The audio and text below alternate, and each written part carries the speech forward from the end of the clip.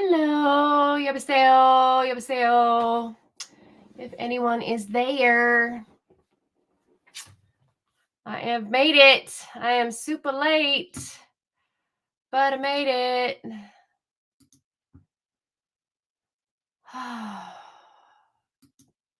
Good morning. How is everyone doing? If you are here, I am here. I have made it.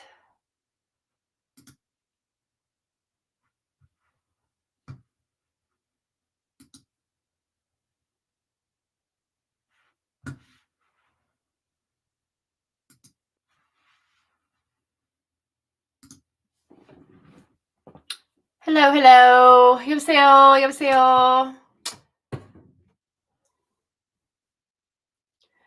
How are y'all doing?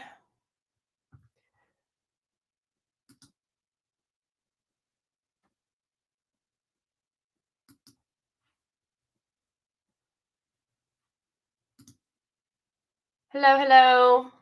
Good morning. I'm running late as usual. Sorry, I had to make coffee. And I had to look like I didn't just roll out of bed. Guten Morgen, Kirsten, or guten Tag, guten Tag. Was ist los?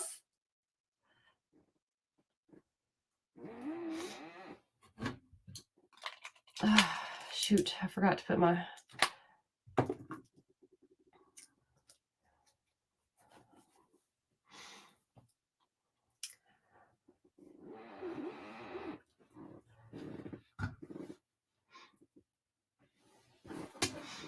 Was ist los? How's it going? I know, right? That's why I was like, I said 9 o'clock because I thought I would be like ready to go, but I was not. I hadn't had enough coffee yet.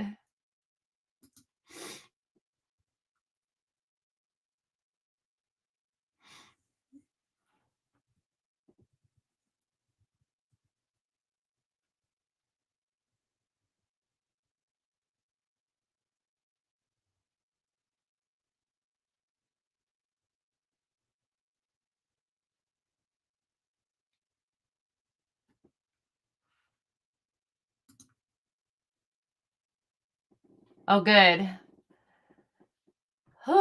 Yeah, you probably stay up late.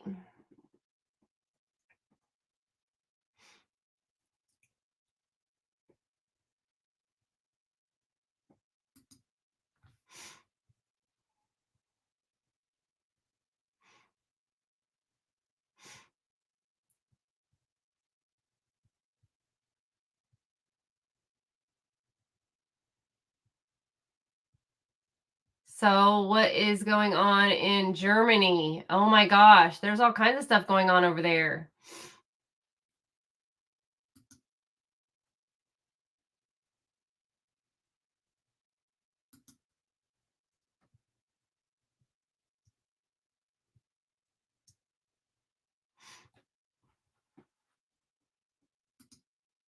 There's stuff going on everywhere.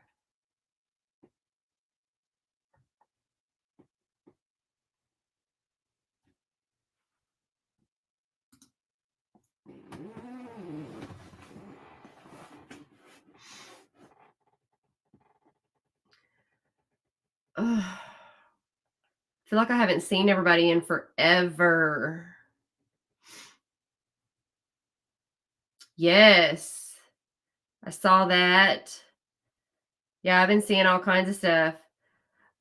Kirsten, my mom heard me and Leah talking on Messenger, and my mom was like, she's from because we used to used to live in Germany, so she heard her accent right away, and she was like, where is she from? And I was like, I think she's from Denmark. So she was so excited because hearing her accent. I was like, I have another girl. She's from Germany. Her name is Kirsten. I was like, you should hear her talk. So I played her your voice on for her to hear. She just loves your accent. She's so funny. It takes her back to Germany. She loved Germany so much.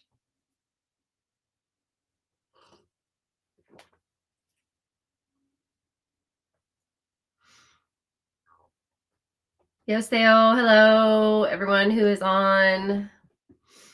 We have lots to catch up on. I'm hoping people are waking up like me and hopping on. I watched a bunch of trials while I was in Arizona, and I tried to watch as many as I could because there was so many going on.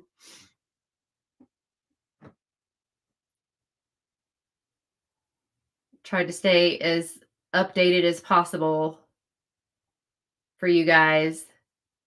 Yeah, you do have a similar accent because my mom thought, she was like, "What? Where is she from?" Yeah, she was just so excited. So funny.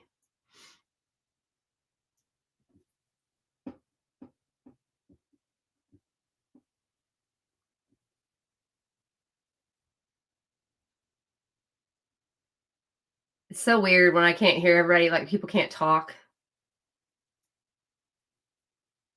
And I feel so bad. I've been like out of the loop. Like when going away makes me feel just like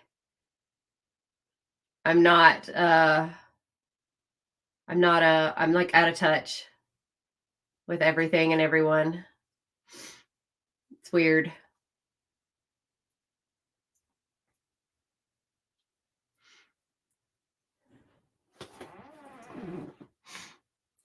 But today, the only thing going on, I think, is Kouri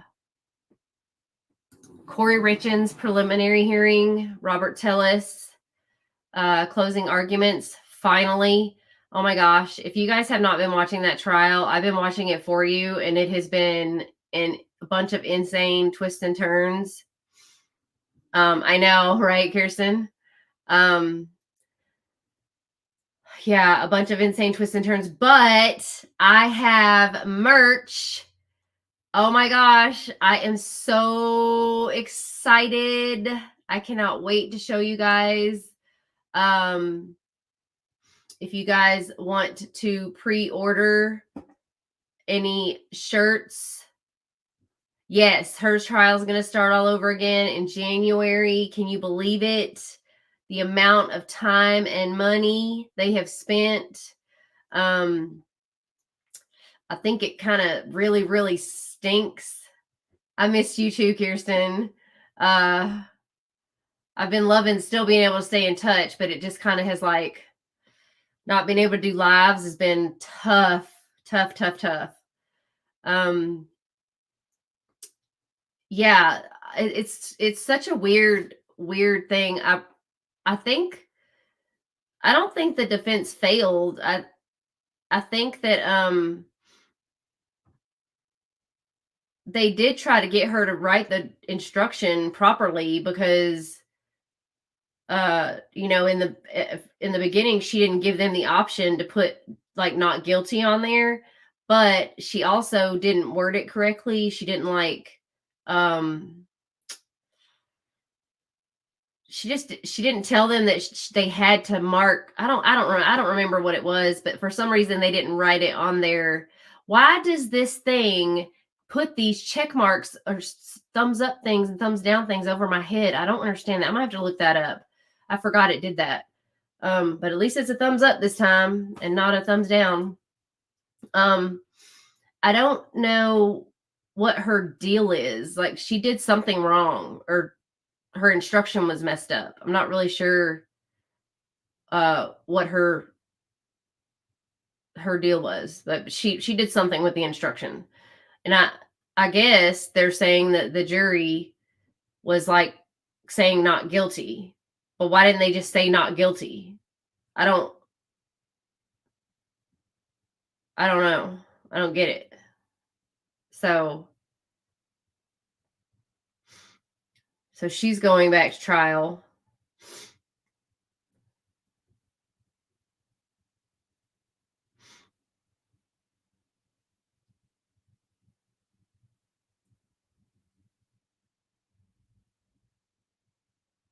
And then I did watch that. Oh no. Oh, did you? Well, I don't know how they're going to carry a case when half of the witnesses they had have been pretty much disqualified as witnesses. I mean, they're all corrupt, right? Aren't they all like under investigation? But then I heard that Proctor has been put on the Giglio Beach case. That's a high profile case.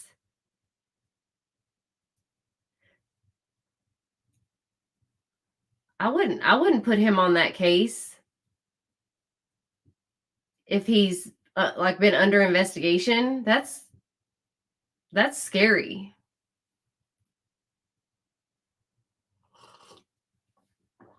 Yeah, it always comes down to the money, Kirsten. I think we've learned that. Ooh, I saw a very interesting story. I have to look it up. It's in Philadelphia. It happened way back in 2011. It involves Governor Shapiro. I hate this because it's again with uh Jewish names, but the woman who passed on, she was a young woman, a teacher. She was engaged to this guy who also, they were both Jewish, and she was slashed 20 times. 20 times in the back, in the front, everywhere, right? 20 times. He supposedly comes back from their apartment gym, can't get in the apartment, supposedly. He busts the door open and finds her in the floor of the kitchen with all these wounds on her, and she's passed on, and she's blue. He said her fingertips were blue. And he had only been gone for 30 minutes, according to him. 30 minutes.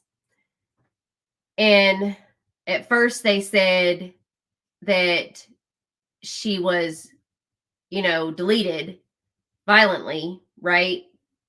Then they changed it to she did it to herself. I was like, how did she do it to herself? Why are these bubbles popping up on my head? She did it to herself. Hey, Jenny, welcome. I'm so glad to see you. And her parents are like, how in the heck did she do it to herself? Did she just hit herself in the back, take it out, hit herself in the back, take it out, hit herself in the back? Like, that makes no sense. 20 times? 20 times? So they won't change it from inflicting it on herself. And then they sent it to Shapiro, who was at the time the Attorney General, and he never touched it. And now he's the governor. And he was being considered to be the vice president with Kamala, blah, whatever her name is. And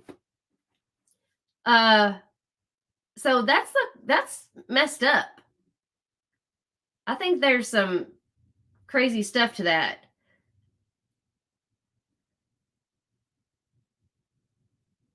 I know. It's crazy. Oh. Oh, see, Kirsten? I'm telling you, man. There's some crazy stuff going on. And it's like once these people to like make these decisions and do stuff about it, they just use their position in the wrong way. Lots of it. But I mean, I know there's corruption everywhere, but it is just like blatant right before your eyes. And you can see it. We see it happening, and literally everyone looks the other way. It is almost like I just don't understand it.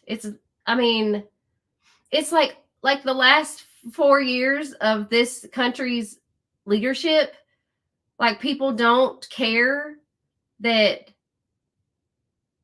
uh we have not been able to afford food, gas. I mean, all of this stuff that has happened in this country, and everyone just is like, "Oh, Joe Biden was the greatest president ever." What? Have y'all not been living here the last 4 years? What are you talking about? And then one of Kamala's whatever campaign slogans is, "We're not going back." I mean, what does that mean, we're not going back? You mean to where we are? Like right now? You're the place that you guys put us in? We're not going back to the today? Yeah, it's nuts, Kirsten. I see stuff in Germany, man. I'm like, whoa, this is nutty.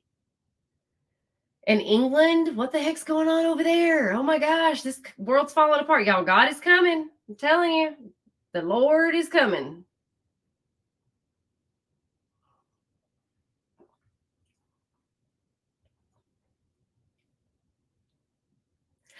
Hey, China. Oh my gosh, I'm so glad you're here. I feel absolutely awful. I have been, okay, so I haven't been trying that hard. I know. I'm sorry. I have been so caught up in life that I have not reached out to you like I said I would. I'm so sorry. Is been a very hectic, crazy time. And you should see my desk. I have so much stuff. I haven't been able to focus on the investigation. I'm still waiting on information.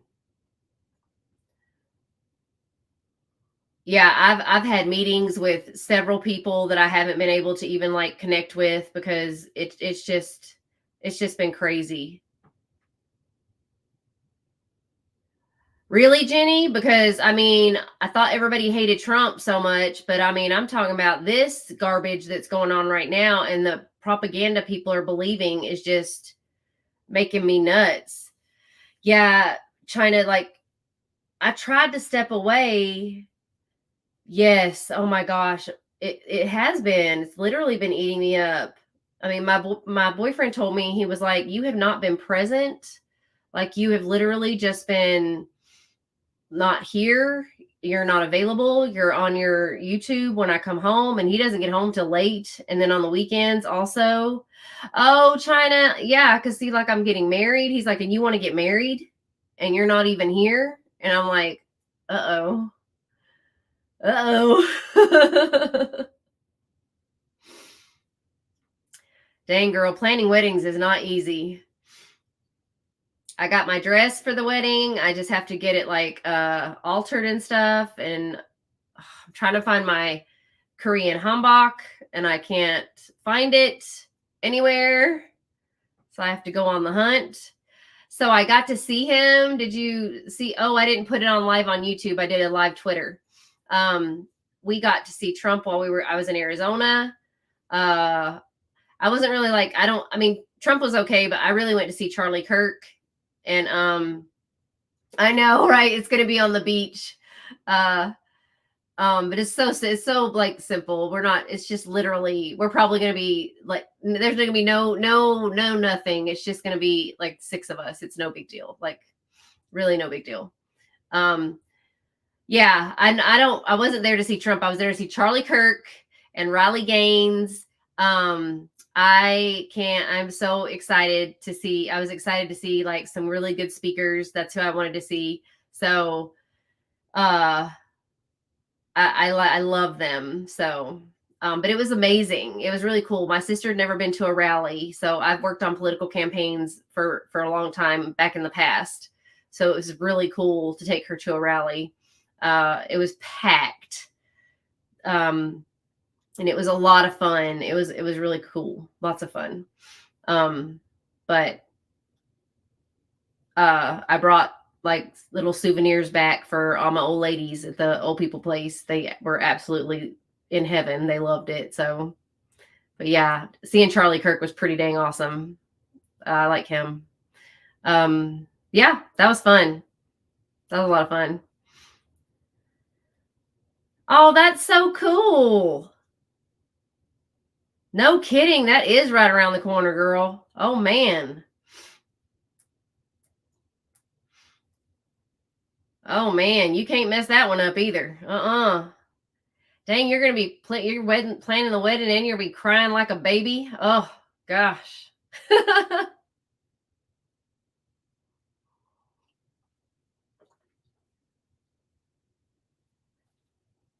Man. Yeah, if I get there, China, if I don't stop screwing stuff up.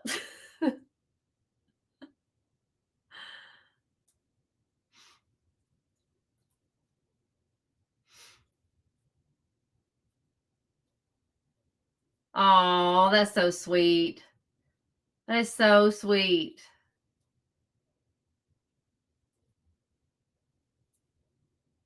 That's nice. That's really cool. I like that. So have you been watching, anyone been watching the Robert Tellis trial? Because I have been watching the Tellis trial. I watched the Finnegan trial. I recapped that. I watched the Stand Your Ground trial, recapped that. I was trying to do recaps while I was in Arizona, but yes, you need to email pics for sure. I want to see you work your magic, girl. I got to see that. Um, okay, so I just did recaps on the Stand Your Ground trial. I did recaps on the Finnegan trial. That was absolutely awful. Oh my gosh. Um, I've been watching the Tellis trial because that's the one that Brandy wanted me to do lives on, but I couldn't because I was in Arizona. I bought a desktop computer because I researched computers and what was the best one for editing and such. And of course, it said this Mac, which I'm still getting used to. I'm literally on a half screen right now because I don't know how to make it a whole screen. that's how. That's how. I don't know and how to work an Apple. Um, so yeah, so the Maddie Soto case, I have not been able to catch up on that. Samantha Wall, all my stuff was here in Alabama. Good Lord, here in Texas. So I hadn't been able to do the Samantha Wall case. And I'm still waiting for all of my information to come in on this Samantha Wall case. I have, though, however, been talking to Michael is fine.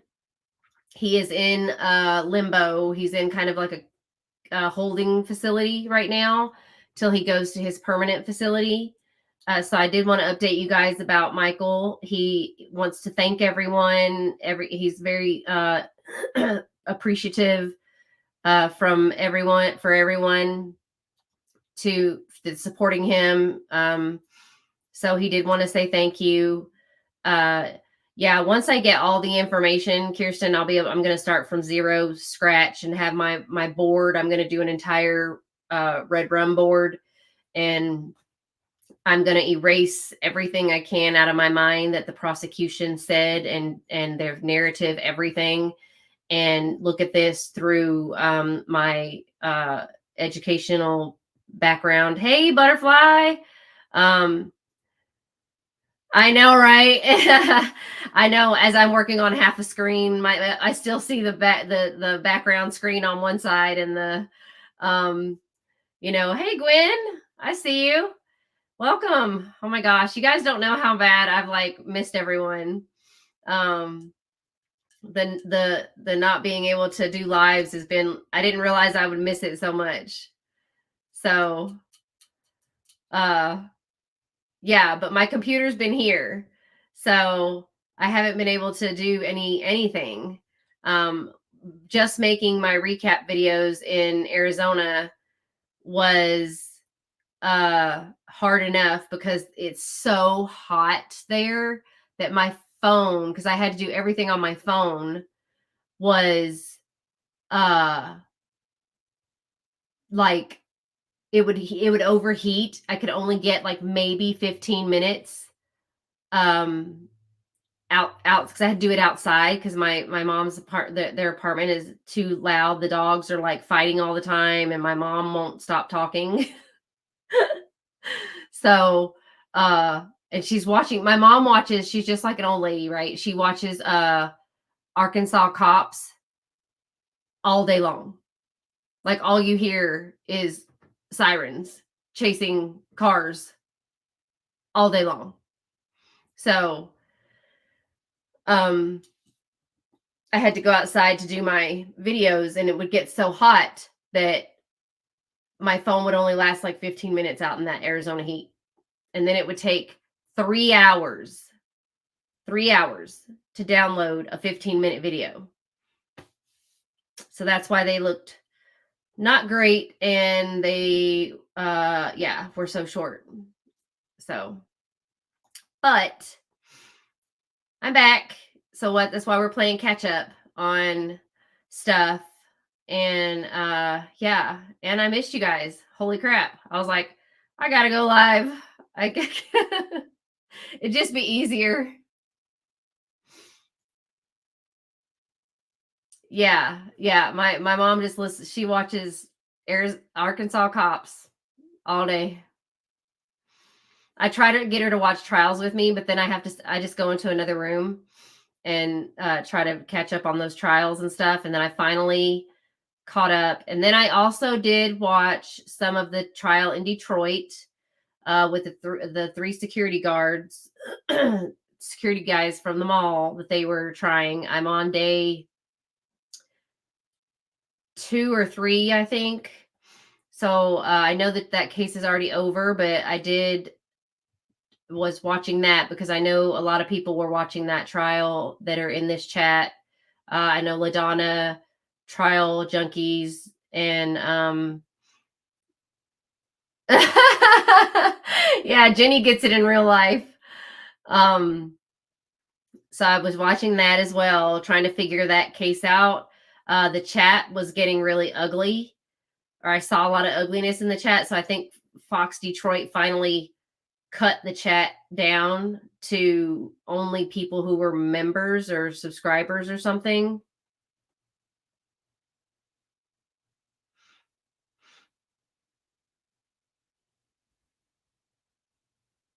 Oh gosh, Jenny, what the heck? Yeah, it's dangerous there. It's dangerous everywhere, but man, I think South Africa's for all the beauty, it's really scary. So there's a case in Detroit or in Oakland County area up there. Michigan is just, so I looked up some stats in Michigan and I posted this thing. Oh yeah, I can't wait to see what else she has to say about Samantha Wall because I want to know if she's in line with what I'm thinking. But I want to see I need to see the actual footage from their investigation. Yeah, they have cop cars in South Africa. Oh my gosh. What were we talking about? Oh, the case in Michigan. Okay, so there's 3 security guys. They work at the mall. At all the malls here in America, we have security. Technically, all the malls I've ever worked at, the security people aren't allowed to do anything. They're not allowed to like put hands on people. But apparently in Michigan, they are, and they even have handcuffs and stuff. I've never worked at a mall where they had handcuffs or mace or pepper spray or anything like that. They are just like, I don't know if you've seen the movie Paul Blart Mall Cop, but they're basically like that, like Paul Blart. Like they're just cruising around. They're usually not in great shape. They're old. But they just are there to just kind of prevent, like, look like they're present so that people will maybe not commit crimes in the mall. But apparently at this mall, they approached this guy who was acting strange at a jewelry store because the jewelry store owner called the security on him.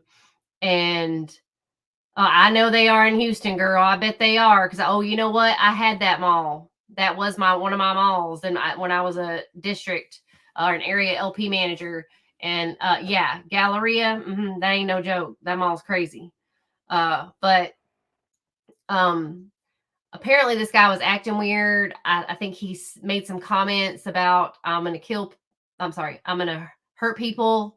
I'm going to, take people out, that kind of stuff.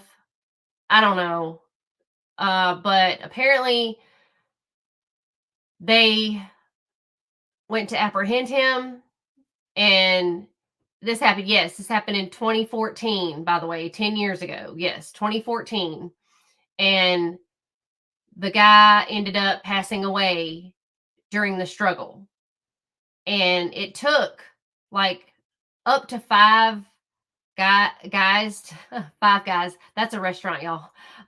It took up to five guys to finally subdue him and get him in handcuffs because he was thrashing about, what have you. From what I can gather, that's what it was. He was very strong, and he was thrashing about. It took all of them to hold him down. He was saying he can't breathe, uh, but if you, I don't know. I don't know. This was in 2014. There is security footage of this happening. They're saying the way the prosecution made it sound in their opening statements, they made it sound as if all five men were sitting on top of this guy for 11 minutes, kind of like a Derek Chauvin, George Floyd situation. They made it sound like they were all sitting on top of this man's body for 11 minutes. But yeah, so I'll tell you, like, just when I basically security, but I was a loss prevention person. I wasn't allowed to tackle people, but I can tell you when I've dealt with shoplifters and brought them in, or had to chase them, which I wasn't technically supposed to do that either. But when we chase shoplifters, um, and they got back into the office, or whenever the cops had to catch them, they become like literal retard strong. And I know that's not a nice word, but they do. They get like super strength, like whatever they're on. They become so strong that they can fight off their adrenaline, their whatever is like superhuman strength. And it does take, I've seen it happen. It takes like multiple cops to get them, and they're not using weapons. They're just using their own bodies to try to control this one singular person. So I don't know what he was on. I don't know if he was on it. And pot does not make you do that. It's literally like drugs. Like it's something strong, because it can't be pot. Pot does not make you do that. I'm telling you, pot makes you feel like you weigh 1,000 pounds. So it doesn't make you struggle like that. I don't know where people are getting this pot in his, like, the stuff. I don't know. But anyway, he was resisting, I guess, if you could say that. I haven't finished the trial. I don't hear all the evidence. But they were found not guilty at the end of the day, these three guys. I don't know why they were charging them with involuntary deletion.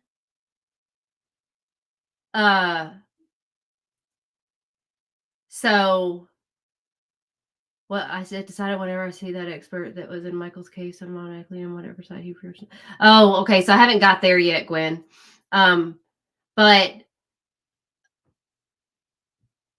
yeah, pot just makes me like whatever, like I can't deal with anything right now. So, um, but I don't know. I don't know what happened to the guy. If you fight for so long, I don't really know. I don't know what happened, but everybody's recollection of events from 10 years ago, I can't remember jack from 10 years ago. Okay. Even if I mean, think about it. Um, if you had to remember something from yesterday, could you remember every single detail perfectly? Hey David, how are you? God bless. Would you be able to remember everything perfectly, like to the letter?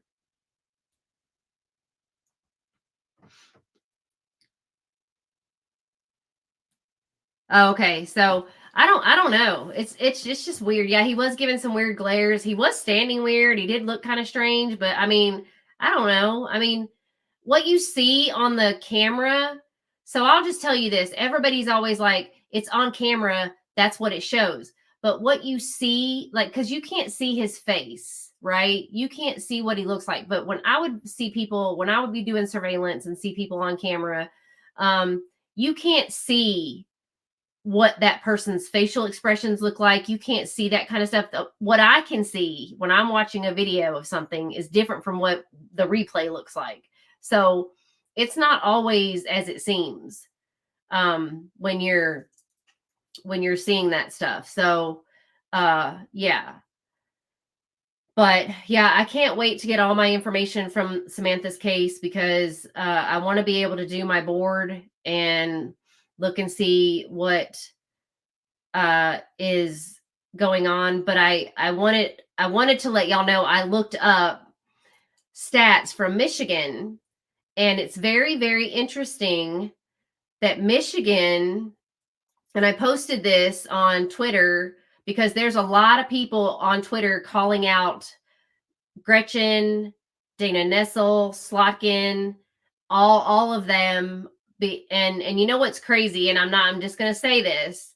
They're all women, obviously. And I'm not trying to be ugly, but I have my own thought processes about women in powerful positions.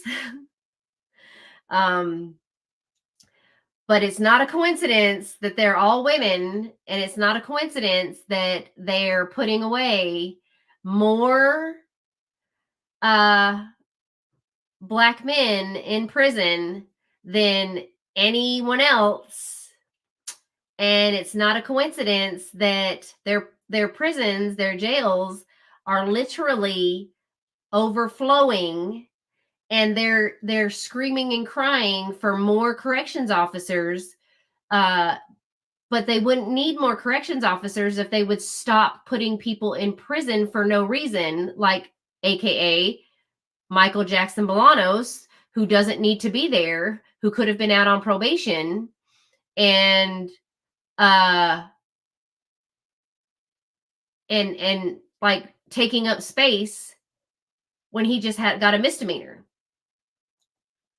And you have also, I was told by Michael that in order for him to get his parole in June when he's up for parole, guess who has to sign off on that? Dana Nessel and Gretchen Whitmer. Dana Nessel is the one who Samantha helped get elected. And Dana Nessel is also Jewish. She's an atheist Jew, but she's Jewish. So it's going to be a very slippery slope for him, and it stinks. And Wade Wilson, that guy's a nut job, China. And they're talking about scanning his brain before they decide on his sentence. Let me double check when. No, they're going to scan his brain first. That's right. They're not going to do his sentencing. They're postponing it because they're going to do a brain scan. So the state of Florida is wasting their money on brain scanning him.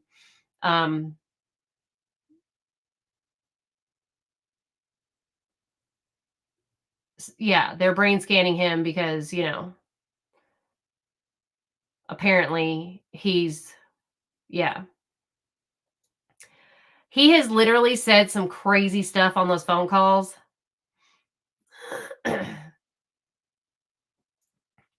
Yes, so Michael's up for parole June, early June.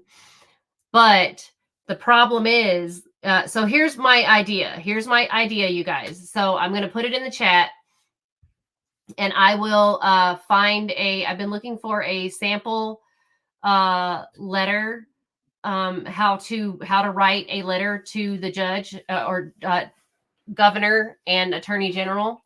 So what I want us all to do is write letters every day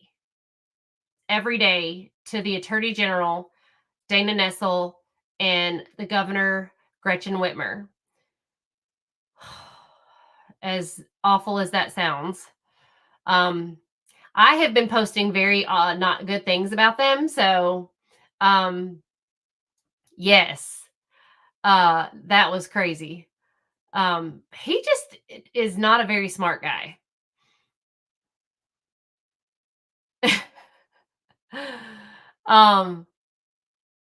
Yes, he has to serve a minimum of 10 months. Because he got time served for how long he's been there. So he has to serve a minimum of 10 months. So, but he won't get out if Dana Nessel and Gretchen Whitmer don't sign off. And the other thing is he has to show, so we have to write character letters. So you have to go on to JPay. Hold on, let me get his. You can't say anything negative to the attorney general or Gretchen Whitmer, the governor. You have to be positive. You can't say anything. I know, you guys. I know. It's very hard for me. You cannot say anything negative about the justice system. You have to be very, very careful with your words. You have to say who you are, how you know Michael, talk about his character, what a good guy he is, how he has made some mistakes, but he has served his time. And, also, Gwen, I heard that they're talking about COVID again up there in Michigan, and they're saying that there's a some type of new strain, or this strain is going to be worse than, I don't know what they're doing, but they're doing something up there in Michigan with COVID again, I heard. Yes, but he's not in Detroit. He's in the Michigan state system now. So now that he's in the state system, Jenny, the attorney general, who is Dana Nessel, and Michigan Governor Whitmer have to sign off on him to be able to get out. So,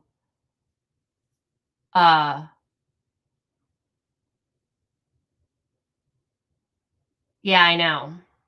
See, and I have not been good online. I've been very bad saying not nice things. Sorry, y'all. I've been not saying nice things. So, if you guys can,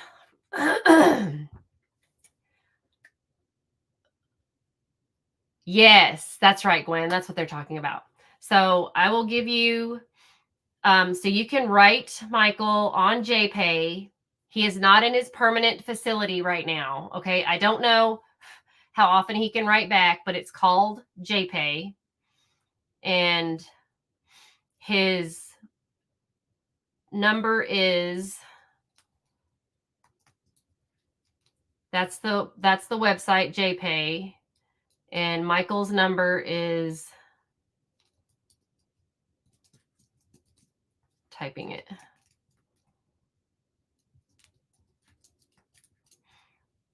This is his inmate number. Hang on, y'all.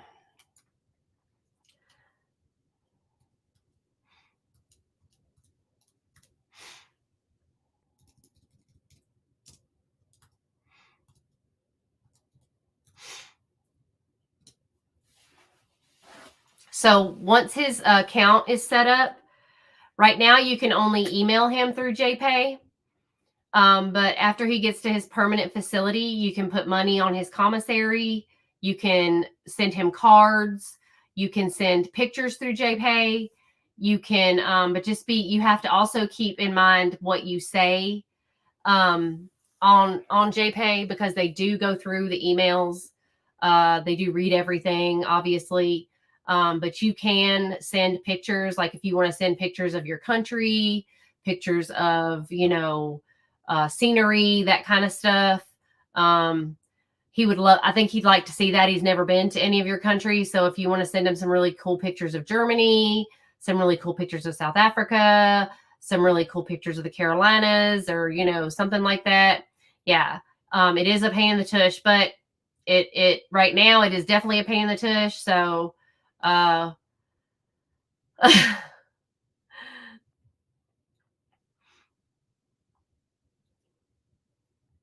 no.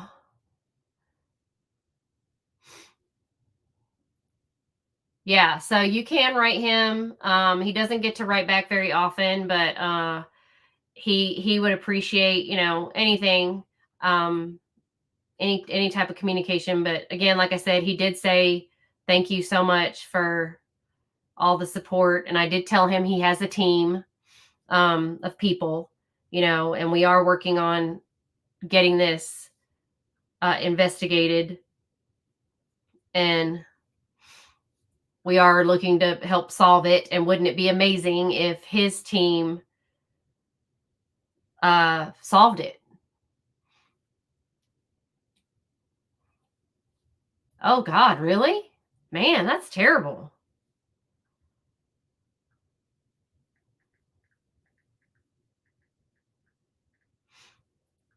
Wow. What are they wanting you guys to do now? Get more shots? Is that what they want you to do? What do they think more shots are going to do for you?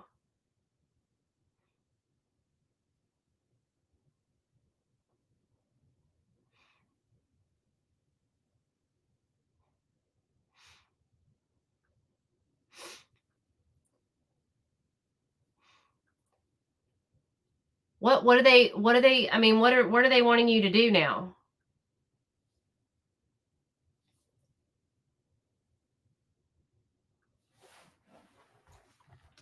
That's crazy. What a waste. And here we are paying now, like, for eggs. I remember when eggs were like less than $1 a carton, and now they're like $7. But we're not going back, y'all, to where we are right now. Kind of weird. Don't know what that means. So Kouri Richins' preliminary trial is upcoming. We can watch that. Also, I have been trying to keep up with Carly Gregg. Now this is an interesting one, you guys. The judge said, I don't know. Well, let me refresh you guys about Carly Gregg. She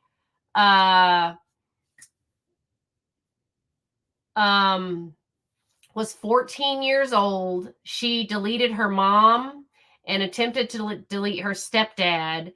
She just, for whatever reason, from what I understand, she was like I said, 14 years old. I think her mom was a teacher,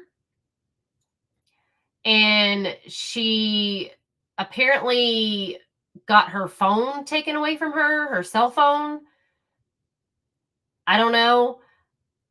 Apparently Carly got upset about it, and she pew-pewed her mom.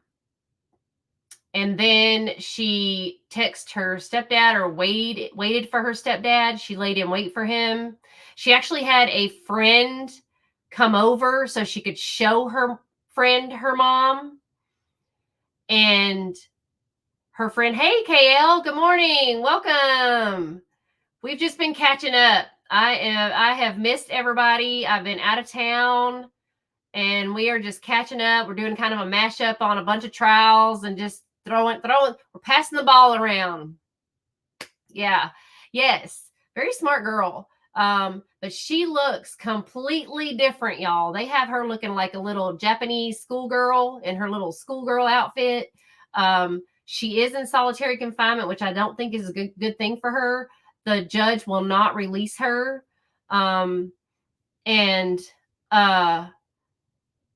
you know, she's only 14. I don't think she should be in, and you guys can chime in on this by all means, but this is what I feel about children in the prison system. I just don't think it's where they belong. They're still children, even if they've done something absolutely horrific. I think that they're not developed enough to understand what they have done. Even Ethan Crumbley, I know what he did was horrific, right? But he's a child. I don't think kids' brains are developed enough to understand what they're doing, their repercussions. I mean, think about it. Look at the Apple River guy, okay? What those kids did to instigate that guy and you know, cause the trouble and the scene that they did to him and have no repercussions whatsoever. Kids don't get it. They just don't get it. They don't understand what they're doing is going to be forever and ever amen. You know, they have no idea what they're doing. And I mean, they don't understand that this could possibly lead to someone not being here anymore. You know, so I don't think that Carly, I don't know if she realized what she was doing was going to be forever and ever. I don't know.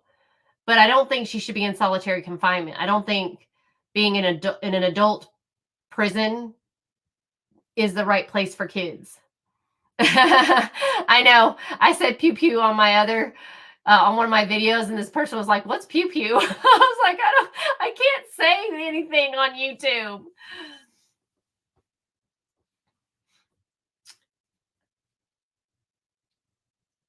That guy who was 13 when he harmed his sister, and he's 29. Oh, good, China. I want to hear it. Yeah. So, I mean, you guys can tell me what you think, but I just don't think, like, I remember when I was a kid, there was that redheaded boy, Eric Smith.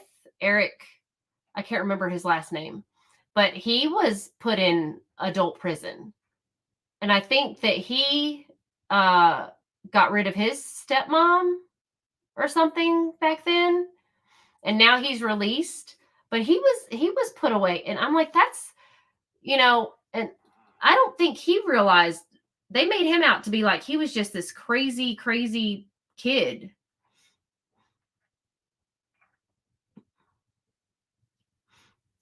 Oh, who's AJ Owens, China? I don't know that one. See, you guys are all like trial hoppers. I just like get on one. Okay, so now that I do want to talk about, Gwen, the Lexapro. So Lexapro is hard. That's a tough medication.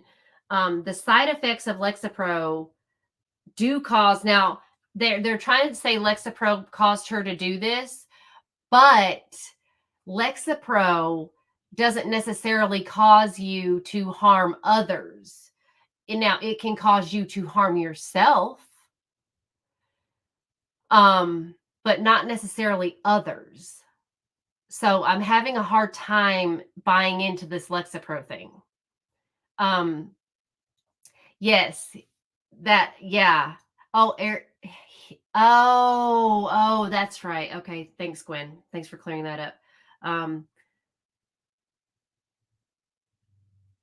that's right. That's right. That's right. Ooh, that was pretty. Ooh, that was horrific. Now that you're bringing back that visual. I remember that.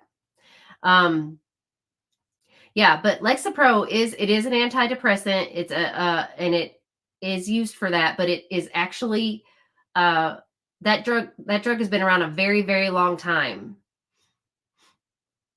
Oh, yeah, yeah, yeah, yeah. Yeah, yeah, yeah.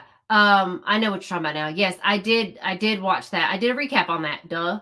I call it the Stand Your Ground trial. Um, so yes, yes. So Susan Lorenz, see, we're hopping. We're just hopping around. It's okay. Um, so Susan Lorenz, uh, the way the law reads, because I had this back and forth with trial junkies, because she said she disagreed with my thought. It wasn't necessarily um that I didn't think that she was wrong for what she did. It was the way the law read, and that's how I had to go off of it.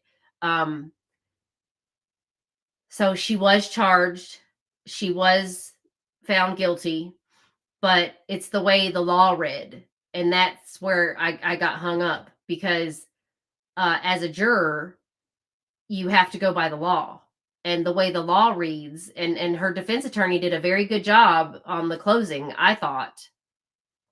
Um, because the way the law reads, it says you do not have to retreat in your own home. You do not have to uh, hide if you feel threatened. And it's how she felt. If she felt threatened, then she is allowed to protect herself. However, she feels she needs to do that. So if she felt threatened, if she felt that AJ was going to enter her home, if that's how she felt, then that's how you have to see it. Not how you would have done it, not how you would have handled it, but how she would have handled it. So um I do believe that the stand your ground is abused. I believe that like George Zimmerman shouldn't have gotten a not guilty because that wasn't his ground to stand on. He was told not to leave his vehicle. He was told to stay where he was. So I think what happened, like that was an unnecessary situation. But again, it's the stand your ground reads the way it is, the way that is written and the way it states in the law. She had every right to do what she did. Whether we like it or not is not up for, you know, that's totally up for opinion.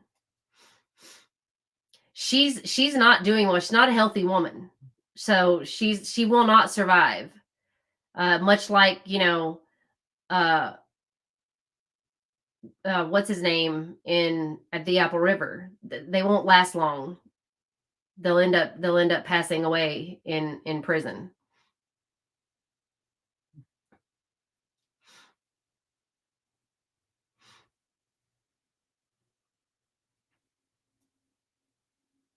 Michigan. Oh, Ed Collins. There's too many. There's yeah, and apparently serial killers are now a thing. Yes, they had a back and forth the whole time. Yeah, there's a lot more to it, but even though there's a lot more to the story, and even though there's a history between the two of them, the case and the trial mainly focus on what happened that night, that day, and unfortunately, regardless of what was going on prior to, the the jury has to take into account, you know, her in that moment, her in that situation, and how she felt in that situation, and that's what stinks. Yes, she was, and Yes, she was, and it stinks. But again, as the law reads, that's what, that's the tricky situation. That's the strange, the bad part about, where you get yourself in the area where there is no gray. Like because I can I where I come from in my background, there is no gray when there's a law. There's a law, it's the way it's written, and you have to follow the law. And it's unfortunate, but until they change the way the law is written, you have to go by the law. The jury, I don't believe, did that. And I think that yes. Yeah, yeah. But they couldn't get that. Yeah, they couldn't get that because they would never have won that. So, and she could have, yeah, but she could have hit a child, she could have and I that's why I think the stand your ground is abused. I think that is a crutch for some people to use because they know that it's there. So, um we used to joke in Alabama that if you ever did that to somebody, you better drag that person across your doorstep because you don't want to get charged with something else. But because you can't just go willy nilly pew pewing through a door, or I mean, in a neighborhood or whatever. That's where I think. But what's crazy is didn't what was that football player in Florida?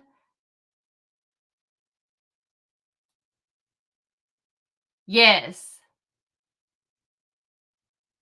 Didn't that football player in Florida, did he get found guilty when he ran out of his house and pew pewed all those guys down the road? I don't remember if he got found guilty or not guilty because he was trying to use the stand your ground too. But he went out of his house in the road.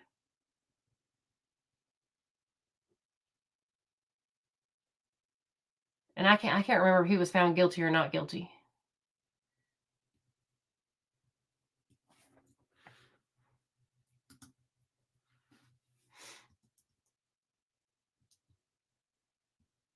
So we're still waiting for, if you haven't watched the Robert Tellis trial, so I caught up on that. Robert Tellis is the public administrator in Vegas who is being tried for deleting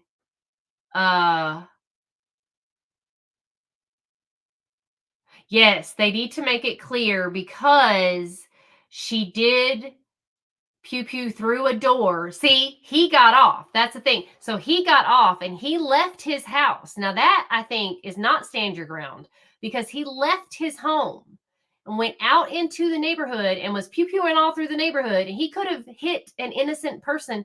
That is, to me, not stand your ground. Now, don't get me wrong. Those guys went over there with an agenda. They didn't go over there to like shake hands, make friends, kiss babies, whatever. But they were leaving. Yes, Travis Rudolph. Thank you, thank you, thank you, Butterfly. That's the one. He got off. And this old lady is found guilty. So tell me, see, because yes, the stand your ground, it is not the Wild West, you're right. But the stand your ground law is very, very, it's not, the way it is written, you are allowed, you are not required to retreat. See, and I think that's how Travis got off. You are not required to retreat. If you feel threatened and someone comes to your home with the intent to do you harm and you feel threatened, you are allowed to protect yourself by any means necessary. Period. Period. So, I mean, I'm not excusing what she did. I'm not excusing any of that at all. I'm just saying that the law is written as it is, and you have to go off of how the law is written. And if one person, I mean, my God, George Zimmerman got off. But you don't have to. That's the thing. Under the law, you don't have to.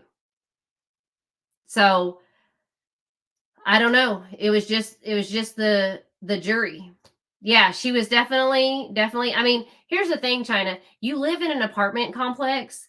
She actually lived in like a duplex complex. I mean, uh it you live somewhere where you know there's a lot of people that live, right?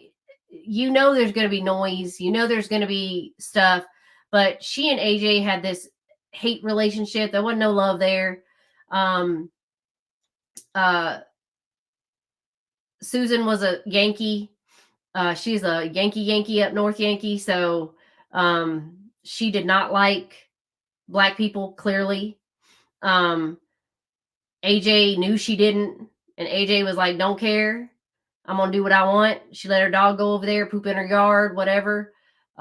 She knew she knew she didn't like her kids playing over there. She let her kids go over there. I mean, they just like they would do whatever they could to each other to piss each other off. That's all. Right. Yeah. So I mean, that was just fire waiting to happen. So unfortunately, someone ended up passing away because of it. So, um, but again, as I say, that it's the way the law is written, and it's unfortunate. But that's something you guys have to think about when you are a juror. Is you have to look at the way the law is written. You cannot put your feelings in it. You can't, uh, think of um and I don't know if Susan knew her kid was on the other side of the door. And even if she didn't know, again, uh she doesn't have to retreat in her own home. She doesn't have to warn anything. She doesn't have to do anything. If she feels threatened, she can do what she wants. So yeah, Sean Finnegan got the death penalty. And how I feel about Sean Finnegan, um and I'll say this again with about that case. I believe, and again, trial junkies disagreed with me on that as well, which is fine. I do believe that Rebecca did it. I think Rebecca hurt Jennifer, and I believe that Sean Finnegan is no. I mean, and again, I we may not feel threatened, right? um that is how we feel, but it's how she felt, and that's what the defense attorney said. Like, it's not how you think she should have felt, it's how she felt. And even in her interviews, she said, in every single one of them, she said the same thing. I thought she was going to come through the door. I was scared. I felt like she was going to come through the door. I thought she was coming into I felt threatened. In every single interview, she said the same thing. She kept saying that woman was going to hurt her. She kept saying that's what she heard. If that's true or not, I don't know. Yeah, I think that Sean Finnegan. Okay, so Sean Finnegan is I know, Kirsten, we're jumping all over the place. Sean Finnegan he was in a BDSM relationship. I did a recap video on him and his girlfriend, Rebecca. I think they had a very gross, disgusting, it was a horrible trial to watch because by the time Rebecca, the girlfriend, got on the stand to testify against him, he was taking all the case, all the blame. She took a plea deal, which wasn't really a plea deal. I mean, she's basically going to die in prison. She got life in prison plus 50 years because they also have charges against them involving a toddler, if that tells you how disgusting these people are. They had a master servant relationship, although I'm kind of confused on who the master and the servant are, to be real, because Rebecca seemed pretty willing, a willing servant, if that's who she was. But I believe that they would have an occasional extra person that was like part of their thing, was to have an extra person, and they happened to bring home this Jennifer girl, and I guess Sean Finnegan took kind of a liking to her and kept her like a toy longer than Rebecca liked, and Rebecca got jealous, is what I believe. And I believe Rebecca took her out, because the reason I believe it is because when Rebecca was on the stand, she was describing how Jennifer was taken out, and she did the motions herself as if she were the one doing it. She was like, he strangled her. And I'm like, yeah, he did that or you did that? Yes. And Rebecca looked like a teenager on the stand. She looked like a little bitty girl. And the prosecution pointed that out. They were like, can you imagine this little girl doing this terrible crime? No, she wouldn't be able to. Oh, yeah, she would. She was like 200 plus pounds back then, 5 years ago, because this happened in 2019. So she's like 120 pounds now, but she was 100 pounds heavier back then. And she was a scary beast looking thing. And I'm not just putting in the weight part on, but she was not so submissive as people are making her out to be. She was able to come and go as she pleased. Although I will say, I think that mama of Sean Finnegan was cuckoo for Cocoa Puffs, because she would call Sean as soon as Rebecca would try to leave, and he would lickety split be back home.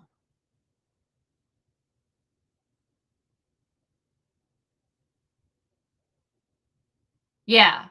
She is, I believe she did it. And I believe Sean did hide it.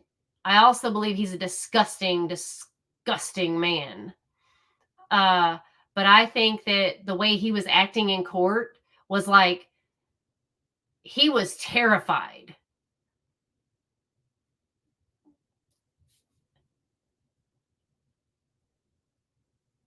Oh, it wouldn't have mattered. It wouldn't have mattered. He would have been a train wreck on the stand. It wouldn't have mattered. He had so much stuff. I mean, the jury was already disgusted. He was guilty before he even walked in the courtroom. I mean, just the charges. I think he was just really going for not getting the death penalty. Yeah, it was so gross. They didn't talk about the child charge as much as, obviously, because this case was about Jennifer, but this guy, I honestly felt like watching him that he was appalled at all of his secrets being aired out, but at the same time he was like, okay, I know I did these terrible, disgusting things, but I didn't take that woman out. I didn't do that. Like that, I didn't do. So he was really hoping that he would not be found guilty for that, because he was like, look, that I did not do. You please don't put that on me. But he got it. So I mean, and honestly, I think it's because the jury just was like, you are such a gross, disgusting person. There's no way. So that case was gross. I could not, I had to stop.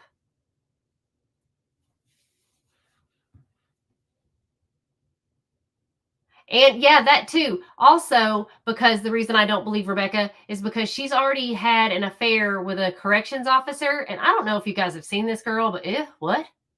But she's already had an affair with a corrections officer and she's been threatening other women in prison. And she's just a mousy little looking thing. But yet she's threatening other women in prison. This chick is not uh, a mousy little teenager girl. She's cuckoo for Cocoa Puffs.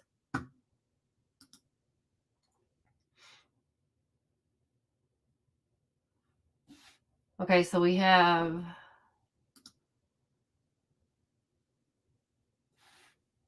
Robert Tellis coming up. Dang, Lil Woody is never going to get off the stand.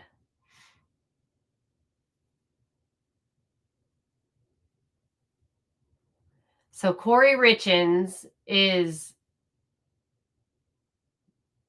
still. Oh my gosh, you guys. Have y'all heard of the Schaefers? The they call her the former beauty queen. I know Lil Woody is funny. He needs to get his own show after this is over.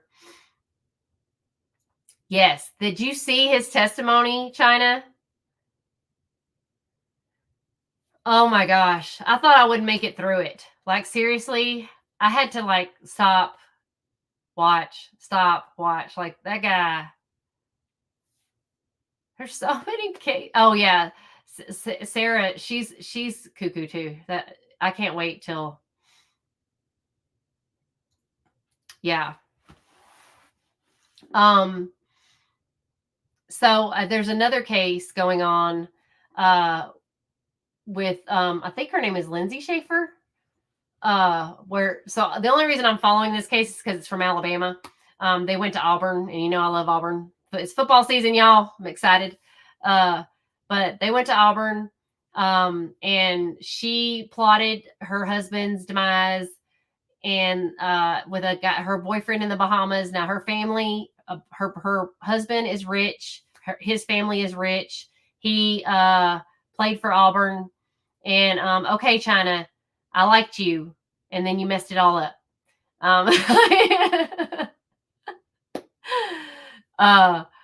But she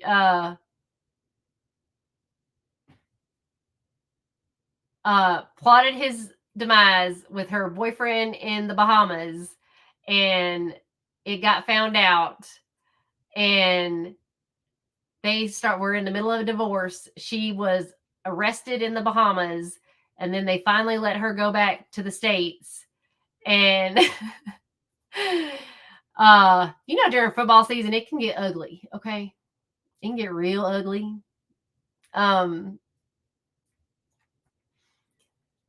And now she's back in the news because she's apparently not with the boyfriend in the Bahamas anymore that she was trying to get to take out her husband.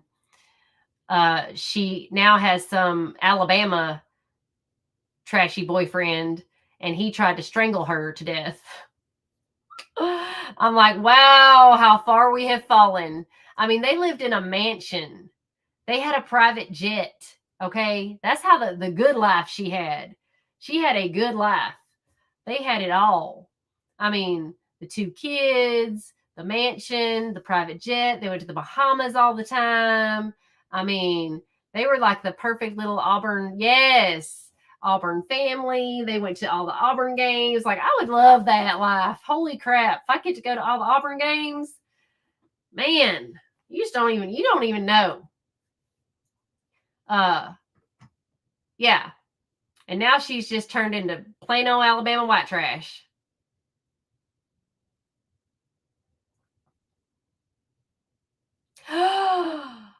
What? Oh, I'm sorry, Bubba's. Sorry.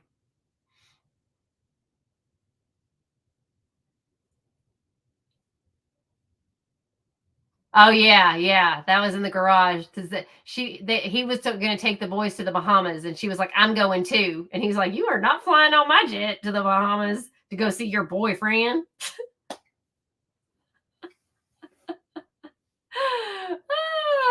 Yeah, we can look that at that, Kirsten.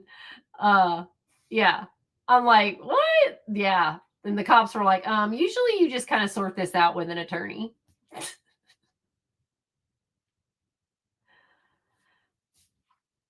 Oh yeah, she's real dumb. Like, what the heck? Like, you had it made. What is so bad about your life?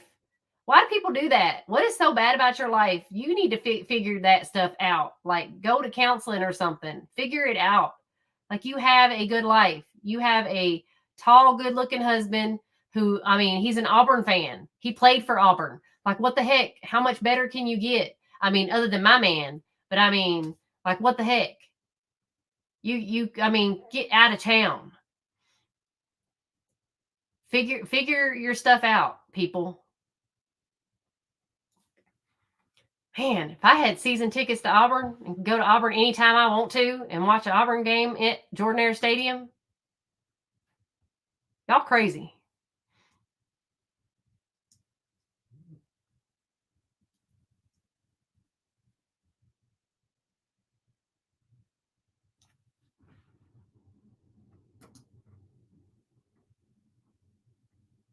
I saw that. Okay, Kirsten. Yeah, I saw that.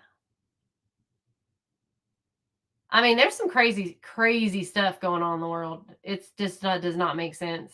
I can't keep up. Y'all are all like on different things. I'm on something. Everybody's on something. It's just nuts. There's too much to keep up with. You know why they're doing that, Gwen, is because Trump wants to not tax tips.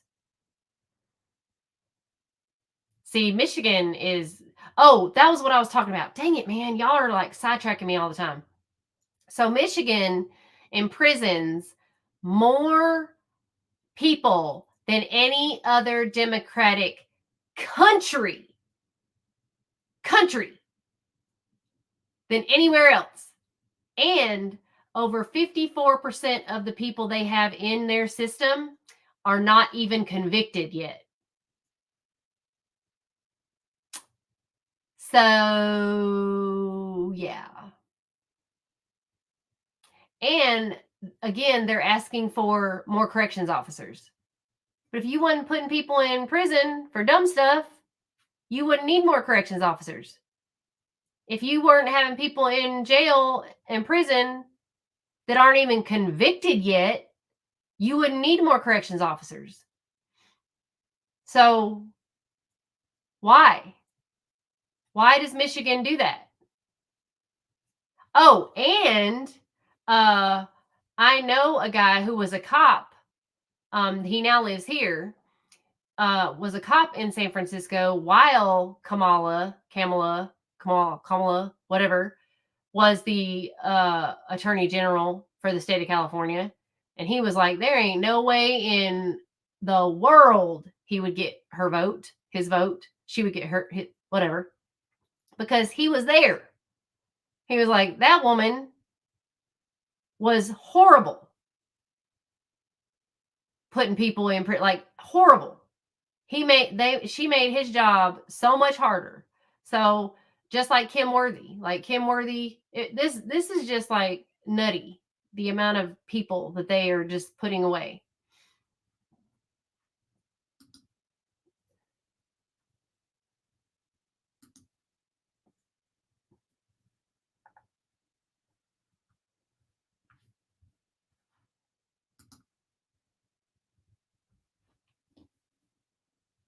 Well, good, China. I'm glad you're doing some stuff I'm not able to do because I'm like so wrapped up in uh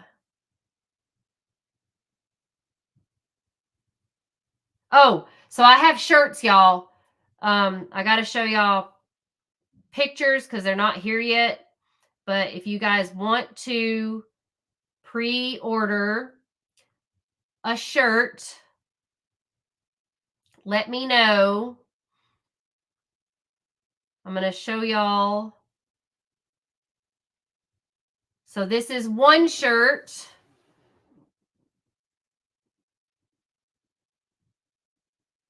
This is one shirt. It's just got my logo on it. If anyone likes that one, let me know.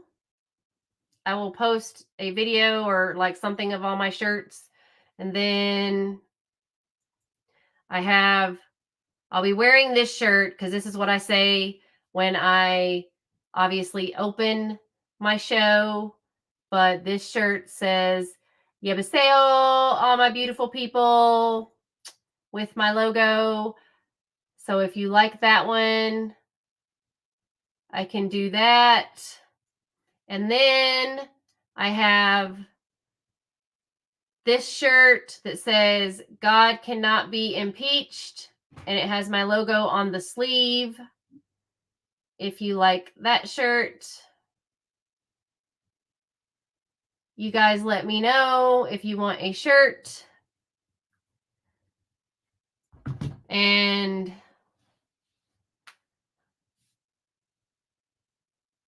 I will be able to order sizes.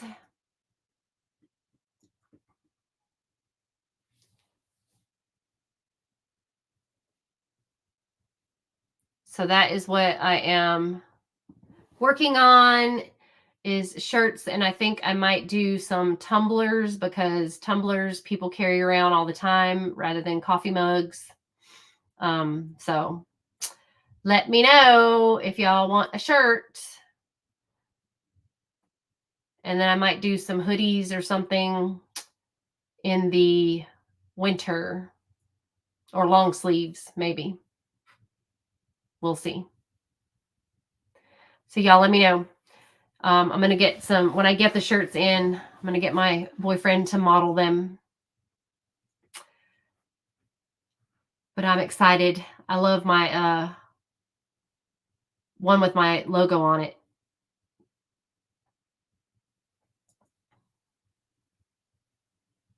No, I don't have a shop on Teespring. I have a friend of mine making those for me.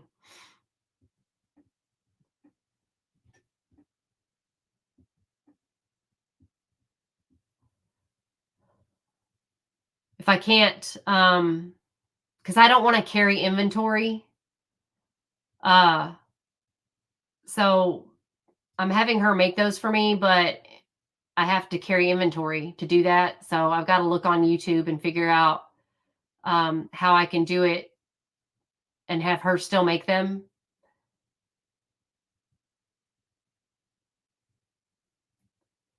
I don't know if I have to do that through Shopify, or I don't really know how to do it yet. So,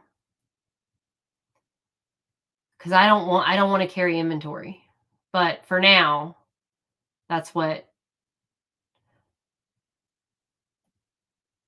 I'm giving you guys the first shot at getting these shirts before I switch over. Yeah, I know there's things on YouTube I don't have to carry inventory, but I want to keep her doing it. So I don't know how to do it with her still doing it.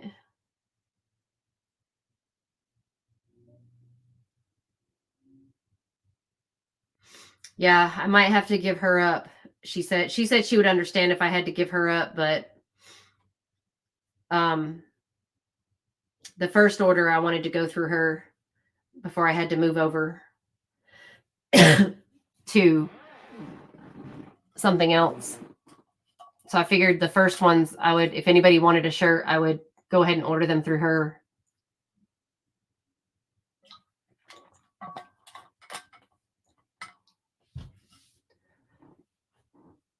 So if anyone wanted one, maybe 25. They're 25.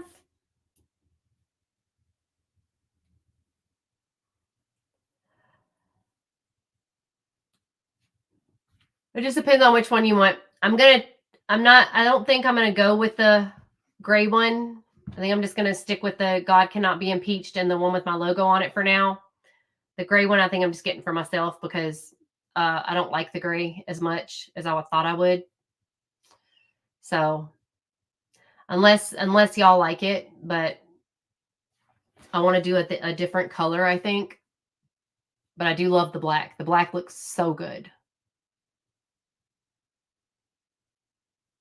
So these are first editions.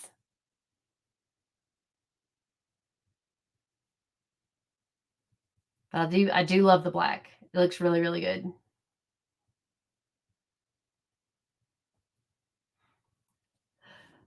So if y'all do want a shirt, let me know what size and where you need them sent. And they'll get sent to you directly.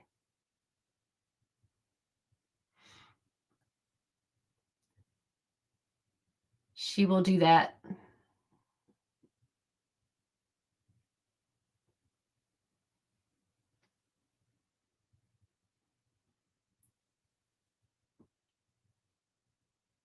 Oh.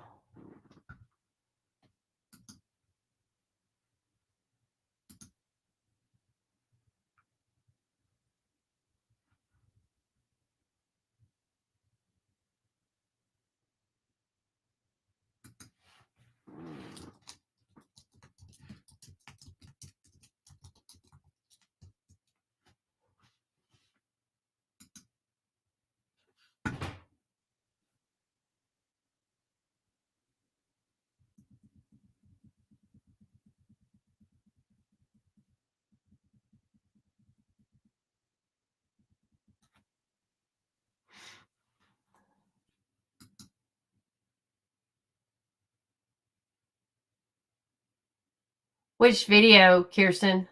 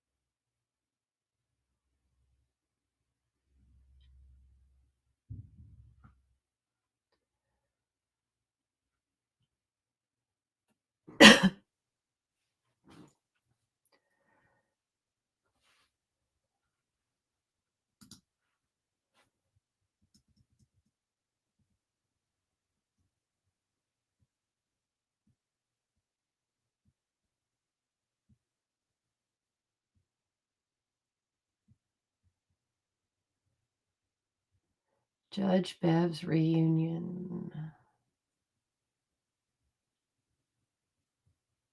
Oh. It had become evident that Mr. Walsh was suspecting his wife of having an affair. He was routinely visiting the Instagram page of one of her male friends, and on December 26th, his mother, with his input and direction, obtained and hired a private investigator to surveil Anna Walsh in Washington, D.C. On December 27th, the oldest son's iPad was used to research best states to get divorced in and worst states to get divorced in. On December 28th, Anna Walsh had dinner with a friend in the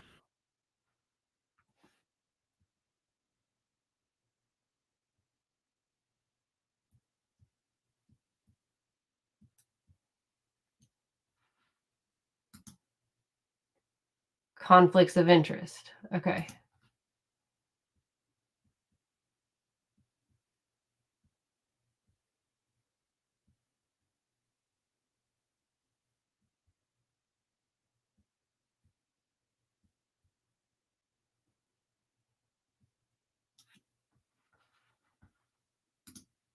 Today's video pulls from an article on Turtleboy's website, thanks to the sharp reporting of Aidan Kearney. If you've been following the Karen Read case, you've probably already heard about this, but let's rewind to 1994 and get acquainted with the key players in this drama. So, Chris Albert, he's the guy who thought he could just casually run for selectman without mentioning a minor detail about the time he killed a man in 1994.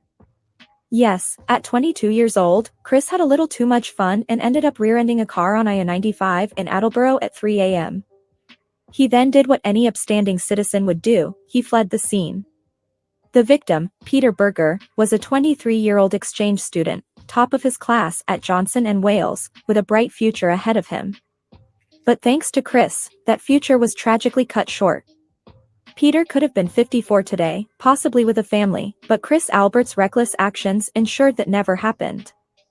To make matters even worse, Peter's parents, unable to travel from Hungary, had to send their younger son to grieve in their place. Meanwhile, our buddy Chris led the state police on a 30-hour manhunt before they finally caught up with him. And what was his punishment for this tragic mistake? A suspended sentence of 2 years with just 6 months to serve. Yes, 6 months. It's almost as if the system decided that a 6-month timeout would be just the thing to straighten him out. But it gets even more interesting.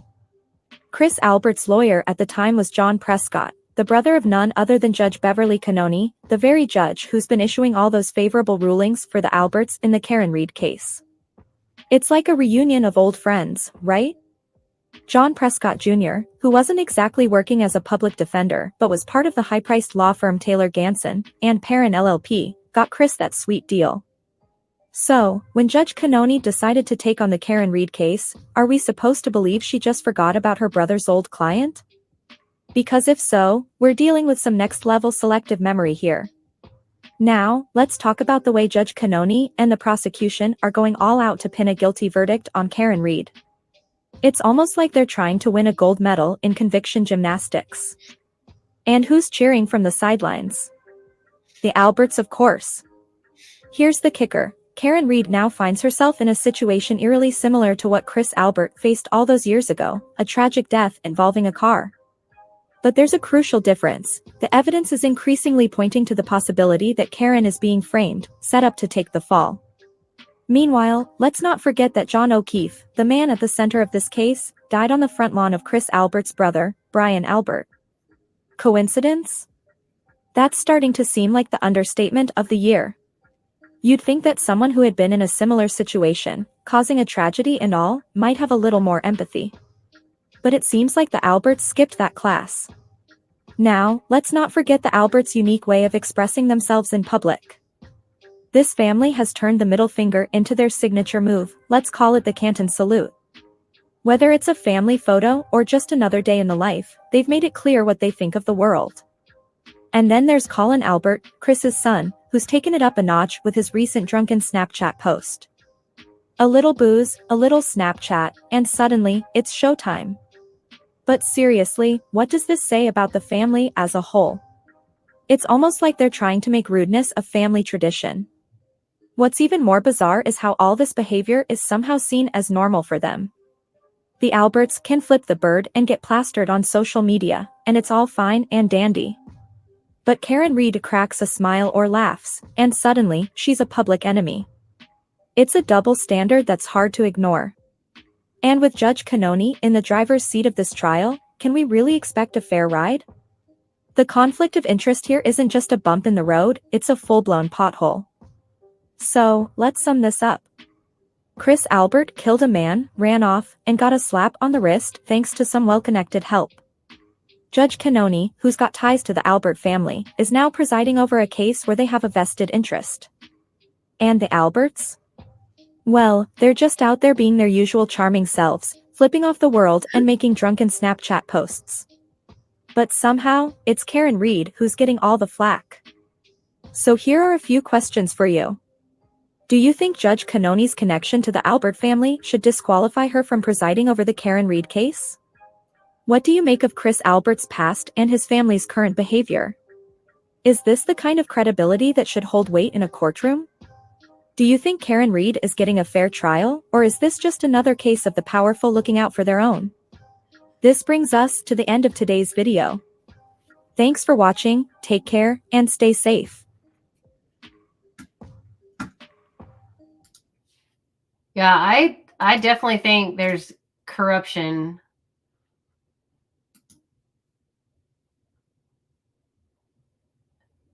going on in oh,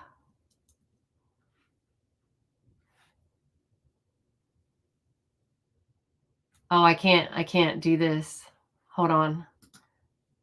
I can't share the YouTube screen.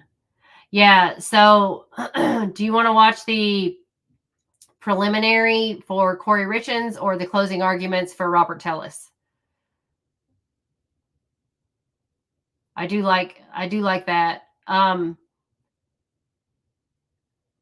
The Karen Reed trial is a complete circus, and it's costing the state a massive amount of money. And the fact that they're going to retry it is just insane to me, especially with the fact that most of their witnesses are pretty much disqualified. I mean, they can't be witnesses. They're under investigation. So it just doesn't make any sense. I don't get it. I don't know what kind of trial approach they're going to have for this. I would be very interested in seeing an actual reenactment. I think they tried something like that, but I'd be very interested in seeing an actual reenactment of how they believe this could possibly have happened. So,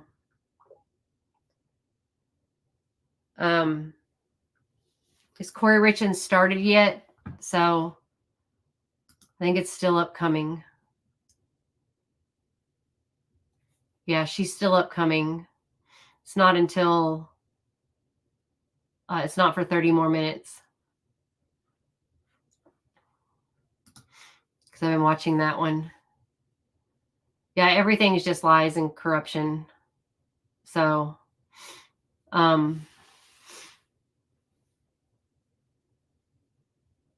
wonder what trial LaDonna and Trial Junkies is on right now, because they're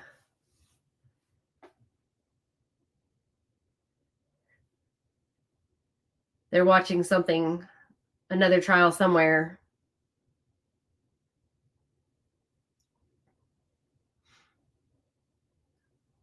Since they're not in here.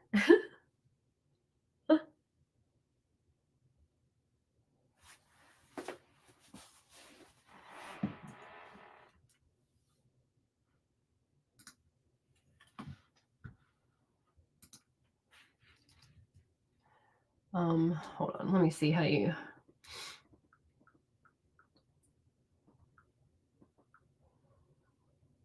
I need to put my glasses on. I can't see anything.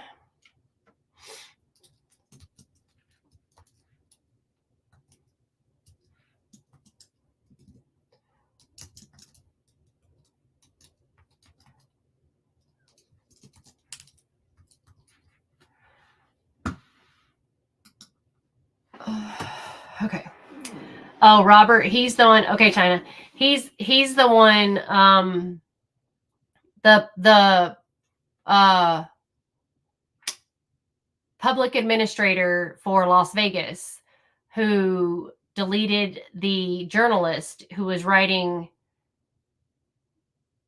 bad press about him. He lost his bid for re-election in Vegas. And the crazy thing is he got up on the stand in defense of himself. Y'all, the judge allowed him to do a narrative testimony, which means he wasn't asked any questions by the defense. He was just allowed to speak freely. Big mistake. Huge. It was a huge mistake. The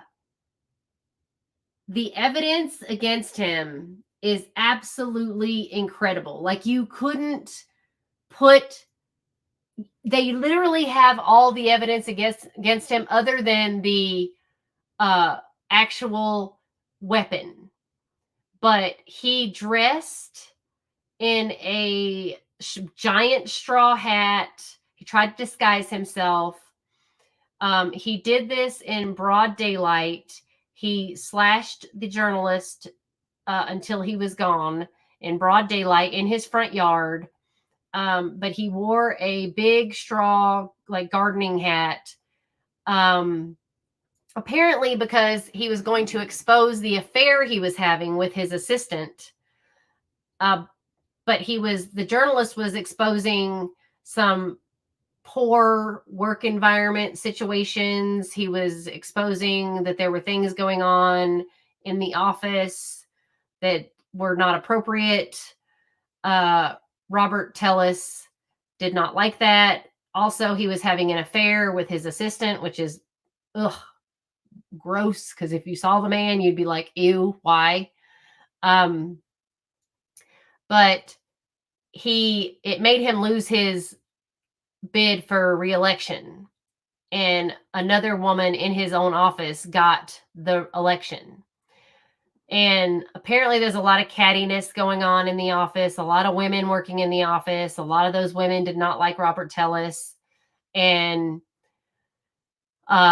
it had been apparently 4 months since this journalist had released the last article about him. And he, I don't know. The defense is trying to say that he was framed. He's saying he was framed by a real estate company that he was investigating. And the real estate company is the one who did this. And they were all in cahoots together with the cops. And that this was a hit job they're trying to put on him. But what's crazy is that it was his wife's Tahoe that he drove to the scene. He has pictures of this journalist's house all in his phone, as if he'd been kind of like staking out the house. He also had the very shoes that the person in the video, now it's all on video, everything from start to finish, all on video. Even the actual act happening in broad daylight is on video from across the street of the neighbor's house, everywhere. And he has his shoes that were worn in the video were found under his sofa, his leather reclining sofa. They found the shoes, and one of the shoes was cut up into tiny little pieces in a Ziploc bag. Then they found the straw hat tore up into pieces. They also found his DNA under the victim's fingernails. Now, these two have never been friends. They've never hung out. There's no reason for them to have each other's DNA on anything. His Tahoe was that same Tahoe. Now, by the way, he drove the Tahoe, parked it on another corner of the neighborhood, but you can see all of that. Then he drives the Tahoe literally in front of the man's house because he forgot something he left at the scene and had to go get it. So he parks the Tahoe literally right in front of the journalist's house, gets out, and goes, yeah. And then he gets on the stand and is like, I was framed. I didn't do this. Compass Realty did it. And they got all these people involved. And they all did this to me because this was the best way that they could get back at me for what I was uncovering in the real estate business. And yeah, they did this to me. This was all them. I didn't do any of this. And as far as the shoes are concerned, those are not my shoes. How can they not be your shoes? They were found in your house and they have your DNA in them. What? And the straw hat that has your DNA. was found in pieces. Yeah. And he's trying to say he's only 5'6" in real life. He wears lifts in his shoes. He was trying to say, now he has that kind of like the same alibi.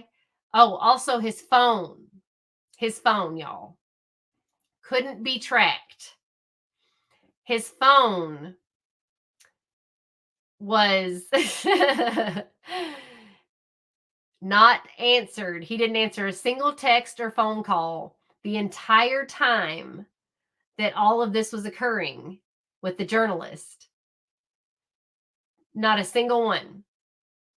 And he says he was going for a walk and he went to the gym. That's what he said. Kind of like Jeffrey Herbstman, who was like, I was at home listening to a podcast and then I went to bed and no one can tell otherwise because I don't have anyone to verify that. Yeah. So that's what he says. His wife was texting him, where are you? No response. Nothing. But because he was in the middle of, deleting someone off the planet. And his testimony was weird. And the prosecution, oh my gosh, he was like a little bulldog. He went after him and he was like, so you're saying that everybody's in on this conspiracy? And he's like, no, it's not a conspiracy. They really are after me. They framed me. And, and then he's like, so why didn't they just take you out if they're so after you? If they want you out of the equation, why didn't they just take you out? Why would they take this journalist out? What good is that going to do? So yeah, this guy is not the sharpest tool in the shed.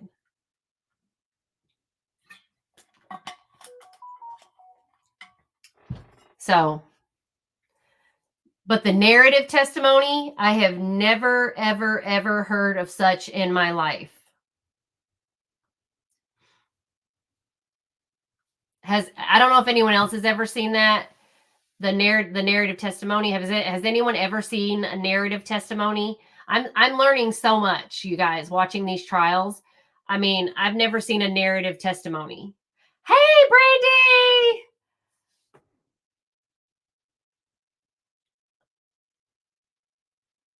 Welcome. I've never seen a narrative testimony. I've never seen that happen. So every trial I watch, there's something new. There's something different. Every state is different, you guys. So that's what's so crazy about America. Like everything is different in every state. Some states allow, and also this state allows the jury to ask questions. So that's something different that I've learned in different states. That some trials they allowed the jury to ask questions.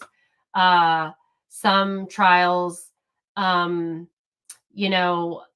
think the one in Detroit with the 3 security guards, the prosecution was like very strict about what kind of questions the defense could ask in cross-examination. I thought cross-examination was pretty open season. You could ask however you like because it's cross, but they were pretty limiting on the defense team. And they had 3 different attorneys. It's very confusing when they do that, when they have 3 different attorneys or several different attorneys, different representation, kind of like in the YSL trial. They all have their own attorneys, so it's very confusing on what's going on.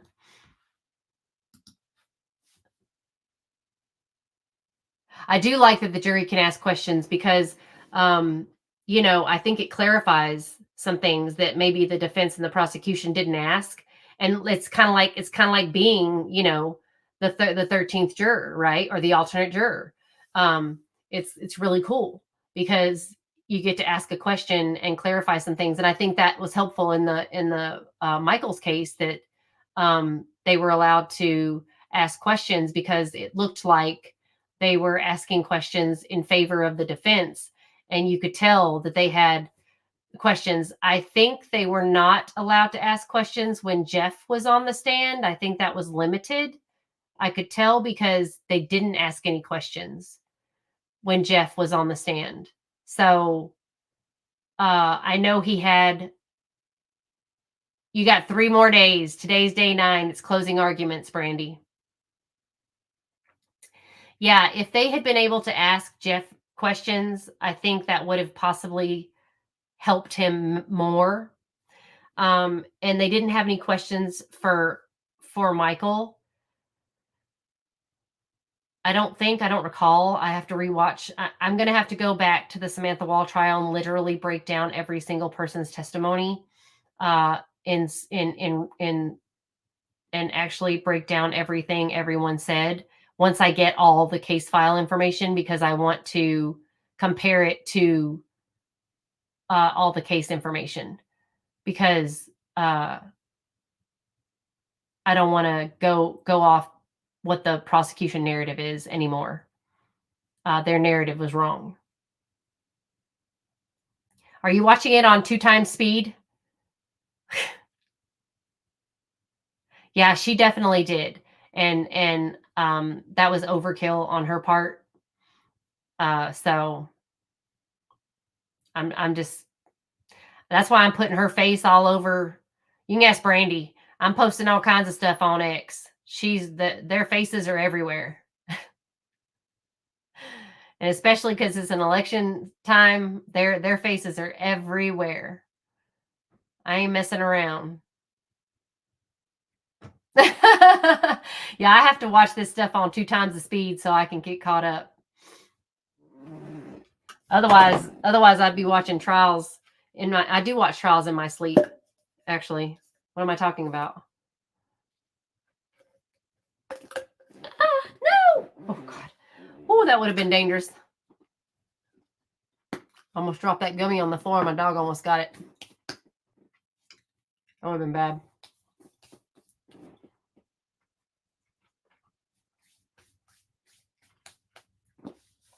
So I don't know if y'all were here.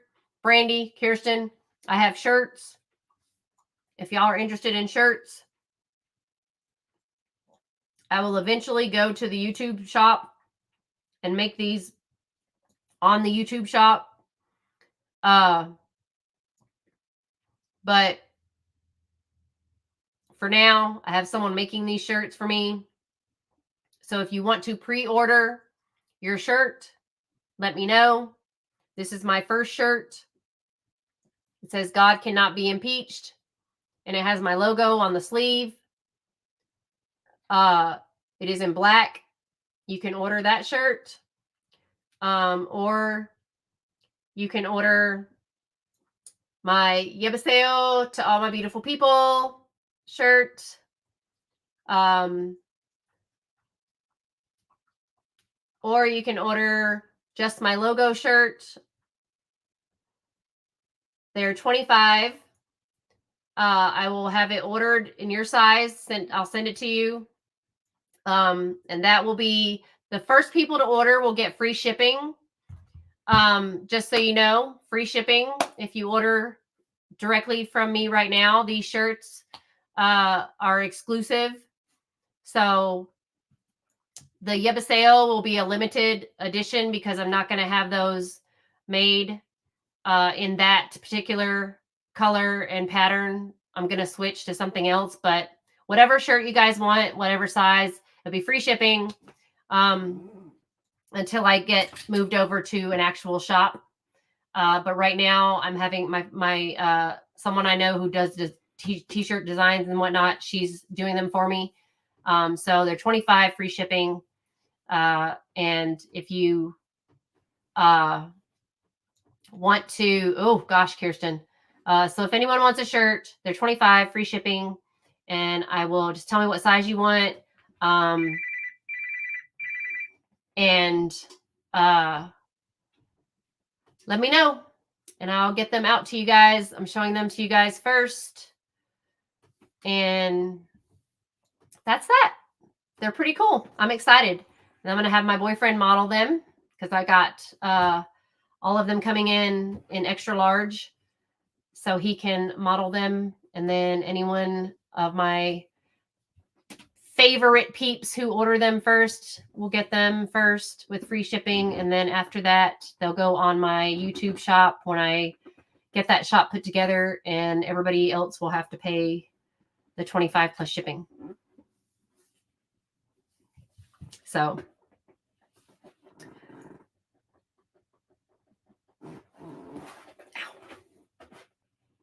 and then I think I'm gonna design another shirt. So, and I might do tumblers because everybody carries a tumbler.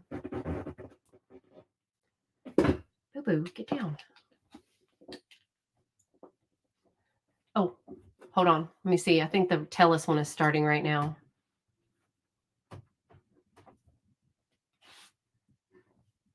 It's coming up. So is Kouri Richins preliminary is starting. No, just black right now. The black looks good. And then I'm not loving the gray, but for right now, that's what color I have. Oh, dentists are expensive, Kirsten. But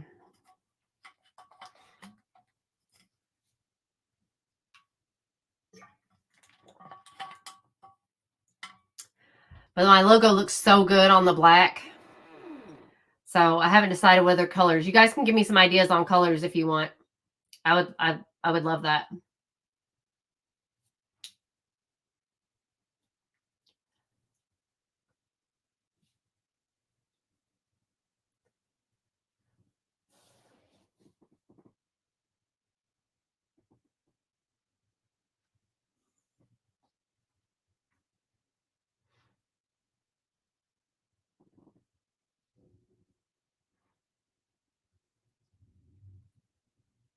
Yeah, I'm probably not going to be working much longer because I only work on the weekends. So I'm probably not going to be working much longer.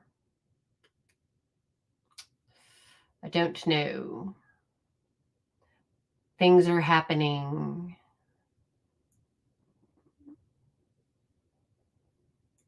I think it's raining.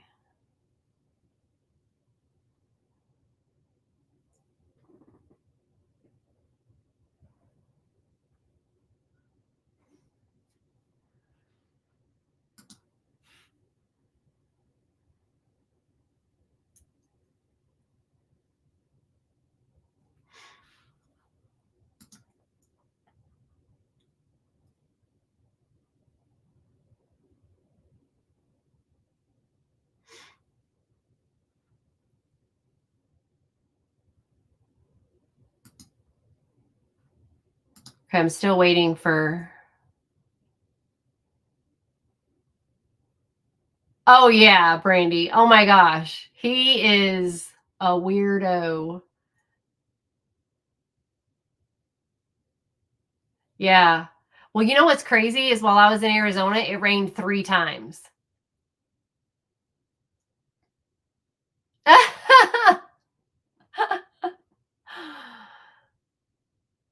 Yeah, my mama, she's a fall risk, but she fell like a while back and she lost, like, her teeth got all busted out, so she looks like Alabama white trash. So she's missing like a tooth, and they have to put her a whole new set of teeth in. So she's gonna look great when it's done, but it's actually costing way less than what she would normally have to pay. But it's still gonna cost like over $2,000 to get her teeth fixed. But she's gonna look amazing when they're done. But bless her heart, she definitely looks like she's from Alabama now. But I mean, normally it would be like $20,000, but where she's going, because Arizona has like this dental school. And I never thought of this, but duh, if you go to a dental school and you need like all new teeth and stuff done, they charge you a fraction of the price because they're training and they have a orthodontist and a dentist standing over these kids. And so they have to get it right. And then you get all new veneers and all this stuff. Like, they're using brand new stuff. and you get a brand new mouth for like nothing. I'm like, heck yeah, I want that in my life. So I'm down. Yeah, so when I was in Arizona, it rained. Yes. Yes. But he said that was all planted. All that was they just planted all that. He's being framed. Yeah.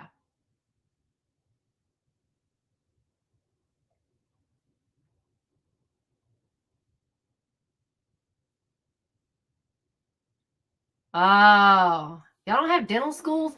So here we have, obviously, we have schools, right? So you can go to apparently a dental school and have your teeth worked on. You can go get your hair did at the beauty school. You can go have your car fixed at the auto school. You can go to the schools and get your stuff worked on and things done for way cheaper. But keep in mind, you are going to a school where they're like educating. The only thing you can't go to school to have done and get done cheaper is like going to the doctor. What they do is they bring the kids to the doctor office and they're like, hi, my name is Dr. Dum Dum, and this is my student Dumb and Dumber, and they're going to be watching over us while we examine you. Hope you don't mind. And you're like, well, I do mind because you're already a dummy and you're not going to give me any answers because you went to doctor school. And now I have these other two dummies that are going to watch over you, and that you're not teaching them anything except to come in here and teach them how to walk in here and tell me that there's nothing wrong with me, and then you're going to charge me $4,000 to tell me there's nothing wrong with me. Thanks a lot. So, yeah. No, here they'll just let anybody work on you and charge you a fortune. But no, at the schools they're cheaper. Like you can go get your hair did for like nothing, you know. But now these beauty schools here are getting a little highfalutin. Okay, they're getting a little too big for their britches. All right, like you are in beauty school, people. Your hair is 10 different colors. It's probably falling out because you've colored it so many times. And you want to touch my hair? I don't think so.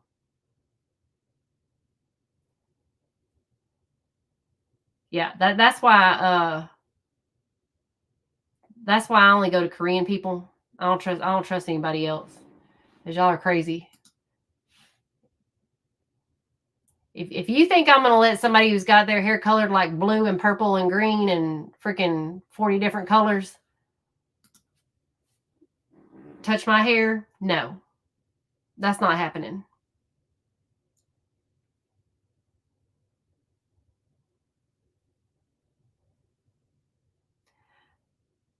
No. I don't like surprises. I used to. When I was younger, I was totally fine with it. But now, I don't know what's going on. I don't know what they're doing. I don't know what kind of product they're using. And plus, my hair, for whatever reason, right now, y'all can't see it because I'm trying to hide it. And I also use some like stuff. But my hair will not hold color anymore. I don't know what's going on. I think it is because someone dislikes me and just wants the gray to come out. But that's not happening because I have put too much Fix-A-Flat in my face to make this gray hair come out. Ah! Yay, China! Ooh, I'm going to pray for you.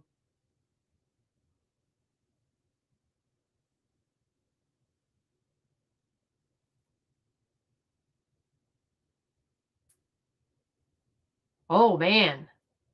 Oh. No, I need an Asian doctor. Y'all need to give me an Asian doctor. Don't mess around. I don't want a white doctor or nothing like that. Just give me an Asian doctor. Oh gosh, I've never been called for jury duty. So unfair.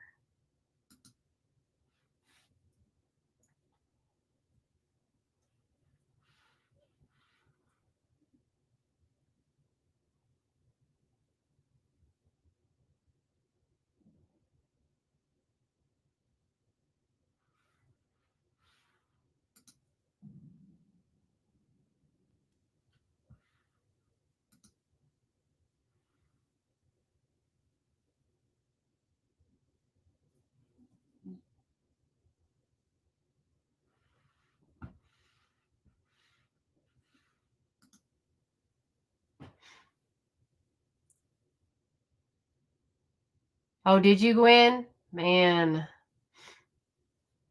Oh, are you watching it? Oh, Brandy, you're gonna fall asleep.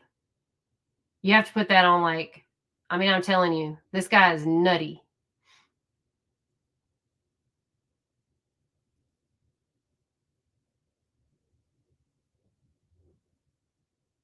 Oh. I've never been called for jury duty. I'm so jealous. I always say if I ever was called for jury duty, it'd just be my luck that I would be like put on like an insurance fraud or something dumb. My neighbor's dog bit my kid or something stupid.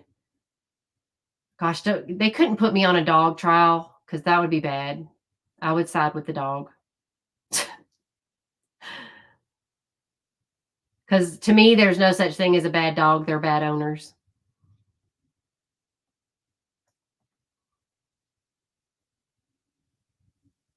Ooh, China, that would be so cool. If you got a good trial and then you could do a video about it after. Ooh, and then I could interview you. We could all watch the trial.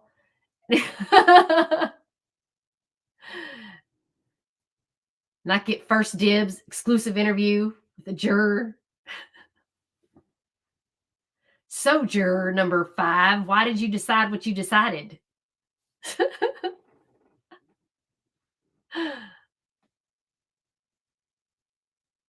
What was it about the defendant? Oh, here we go.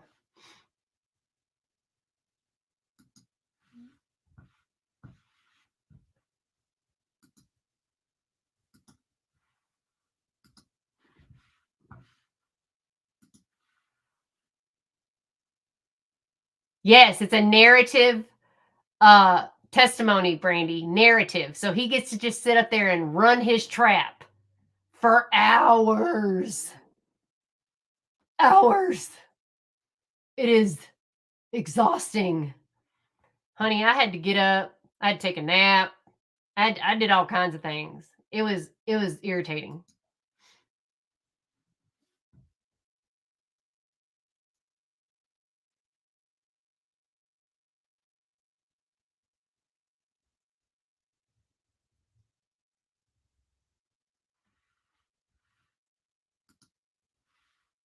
Yeah, it's hours and hours and hours of him just talking about his job. I mean, which kind of made sense to hear about what he did for a living, what the job actually entailed, because I had no idea. But also, it was boring as crap.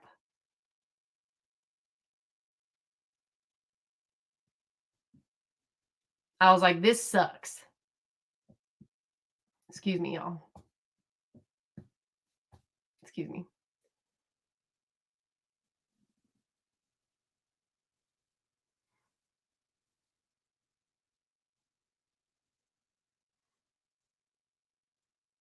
Oh no. Dang, Jenny. Wait. Oh, that's right. You were saying wait, you have doctors from Cuba? Honey, you got to get out of South Africa.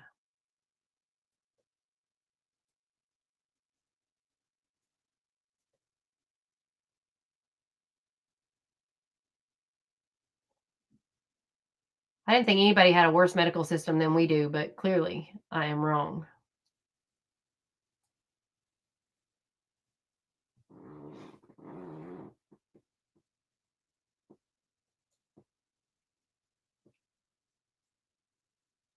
Yeah, what he says, during his narrative is so annoying, Brandy. I mean, the fun part is when the prosecution gets him because he can't do a narrative testimony for the prosecution.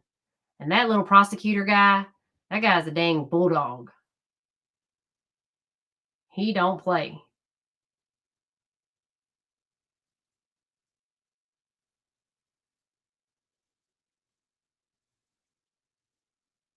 I know, Jenny, you could have that LASIK done probably.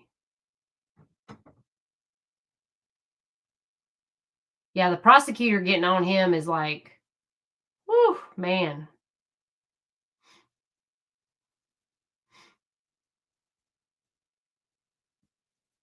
He gets on him like white on rice. It's insane. Is that racist now? I don't know. I mean, I think it's funny, but it might be racist now.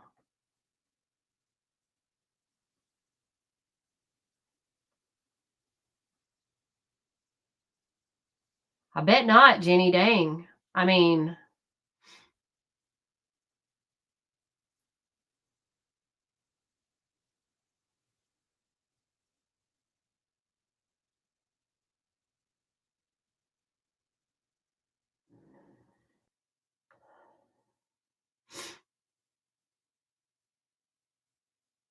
yeah, Africa is like the US. It's kind of like broken up into a bunch of countries. That's the US. We're all 50 different states that run different with different laws, different everything. It's just weird. Nothing's the same anywhere. It's kind of like when we watch these court procedures go that everybody does it differently everywhere. There's no That's why the justice system is so screwed up because every state has their own different justice system.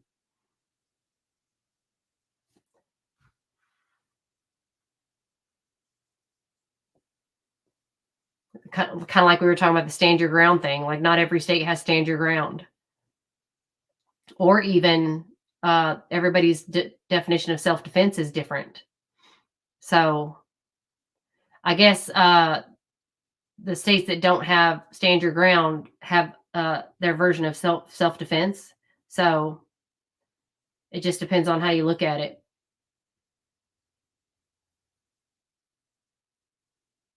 I think that stand your ground should only pertain to if you are actually like someone's actually in your home, like robbing you. I mean, I've had that happen to a friend of ours back home in Alabama. This guy broke into their house in the middle of the night and his son was sleeping on the sofa downstairs and our friend heard the person in their house and or not downstairs but down the hall, and he heard someone in their house. He had come through the back door of the kitchen, and when our friend made it around the corner, he saw the dark figure standing over right behind the sofa where his son was laying down, and he shot him because that guy had a gun as well. He came in there with the intent of if he was confronted, he would shoot. But he came in to rob that guy, our friend. And just, our friend also is a gunsmith. He runs his business out of his home. He does a lot of work for major dealers in the country, and he has a lot of expensive stuff in his house. And yeah, that guy, I don't know, he didn't delete him, but he did shoot him. But he was standing over his child that was sleeping on the sofa. I mean, he could have seen him. I don't think he noticed the child, but Yeah. So, I mean, but that's to me, that's like, that's standing your ground. You're in your home. Someone is in your home. So if you wake up to a person standing over you or a person in your house and they're, they're in there, that to me is okay. You gotta do something. But if somebody is beating on your door, and like I said, again, I don't agree with what Susan Lorenz did. She had already called 911. She already had police on the way. Uh she didn't have to do what she did. She didn't have to do that, but the law states um that uh she didn't have to retreat. She didn't have to do anything. She could protect herself, blah, blah, blah, blah, blah. So, oh, which one? The one with the logo or the God cannot be uh impeached?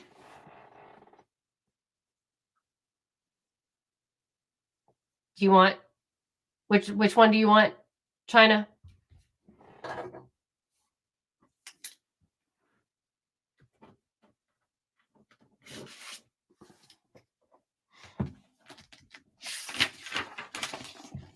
Let me write down my t-shirt orders.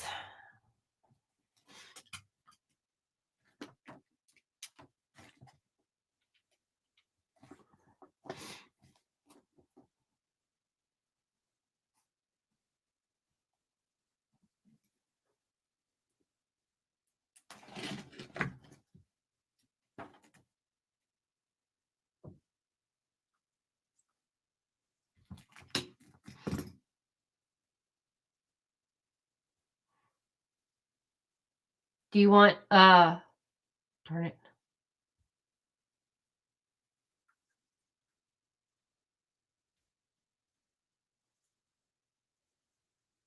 An extra large?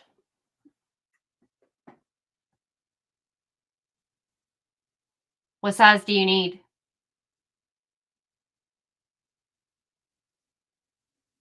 I could probably get bigger than an extra large. If y'all want, if you like them baggier. I like mine baggy, so I get an extra large.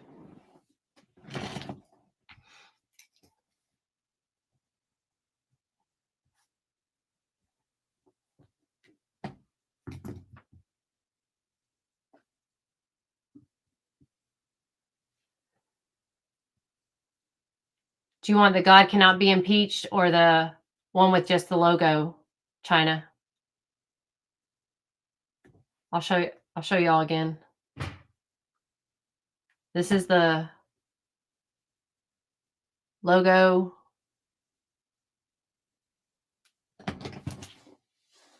And this is the God cannot be impeached. The logo is on the sleeve.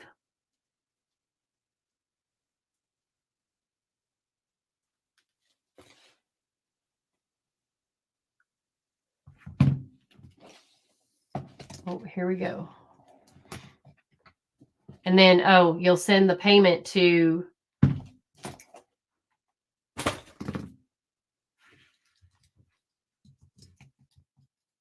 oh shoot, I'm trying to type.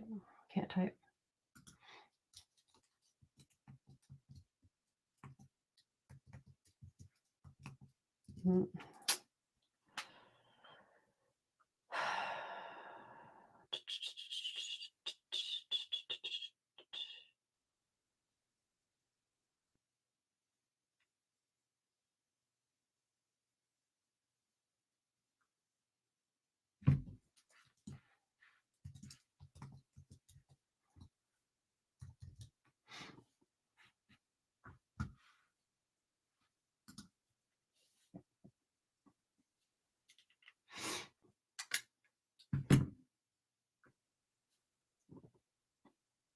And like I said, there'll be free shipping. Send me your address. I think you can private chat your address. I think.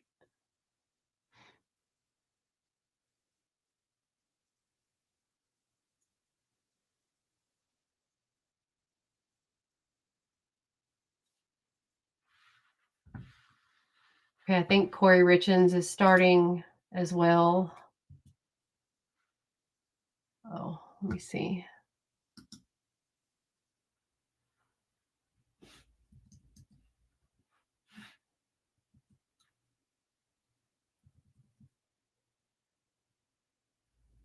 Oh.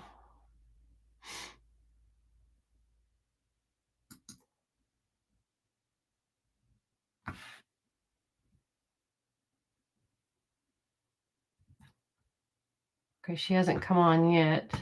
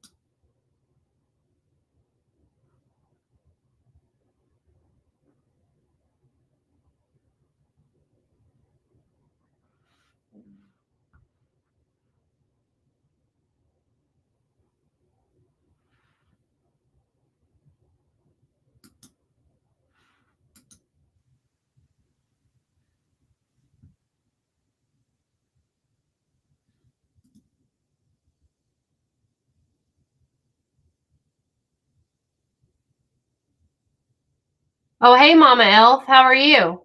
Who's not supposed to be streamed live? Sorry. Which one's not supposed to be streamed live? So I don't do it?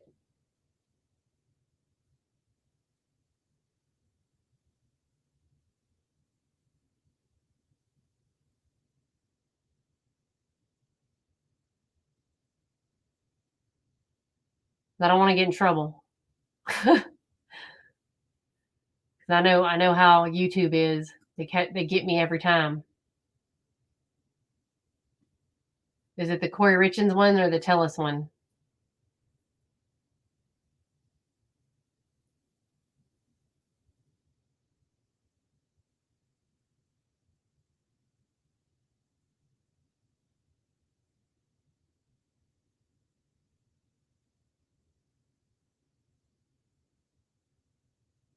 Welcome to the channel, Mama Elf. Where are you from?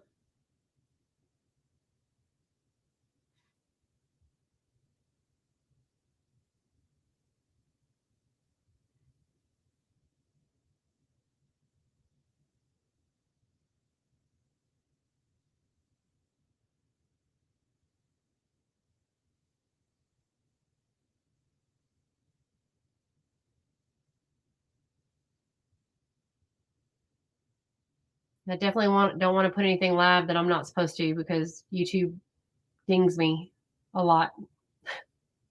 I'm already trying to be careful with how I say words. Get enough trouble for that.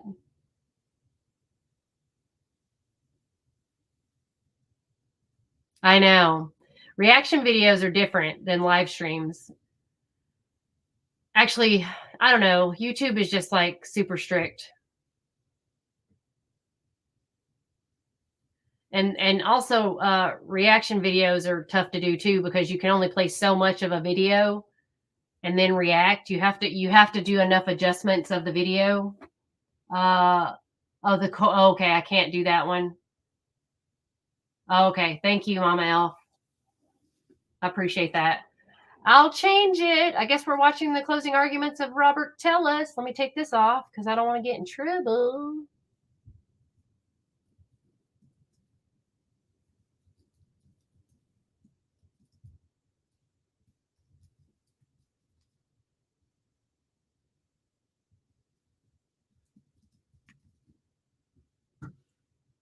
Okay. So I just changed that.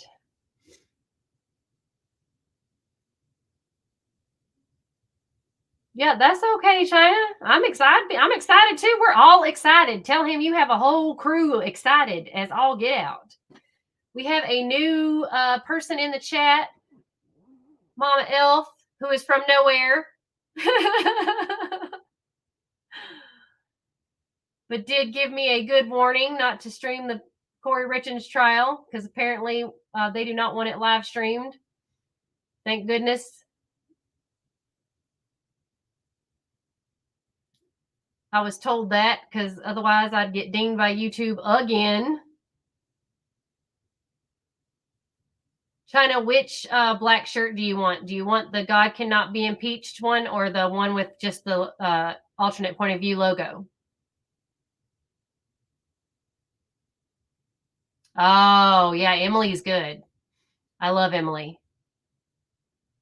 She does. She's a great attorney too. So, yeah, I like Emily D. Baker. Emily D. Baker. She used to be do cursey words. I liked her when she was doing cursey words, but I don't think she does that anymore because YouTube's. Yeah.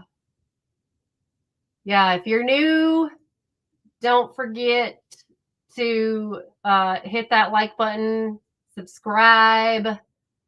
Over 70% of the people who watch my channel do not subscribe. It hurts my heart. So like it, subscribe to it, share it. Oh my gracious day alive. Lord, Lord, Lord.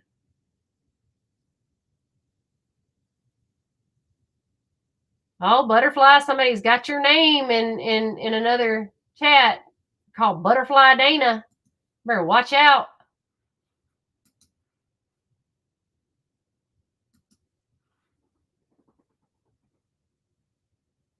No, we used to have some more people from Europe in here. LaDonna!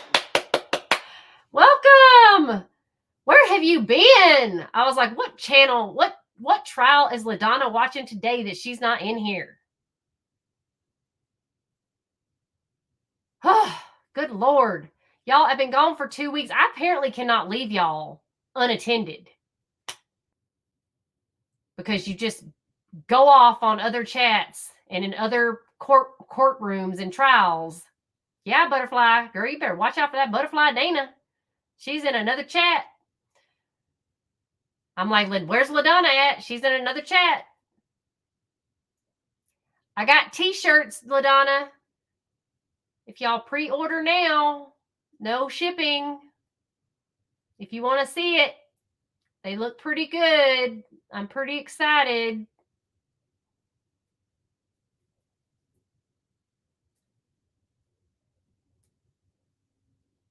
We're going to watch the Telus trial because thank goodness Mama Elf told me that the judge does not want the Kouri Richins live streamed.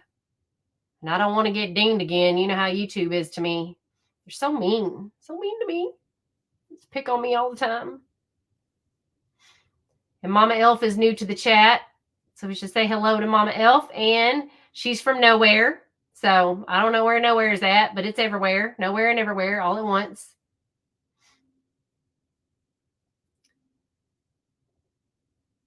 China is getting a shirt, but she hasn't told me which one she wants.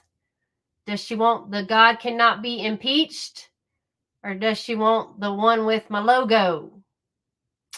LaDonna, I will show you my shirts, and you can tell me what size you want.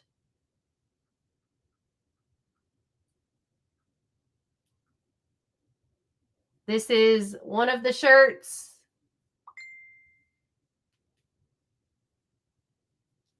This is one of the shirts. It just is my logo. It looks really good on black. And then I have my opening that I say on every video. You have a sale, all my beautiful people. And then I have God Cannot Be Impeached and my logo on the sleeve. So whichever shirt, they're $25, no shipping. So if you pre-order now, you get free shipping. But once they are up on the YouTubes, they will not be free shipping. So if you tell me which shirt you want and what size, I will get it ordered. and shipped out to you.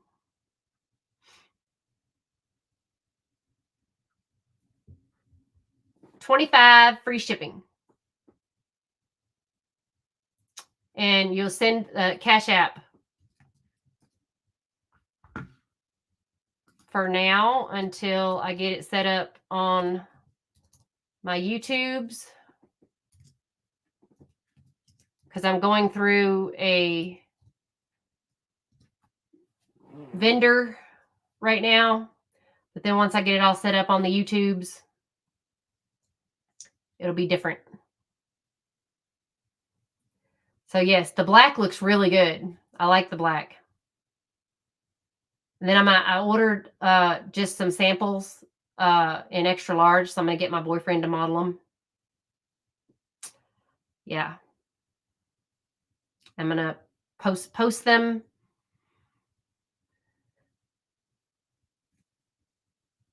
I think I'm still gonna do the Yabaseo ones, but in a different color. Haven't decided yet.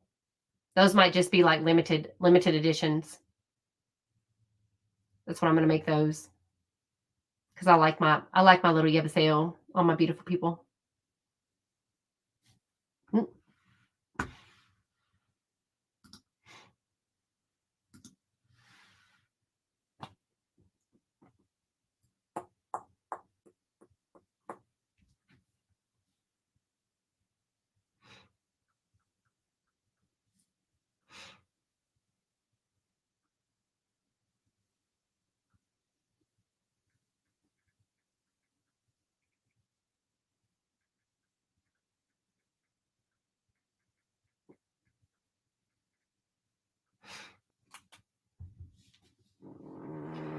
So y'all just let me know which one you want so I can get them ordered ASAP, because my lady is going out of town this week.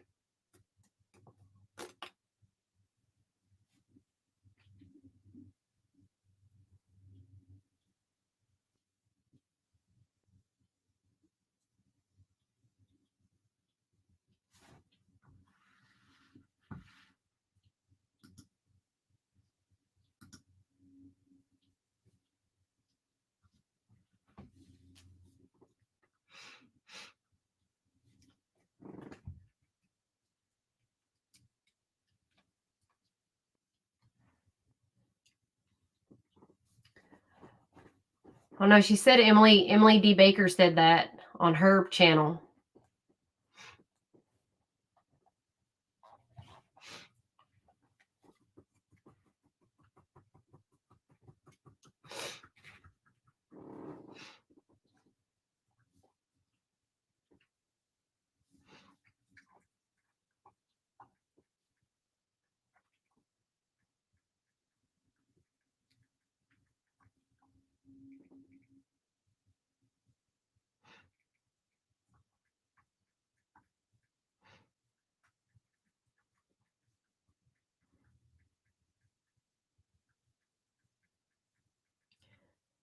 I mean, maybe it can only be live streamed by Law and Crime or Court TV.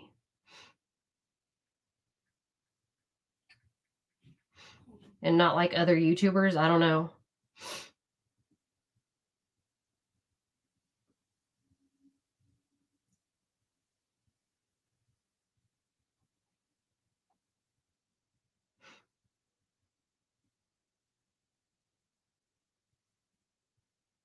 Good afternoon. I don't know.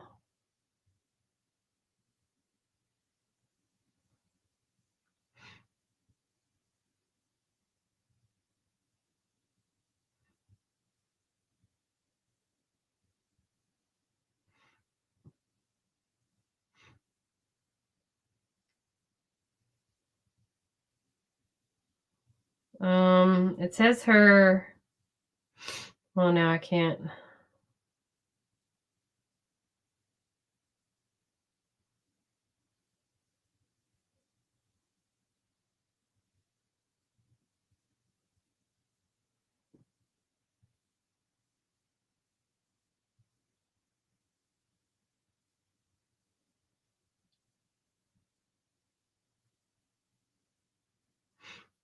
Pretty Lies and Alibis is streaming it.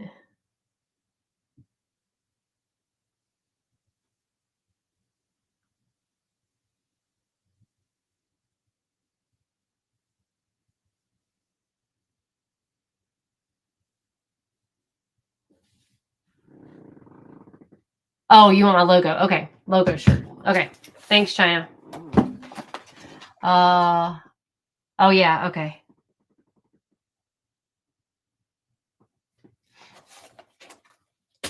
Okay. All right. Man, everybody's bald in this courtroom.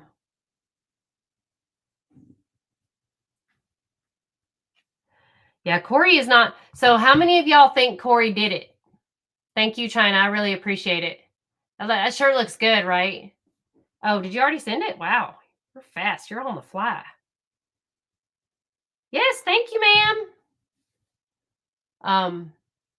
Do y'all think she did it? Kouri Richins? Who says yes? Who says no? Haven't heard any of the evidence yet, so yep, I got you, China.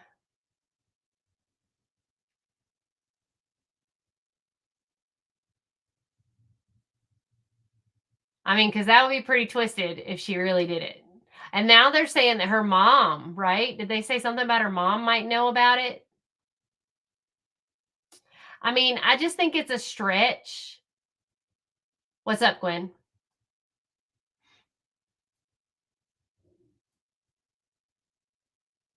Oh, did you do?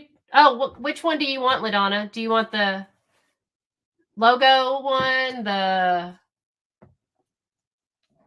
They said she wrote it after.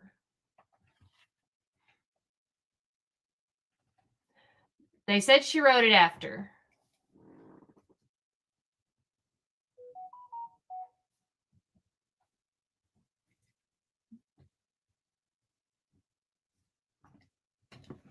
Do you want the logo or the God cannot be impeached? God cannot be impeached. Oh, that's the one you want. Okay. China wants God cannot be impeached.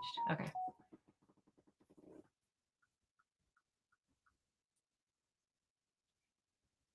Oh, both of y'all want the for God cannot be impeached. Okay. Okay. God cannot be impeached. Okay. That was a good shirt idea, right? Because they're always trying to impeach people on the stand, and I'm like, but God can't be impeached, y'all.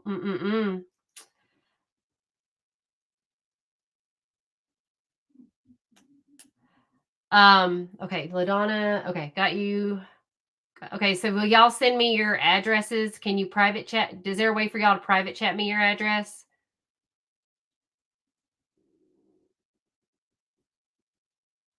Oh, China. Girl. Look at you. LaDonna. Man, y'all got them girl tight dresses on. Ooh. Ooh. Okay. Okay. I see you. I see you, ladies. I see you, ladies. No, they said she wrote it after. But my thing is they're trying to bring in like other times that he supposedly that she tried to poison him. But I think those are a stretch because they're trying to say like they were on a vacation with friends like a couple of years prior, and that after she handed him a drink at a restaurant or some kind of shenanigans, that he got sick. But it could have been something that he ate too. I don't know, because I think that's a stretch to say that she tried to do that while they were all on a vacation together with a bunch of friends. I don't know. And there's another time that I also think is a stretch. So I really don't know. I have to see. I think they're reaching for a couple of incidents to make it look like this was a pattern for her. I don't know.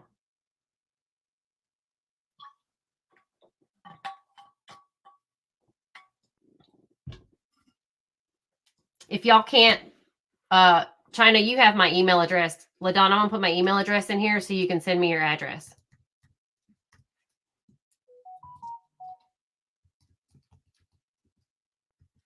So I can make sure I get you your shirt. So you don't have to put your address on here for the whole wide world to see. So we can all show up at your front door. I got it, LaDonna. Yeah, did you not hear me complimenting your... oh, girl, you didn't have to do that. I'll send you my email address. Oh, yeah, that's right. Because you a Steelers fan. Girl, how they doing in the preseason? Mm-hmm.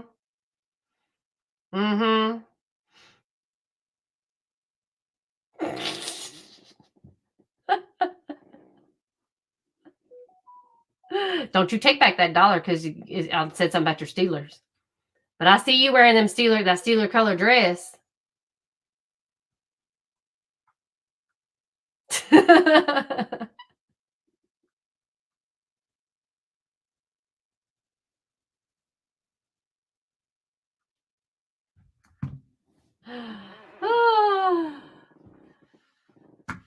You in China looking all hot? Man, I can't wear dresses like that. Y'all look all ready to go out and do some things, stuffing things. Mm-hmm. Yeah, I'm stalking y'all on these apps.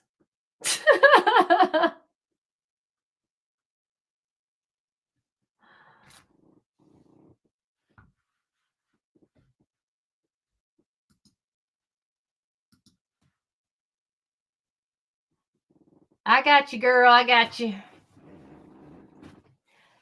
So I saw y'all in the Detroit case. I did try to catch up on that. I didn't get to hear all the evidence in it because I'm still trying to catch up on it. I did, LaDonna, we've just been kind of discombobulated, trying to catch up on all kinds of stuff since I've been away. But we caught up on the Stand Your Ground. I did watch that. I also watched the disgusting Finnegan trial. And I'm also still catching up on the Detroit guys, security guards at the mall. I'd like to hear your thoughts on that. I saw you and Trial Junkies in the chat, and Brandy was watching that.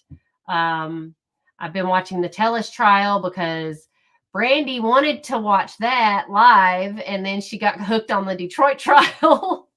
And now she's trying to catch up on the Tellis trial, which is insane. That trial's crazy. And so I haven't caught up on the Detroit guys yet, but I know they were found not guilty. So I'm already, that's already been put out. But I don't know that whole case. I just know that it's 10 years old and everybody's just kind of like, what the heck? 10 years later, what's going on? But and then also, what else did we talk about? We talked about Carly Gregg and that how she's 15, but she was 14 at the time, and how she's been in basically solitary confinement for the last year. And I just think that's not good for her. She's just a child. I know she did a terrible thing. Don't get me wrong, but she is just a child. So I don't think that's good for anyone's mental health, whether you're a child or an adult, but to be put in solitary confinement. I mean, just imagine how we all felt during COVID, being basically isolated in our homes and not able to go anywhere. And even if we were like with someone in our homes, that I can honestly tell you guys, during COVID, that was the hardest. Like my boyfriend and I have lived apart a lot because of my job moving me around the country. And we survived long distance. We survived, raising a teenager.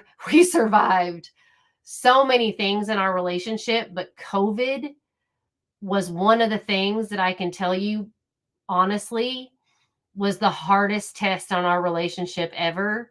And that sucked. So could you imagine being in solitary confinement alone with your thoughts? I mean, nobody wants to be in here. This is a cuckoo for Cocoa Puffs place. Could you imagine? And you can't get out of it? Oh, Lord, have mercy.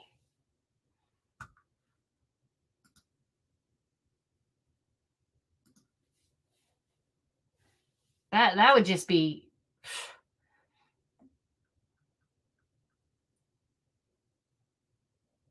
Oh, hang on. Tierra just sent me something.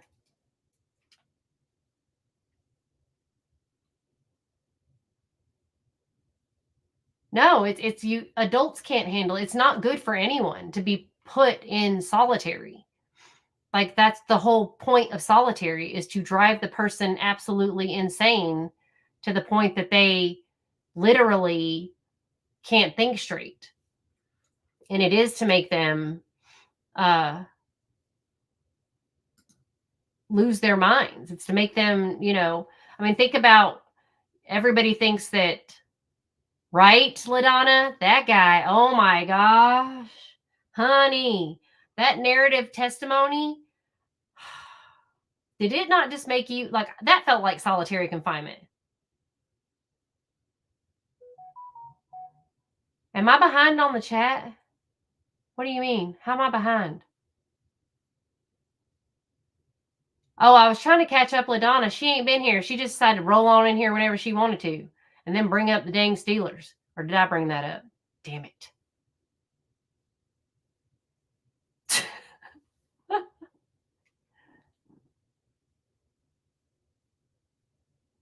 Yes, I got you, China. I got it.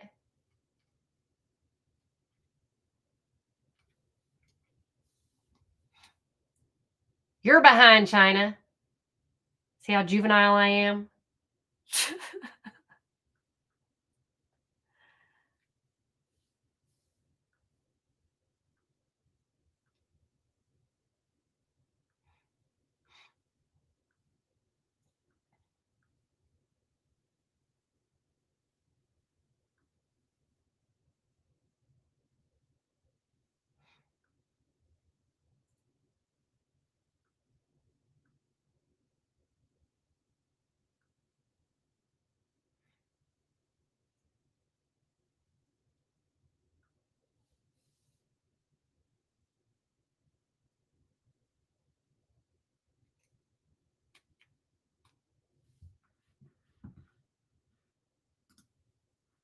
This TELUS thing still has not started. It's just on the staring at a door. But it should be closing arguments today. Should be.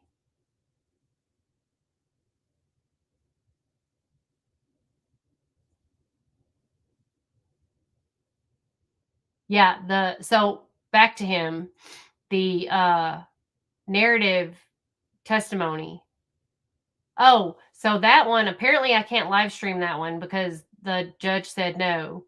Emily D. Baker, her channel, said you can't do it. So I don't want to get dinged. Even if it's a possibility that I'll get dinged, I don't want to get dinged by YouTube. But they're doing a preliminary hearing on her today. She's been trying to get this case. She's been trying to get bond. She's been trying to get the case thrown out. She's been trying to get some evidence thrown out. She's been trying everything she can to get this case not to happen. The last thing I know, I heard the motion she tried was to not have to be cuffed. I know it's that I don't know. I don't know if only like the court TV and Law and Crime are allowed to stream it and not YouTubers allowed to stream their streams. But I ain't trying to risk it. If Emily D. Baker said you can't do it, then I'm just going to listen to Emily D. Baker because she is an attorney. So because I haven't seen anybody else live streaming it but Court TV or Law and Crime, actually. Sometimes judges will only allow one channel, you know, like for the Samantha Wall trial, they only allowed Detroit local channels in. I mean, even Court TV and Law and Crime, they were there, but they weren't streaming it. So there were other channels at that trial, but they weren't streaming it because I know they were there because Perna told me they were. But they were not streaming, which is wild because they didn't even talk about it on their channels, and they were there. Oh, that's another thing. We did talk about Michael. Michael is in a holding pattern. He's in a holding facility before he gets to his permanent facility. I'll share with you his new number, you can email him through JPay. And his inmate number is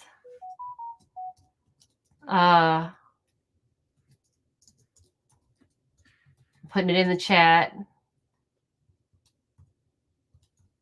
If you want to email him, once he gets to his permanent facility, you can send him some commissary. You can send him emails.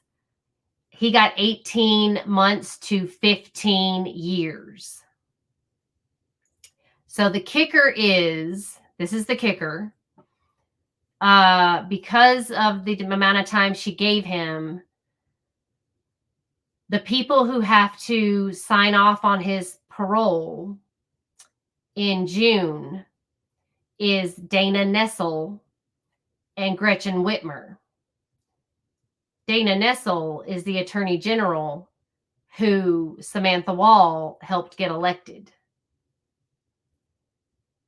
So come June, when it is time for him to be released by serving the minimum, will come down to those two witches to sign off.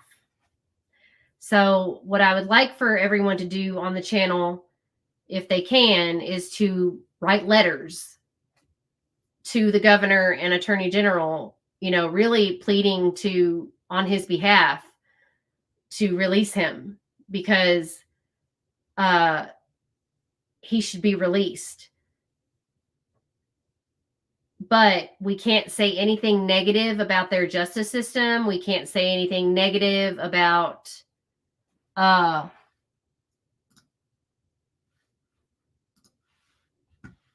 anything negative. We have to be positive, all positive about Michael, how well he's doing, how well he would contribute to society.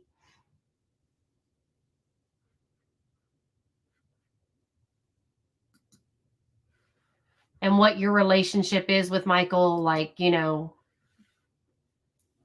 you've gotten to know him somehow, some way.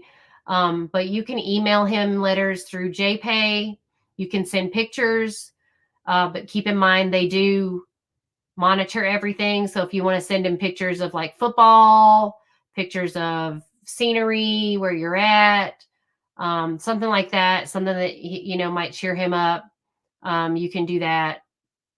So, but he seems to be doing okay.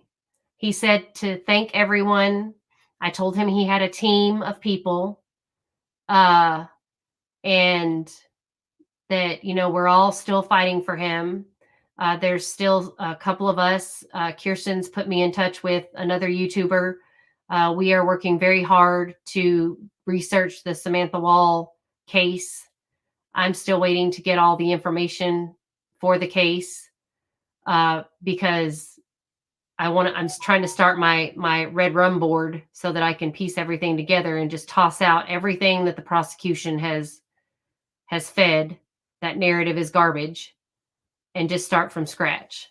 But I got to have the case information first. I can't keep going off of, right now I'm just going off what the prosecution put out, and I can't go off of that because it's not real.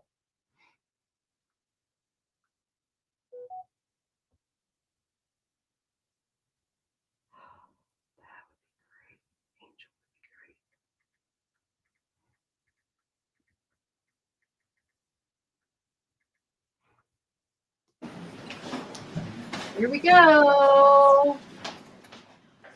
She's so cute. This judge is so stinking cute, you guys. She's such a good judge.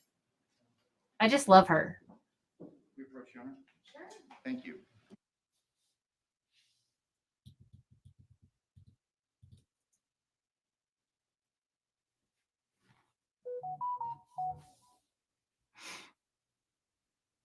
I mean, this guy has like a 10 head. Okay. Who's having an affair with that?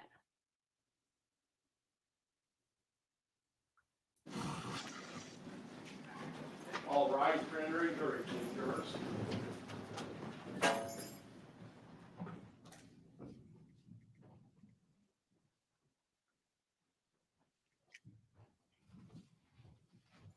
Oh, she's pretty back there. Oh my goodness. She's beautiful. And he's only 5'6". What in the world?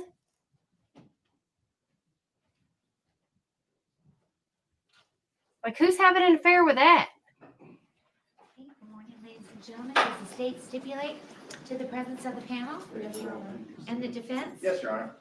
Okay, at this time, ladies and gentlemen, I am going to instruct you on the law. Officer Hawks is handing out the jury instructions. Each of you will have a copy of the instructions. You'll be able to take them with you when you go back to deliberate upon your verdict. Oh, that's hilarious, Gwen. Oh my God, that's funny.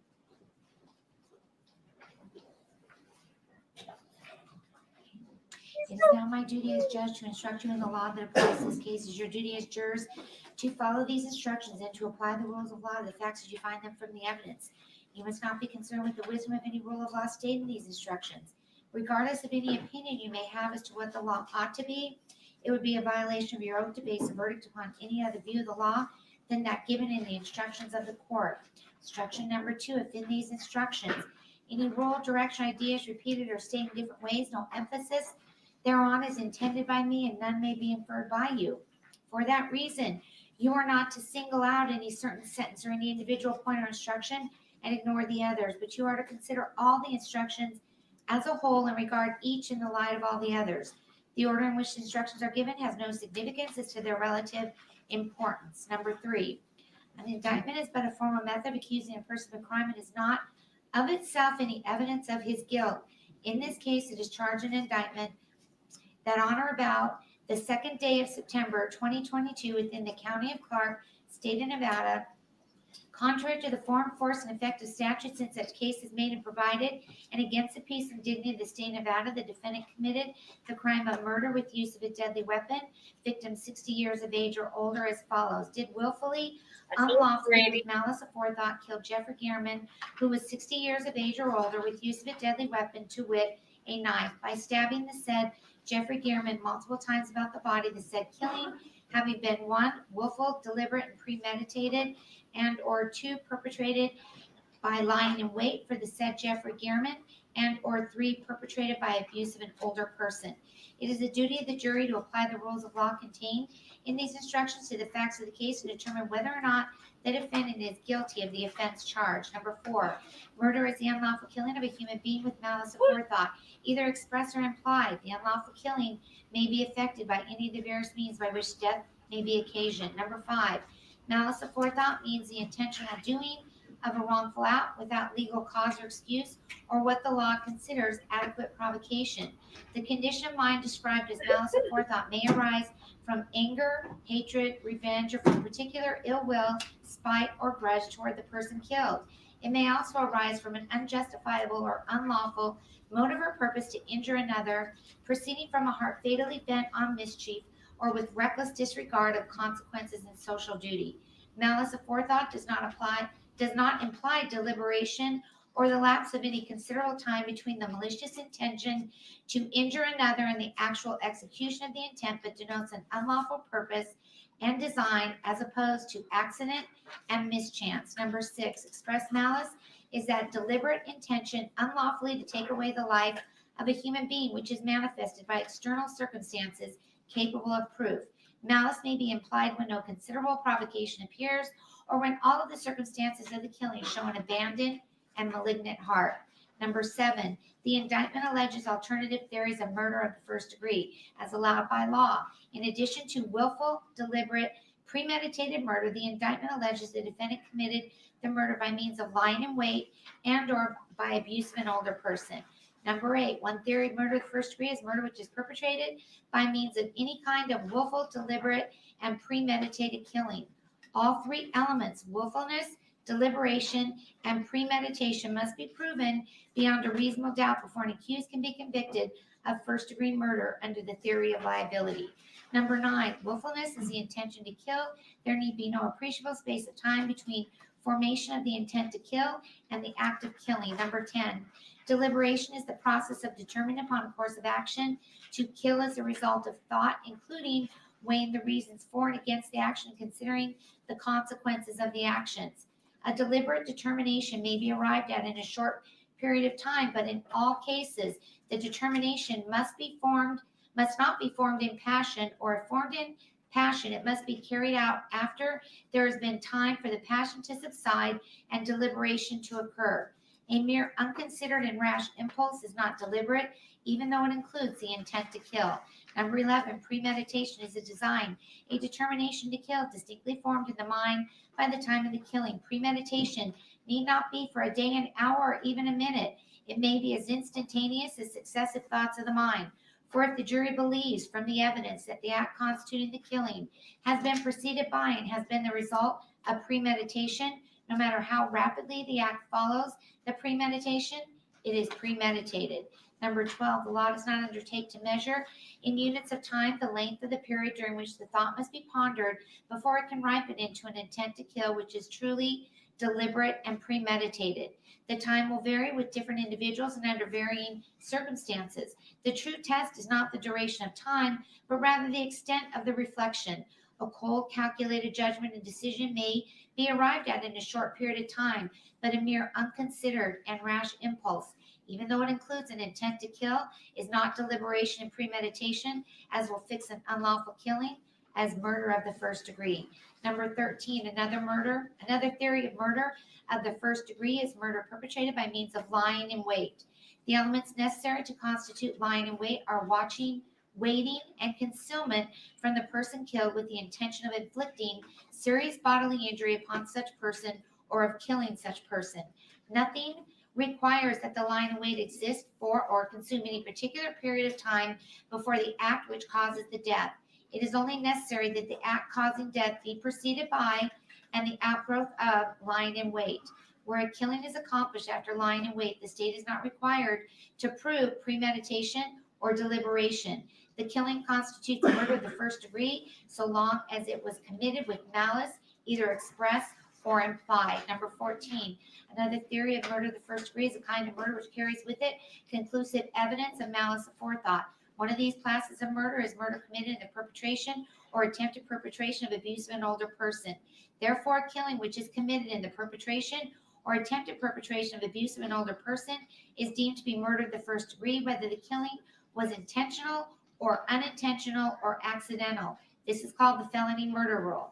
The intent to perpetrate or attempt to perpetrate abuse of an older person must be proven beyond a reasonable doubt. Number 15, any person who abuses an older person is guilty of abuse of an older person. Abuse means willfully causing unjustifiably pain or injury or mental suffering to an older person. An older person is defined in Nevada as 60 years of age or older. Number 16, although your verdict must be unanimous as to the charge, you do not have to agree on the theory of guilt or liability. Therefore, even if you cannot agree on whether the facts establish the defendant is guilty of willful, deliberate, and premeditated murder, murder by means of lying in wait, or felony murder by means of abuse of an older person, so long as all of you agree that the evidence establishes the defendant's guilt of murder in the first degree, your verdict shall be murder of the first degree. Number 17, all murder which is not murder of the first degree is murder of the second degree. Murder of the second degree is murder with malice aforethought, without the admixture of premeditation and deliberation, nor by means of lying in wait or by means of elder abuse. Number 18, you are instructed that if you find the state has established that the defendant has committed first degree murder, you shall select First-degree murder is your verdict. The crime of first-degree murder includes the crime of second-degree murder. You may find the defendant guilty of second-degree murder if, 1, you have not found beyond a reasonable doubt that the defendant is guilty of murder of the first degree, and 2, all 12 of you are convinced beyond a reasonable doubt the defendant is guilty of the crime of second-degree murder. If you are convinced beyond a reasonable doubt that the crime of murder has been committed by the defendant, but you have a reasonable doubt whether such murder was of the first or of the second degree, you must give the defendant the benefit of that doubt and return a verdict of murder of the second degree. Number 19, you are instructed that if you find the defendant guilty of first or second degree murder, you must also determine whether or not a deadly weapon was used in the commission of the crime. If you find beyond a reasonable doubt that a deadly weapon was used in the commission of such an offense, then you shall return the appropriate guilty verdict reflecting with use of a deadly weapon. If, however, you find that a deadly weapon was not used in the commission of such an offense, but you find that it was committed, then you shall return the appropriate guilty verdict reflecting that a deadly weapon was not used. Number 20, deadly weapon means any instrument which, if used in the ordinary manner contemplated by its design and construction, will or is likely to cause substantial bodily harm or death, or any weapon, device, instrument, material, or substance which, under the circumstances in which it is used, attempted to be used, or threatened to be used, is readily capable of causing substantial bodily harm or death. 21, the state is not required to have recovered the deadly weapon used in an alleged crime or to produce the deadly weapon in court at trial to establish that a deadly weapon was used in the commission of the crime. Number 22, in arriving at your verdict in this case as to whether the defendant is guilty or not guilty, the subject of penalty or punishment is not to be discussed or considered by you and should in no way influence your verdict.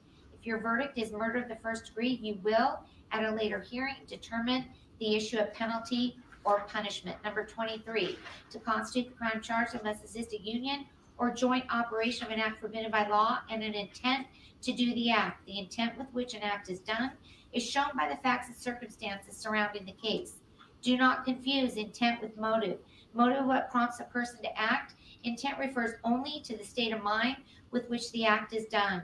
Motive is not an element of the crime charged, and the state is not required to prove a motive on the part of the defendant in order to convict. However, you may consider evidence of motive or lack of motive as a circumstance in the case. Number 24, the defendant is presumed innocent until the contrary is proved. This presumption places upon the state of Nevada the burden of proving beyond a reasonable doubt every element of the crime charged and that the defendant is the person who committed the offense. A reasonable doubt is one based on reason.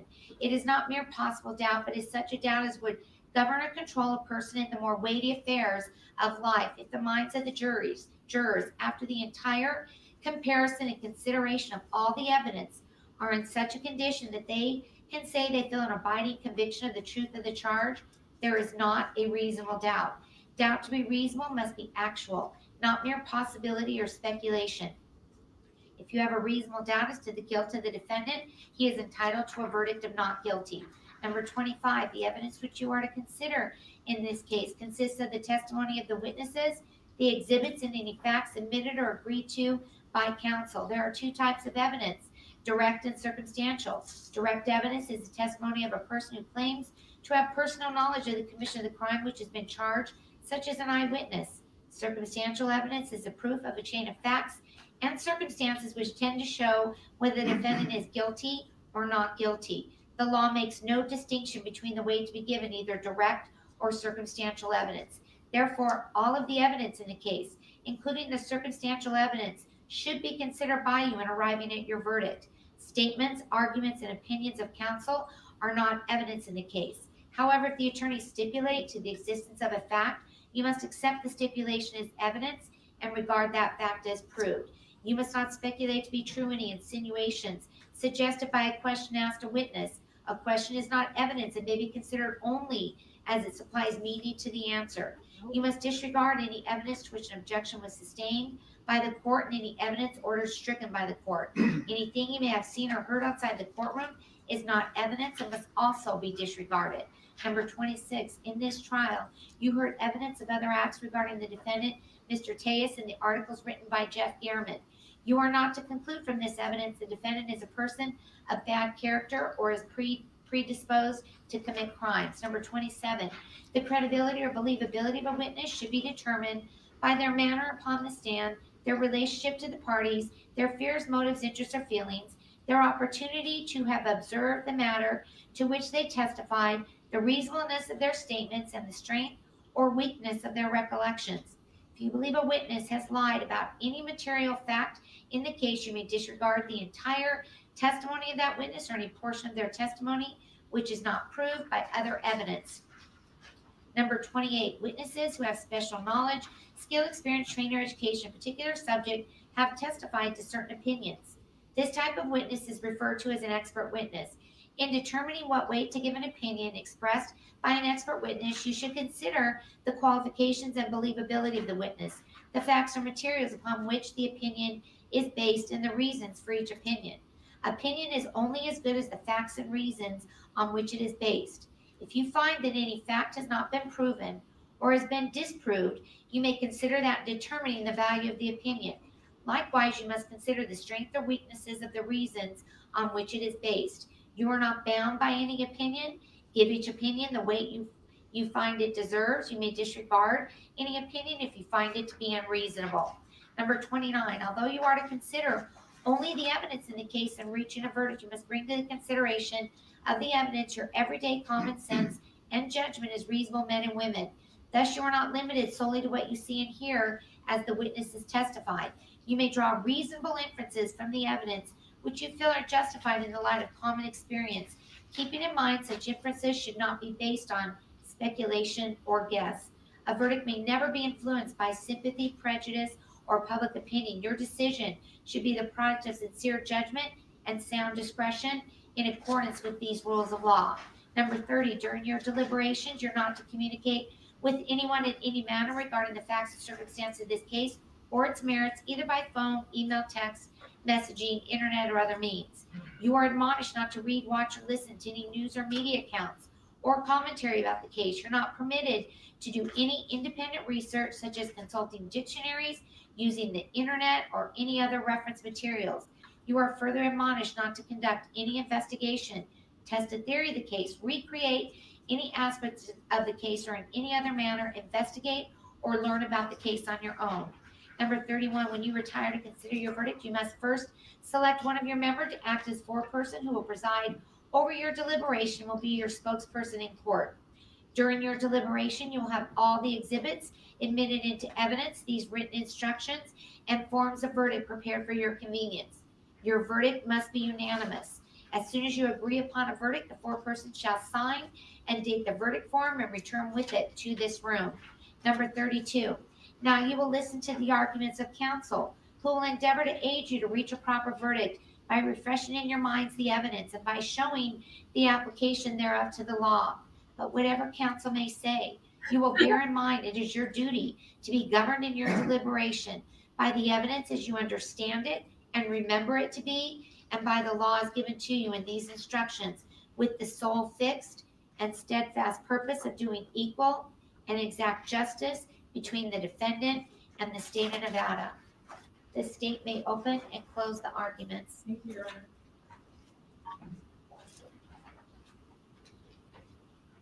Oh, she did that in record time, y'all. By June of 2022, Jeff Garriman had caused a lot of problems for the public administrator, Robert Tellis. He had written articles accusing Mr. Tellis of an inappropriate relationship. He had written that he was bullying in the office and had created a hostile environment in the public administrator's office.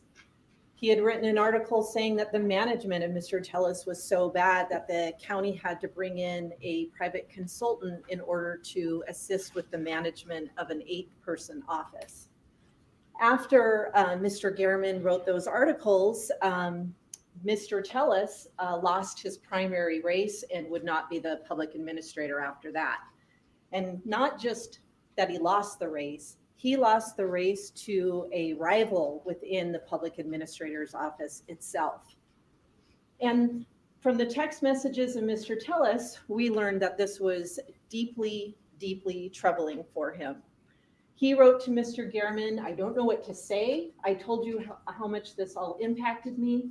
You heard from employees who are being harassed by these people, provided you, I think this is a typo, proof that I was doing my best to actually smooth things over. I had to make hard decisions. Still, you wrote an article that makes it sound like I'm the guilty one. That wasn't fair or balanced. He told Mr. Gehrman, I'm distraught right now.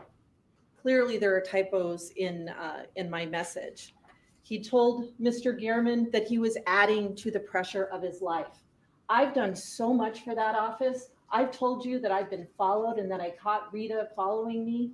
You decided to take it on her word that she wasn't. However, clearly she was. It seems to me that you value sensationalism or the value of a potential takedown than actually telling the truth. Thank you for helping him drop more pressure on my life. Now, Mr. Gehrman's response was a response that you get probably from many reporters. He says, sorry you feel that way. My editors and I feel the story is fair and balanced. Mr. Tellis's response, I don't know that you could truly feel that. You have concrete proof I provided you of what is really going on. You acknowledge much of it. You mention none of it. If telling yourself that you were fair helps you sleep at night while you're trying to destroy good people, that's your prerogative. And Mr. Tellis does attempt to fight back from these articles on his campaign website. He posts this letter discrediting the paper and discrediting the allegations in those articles written by Mr. Gehrman. He goes on Twitter and he accuses Mr. Gehrman of being a bully. He says Mr. Gehrman had threatened him. He told other people on social media in this first screenshot that because of those articles, I had to increase my medication to cope with it all. He tells someone who reposted the article or sent it that he was deeply disappointed that they had done that. And he's generally following the fallout of those articles on social media. But the reality is he lost that primary election after those articles were written, and he attributed it to the articles written by Jeff Gehrman. He told his best employee, Nicole Lofton, unfortunately, too many people bought the lies. He told his best employee, Nicole Lofton, I'm so sorry. I'm devastated that everything we worked for is going to be done. I hate them and what they did. And after all that happened and losing the primary, his concern was that another article might be coming. He explains, I'm going to pull the trigger on the supervisory changes. I'm going to go with the original plan. I think if I do any more than that, they will say I'm interfering with operations. And then he added, she is probably trying to get fodder to pass to the reporter. And he sent another text after that there's more garbage being gathered for a news article. And Mr. Tellis testified to you that after the primary took place, he actually half drafted, he didn't file it, a lawsuit where he was going to sue his rival, Rita Reid, and he was going to insinuate in that lawsuit, coincidentally, that there was a conspiracy that caused his problems in the election. If you look at point 21, he wrote, upon information and belief, several employees conspired to make false allegations of mistreatment by Mr. Tellis. These employees contacted the Las Vegas Review-Journal to share false and defamatory statements in support of news articles against Mr. Tellis. So he was clearly incredibly upset that those articles were written and that it resulted in him losing that primary. In July, Jeff Gehrman, though, isn't done with his stories and his examination of what is going on with Mr. Tellis and the public administrator's office. In July, he sends that request for the public records of the county, where he's asking for communication between Mr. Tellis and Roberta, and then ultimately it expands to other individuals in the county. But he wants all team messages between Mr. Tellis and Roberta. He wants cell phone messages. He wants essentially all of their communications as of July. And that's after those 4 articles were written. Mr. Tellis, of course, is informed by this, informed of this request by the county. And this occurs on August the 8th. And they explain, hey, look, this reporter's seeking all of this information. So the message underlying all of this is another article is forthcoming. Mr. Tellis messages back that he wants to review those communications prior to them being released to the reporter. But as of August 8th, he's on notice of another article coming. And if you look at this email, he responds about 20 minutes after that first email was sent to him. Now, looking at the August calendar, you can see that on August the 8th, that's when he receives the notification of the public records request. And by August the 12th, there are images from Google Maps of Jeff Garriman's neighborhood, Bronze Circle. We don't know the date they were created, but we know they were modified by August the 13th, meaning they had to be created sometime before that. Now, this doesn't mean that Mr. Tellis physically went to Bronze Circle on the days leading up to the modification date of the 13th. It simply means that he went and accessed Google Maps, and Bronze Circle is the area that was searched and accessed by his phone. And those images are, of course, where Jeff Garriman lives.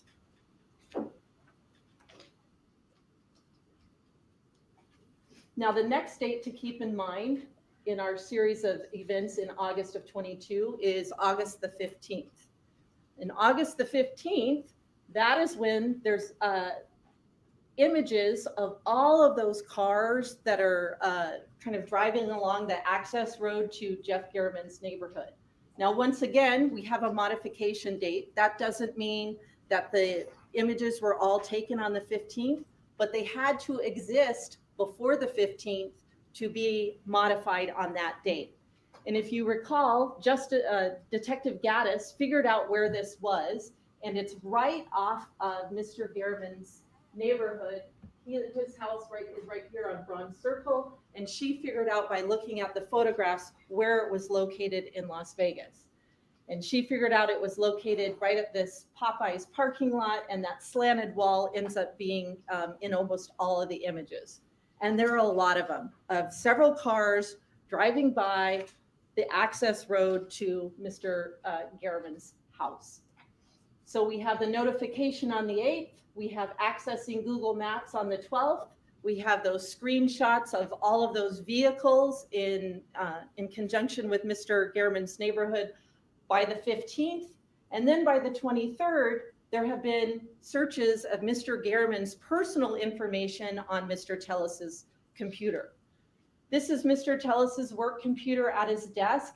If you look at the screen on the right, you can see like there's a bottle of hand sanitizer, there's an arrow pointing to it. Here's a closer view. And the screenshots from his phone, you can see that the same cap to that bottle is in the screenshot as well. So these were clearly taken on his work computer while he was at work. And you can see that he's looking up personal information of Mr. Garriman, the kind of car he drives. He ultimately is able to get the address of 7216 off his work computer. And once again, those photos were in existence by August the 23rd of 2022. So all of those events, the notification, the accessing of Bronze Circle on Google Maps, the screenshots of the car, and then using the work computer to access personal information of Jeff Garriman all occurs in August of 2022.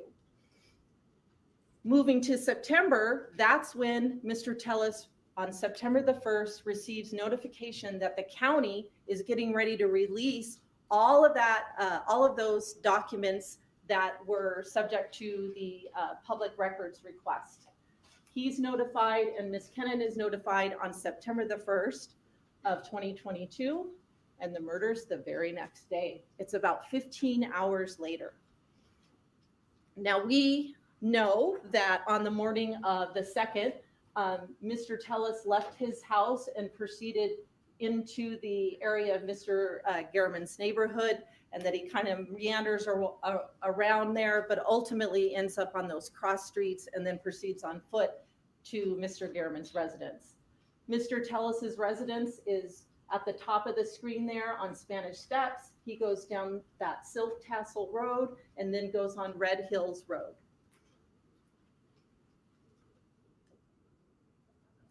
And he leaves at 9:12 in the morning.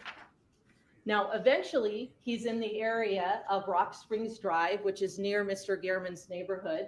The time on that video is incorrect. It says 9:42 a.m. But you heard from Detective Mogg that the corrected time for that particular camera is 10:26. So he's in the area of Mr. Garriman's neighborhood at about 10:26 a.m. in the morning. What's the next thing that happens? Well, you know that this is Mrs. Tellis's Apple Watch, and she sends that message to Mr. Tellis at 10:35 a.m. You can kind of see it says Friday, 10:35 a.m. And the message is, where are you?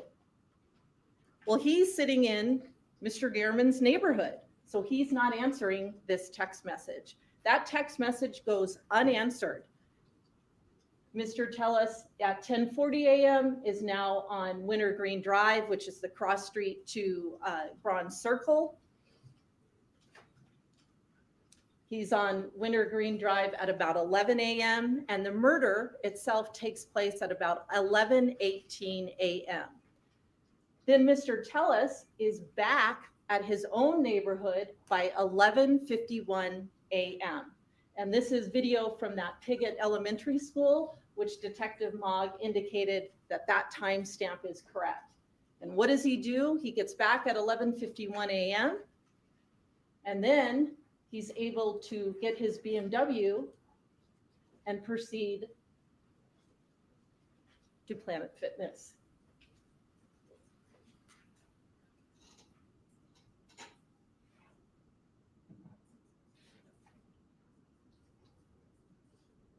So there's his BMW leaving. It's 12:03, and then you know from Detective Gaddis's testimony that it's about a 4 to 6 minute drive. He's able to be at Planet Fitness by 12:09. So by 9/3, which is now the day after the murder, it has been reported that Jeff Garriman has been murdered.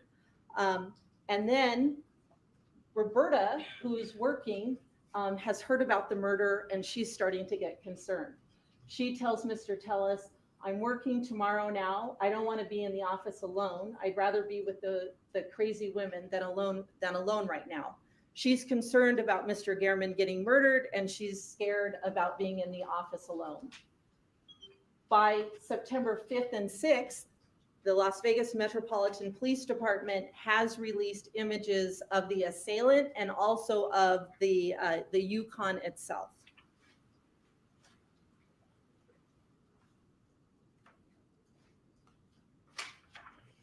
And Roberta becomes even more concerned. She messages Mr. Tellis, Rob, WTF, please do not be driving your Yukon around for a while. This is on the, September the 6th. He answers, whoa, that's crazy. She says, please tell me your Yukon is not that color. He answers, it is similar, if not the same. She says, I'm freaking out, Rob. He answers, my car has all matching wheel patterns. I think they are saying that there's a difference between the front and the back of the assailant's vehicle. But Roberta looks at it and says, fuck, your car is identical. And it actually turns out that Roberta is the one that is correct. His car is identical. From that lighter spot on the passenger side, just below the windshield wiper, there's sort of like a lighter rectangular shaped portion of the car. You can see that in the video. From the differentiating tint between the front and the back of the vehicle, that part is identical. And from the wheels themselves, they weren't different. They were the same. The wheel rims on the front and the back are identical. It is his Yukon. He is the one who committed the murder. So let's talk about the charge of murder. Murder is the unlawful killing of a human being with malice aforethought, either express or implied. And all that means is an act of ill will. When you go back to deliberate, you'll be asked two overarching general questions about the crime. And those are, was a deadly weapon used in the commission of the crime? And was the victim of the crime 60 years of age or older? So as you heard from Judge Levitt, a deadly weapon is simply an object capable of causing substantial bodily harm or death. We obviously have that in this case. The knife wounds inflicted on Mr. Gehrman were definitely not caused by human hands, and they were capable of causing substantial bodily harm or death, because that's ultimately what happened. You may be asking, well, where is it? Like that knife didn't come to court. But the instructions tell you that the state is not required to have recovered a deadly weapon used in an alleged crime or to produce it at trial. You just have to be able to gather from the evidence that a deadly weapon was used. Obviously, the injuries of Mr. Gehrman indicate that this was not caused by human hands. A deadly weapon was used to accomplish his murder. So that overarching question about the crime is probably an easy one to answer. Probably the easiest one after that is, was Mr. Gehrman over 60 years old at the time the crime occurred? And he was 69 years old at the time it occurred. So let's talk about first-degree murder. As Judge Levitt explained to you, there are three theories, three pathways that you can reach a verdict of first-degree murder. The first one is a willful, deliberate, and premeditated murder. The second one is murder perpetrated by means of lying in wait. And the third one is murder perpetrated during the course of elder abuse. Now, the first form of first-degree murder is probably the one you're the most familiar with, and that is a murder that is willful, deliberate, and premeditated. And you'd have to find all of those elements in order to find Mr. Tellis guilty under that theory of first-degree murder. So let's talk about what each of these mean. Willfulness is very simple. It's simply an intent to kill. Do your actions demonstrate an intent to kill?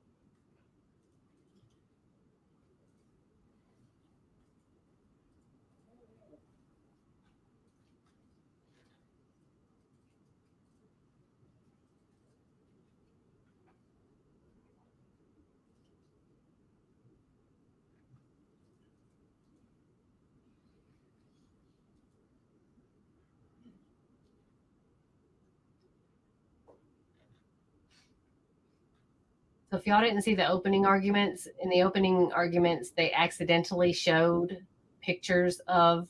So this part of the video takes about 2 minutes. The entire time of that 2 minutes, Mr. Tellis is attacking Mr. Gehrman with a weapon.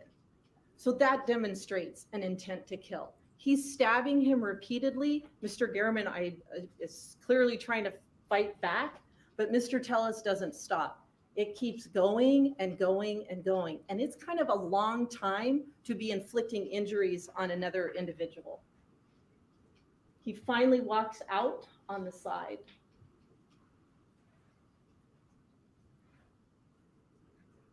Yeah, I'm not sure why they're not showing it now, because they showed it during the trial. I mean, he literally did this in broad daylight.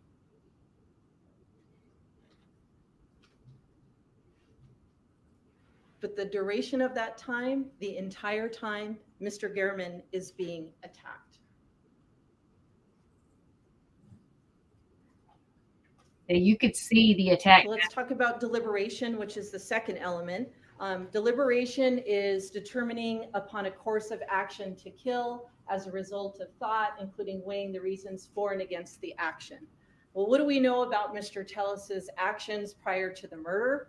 Well, we know back in August, when he got notification that another story was likely coming, he kind of goes into research mode on Mr. Gehrman, where he's located, what kind of car he might be driving, searches on his computer.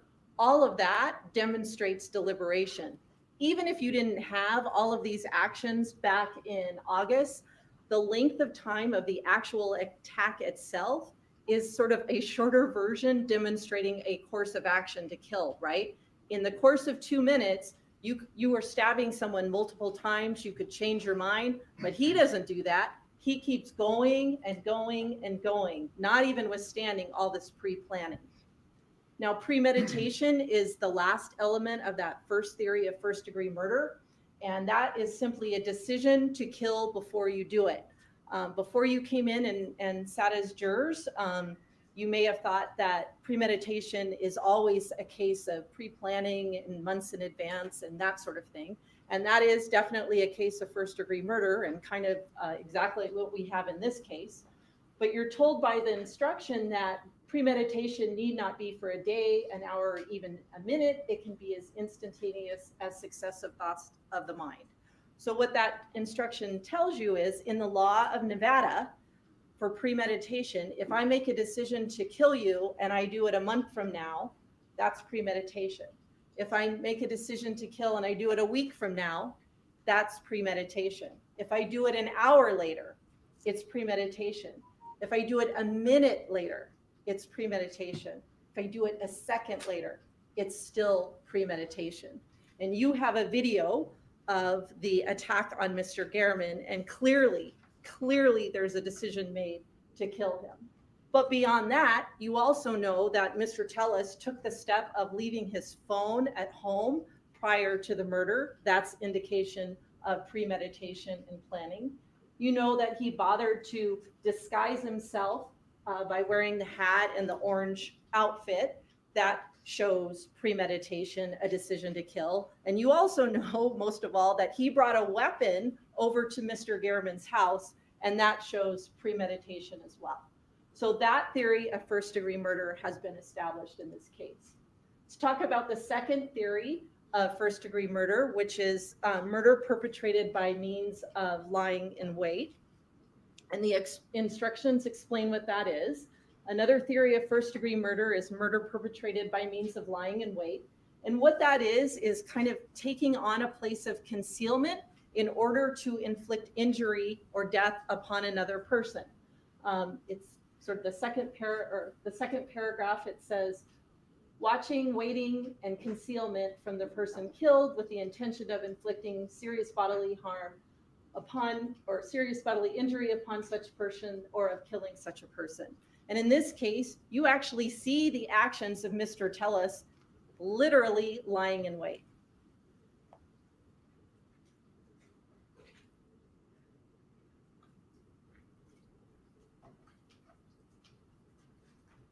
He goes into Mr. Gehrman's yard and recedes to the back in order to be in a place of concealment in order to attack him later on.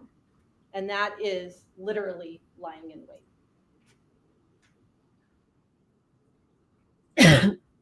So that theory of first-degree murder is established as well. The third theory of first-degree murder is murder occurring during the perpetration of abuse of an older person. And this is kind of like child abuse, where if you abuse a child and a child happens to die in the course of abuse, it's automatically first-degree murder. The same is true for individuals who are over 60. If you abuse an older person and they die during the course of that abuse, that is an automatic case of first-degree murder. And it's sort of a policy judgment to protect vulnerable members of our society. The instructions tell you another theory of first-degree murder is a kind of murder which carries with it conclusive evidence of malice aforethought. One of these classes of murder is murder committed in the perpetration or attempted perpetration of abuse of an older person. Therefore, a killing which is committed in the perpetration or attempted perpetration of an older person is deemed to be murder of the first degree, whether the killing was intentional, unintentional, or accidental. We have that in this case. Mr. Gehrman was over 60 years old. So by abusing him and causing his death, it is automatically another theory of first degree murder. So this is a picture of the verdict form that you'll have back in your deliberation room. And you can kind of see on the top in all caps, it says murder with use of a deadly weapon, victim 60 years of age or older. That was those very first two questions I discussed with you at the beginning of the closing that you would answer as jurors. And then as a jury, you should ask about the individual theories of first degree murder and vote on them. So you have to vote if all 12 of you think that this was a willful, deliberate, and premeditated murder. Do all 12 of you find that it was perpetrated by means of lying in wait?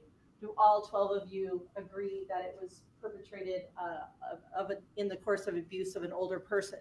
If you find all of those, then you mark those boxes. If you are in disagreement, say only 3 of you think it was willful, deliberate, and premeditated, or some combination, you have to take a vote to decide if all of you believe that it's first degree murder under some theory. And if it is, you mark that last box and say, we don't find unanimously under any of those 3 theories, but all of us agree, 12 of us agree that it's some form of first degree murder. The law tells you, although your verdict must be unanimous as to charge, you do not have to agree on a theory of guilt or liability. So if all 12 of you agree one form of first degree murder, then you mark that last box. But it's the state's position that all 3 of those theories, willful, deliberate, premeditated, lying in wait, and elder abuse, clearly apply in this case. And really, Mr. Tellis isn't disagreeing that this is a case of first degree murder. He's just saying that it was a Compass Realty assassin who did it. Now here we see Mr. Tellis leaving his house at about 9:12 a.m. And it's the state's theory, of course, that at that point he's left his house and his cell phone is sitting back at his house on Spanish Steps. The state's theory is that Mr. Tellis leaves his residence, leaves the phone at the residence, and is proceeding to Mr. Gehrman's residence. And as we've discussed, the Yukon is seen at Rock Springs at about 10:26 a.m. Here's 2 different images of it. Meanwhile, Mr. Tellis's cell phone, which is sitting back at Spanish Steps, is getting some incoming messages. There's an incoming and unanswered message at about 9:44 a.m. about a work case. There's an incoming and unanswered message at about 10:16 about another case at his work. There's an incoming unanswered message from his wife saying, "Where are you?" at 10:36 a.m. Now you'd think, given that some of the allegations in the articles, this might be one he'd answer pretty quickly.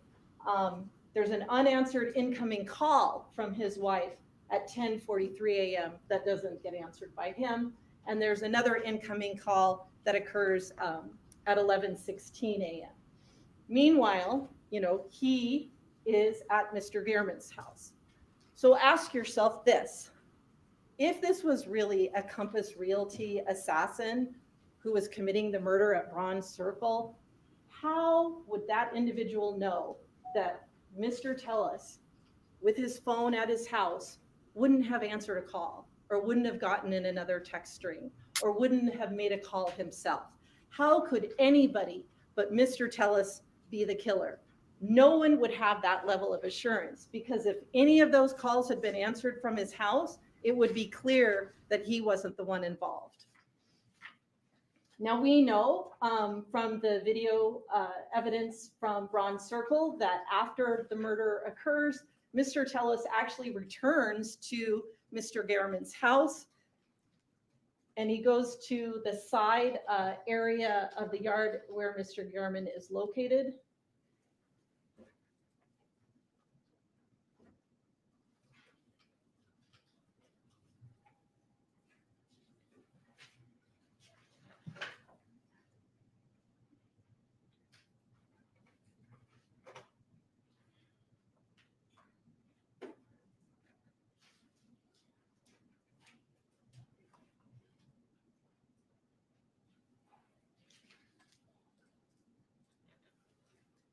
And then he returns back to the Yukon.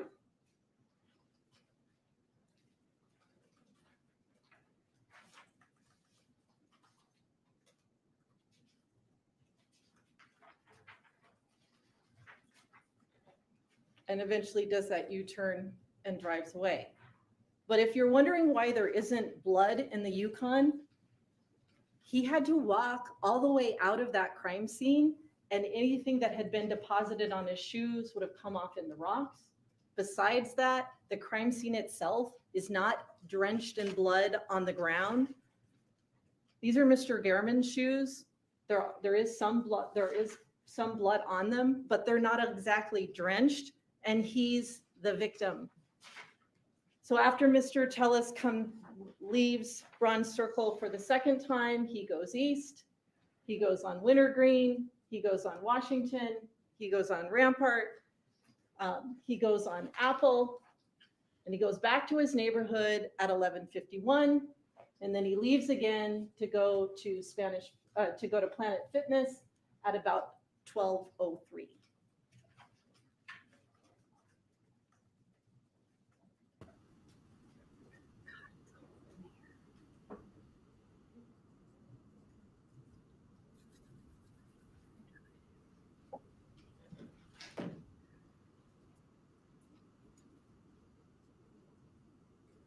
You also know that Mr. Tellis is the killer because of the DNA evidence in this case. Remember how this comes into play. They collect the samples from the scene, and the Metro DNA analyst has this result of foreign DNA being present on September the 5th. They haven't even collected a DNA sample from Mr. Tellis until the 7th. So it's not like Metro or Compass Realty has a sample of Mr. Tellis's DNA to come insert in this crime scene. It's Mr. Tellis's DNA in this scene. It's literally on the body of Mr. Garriman. The items from the search warrant also tell you that Mr. Tellis is the person responsible for this crime. Those shoes that were found in the house, they weren't planted, they were hidden. They were cut up. Anyone who planted the shoes would have no reason to cut them up. The cutting up is to benefit Mr. Tellis so he can get rid of them. If you were just planting them, you could leave them alone. And they're clearly his shoes because 1, they're in his house. 2, his DNA is present on them. And if you don't believe that, there's pictures in his phone of those shoes on a day when he apparently went rock climbing. You have the bag that was located and ultimately the hat as well. And you heard a lot of testimony about how all of this evidence was collected from the scene. There's the detective who physically finds it, working with other detectives who are also doing the search. There's the detective that's assigned to be the scribe, to write down where everything is located. There's a crime scene analyst assigned to photograph it in place. There's DNA analysts who actually analyze the physical evidence after the fact. And all of this occurred, this whole search occurred while his wife is sitting in the house and aware of what they're doing.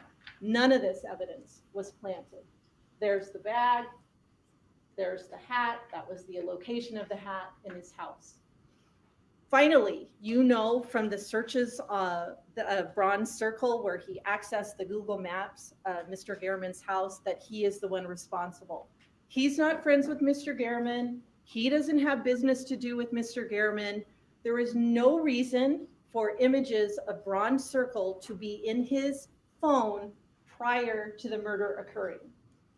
You also know that he is the one responsible from the sort of amateur surveillance that occurred in August prior to the murder itself. There's no reason for any of this to be in his phone, but that he's attempting to gather information on Mr. Gehrman. And finally, you know, he actually used his work computer to gather information on Mr. Gehrman as well. At the end of his testimony, I think yesterday, Mr. Tellis explained that, you know, he's really a victim in this. You know, he's been victimized by the whole process. And he told you that he was wronged by his coworkers who didn't appreciate his changes that he made in the office and didn't appreciate his management style. He was wronged by the county who didn't understand that he was being a good leader. He was wronged by Zach Schilling, you know, and by Kristen Riffle. He was wronged by them as well. He was certainly wronged, according to him, by Compass Realty. He was wronged by Steve Wolfson. He was wronged by the patrol officers who observed that scene at Mr. Gehrman's house. He was wronged by Metro Police, in particular, Detective Gaddis and Detective Jappy. He was wronged by some mysterious, illusory phone hacker. Stop. He was wronged by DNA analysts at Metro who found his DNA on the fingernails of Mr. Gehrman. And then, of course, he was obviously wronged by Mr. Gehrman, too, in the articles he wrote. Or maybe it's not that he was wronged. Maybe he's the one in the wrong.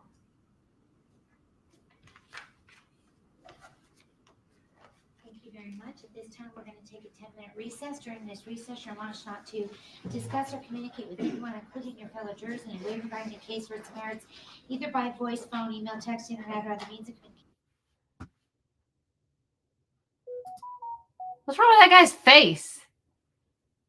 I don't know what just happened there, but his face just went like all weird.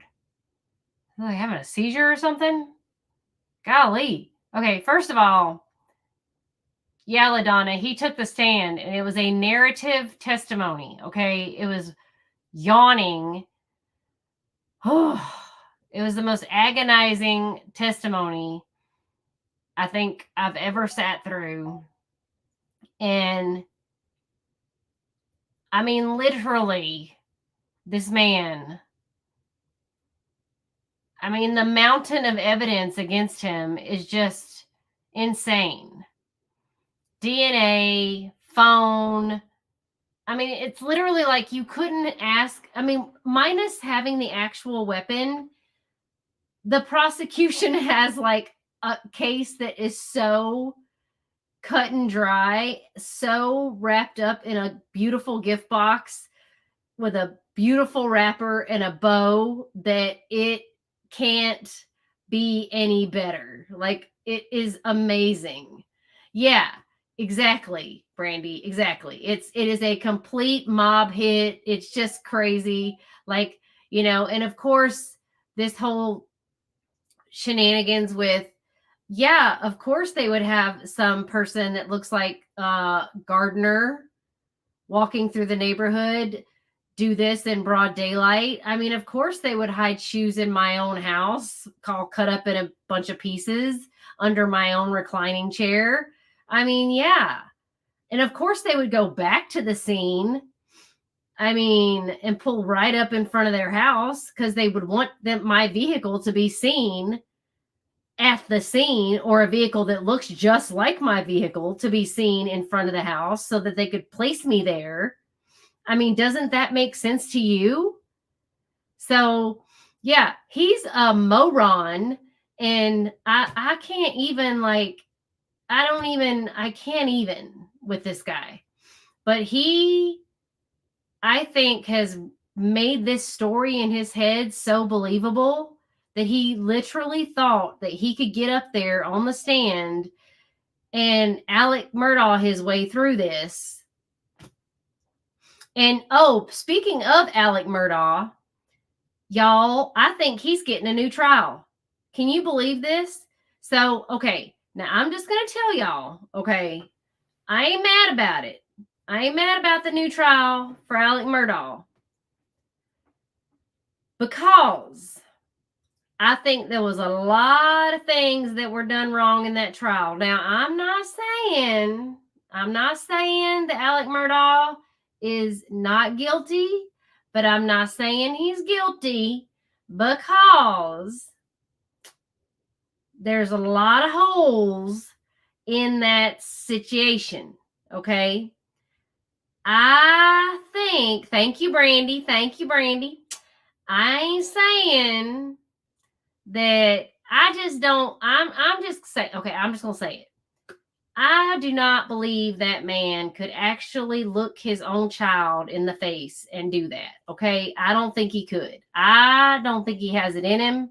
I don't think he is, that kind of person, because I think he's more like, he's a coward. Okay. Alec Murdaugh is a coward. I just don't think he has that in him. Also, I will say this about the prosecution case. They did not have the actual weapons at the trial. They had weapons that the family owned, but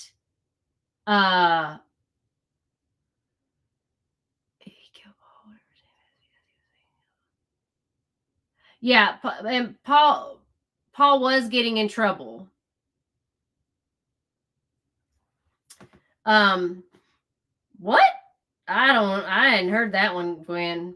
But I don't believe this whole like pill thing, the whole, I mean, was he taking pills? Probably.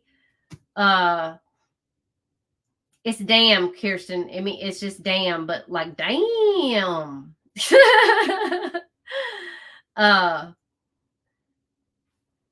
But I mean, I think he maybe was taking a bunch of pills, but first of all, that dude was taking it. If he was really taking that many, he'd be dead. Okay. I mean, that guy wouldn't be on this earth. That's a lot of pills. Also, the prosecution brought in, which I thought was prejudicial to the jury. Okay.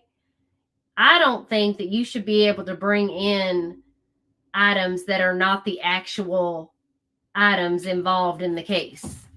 I don't think that you should be able to bring those in and say, this is what was used in the crime. No, it wasn't. That's not what was used. Just so you can have them for visual purposes. That's prejudicial.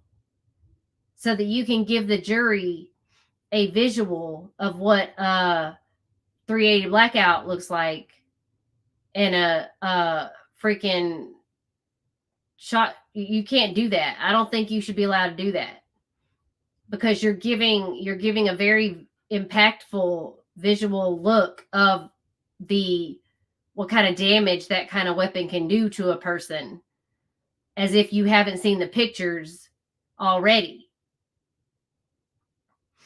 So I don't think that you should be able to do that, because they never found the actual tools that were used in the crime ever. Yes, the judge did let that in, and I don't think you should let in evidence that isn't actual evidence. That those were not used in the crime, and I don't think you should let that in. I think it's very prejudicial. Imagine if that were you on trial. See, you have to always, to me, put yourself, like, if that were you on trial and you're being allowed to use, like, what if, in Michael's case, that they brought in, a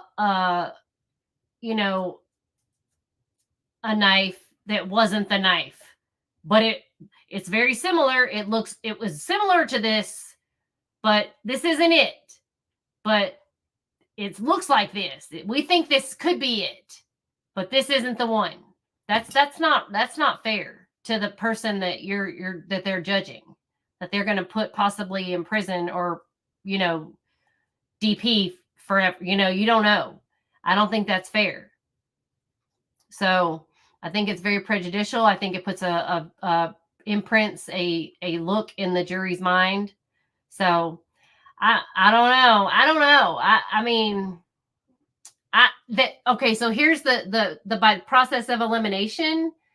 Who else could have done it? Right. That's the other thing juries look at. Like, well, who else could it be?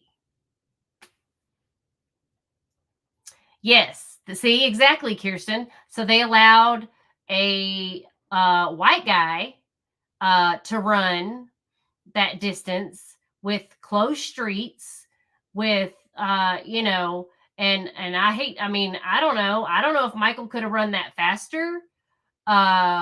If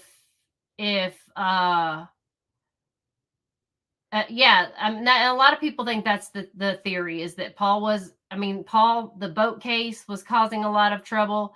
But I mean, seriously, it's genetic. LaDonna, tell everybody, it's genetic. Black people are fast as shit. Did you see the Olympics? Did you see any white people in track? No, not for America. Hell no. Black people are fast. Get the hell out of here. No. So, I mean, I don't know. Michael could have run that faster if he ran, but he didn't run. He walked. So, shoot. And, I mean, no. Man. That's crazy. So, no. I mean, if they really had let Michael run it, I would like to see if Michael would run that faster than that white dude. So, I don't even know if that's real time that guy did.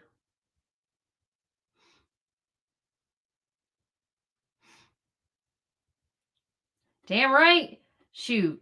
My hot doctor was like, are you flexible? No, dude. You just touched my butt. Did you feel that soft shit? This is soft as hell. I ain't flexible. I'm not flexible. And I ain't working out, clearly, because I'm in pain. No. But if you want to touch my butt again, because, dang, because he's hot. Yeah, you touch my butt again. My boyfriend's sitting right there looking up what's wrong with me because I didn't hear a word the doctor said because he's so hot. The heck?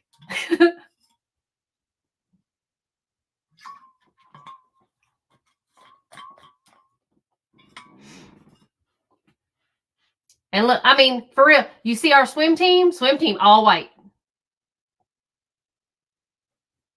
Track, all black. I mean, it's just genetic. It's just reality. What? Say something.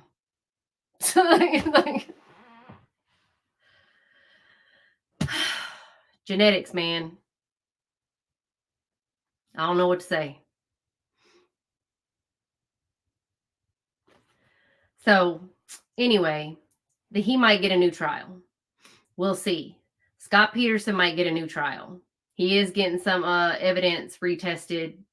The duct tape. Yes. We'll see how that works out. Can you believe this shenanigans? Scott Peterson has the Innocence Project working for him. Nuts. The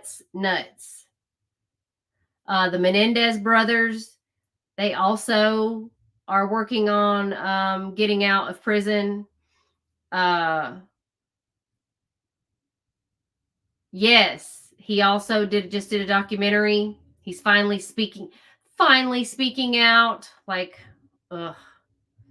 Y'all, I was rewatching some of the videos, like the interviews he did back then.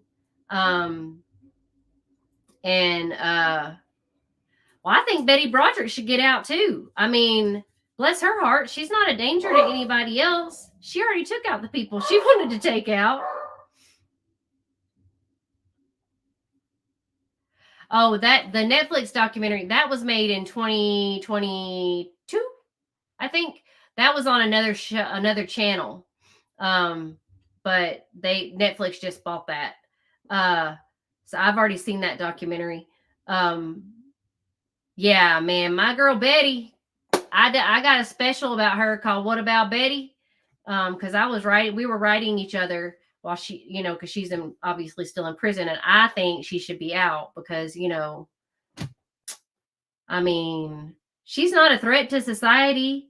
She already took out the folks that was a threat to her, or she felt, first of all, like, I mean, I'll get in trouble. I think I've said it before, you know, but Betty's my hero. Am I allowed to say I'm sorry, God? I know you shouldn't kill anybody, but dude, let me tell you, if my man cheated on me,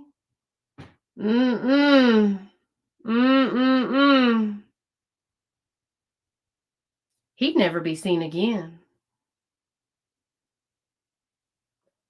I mean, I'm not saying anything. I'm just saying he's been wanting to live down by the river. He talks about it all the time.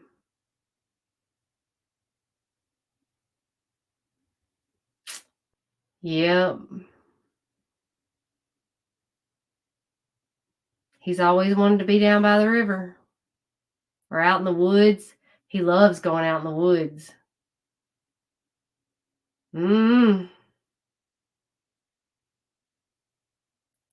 Yep. So, yep.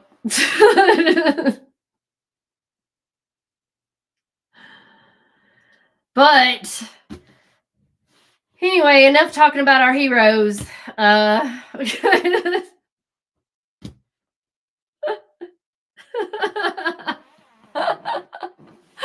I know, LaDonna, it's so hard. Dang it, man. It's just too hard. It's not fair. This whole like free speech thing, I tell you what, Candy's pretty cool too. I don't know, but Betty, man, Betty's the stuff. Yeah, Candy Montgomery, that lady, she did a good job. Jessica Biel did a good job on that character. I have to give it to her. She did a really good job.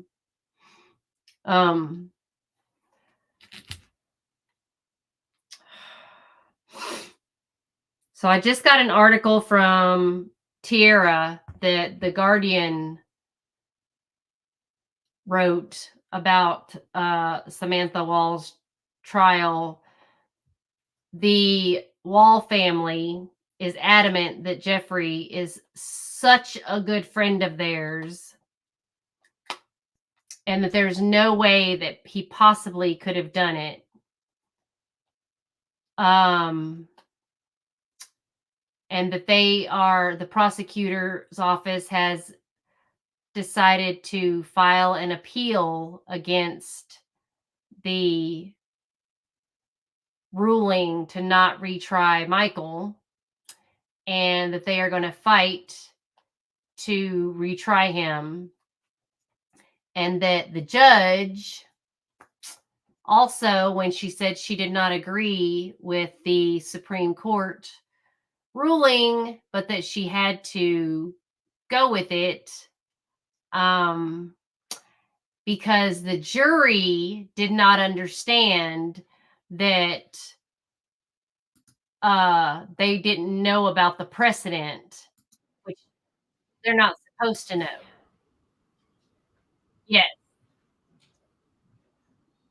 And they were going to do everything in their power to be sure that Michael is convicted of this crime.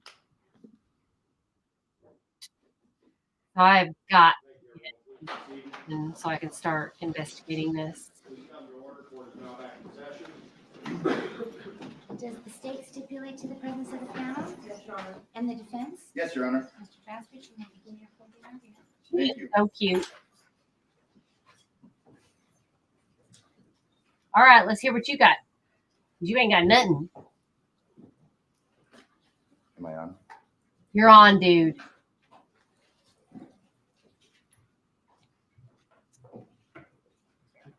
The Wall family and her sister's last name is Rosen. It's the highest standard in this country. It's not presumption, preponderance of the evidence. It's not clear and convincing. It's proof beyond a reasonable doubt. This concept was borrowed from the Old English common law. Our founding fathers thought that it'd be better to let 10 guilty men go free than to wrongfully convict an innocent person. Additionally, I would submit to you that it reflects the reality. The very few people have the resources, the means, the wherewithal to prove their innocence. You know, you heard testimony by narrative by the defendant, Mr. Tellis. Generally, you don't discuss a person being in custody, but he testified truthfully from the stand concerning his incarceration. He had testified that he'd been in custody for 2 years and that he wanted to tell you his story. Jury instruction number 27 discusses a witness's manner upon the stand. You and you alone are to judge every witness's credibility. In jury instruction number 3, it states that you are to apply the law to the facts.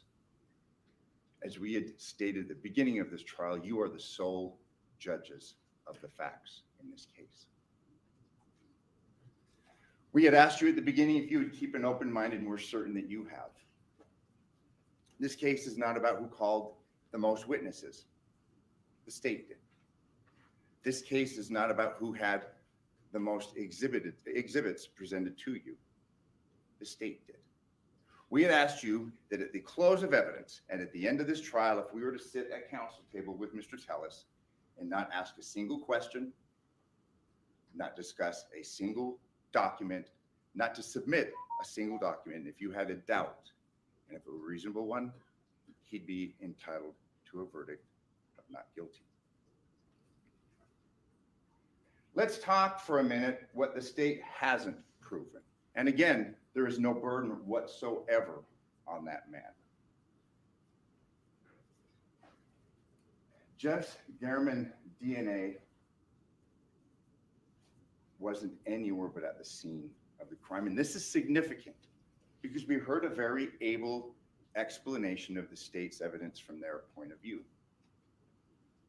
There was no blood or DNA evidence concerning Mr. Garman in Mr. Tellis's home, in or on his vehicles, in or on his clothing. None of that would implicate Mr. Tellis. There had been discussion on the state's closing wherein there was blood everywhere in this, in the Bronze Circle address. Obviously, there was a stabbing. Of course. You can see through the exhibits that you will have with you in the jury room. There was blood everywhere, on the bushes, on the bird dish. His birthday. Nowhere in Mr. Tellis' vehicle do we find blood. You recall the testimony, blood presumptive negative on both doors on the driver's side, the seat belt, the brake pedal, the gas pedal, the mat, nothing. There was no blood on his person, clothing, anything else. You didn't hear from any witnesses concerning any personal knowledge to contradict Mr. Tellis's version of the events for September 2nd. There was not a positive identification of the subject vehicle or Mr. Tellis at the scene. There's no evidence whatsoever of any gloves being recovered. And you've seen, and it's fairly clear from the video evidence that you've been presented, that assailant was wearing gloves. There was no recovery of a murder weapon. That vest with the reflective strips, you didn't see that. And the pants, we had pants that were recovered. You saw the blue pants. Obviously, that didn't bear any evidence to implicate Mr. Tellis. And I would submit to you that the facts and common sense would dictate that had he been the murderer, there'd be evidence of it on these articles, on that getup that person was wearing on September 2nd. This is a point that I would urge you to consider, because I would submit to you that's crucial in determining whether the state, and again, it's the state alone that bears the burden, has proven their case against Mr. Tellis. There's no surveillance or eyewitness testimony showing that Tellis left his house that day headed to Mr. Gehrman's home. We did hear evidence, and it was uncontroverted, and that came through Detective Gaddis, that on the day of the stop, September 2nd, it's Metro policy to have body cam. The officers that stopped him in relation to the warrant that was obtained with Mr. Jappy's, Detective Jappy's participation, it was issued at 2 a.m. on the 7th. The officers that stopped Mr. Tellis, the officers that detained Mr. Tellis, didn't have the body cam on, and that was requested multiple times. Ultimately, there was an order from Her Honor on July 18th of 2023, and after that order. And you recall going through the cam, the reports, the CAD reports, there was intervention, but again, that key piece of evidence was overwritten, it was destroyed. Again, is that indication of some wide-ranging conspiracy? And I'm not going to stand before you today and necessarily argue that there was. But what that shows is that Metro makes mistakes. Metro officers, Metro detectives are human. I mean, you think of the old proverbial idea of police officers, they're brass buttons, blue uniforms. They're human beings underneath their titles, underneath their uniforms, and they're just like all of us. They make mistakes. That shows you that mistakes are made on behalf of Metro. And the Las Vegas Metropolitan Police Department is not infallible. I don't know, China. We could say that about a lot of people. Lack thereof at the scene of the murder. You had seen some pretty good videos capturing that person leaving Jeff Gehrman's house after the stabbing. I would submit to you that it's the state's argument that Mr. Tellis cut himself through that incident. You heard his testimony. You are the sole judges of the facts concerning that. What we do have, in addition to the state's video, is we have this assailant walking away from the 7217 Bronze Circle address. That finger was cut. That finger had been damaged by a knife or otherwise severely injured. Wouldn't there be blood? Wouldn't common sense dictate that there'd be blood in the bushes surrounding Jeff Gehrman's body, in the rocks which were recovered, in the sidewalk outside the house? Nothing. And again, it's the state's burden to present you every bit of evidence in their prosecution, and you should take into consideration the evidence that they've presented to you. But by the same token, you should take into consideration determining whether or not they have proved their case beyond a reasonable doubt, and they have the sole burden for the production of evidence. Ask yourselves what evidence is missing. Let's talk about Robert Tellis's body in relation to a struggle that the state would have you believe occurred between these two gentlemen. Recall the evidence that we had brought in during their presentation of evidence, and I believe a number of these pictures came through Detective Gaddis, and there's a lot. It's defense exhibits B through V. This is just kind of a capture of these photos, and there's a lot of them to evidence that there were no injuries to his body. Neck, front, and there's more, and we could stand here and click through each and every one, but we're not going to. You can look at them. You can ask yourselves, well, if there was this struggle, where are the markings? Where's the bruising? Where are the scratches? Defense exhibits B through V will demonstrate that there were no such injuries. Let's talk about the cell phone usage on 9/2/2022. You know, the state would have you believe that Mr. Tellis's lack of responses to junk messages mean that he was occupied with murder. And through analyst Aguero, you heard, and you had the opportunity to see through the course of this gentleman's testimony, it was uncontroverted.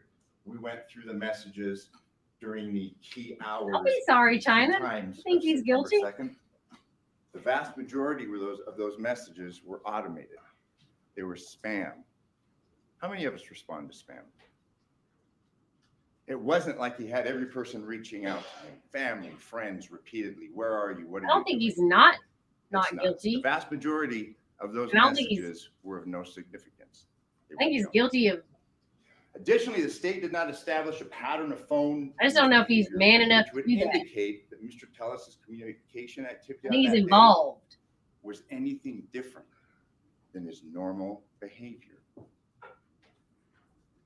They had the devices. Kennel they videos had what the got me. access. Kennel video. You heard no testimony that his He was there. accessing his phone, his using his phone on September 2nd was anything different than the day I just don't know if before, he the actually day pulled following, the. the weeks before, or the weeks following Mr. Gehrman's murder. And let's talk about the deleted messages. You recall that was quite a big point that was underscored and argued through the course of testimony, and it was actually through Mr. Aguero, our expert, the issue concerning this deleted message. And you recall then we had the subsequent witnesses in the state's rebuttal that came forward with and it was through Mr. Tellis's testimony. Do you remember the watch, the Apple Watch? Then there was questions asked, what about the other device that presumably these messages were being received on? We didn't get the benefit. And again, it's their burden to compare the Apple Watch with a Pixel phone. We didn't have that. But what we did hear from that detective is that he couldn't say one way or the other. Do you remember that question, where are you? Obviously, if someone's home, they can speak with one another. But we didn't hear and we couldn't hear any evidence. And for you to just make a judgment based upon their own expert, their own witness who has special training and knowledge, say, I couldn't say one way or the other whether I don't know, Ladonna. I'm kind of worried. On the Scared. Pixel I'm scared. device, the device that they have alleged was Mr. Tellis's phone. That's significant. Let's talk about what the state does have. They've got a cut up straw hat and shoes. Pretty significant. There's really no reasonable explanation, rational explanation one way or the other. Obviously, if this person's the murderer, why not get rid of the shoes? You'd have to presume that he had knowledge of the shoes and their whereabouts. Let's talk about that hat. Why wasn't that hat discarded? Again, we'd have to presume knowledge on the part of Mr. Tellis where that hat was. And again, neither the shoes nor the hat tied him to Jeff Gehrman's residence. We had a shoulder bag with balls in it. Do you recall that exhibit? We had a basketball and a football that looked like some sawdust, and you'll have all of these exhibits. What's going on with that? I guess you're to use your common sense, which is one of the latter instructions. It's gonna be a party, all right. This bag is somehow Hope y'all got your gummies ready. Jeff Gehrman. And then it winds up in a storage area in the family home. Or the wine. Basketball and a football, and what I would submit to you looks like sawdust in the middle of it. The image artifacts from the cache of Robert Tellis's phone, as well as the vehicle and the address inquiries on Mr. Tellis's work computer, it was fairly clear through the course of the testimony that that work computer had access to the Google account that would presumably be accessed by his Pixel phone. If one has password to that, one can have access I have to the to. devices. I eat gummies, ma'am. I have to have them. Matt Havaness said that he could not say the date of the cached They're necessary. images on the files of Mr. Tellis's Google Pixel phone. We were shown a calendar. It's for To educational draw inferences. We don't know purposes. specifically who For these accessed or trials. searched for those images, and we don't know when they were It's created. because people are always saying that they're on the pot, That's significant, and the state should explain. and that's what makes them act the way they do. On the defense And I'm just exhibit trying to 03, disprove what they're Robert saying. Tellis's That's user all. accounts on Dell Omnipex located the public administrator's office. And how will I know if I don't test it? Again, this is the report. You have it. This is Mr. Exactly, Brady. Aguero's But I'm just trying to show summation people that of his analysis. that doesn't make Again, you it act that way. shows that this Google account where these Am I going damaging crazy? photos and images are shown, Acting like I'm confessing it's crimes? the same account. It can be uploaded, accessed by Resisting? both the cell phone and the work computer. Obviously, we know what was going on from the testimony of multiple witnesses, what was going on at the public administrator's office and the turmoil. I would submit that. Yes, I was going to show that. And determine what the facts are. That's and insane. what the state has proven beyond a reasonable doubt. There is a positive DNA hit for Mr. Tellis related to Jeff German's fingernails. And you recall at the beginning of the state's presentation last week, you heard from the crime scene analysts, and I would submit to you that it was fairly clear that there was a little less than an airtight investigation because, after all, police officers, detectives, crime scene analysts make mistakes.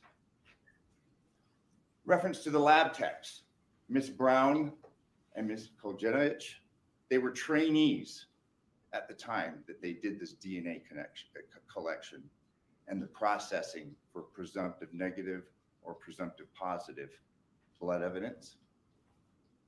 This is significant. It was Claire Manning. She had testified, she was young, blonde. She had testified that she couldn't recall who bagged the hands. That was at the scene of the murder. You never heard testimony as to who initially bagged the hands of Jeff German's body. One would think, and common sense would dictate, that they'd be able to tell you that. They couldn't, not from a single witness. She testified that she took custody both of the fingernails and the evidence concerning Mr. Tellis, but again, she couldn't tell you who bagged the hands. Again, this Google search on the recipe, you heard that the last day of trial, like that was somehow significant. Do you recall in the recross of the detective, there was at least 2 computers at the Tellis home? Yeah, you They were don't not get reviewed. somebody's Taco Bell. They weren't Yeah. checked for those recipes. So again, I'd submit to you, we have a wash. Detective Mogg, Christopher Mogg, he's now retired. He's an analyst. He lives in Texas. You recall at the beginning of this trial, he gave what appeared to be fairly detailed testimony concerning the whereabouts. I don't like those subject, drive-throughs, Denali. man. Don't trap me in a drive-through. Do you recall on cross, it was See when they do addressed that. that at 9:10, Concrete that thing, vehicle barriers. was entering in from the Piggott Elementary. Yeah, you Again, got to be going. you saw the map. You do that. It's in evidence. You can see that this right here is not the entrance. I hate being trapped in a Mr. Tellis' drive-through. neighborhood. It's streets away. It's not close. What if I change my He gave mind and you I want to get testimony that out? I apparently can he get drove out. through the neighborhood where Mr. Tellis lived, off the Spanish Steps address. Oh no. Mm-mm. He said to look for things of evidentiary value. We heard nothing. We heard nothing concerning other vehicles in the neighborhood. Do you recall the testimony that there was at least 67 red Denalis? We heard testimony that that number at one point perhaps was greater. Perhaps it was at Oh, good 67, Lord, which man. nobody contradicted, but we never heard what it was ultimately narrowed down to. We had Detective Mogg, and I'll refer to him as detective because in essence he still is. He testified and just said he was sure that it was that man's Denali, period. Do you recall the testimony that was shown concerning, and I would submit to you because you are the sole judges of the facts, that there was something peculiar about this Denali, something in the right-hand window area, that plastic stripping. You have the photos. Please look at them. We are given testimony based upon his analysis. We have at the same part near Piggott Elementary. We have this vehicle leaving at 9:12:32. But what's significant about the 9:10, where we see it entering the neighborhood or the area, again, it's not Mr. Tellis' specific neighborhood. We're not told where it was before that, who was driving it. What's important, and I want to back up, is at 9:10, we have this vehicle entering the area. And you have to ask yourself, what's occurring between 9:10 and 9:12? If we're to take the state based upon the evidence that they have presented, what went on during that 2 minutes and a few seconds? We don't know. Did it even make it to the Tellis' house or some other neighbor, other house in the area? But as to the 9:10, it's important because it's the state's theory, and we heard it argued that Mr. Tellis left his phone. Well, we have, and this is Defense Exhibit A3, we have that phone receiving messages. Look at the times all throughout the morning.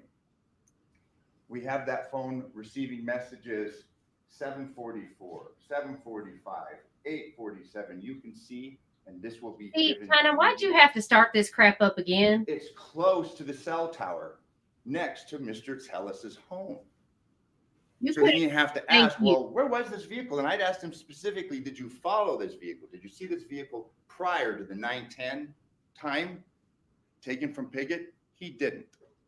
But we can see, based upon the evidence that was provided to you by the defense expert, that phone is in the area all that time. It's in the Spanish Steps area. So obviously the argument, and I would submit to you, common sense would dictate, well, if that is going to Mr. Tellis's home and it's not arriving in that area until 9:10, why do we have all of these? I know, but you could just say all of Pittsburgh. these You ain't other got to go times all out. close to the home. Get all It's not crazy. at the home. He laid out very specific detail, and he had talked about this approximately 5.3 mile trek. Look, I'm trying to be nice here. Wants you to believe with Mr. It's Tellis' football season. vehicle and Y'all know it's about to get ugly, by Mr. okay? Tellis. His video analysis takes 2 hours. It covers 2 hours and 39 minutes. All right, dang it, man. Look what you done started, China. The state couldn't show you what happened during that 2 hour and 39-minute period. 5.3 mile trip to and from. They basically show you closed circuit TV coverage, which it wasn't. There was a lot of dark spots. I already got of your the dang money vehicle now, LaDonna. I don't. driving there. You can But go on about yourself. The vehicle We- driving back, and I won't say Go on, be driving your bad back self. That's all right. home because we have no evidence of that. It's all I right. believe the state that there's no ring cameras in a fairly affluent neighborhood. I'd submit to you, does that make any sense? We're going to ask you to look at, and please do. You've done a lot through the course of this trial. It's your duty to be here, and you have fulfilled that duty. You've taken notes. To the very last witness, it's been apparent that you've been paying attention, that you've maintained an open mind.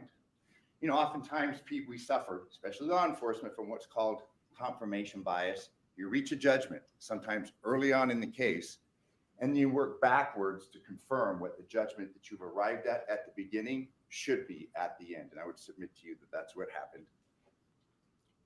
This was the 1405 wintergreen. As you recall, there was an issue concerning timing. This was channel 3.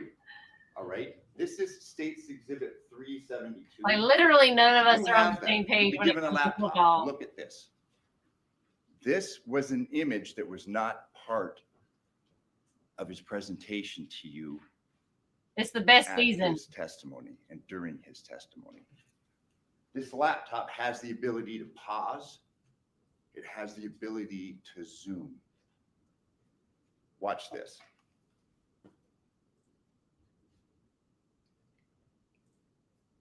We're going to slow this down now.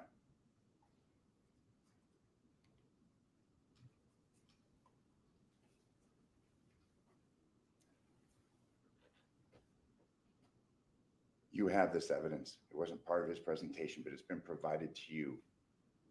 Look at the profile. What's that look like on the top of the head? I'd submit to you that looks like hair. We've seen Mr. Tellis. He gave testimony from the witness stand Does that profile match the profile in that vehicle? I mean, it's no secret. The man's bald.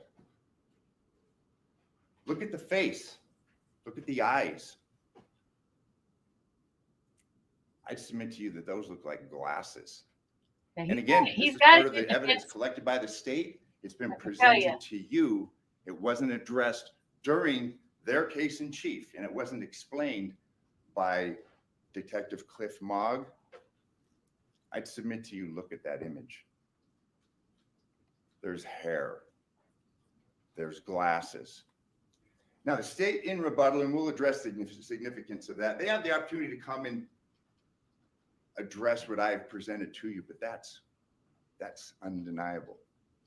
What I'm going to show you next is the image on channel 2. That's the same video coverage, but now it has the vehicle coming from a different direction.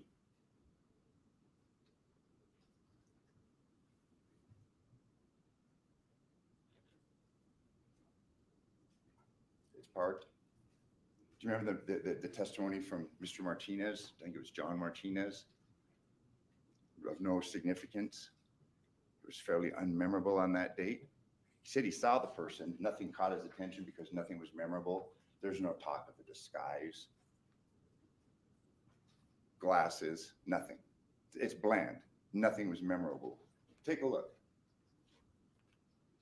Oh, hang on.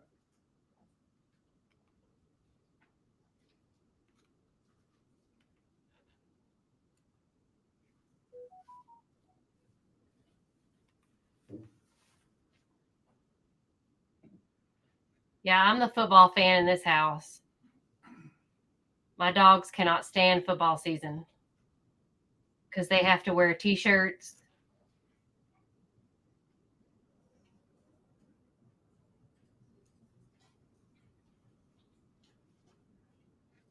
And I scream a lot. That's Mr. Martinez that I had discussed.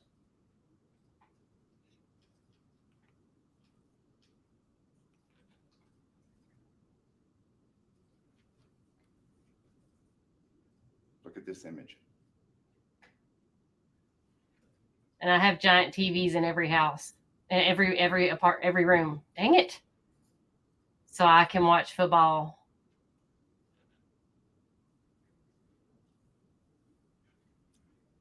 Oh, I need my glasses. Dang it! Look at the profile. It's hair. Oh, this is tricky. From 2 different angles.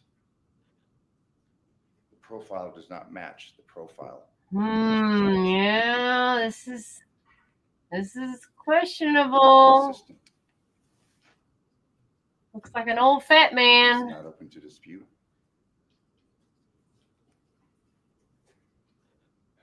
You know, you've heard testimony, and you heard it primarily through Mr. Tellis.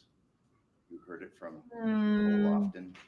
I mean, I'm not believing Mr. Tellis was fairly concerned about This the whole goings on with Compass Realty in relation to Compass Realty thing, but relation, guy in the in relation vehicle. to the trampling upon the legacy of errors by the Questionable. management of the properties that were left. that's a lot of doubt for me, y'all. I don't know about y'all. I would submit to you that Detective Jaffe inserted himself into the murder investigation. And again, I want to draw, a couple of arguments from this Compass Realty testimony. I mean, we know that Mr. Tellis was very concerned about Compass Realty.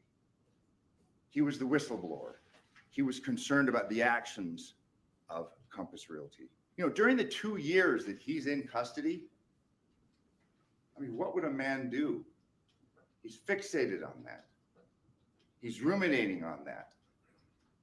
I would submit to you that common sense would dictate, and your experience would dictate, well, he's going to focus on the involvement of individuals who he was focused on prior to his being arrested.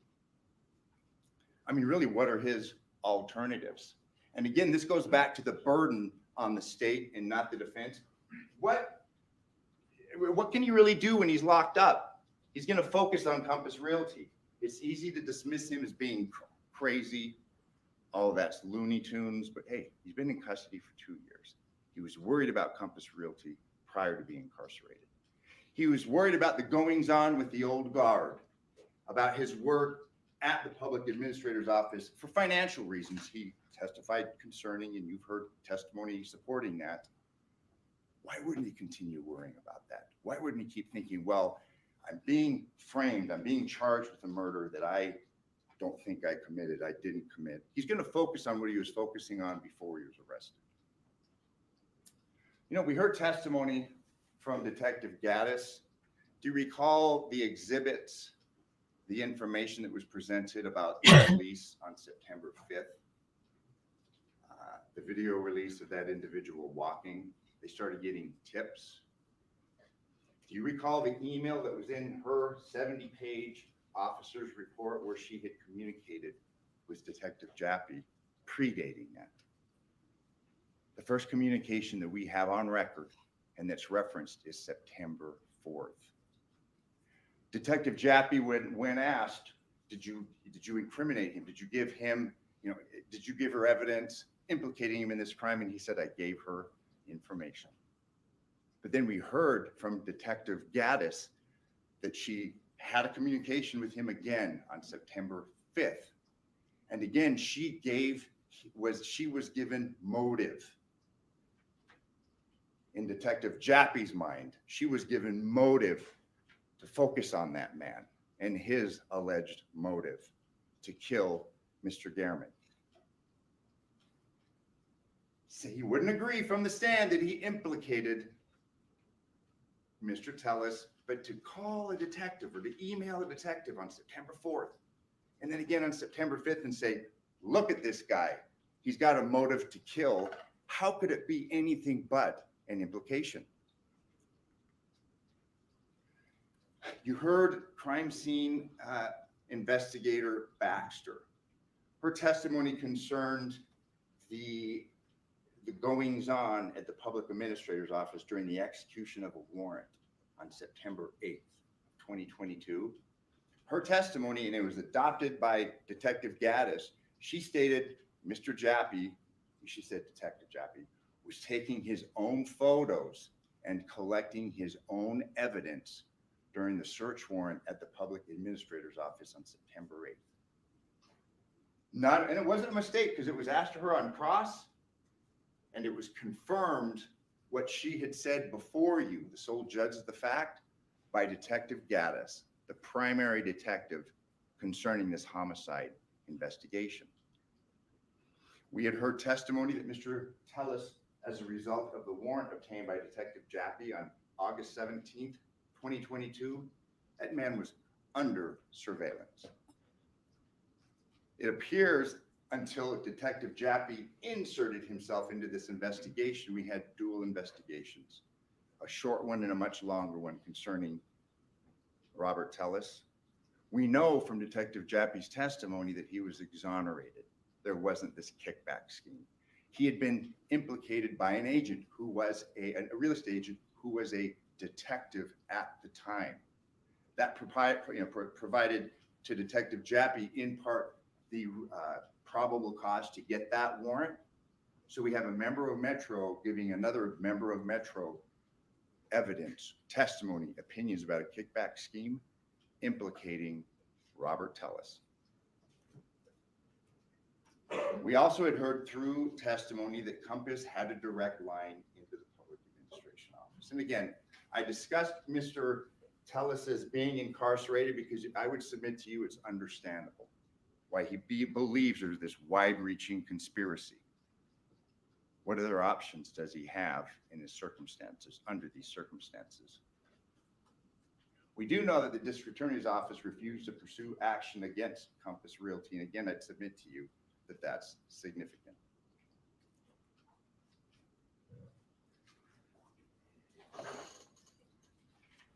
The purpose of closing argument is for counsel to stand before you and highlight the evidence that's been presented to you. I'm not going to stand here and go through every witness, discuss every piece of evidence and all the testimony, because you have been here. You have been attentive and you are fulfilling your duties. You're being good jurors. But again, my job is to argue the law and, in essence, the facts to you and what we feel is significant. As I said at the beginning of my remarks, it's the state's burden and the state's burden alone to prove this case beyond a reasonable doubt. This is our last opportunity to discuss matters and discuss the evidence and the inferences to be drawn from the evidence. Mr. Hamner now is going to take the floor and he's going to argue concerning matters that I perhaps didn't bring up. Address those on your own. Look at the evidence. You've got over 36 exhibits that were marked and admitted through the defense in this case. Watch the videos. Look at the drive concerning those images of that gentleman with hair, which Mr. Tellis does not have. But since the state carries the burden and the state alone, they get the opportunity to get 2 bites of the proverbial apple. Mr. Hamner now can stand and argue why you should convict Mr. Tellis. And I'm going to ask you with your open minds and your attentiveness to address those concerns. And at the close of this process, you find Mr. Tellis not guilty. Thank you very much. Mr. Hamner, you may begin your rebuttal. Yeah, if I can just get a minute just to set up. Sure. Okay. Thanks so much.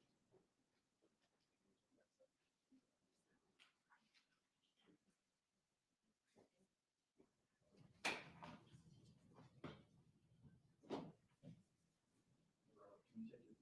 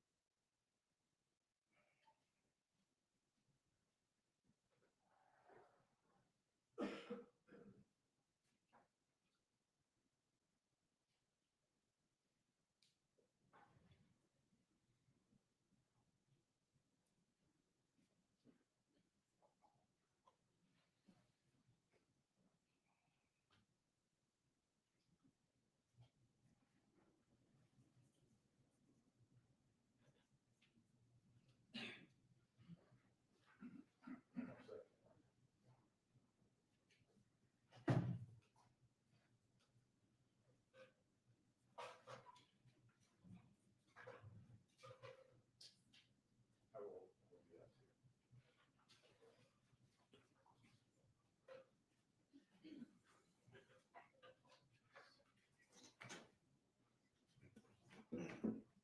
If we can move, is it possible to move the podium out of the way?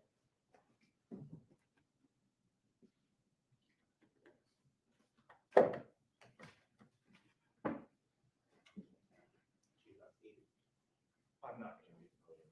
Thank you.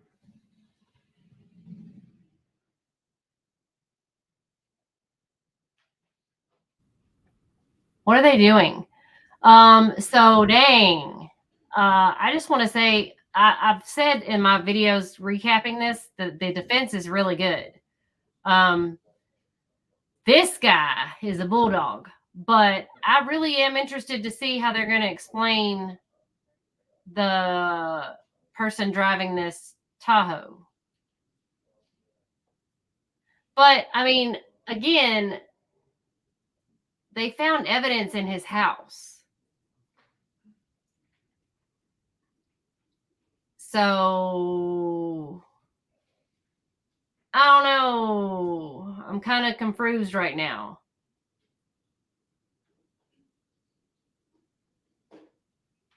But that is doubt. There is reasonable doubt. And that's all you need is doubt.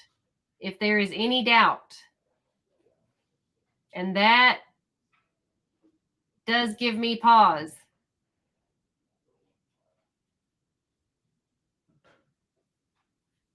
I don't know if I'd say not guilty, but I would have questions.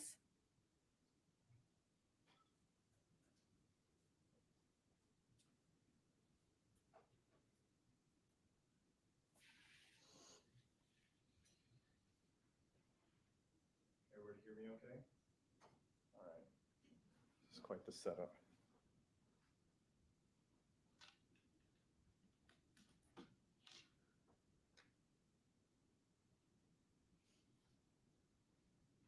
Okay. May I proceed? All right. Well, it's been 2 weeks. You guys have heard a lot of evidence. We thank you for your patience, and I will try to be as brief as I can. But as you've seen, with witness after witness after witness, the evidence is absolutely clear. The defendant murdered Jeff German. He murdered him because Jeff's writing destroyed his career. It destroyed his reputation. It threatened probably his marriage, exposed things that even he admitted he did not want the public to know. And he did it because Jeff wasn't done writing. He was informed on August 8th that a records request was being made by Mr. Gehrman long after he had lost the race, well into his lame duck remaining administration as a PA. And he learns that Jeff wants to write more. And when he learns about the subject of it, it's not about him and Alicia. It's not about him and Rita. It's not about anybody except him and Roberta. And what you see unfolds over the course of a month. We learn from his phone expert that he shut off all location data, even though that phone, as we learned from his expert, 13 years of location data magically disappears for the month of August. Why? Because of the August 8th email. He's over it. He's building a reconnaissance case. He starts to go on to Google Maps. He starts doing surveillance at Popeyes. He is using the power of his office and their computer software to find private details about Jeff, so it can culminate in murdering him. And that's what he does. But as I've told many, many juries, especially in the last few years, it is really, really hard to plan the perfect murder in the digital age because you leave too many breadcrumbs behind. And he's no dummy. He's actually quite smart. Really? He is thoughtful. But you will see during this rebuttal, there are mistakes that he makes. And there are things that he simply cannot account for, that when a police starts to look into an investigation and deploys the tools that the police have at their disposal, it uncovers the inconsistencies. It uncovers his mistakes. But I got to start with what he got up and told us about, the alleged conspiracy.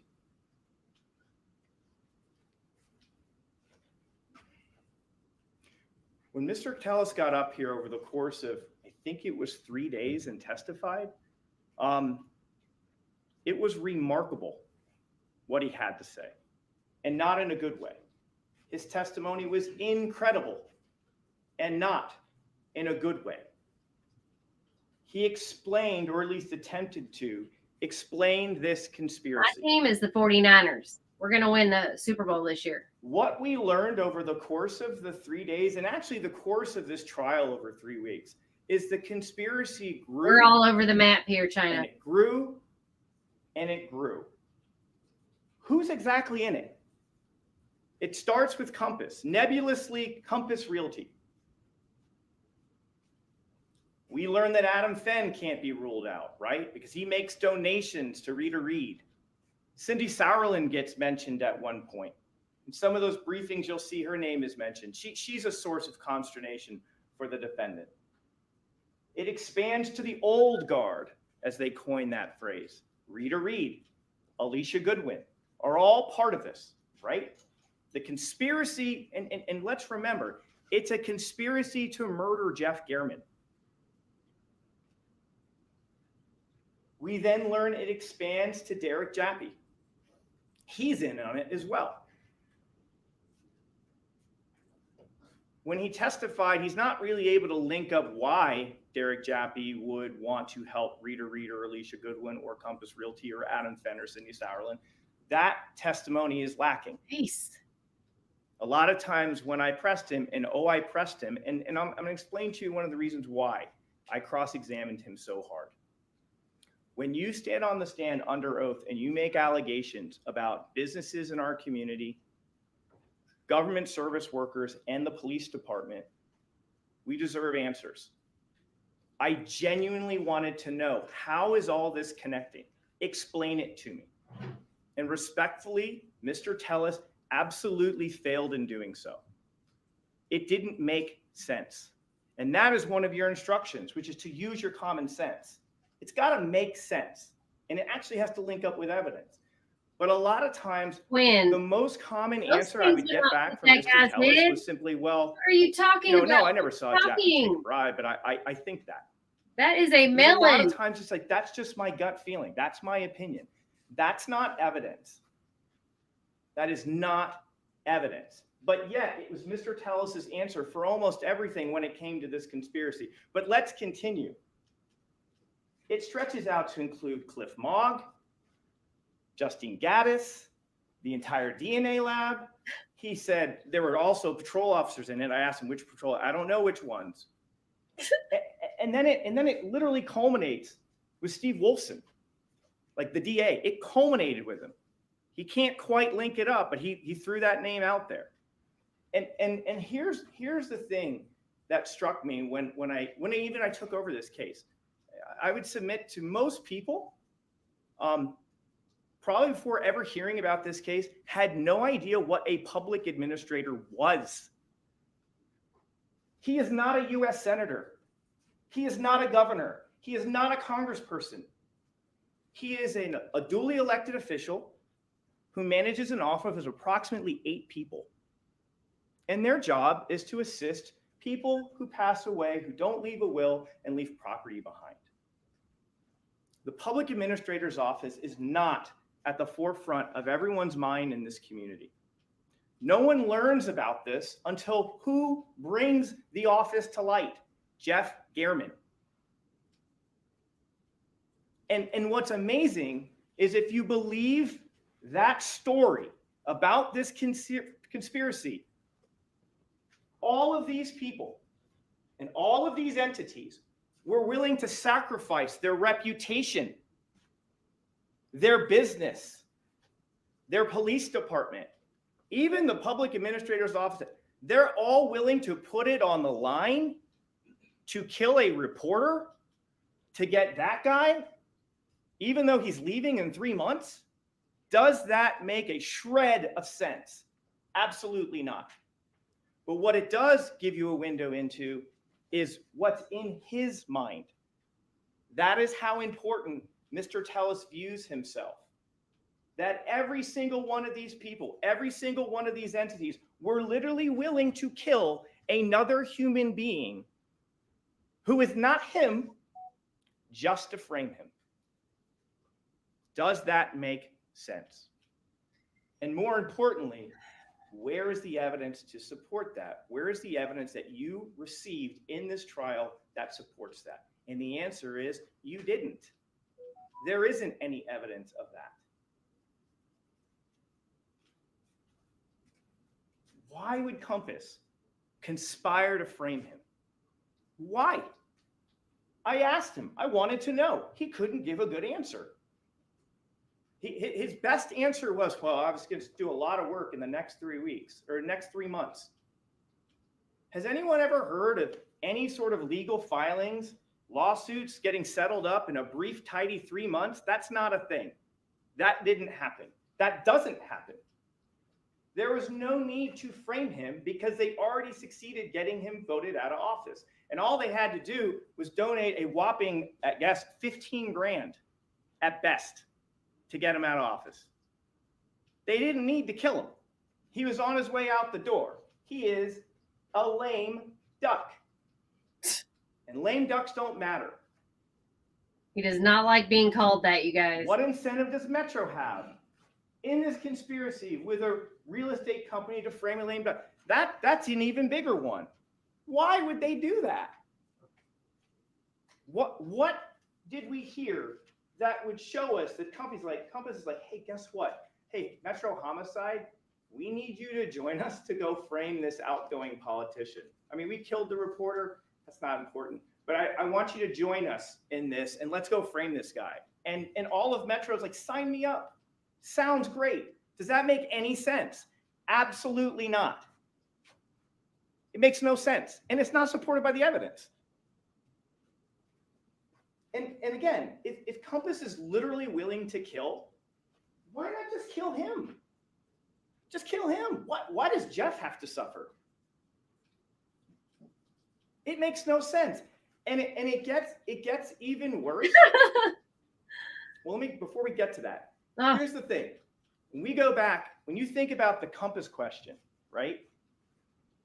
Isn't Compass in cahoots with Rita Reid and Alicia Goodwin, right? They're funding Alicia Goodwin, right? Or no, Rita Reid. They're funding her campaign against him. And who do they get to help write the story? Jeff German. Like, why would they kill the guy who wrote the stories that got this guy out of office? Why would Compass do that? That doesn't make sense. And then, yeah, if it's really a frame job, the murder weapon should have been in the house. The orange shirt should have been in the house. The DNA should have been all over the place. Like they're claiming, well, why weren't these things located? The state would submit to you, he got rid of them. He got rid of the murder weapon and the orange shirt. He cleaned the outside of his Yukon. Yeah, Kirsten, he's a little He even bulldog. admitted it. And here's the thing. We only know that he wiped down his Yukon because on that one particular day, he was being watched. He wasn't watched every single day after the murder by Metro. Did you hear that testimony? There were other days he could have wiped the interior of his car if he wished. And I've always thought about the shoes. Like the shoes to me was kind of an interesting one. My co-counsel's right. Like the only one who benefits of like chopping up the shoes is Mr. Tellis. It's this awkward amateurish way of getting kind of rid of the evidence. But I thought to myself, maybe Mr. Tellis didn't even think to like bring an extra pair of shoes. Because like what happens if he walks in and he's totally barefoot? His wife would be like, why do you have no shoes on? He probably had to bring his shoes back in. He doesn't need the orange shirt. He doesn't need the murder weapon. It is his kid's bag, right? I mean, he said those were that's my kid's sports bag. So like he probably needed to bring that back. Not sure what he was doing with the hat, I'll admit. But clearly he's chopping it up to try to get rid of it, just like his shoes. And why kill Jeff?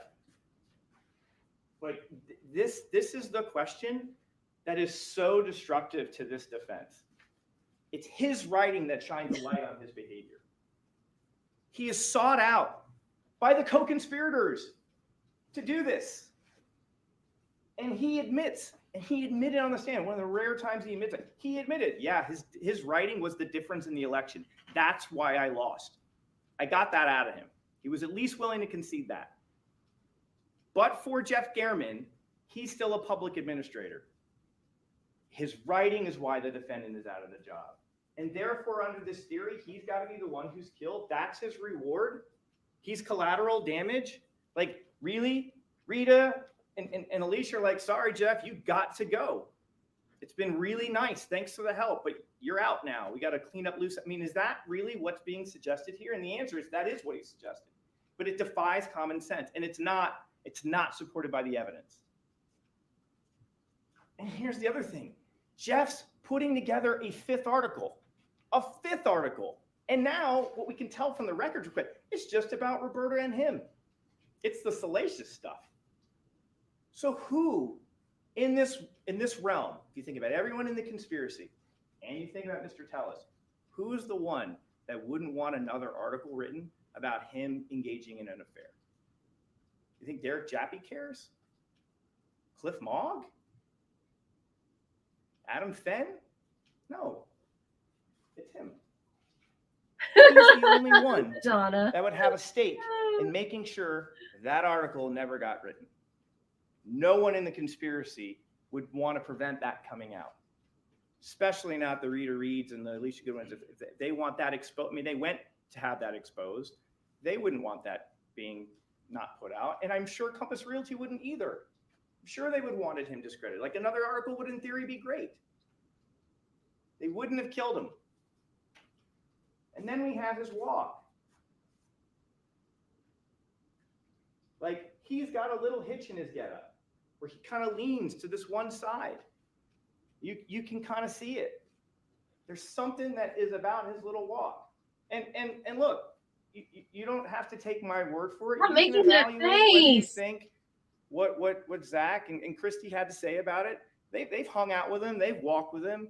They thought, and think about how they saw it. They were like, man, they kind of knew the background between Gehrman and Tellis, and they were like, wouldn't that be funny if that was him? He's got those same goofy gray shoes. Like that was the thing. Like they noticed the shoes, which I think is really interesting, you know. But they don't act on it at first. But it's only when they see the Yukon that they kind of flip out and they're like, well, we probably should fall on this. They keep talking The about only person walk. that came and said He that wore- wasn't him is he Nicole. wears- And listen, you'll have all of Nicole's text. The state would submit to you that, look, there's wears, no doubt she has a kinship to Mr. Tellis. You can see it in the text message. You Lips can see it. You can in his read through it. shoes. The state would submit she has a bias. And like, she cares about it.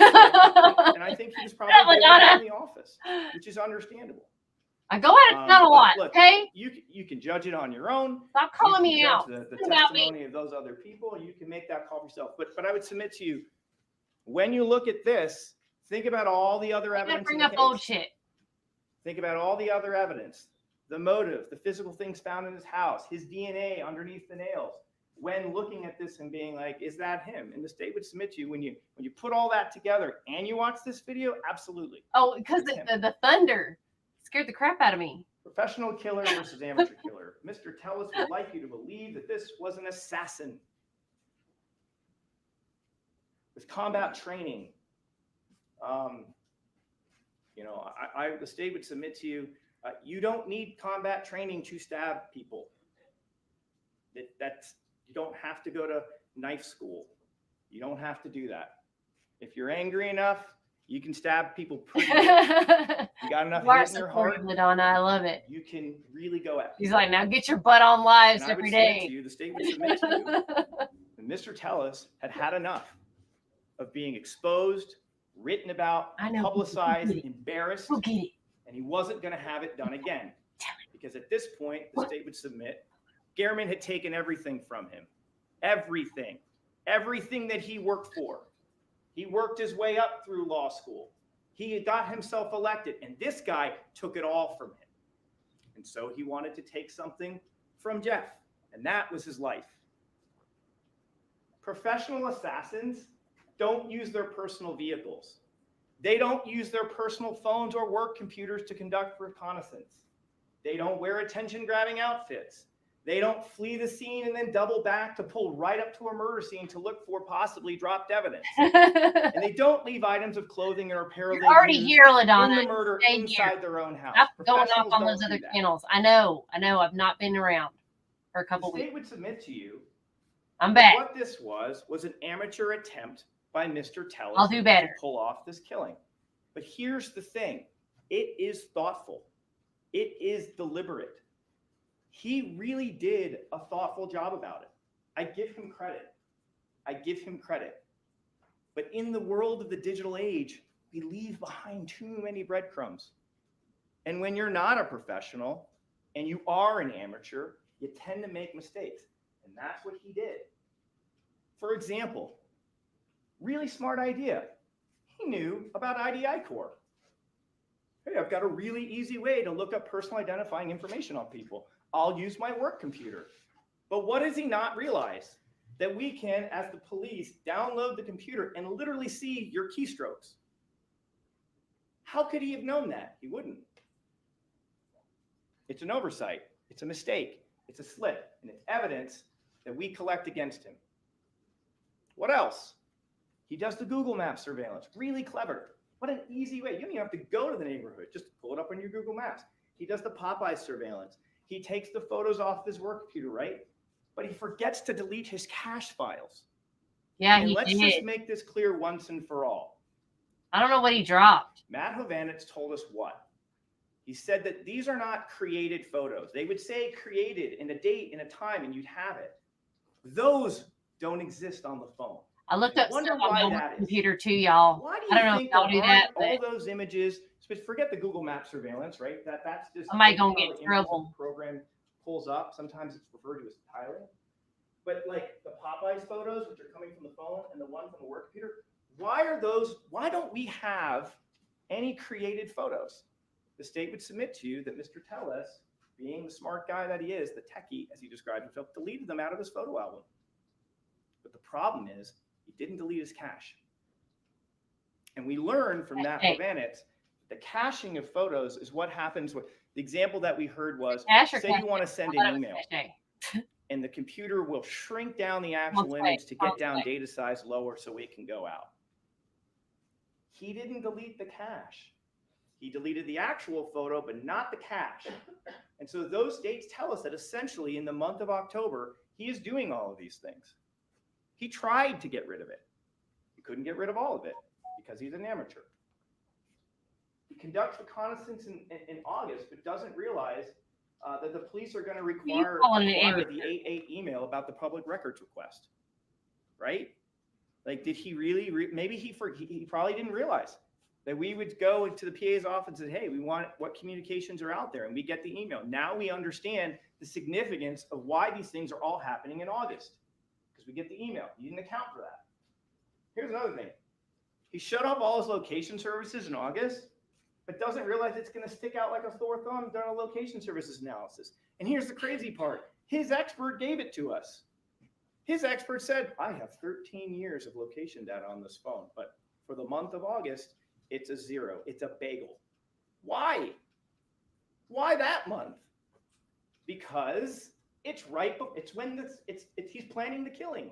He knows he's going to those spots. He doesn't want to be tracked. He's no dummy. He's smart. But the problem is that is an electronic breadcrumb. An entire month, no location data at all for anywhere that he traveled. That was the testimony of his witness. And he didn't claim that that information was hacked or compromised.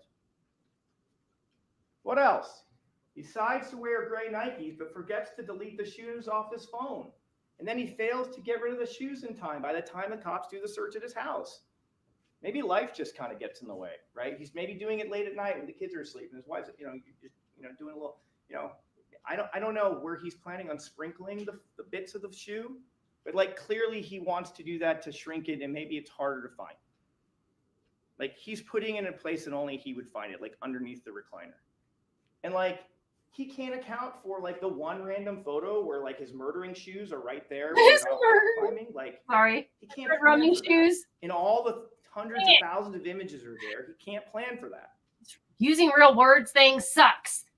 Creates the disguise of the construction worker, but doesn't account potentially for an interaction. And then again, he leaves his phone at home, which is smart, right? So we don't see the movement of the phone kind of going with the Yukon, right? But the problem is that when you go radio silence for like 5 hours and you start ignoring your wife's calls and texts, that's a problem. That sure is. And then real problem. Great example. He gets up here and he tells us the whole story about the chicken fried rice. He was so happy to share that story. I was making my daughter lunch because she doesn't eat the school lunches, and I cut the tip off and I started bleeding. So I went and got the super glue and I cut it and it got blood. And so that's why the DNA, that's the one time he was fine with DNA. But like, he doesn't realize that all we have to do is start checking it. Is there a Google recipe for chicken fried rice on your phone? And there wasn't. Because that's what he said he was doing. He didn't just say I was making a meal. He specified how he was doing it. He was like using a recipe. And that's the most logical place you would do it. People are not bringing their desktop computers and putting it in their kitchen when they're cooking fried rice. Like, that's not how that's going down. Like, if that story was true, and we would submit it as not, because it's not there in the phone, he probably would have sat there with his phone on the counter, hit the YouTube or the Google recipe, and then he's working. So it should be there. But it's not. because that was something used to explain why in the world would my DNA be on the scissors. Again, another example. He goes to great lengths to park down the street. And then it all goes down the drain when he leaves because he realizes, oh, I probably forgot something. So he wheels back and parks right in front of the house. That's a huge mistake. It's an amateur mistake. Here's another one, and I just noticed it while watching it. He left the garage door open. If you watch the video after he does the killing, he walks away, the garage door is totally open. And then when he drives back and he gets out, he has two opportunities to close the door. What did we learn about what prompts the neighbors to worry about Jeff? It's the garage door. The hitman, the assassin shuts that garage door. All right, Not an China. amateur. Look here, lady.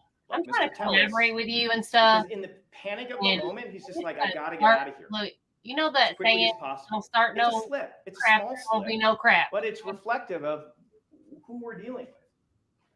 And then he forgets to get rid of the hat. He forgets to get rid of the bag.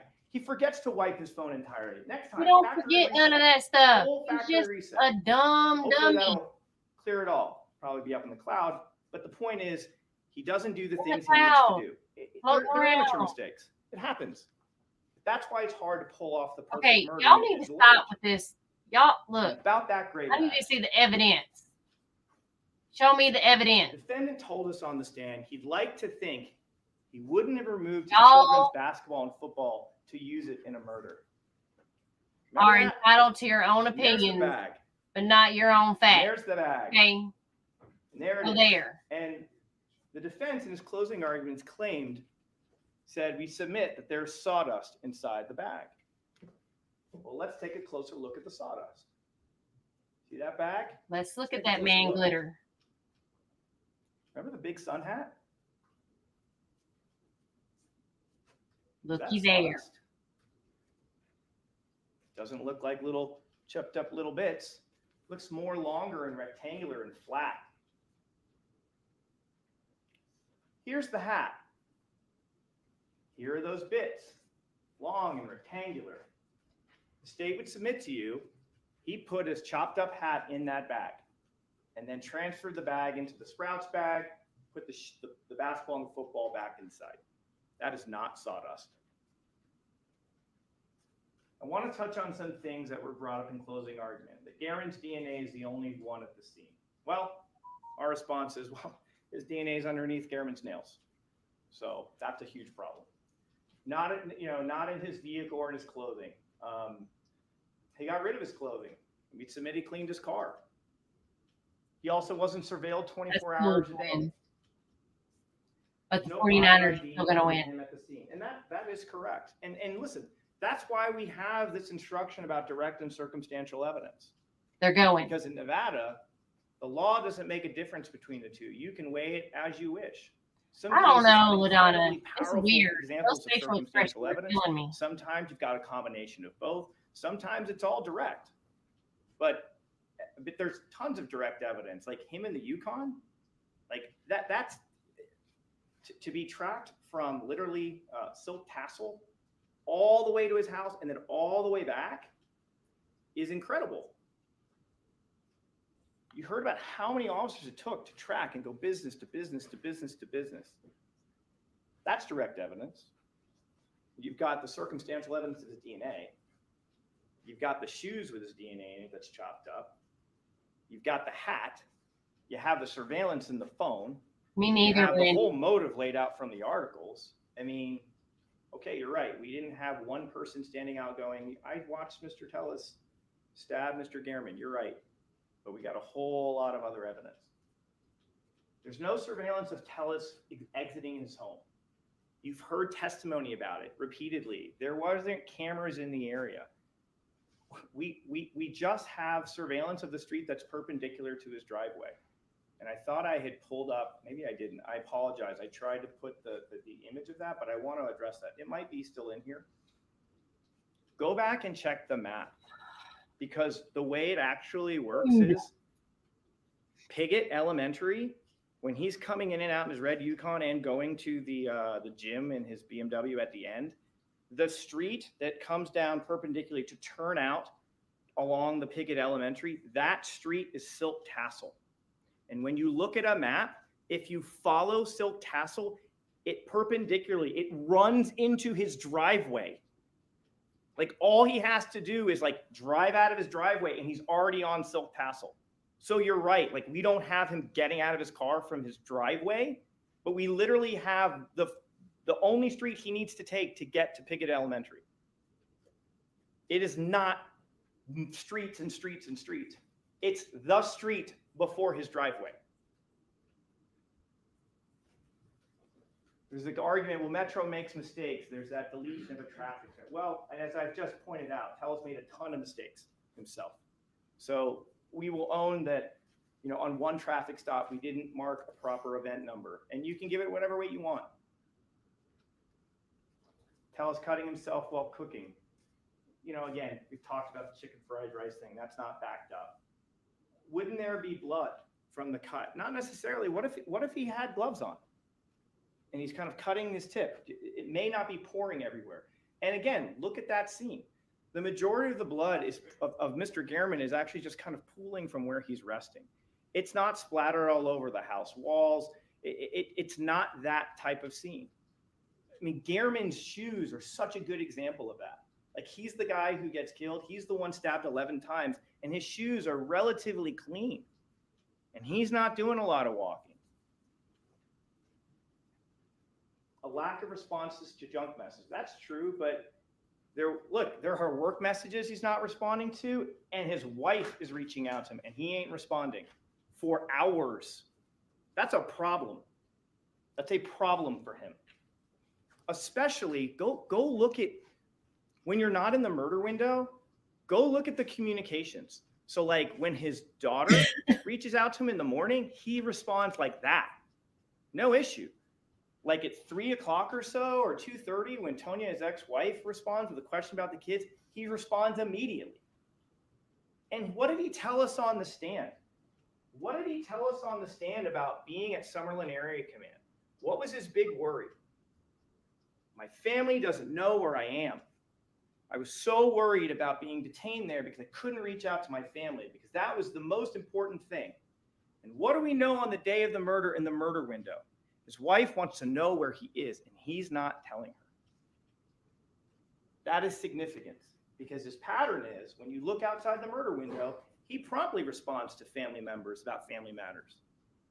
But he goes silent with his wife when he's literally in Mr. Gehrman's neighborhood. And another thing, remember his face when I showed him the Apple photo for the first time?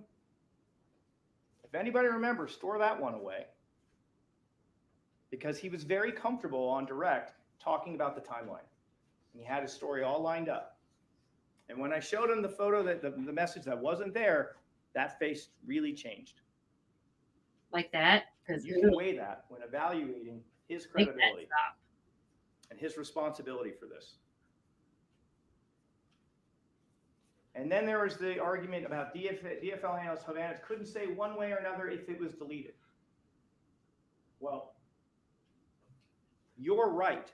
He's like, I can't definitively say it. What he does say is, I can see from the photos the message is there.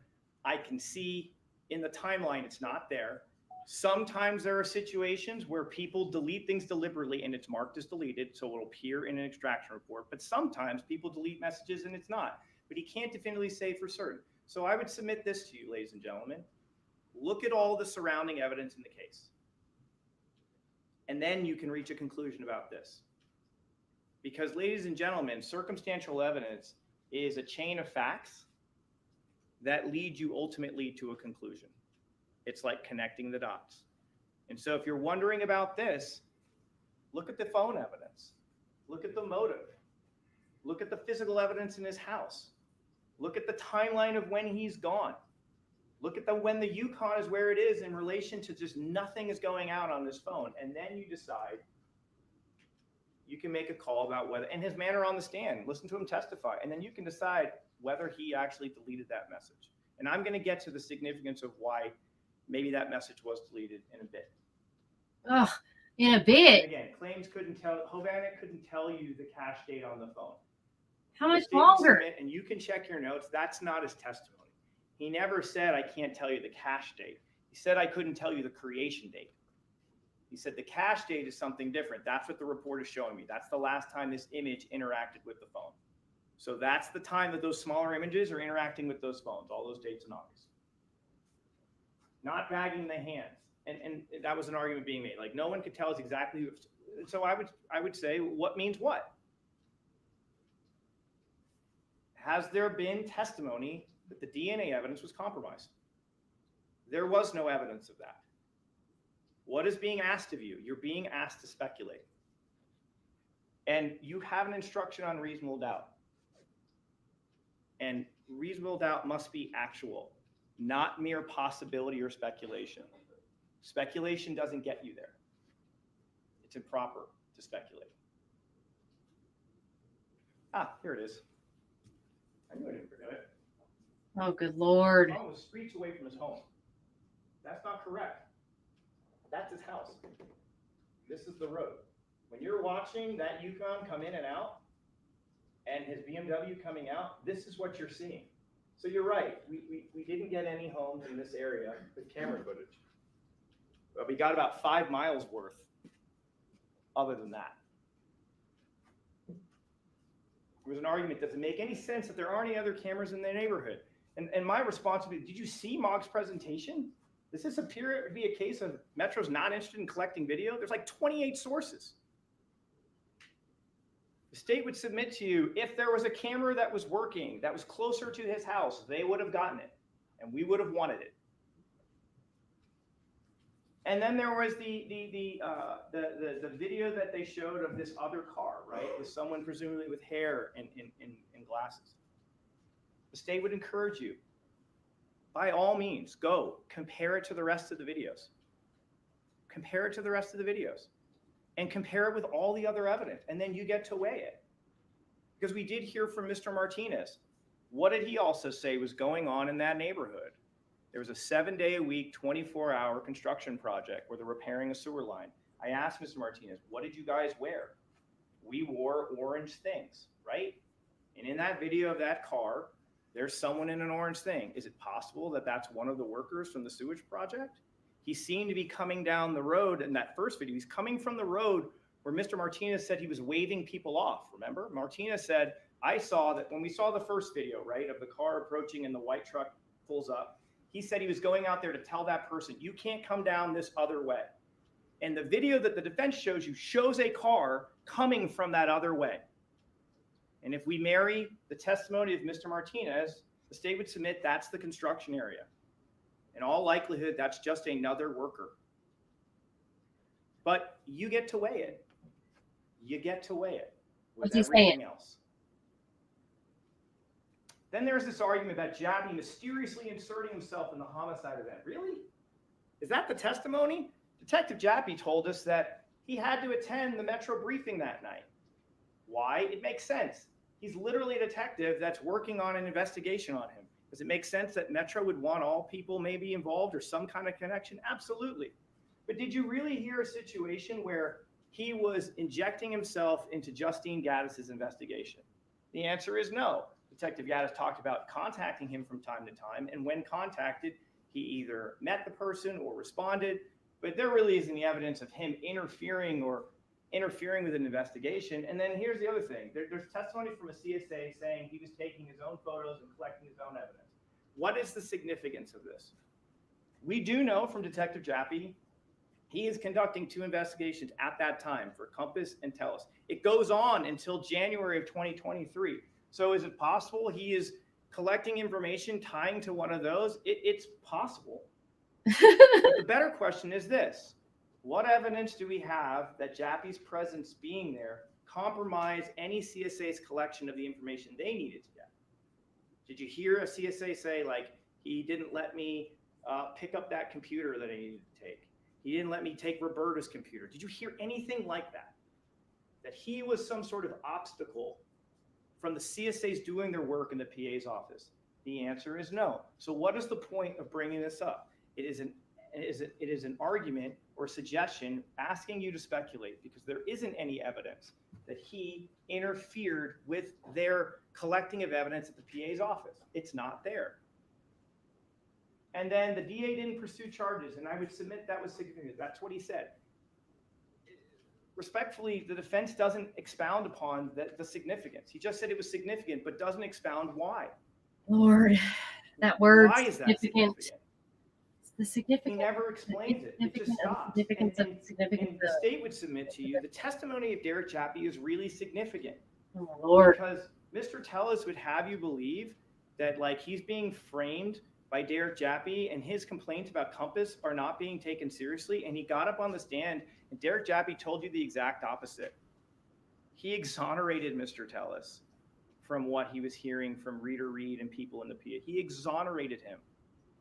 But he's supposed to be the head co-conspirator for Metro. Why would he exonerate him? And then he did go to the DA's office and said, I think we should pursue charges against Compass, and was told, listen, due to this loophole, it's not going to work.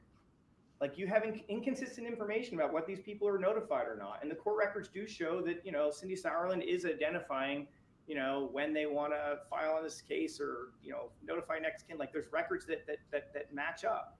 So even it's just like, it's literally the exact opposite of what Mr. Tellis wanted to have uncovered by Chappie. And like, he didn't, I mean, if he really was out to get him, like he should have just stopped when the arrest was made and we could be done. But that's not what he does. So I want to get to the defendant's testimony. Yeah. It's a credibility instruction. You were instructed that you need to consider witnesses, and since he testified, he's a witness, consider his manner upon the stand. Think about what his fears, motives, interests, or feelings are, and the reasonableness of his statements, and the strength and weaknesses of his recollections. And then here's the kicker. Yeah, caught up. I'm not all caught up on it, You Randy. believe But a witness has lied about any material fact in the case, you may disregard the entire testimony of that witness or any portion of their testimony, which is not proved by other evidence. The state would submit to you that arguably Mr. Tellis' testimony, he might have been our best witness. Based on his manner on the stand, based on the things that he said, he spent 2.5 hours on that first day, and almost 80% of it is talking about things he did in the public administrator's office. It's not about the actual like murder or like what he's doing on that day. He just wanted to regale you with all of his achievements as a public administrator and how he fought against people standing in his way. And the state would submit to you, as my co-counsel told you in opening statements, that's not what this case is about. It's not about whether he was a good manager or not. It's not about if he had an inappropriate relationship. This is about whether or not he had a motive to kill Jeff Garriman, and did he in fact do it? And he did. Think about his difference in how he spoke to you on direct on a narrative versus trying to answer my questions. How many times did I have to repeat, sir, my question is this, bring you back to my question. Sir, I didn't ask you why. I asked you a yes or no. Think about that for a second. And think about this. What are his fears and motivations in this point in time when he sits on that chair and he's talking to you? And we're going to get to something about that I think is very significant. And it's right here. He took the stand and he admitted on cross-examination that he lied during his May 11th, 2022 interview with Jeff Garriman. I asked him, what was it the part that you were untruthful about? And he said, it was about my relationship with Roberto. And he said, and I said, you know, he said, I didn't think the public should have to know about that. And it was really important to conceal that information from his family. This is really significant because what it tells you is that back in May, when he was facing just an election, he was willing to lie to protect his job and to save his marriage. Now, the stakes are even higher. They're far higher. So you get to evaluate, are the things that Mr. Tellis is now saying, is it possible he could be lying about some of those details? Because this is far greater than that. Think about the difference in his body language, his ease of sharing information when I'd ask versus when he just had free reign to say whatever he wanted. They're like night and day. And the state would submit that the defendant's view of this situation is completely divorced from the evidence in the case. It's like he's talking about a thing that's, it couldn't be farther apart. He talks about these conspiracies, but he's so short on details. Always. Oh, I took a bribe. Did you see someone take it? No, I didn't, but it's just in my gut. I think that happened. That doesn't work. That's not evidence. Something in your gut, or I just feel it. That's not evidence. And when you think about it, it does make sense. Because if Mr. Tellis had to be honest about what the evidence is in this case, it's a very difficult thing for him to explain away. It's his DNA underneath the fingernails.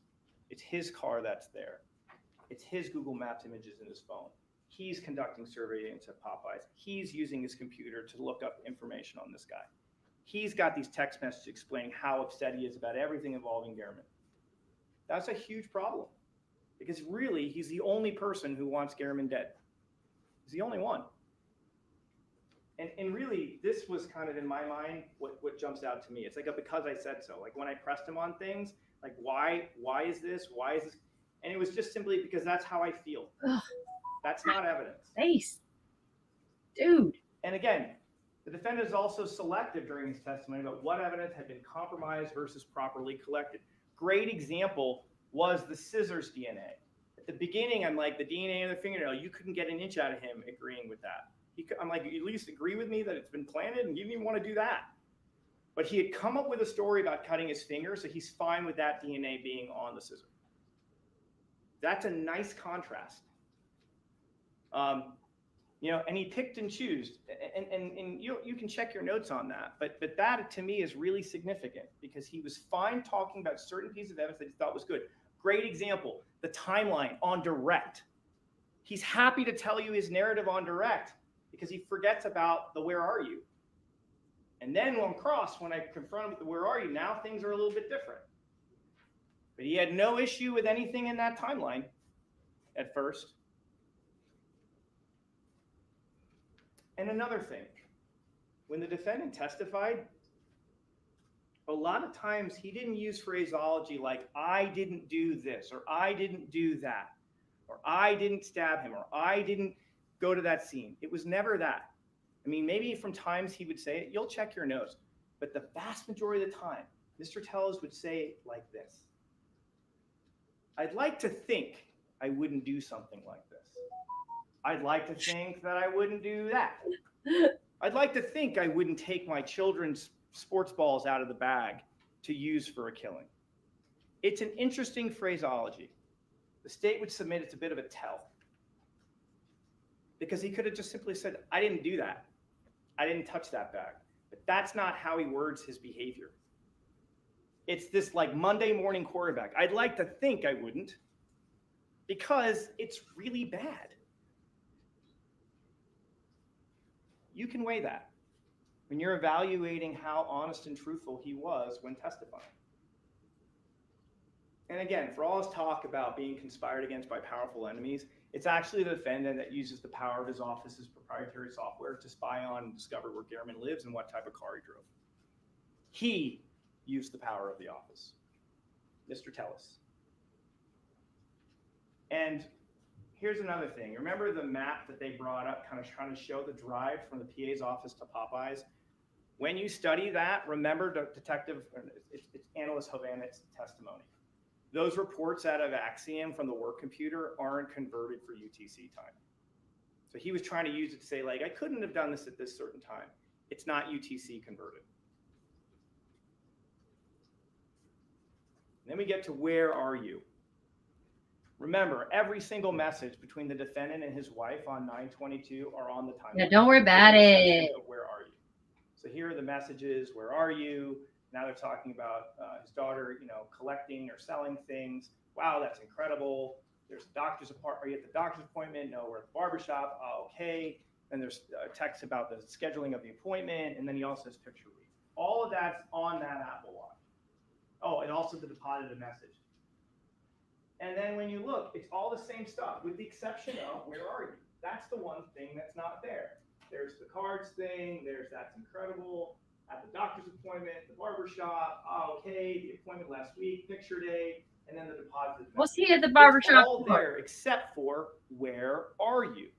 So why is this significant? Number one, the defendant cannot answer this text or pick up her call because the phone is at home while he is murdering Garriman. Number two, the defendant couldn't leave this message on his phone.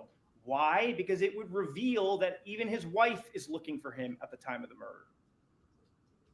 And third, given the state of their relationship at that juncture, given what you've now kind of acknowledged what he was doing privately, if your wife calls and you have your phone on you, you're going to take that call. You're going to answer that text message. You're not going to let that sit for like 5 hours. No way. No way. Some final thoughts. Oh, thank God. I want you to think about this one. This is something I never actually asked Mr. Tellis on the stand, and I really tried to ask as many of these, but this one really struck me. The Las Vegas Metropolitan the Metro Police Department, the Las Vegas Metropolitan Police Department, was really in on a conspiracy to get the defendant, right, to truly get him. Here's a question for you. Why not let him die in the tub? You saw the video. Why not let that man bleed out? You had your opportunity, and yet they don't take it. Mr. Tellis's life is saved that day. And who ends up saving his life? Why, it's none other than the head conspirator from the Las Vegas Metropolitan Police Department. It's Detective Derek Jappy. He testified that he spent 2 hours on the phone talking him off this ledge. 2 hours. And then you got to watch the footage. They saved his life. If the conspiracy is really true, Derek Jappy doesn't do that. Metro doesn't do that. They literally let him bleed out.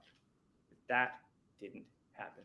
And the reason is, ladies and gentlemen, is because there never was a conspiracy. You made a commitment when we did voir dire to follow the law. The law in this case is abundantly clear. These three theories of liability are abundantly clear. He is guilty beyond a reasonable doubt on all three theories, and it's not close. And so we ask you to follow the law and follow the evidence. Do not speculate, but follow the evidence. As my co-counsel brought up, in the end, this is not a case about politics. It's not about alleged inappropriate relationships. It's not about who's a good boss or who's a good supervisor or favoritism at work. It's just about murder. Is that all? And I want to end, if I could, Please. make sure that this is working, with something that Mr. Tellis said in his interview that really struck me. And I noticed it during the opening statement. And it's this. And people just cannot get to do whatever they want.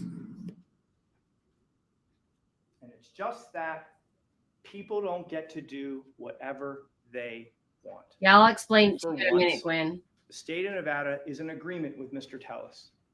He doesn't get to do whatever he wants.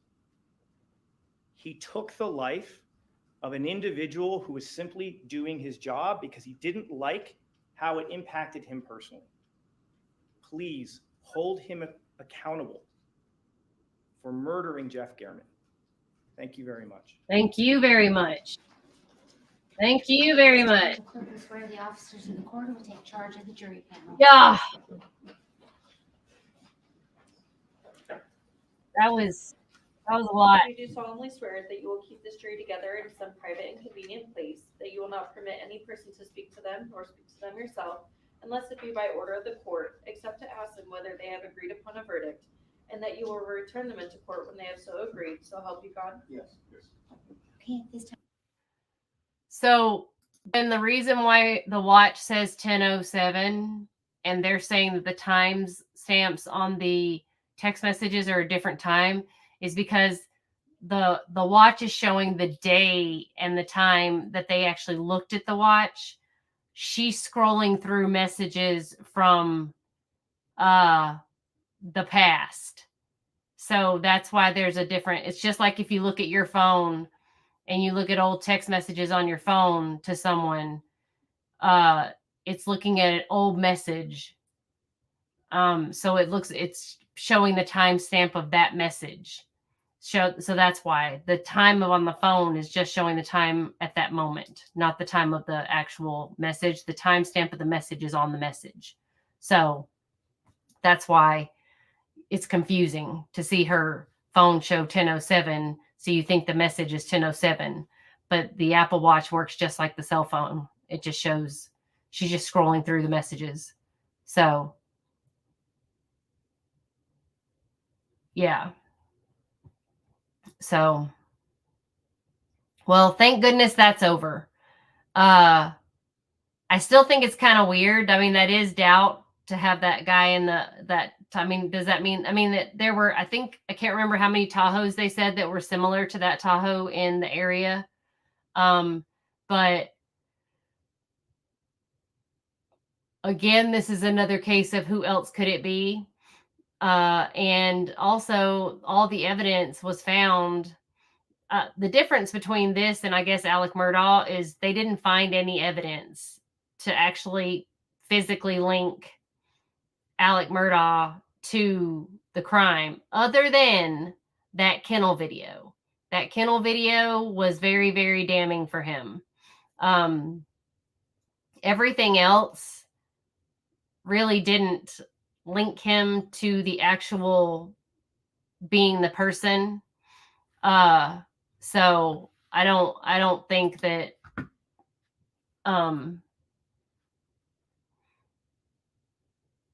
we could. Yeah, let me find. I can't pull up YouTube like the search screen because I got dinged last time I just pulled up the regular search screen. There was like all kinds of, things pull up on the search screen.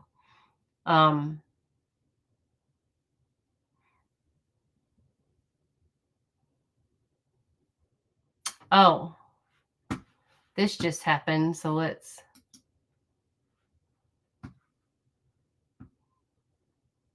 why is this part 4?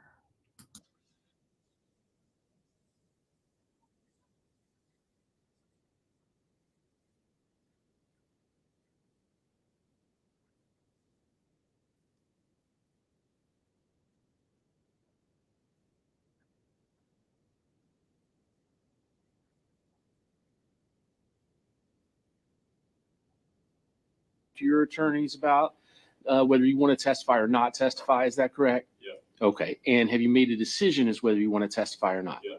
And what is that decision? I don't know. Okay, very well. Is anybody forcing you not to testify? No. Okay. You're making that decision of your own free will? Okay, very well. The only other thing I want to mention to the court is we had some photographs that we had intended to have Mr. Wilson identified. The state was kind enough to stipulate those into evidence. However, in discussing that with Mr. Wilson, because they depict other family members that he doesn't want brought into this, I have left them with the clerk as our Exhibit B, and we're not going to be seeking introduction. Okay. I want the clerk to go ahead and maintain those anyways. I don't want them back because it still might be part of proceeding in the future. Okay. All right. It's just going to be an exhibit that's not admitted. So it's Defense Exhibit B. B.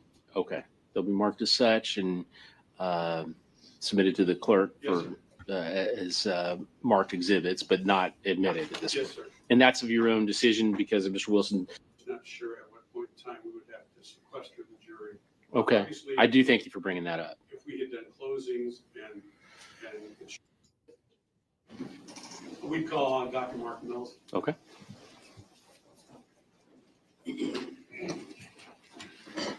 Y'all, this All guy right. Mills, has if you'll face the clerk, raise your right hand. You solemnly swear or affirm that the testimony you give will be the truth, the whole truth, and nothing but the truth. I do. You may take the stand. they have raised so much money for this guy. These women.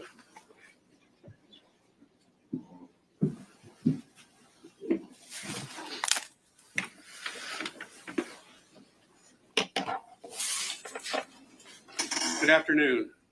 Good afternoon, Mr. Shirley. Would you please tell the jury No, your it name? was an hour ago. Yes, it's Mark Mills, Mills. And what is your profession, sir? I'm a psychiatrist and forensic psychiatrist. Okay. What is a psychiatrist? It's the kind of physician that studies disorders of the mind, disorders of behavior, disorders of affect or emotional state, and disorders of thinking. What's a forensic psychiatrist? The person who uses that knowledge It's TikTok in famous. courtroom proceedings such as this, criminal trials where issues of intent or illness may be relevant, and in civil trials where issues of injury or mental state may be relevant. Do you have a doctorate? I have a MD, yes, sir. Okay. And so obviously you have schooling. Would you give us a brief synopsis of your schooling? Sure, briefly. I attended and graduated University of California, Berkeley, There 1967. we go, Gwen. Then attended and graduated Harvard Law School, 1970. Returned to Berkeley for pre-medical education and attended Stanford University School of Medicine, 1971 to 1975. And what year did you receive your MD? 1975. And was that in California? Yes. And is that degree good here in Can the we state see of this? Florida? With a medical degree, I mean, my graduate degree is good. You have to get licensed thought we did. someplace. I've been licensed in California, Massachusetts, Washington, D.C., Maryland, and in Nevada. And I maintain my Nevada license. Florida also? No, not in Florida. Okay. Oh, yeah, it did. Okay. What do you have to do to practice? I thought it did. Okay, I can't show this because this page I get dinged for.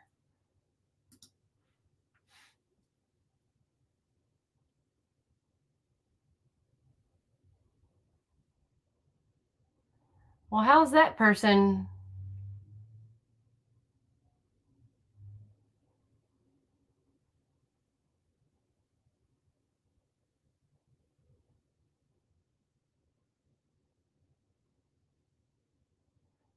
Okay, I want to see what this is about because I don't understand what she.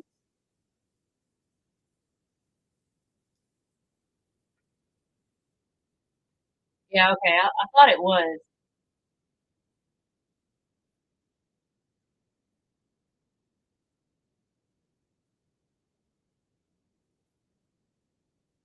Matter we have is a competency hearing. State may call its witness. Judge, before today's hearing, we spoke with the defense attorney and they What? agreed to stipulate the competency. Dr. Gugliano, Mina Gugliano, is present in the courtroom. I told her she would be excused until that was done. And so we'd like to enter a copy of her report where she found that the defendant, Carly Gregg, is competent to proceed to trial into the record as an exhibit to today's hearing. Any objection? Yes, sir. Yes, no, Your Honor. The exhibit, as it is right now, we believe is improper. It can be a redacted version needs to be entered at this time, Your Honor, per the rules. Well, Mr. Kemp, Yeah, the you raised preliminary hearing. insanity. Therefore, I cited the rule in my order where you waive the redaction. However, this is what the court's going to do. There is pretrial publicity on this case, so I don't believe that, I'm going to accept it as S1 over the defendant's objection. However, I'm going to see it. I don't, there is a right to publicity, but the court's going to weigh that pretrial publicity against the defendant's right to a fair trial. And I'm going to seal only this report at this time. The objection as to redactions, I did double check the transcript. I asked very clearly, or do you intend to seek an insanity defense? You said yes. So that's the reason why. The title of this is the judge said she was bushwhacked or something. I don't know what that means. Dr. Guglielmo. So I felt like they were entitled to it. Now, we get into a situation at Bushwhacking. trial. Accused of bushwhacking. Portions of it may All not Midwesterners know what that necessarily is. What is that? be, able to be used depending on the posture at trial. That's where we're going to be. mark it for C1, mark it as S1, but I'm gonna seal it at the end of this year.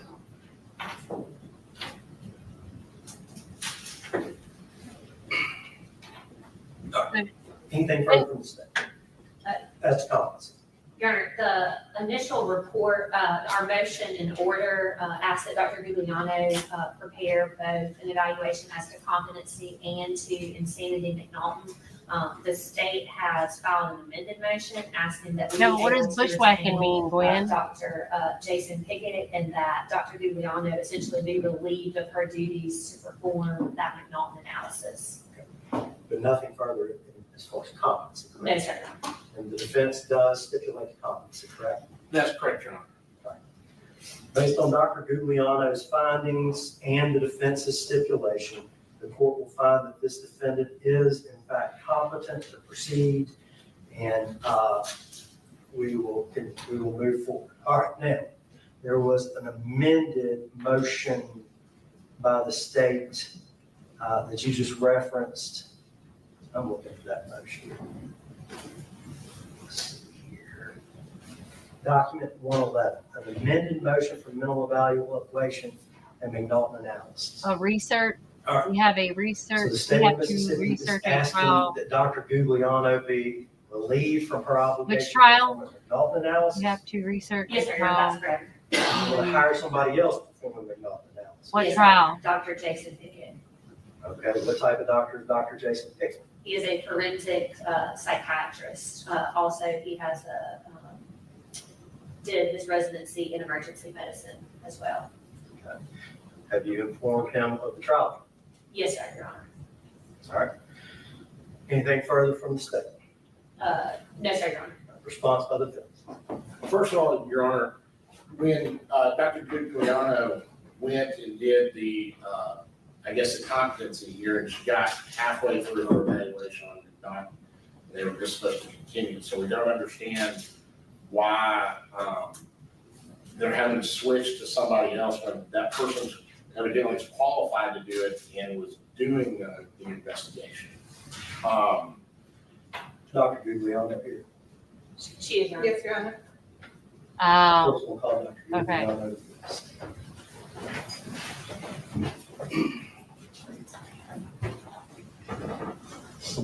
I think the next trial coming up is going to be, is it Kouri Richins or is it,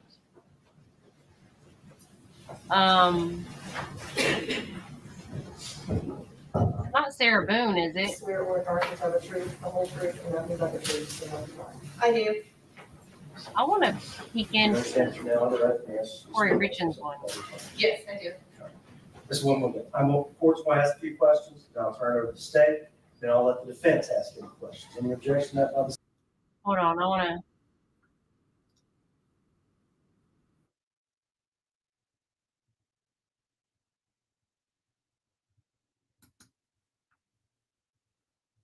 Can I just peek? I'm going to peek.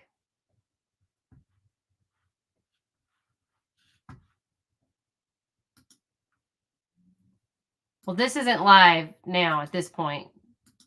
I'm not live streaming. This has already been passed. Oh, this judge is, I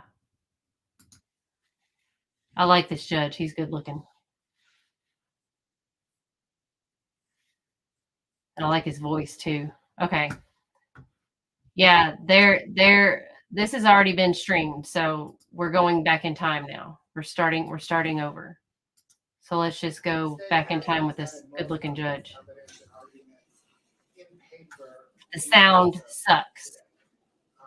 Notably including the transcript of the detection hearing, which the court has already admitted into evidence along with 60, I think, since now other exhibits. We intend to be mindful in our presentation to not belabor well-established evidence. Oh, okay. To that end, we ask Yeah, that I see, the court Gwen. move along when appropriate. The opposite, of course, holds true if the court seeks additional information. If the court would let us know, we will present it. Understood. Speaking of our papers, back back in May, the state had submitted a bench. I don't remember when her case is going to be, though. Two errata that I would like to put on the record. Harley's. First is on page 20 and 24, Your Honor. There's a date that refers to Friday, March the 5th, 2022. Oh, darn. I need to put something. The calendar will tell us all that was Friday, March the 4th. Yeah, sorry. I got to cover Law and Crime. Page 10. Their in logo. reference To a divorce consultation. The state wrote that that occurred in January of 2022. The state asked that the court strike the date. The court will call some litigation related to this matter. Oh, okay. After this. I see, Gwen. Memo, that litigation, that date was not accurate. Any others? Those are the errata, Your Honor. The state will call in its presentation Detective Jeff O'Driscoll and experts Chris Kotrodemus and Brooke Carrington. The state has provided the defense with advance notice of those witnesses. Yeah, it was LaDonna, but the law allows her to do that. That's what we were talking about earlier. Detective O'Driscoll, the state will not conduct. The way the law reads. I'm sorry. Instead, the I state can't. will refer the court to his testimony at the detention. But she was found guilty, so. The state is essentially offering Detective O'Driscoll for cross-examination by current defense counsel within that scope as, in the best interest of a fundamentally fair proceeding, since they've not yet had an opportunity to cross-examine. The state provided the defense with advance notice of this. Sarah Boone's after which trial? And reserves the opportunity to redirect Detective O'Driscoll. Finally, Your Honor, I'd like to, I guess by stipulation, admit a few more documents. The first is what we have labeled as 7A. Exhibit 7 in the court's binder. The self-right extraction report. It does, Your Honor, and it's in there, and we refer to it in our papers because it has a screenshot of a navigation system. It is in 7A, but absent a telescope, the court's not going to be able to read it. So we have blown that up and labeled that 7A. Of course. Ms. That's Jessica probably why I don't Thompson. have any more people in my chat. Any more The other viewers. documents we've labeled Donna, you're the only degenerate I have, LaDonna. I think you scare everybody else away. and, that is. Oh my gosh, I really like this judge. They've been provided in discovery that can reference. They just not yet. What's the number? My voice. What is 66? You referenced 66, but Right. understood. It's already in the binder. Got it. It is. And 66 is exhibit, correct, counsel? My apologies. Is 67 stipulated? Yeah, sure. Okay, 67 and 7A are, Your Honor, may I? of course. Thank you. Your Honor, the final two exhibits are docket references 123 and 124. I'm not sure how they got left out of some of the earlier discussion on this, but they did, so. Statements 123 and 124. Any objection? No objection. Docket entries 123 and 124 are admitted for the purpose of today's preliminary hearing. Your Honor, unless the court has anything to say, we'll call Detective O'Driscoll.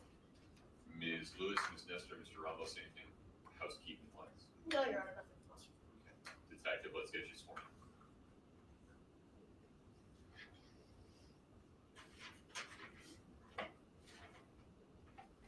Do you solemnly swear the testimony you're about to give in the matter before the court to be the truth, the whole truth, and nothing but the truth, subject to. Who else that was a hot judge?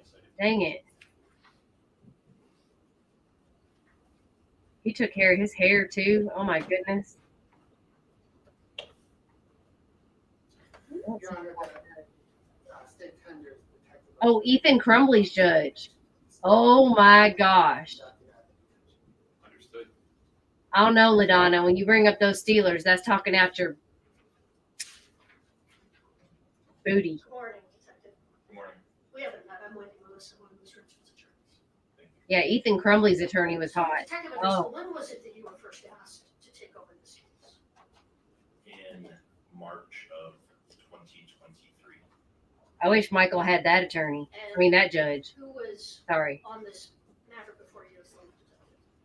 Detective J.B. Woody. And why was this matter turned over from Detective Woody to yourself? Detective Woody moved divisions from the investigations division to the patrol division. She had an opportunity to have some auxiliary assignments that are only available in that division, specifically a K9 handler position. Did you ever become aware of is that already happening? That's already coming up? Detective Woody mishandling evidence in Dang. this case or other What cases? the heck? My pillow. All right, when you first took over this case in March of 2020, Pillow's coming off. what was it that you reviewed initially? Yeah. I was not able We'll to talk about to how I feel about the parents entirety of later. the information I that was think. available in the case. But Oh, specifically, bye, China. most of the information I promise that we will received get was together. from updates. You have a really long drive, 15 whole minutes. You be careful. I Really. was able to review some of the I know LaDonna, but I mean, you got to look up Ethan Crumbley's judge. Girl, he was hot. Let me just find him. He was hot. He had a voice smooth. That had been written up to that point? He had a made-for-TV face and a made-for-video voice. I don't believe so. Did you review all of Detective Woody's reports? I believe so, yes. Now, who did you interview initially when you first took over this case? The first interview I conducted, I believe, was with Ms. Richins. All right. So that interview, well, I'm going to get back to that in a minute. Before we talk about the interview with Ms. Richins, did you? Kwame Rowe. I'm going to go back Girl. to the early morning of March 4th, 2022. Did you review evidence about the investigation that was done that night? Yes. And what investigation was done at the home that night? Or that early morning hours of March 4th, 2022? Responding. Tell me that ain't a good-looking judge. Conducted an initial interview. Good-looking man. Whatever. Detectives were then called out. That's a good-looking man right there. They conducted He could judge me any day. a separate interview with Ms. Richins as well as other people that were then. And I believe they conducted a search of the home for. You started it, LaDonna. That may have helped them understand what had happened. And what was seized from the home that night as potential evidence? Are you aware? Did you serve your? I don't know a complete list, no. Are you aware if anyone was searching for any illegal drugs in the home that night? I do not know. Were any illegal drugs found in the home that night? I don't believe so. So no fentanyl was found in the home? Not that I'm aware of. Were there any unidentified pills, light green pills, blue pills, dark green pills, anything like that found in the home the early morning of March 4th? I don't believe so. Were there prescription medications taken at that time? I believe so, yes. Kwame? Part of death investigation is to document and collect prescription medication. That's a handsome man. That guy looks I 12. can't tell you specifically which ones, though. Sorry, let me just go there. Were there any non-prescription medications? Oh, I don't know. He's fine to me. From the home that night of any kind? I don't believe so. Eventually, or early on when you started the case, were you able to review the medical We're all deplorables. Yes. And what was your understanding of what caused Mr. Richins' death based on that?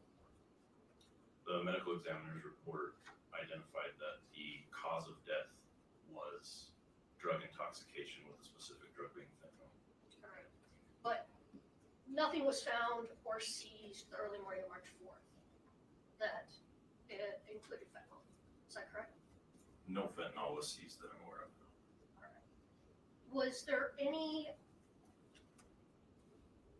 glassware seized in that initial search? I don't know. glassware seized, such as copper mugs or shot glasses you're not aware? I know with review of supplemental reports, I could find that information, but right now I don't know if during the first search on the morning after Richins' death, if those were collected or not. Were they collected at some other time? Yes, I believe some copper cups were collected from the home subject to a search warrant. All right. When was that search warrant that was executed on the Richins home? You said after. There were multiple that were executed. The first one after Eric Richins' death, I believe, was in April that same year, mid to late April. I don't remember an exact date. Was this after the medical examiner's report had been reviewed? Yes. Were you present for that? No. But you reviewed reports regarding that search? Yes. Was there any Oxycontin found in that search?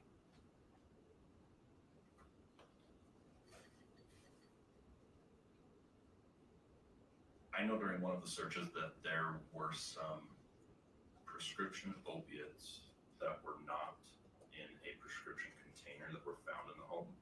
Oh, I man. don't know if they were specifically Oxycontin. Were they fentanyl? No. Were they tested at some point in the course of this investigation? I don't know. I could review supplemental reports and get that information, but I don't know. But you don't know. Were there any illegal drugs or drugs that were prescribed that were seized in that April of 22 search? I don't believe so. Did there come a time that some THC gummies were seized? Yes. Do you know when that was? I would have to check dates on the receipts of those items and evidence. Brandy, can you be more It could have been specific? during that first search in April, or it could have been on a subsequent search, I'm not sure. So there may have been illegal substances or THC, which is illegal Does it substance. sound like I believe THC was found in the home during one of two the searches. syllables? And were they in the form of gummies or some other form of THC? They were edibles. Edibles. So were the edibles, were you made aware, or are you aware of who the edibles belong to?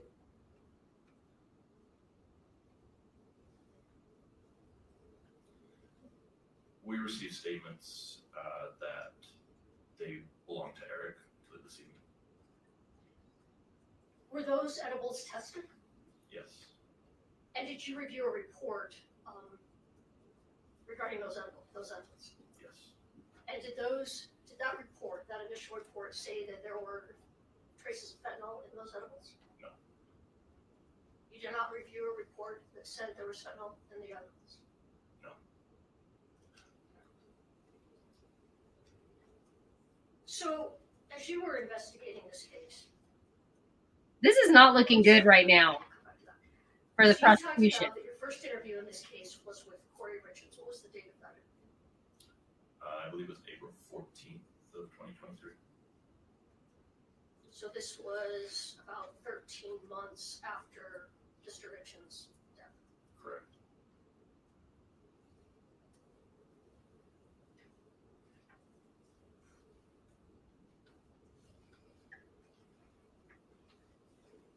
So you said before that. I was like, where did that conversation take place? At her home at 282 West Willow Court in Francis. And you had reviewed a number of reports prior to that interview. Several, yes. So you had an idea of the investigation that Detective Woody had already done on this matter. I had a partial understanding of the investigation that she had conducted. Who was with you when you did that interview? Were you alone or was there another officer with you? No, Sergeant Hoffmeyer was with me as well.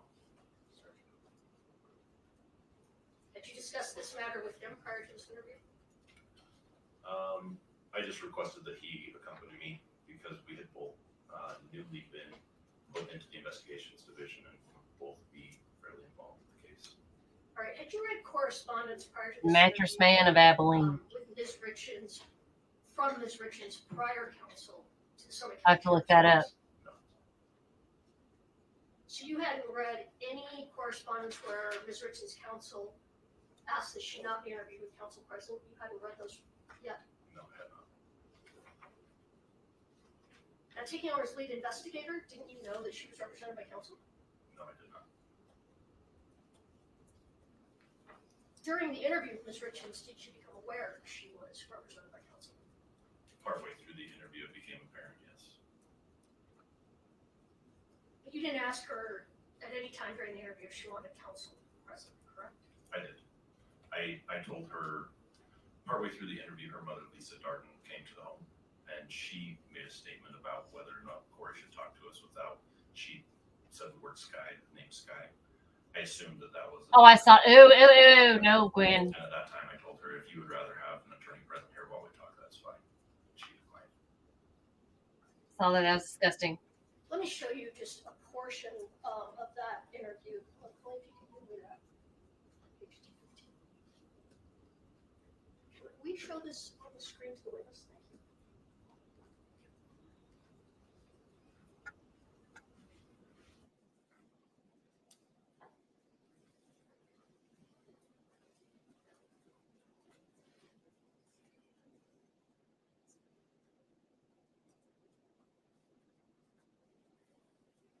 If I could direct you, Detective, to the very bottom of that page is your statement at the bottom of that page. If you could just repeat that, not read it out loud, if you could repeat that. Now that statement was made as you were leaving the house, correct? It appears so, yes. And do you recall that statement that you made to Ms. Richins as you were leaving the house? Yes. And what was it you told her then? I'm sorry, I don't understand the question. What was it you told her as you were leaving the house, reflected in that statement? In this statement, Yes. that she could have an attorney present while we talk. I'm guessing that's what you're getting at. Well, but you finished talking for that day, correct?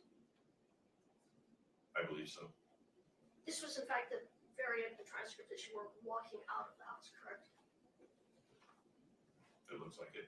And you told her if she wanted an attorney at future Well, you want interviews- trials coming up, LaDonna?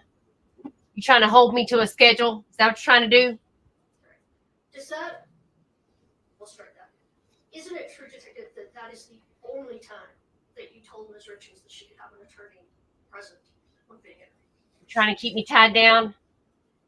Peacock. I recall. You gotta let me fly. making that statement midway through the conversation. If it's not in the recording, then I didn't. But I do remember making a statement that we were happy to have an attorney present while we spoke to her.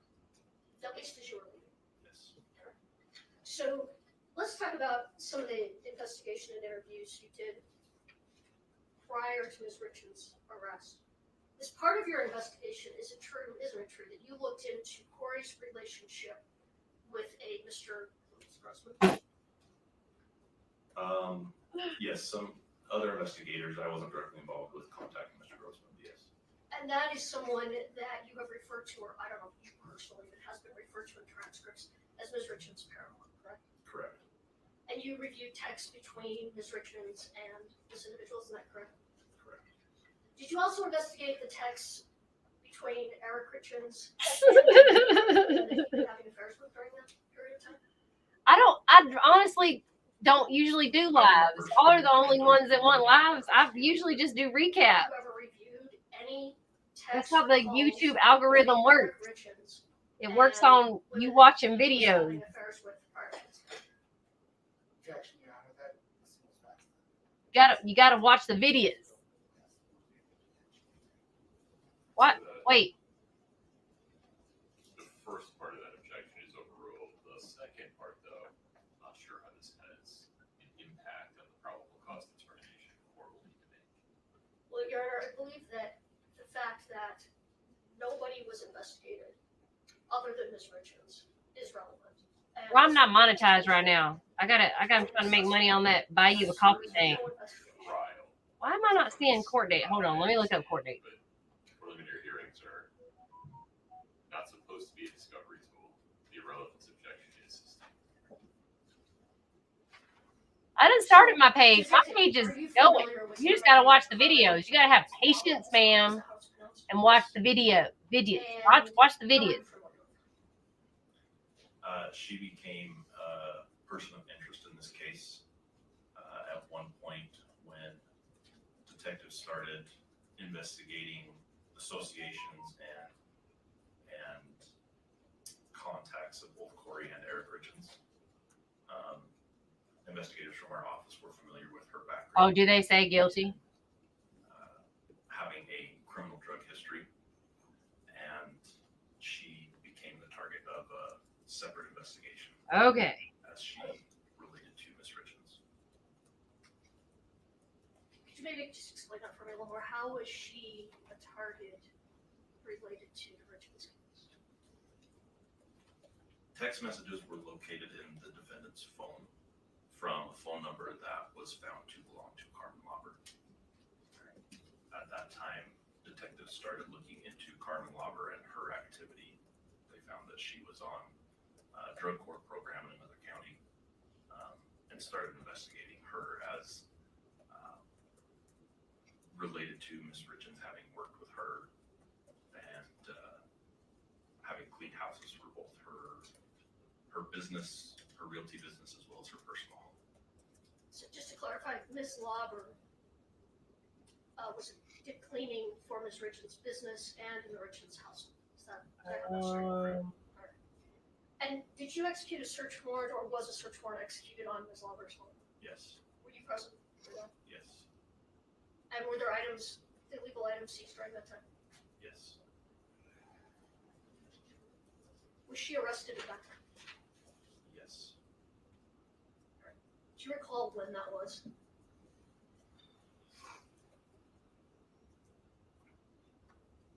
I believe it was towards the end of April 2023. I don't know an exact date. Hey, Trial Junkie, how are you? So after Ms. Lauber's arrest, did you interview her? Yes. How many times have you interviewed her since April of 2023? You or others associated with this investigation?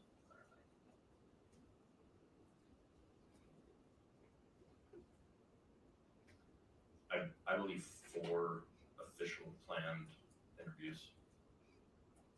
What about unplanned, unofficial interviews? I've spoken with her, but not in an interview setting. Since that's what I'm getting at. Interviewing her in connection with this case, there were 4 that I'm aware of.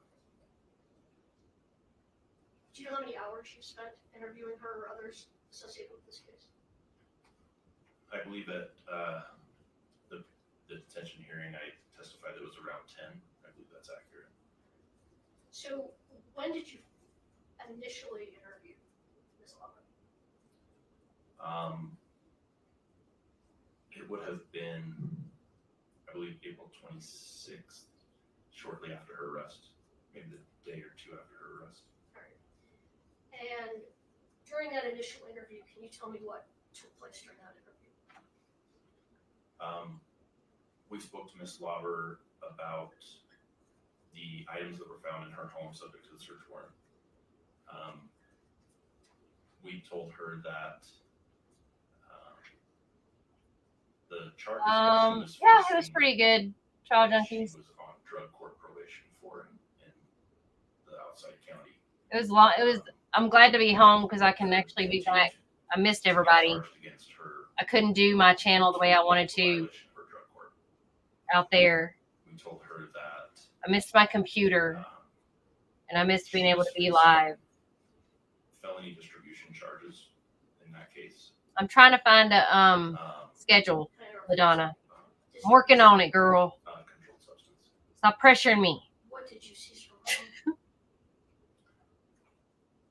So the charges that she was facing in relation to her drug court were separate from the ones that resulted from the search warrant. But we found illicit THC products as well as a firearm. Yeah, it was rough. I mean, the trip was fine, but I missed being live. It was a violation of her drug court probation to be in possession of a firearm. Well, she was a convicted felon, isn't that right? So she was also potentially looking at charges of felon in possession of a firearm, correct? Correct. And you told her that in the first interview? Correct. Did you tell her that those would be state or federal charges? I believe we told her that they could be both. They could be both, or either. Either, right? Did you tell her potentially how much time she could be looking at in prison if she was charged and convicted of these additional offenses? I don't recall saying a specific number of days, but I know we made mention that there was significant jail time attached to those charges. Significant prison time. Prison time. All right, so what did she tell you in that first interview about her associations with Kouri Richins? She confirmed that she had worked for Kouri in the past. She told us that she knew. Oh yeah, he's mad about that. Kouri's Aunt Doreen. She didn't get anything. She should have got the same. She was that boy's mother.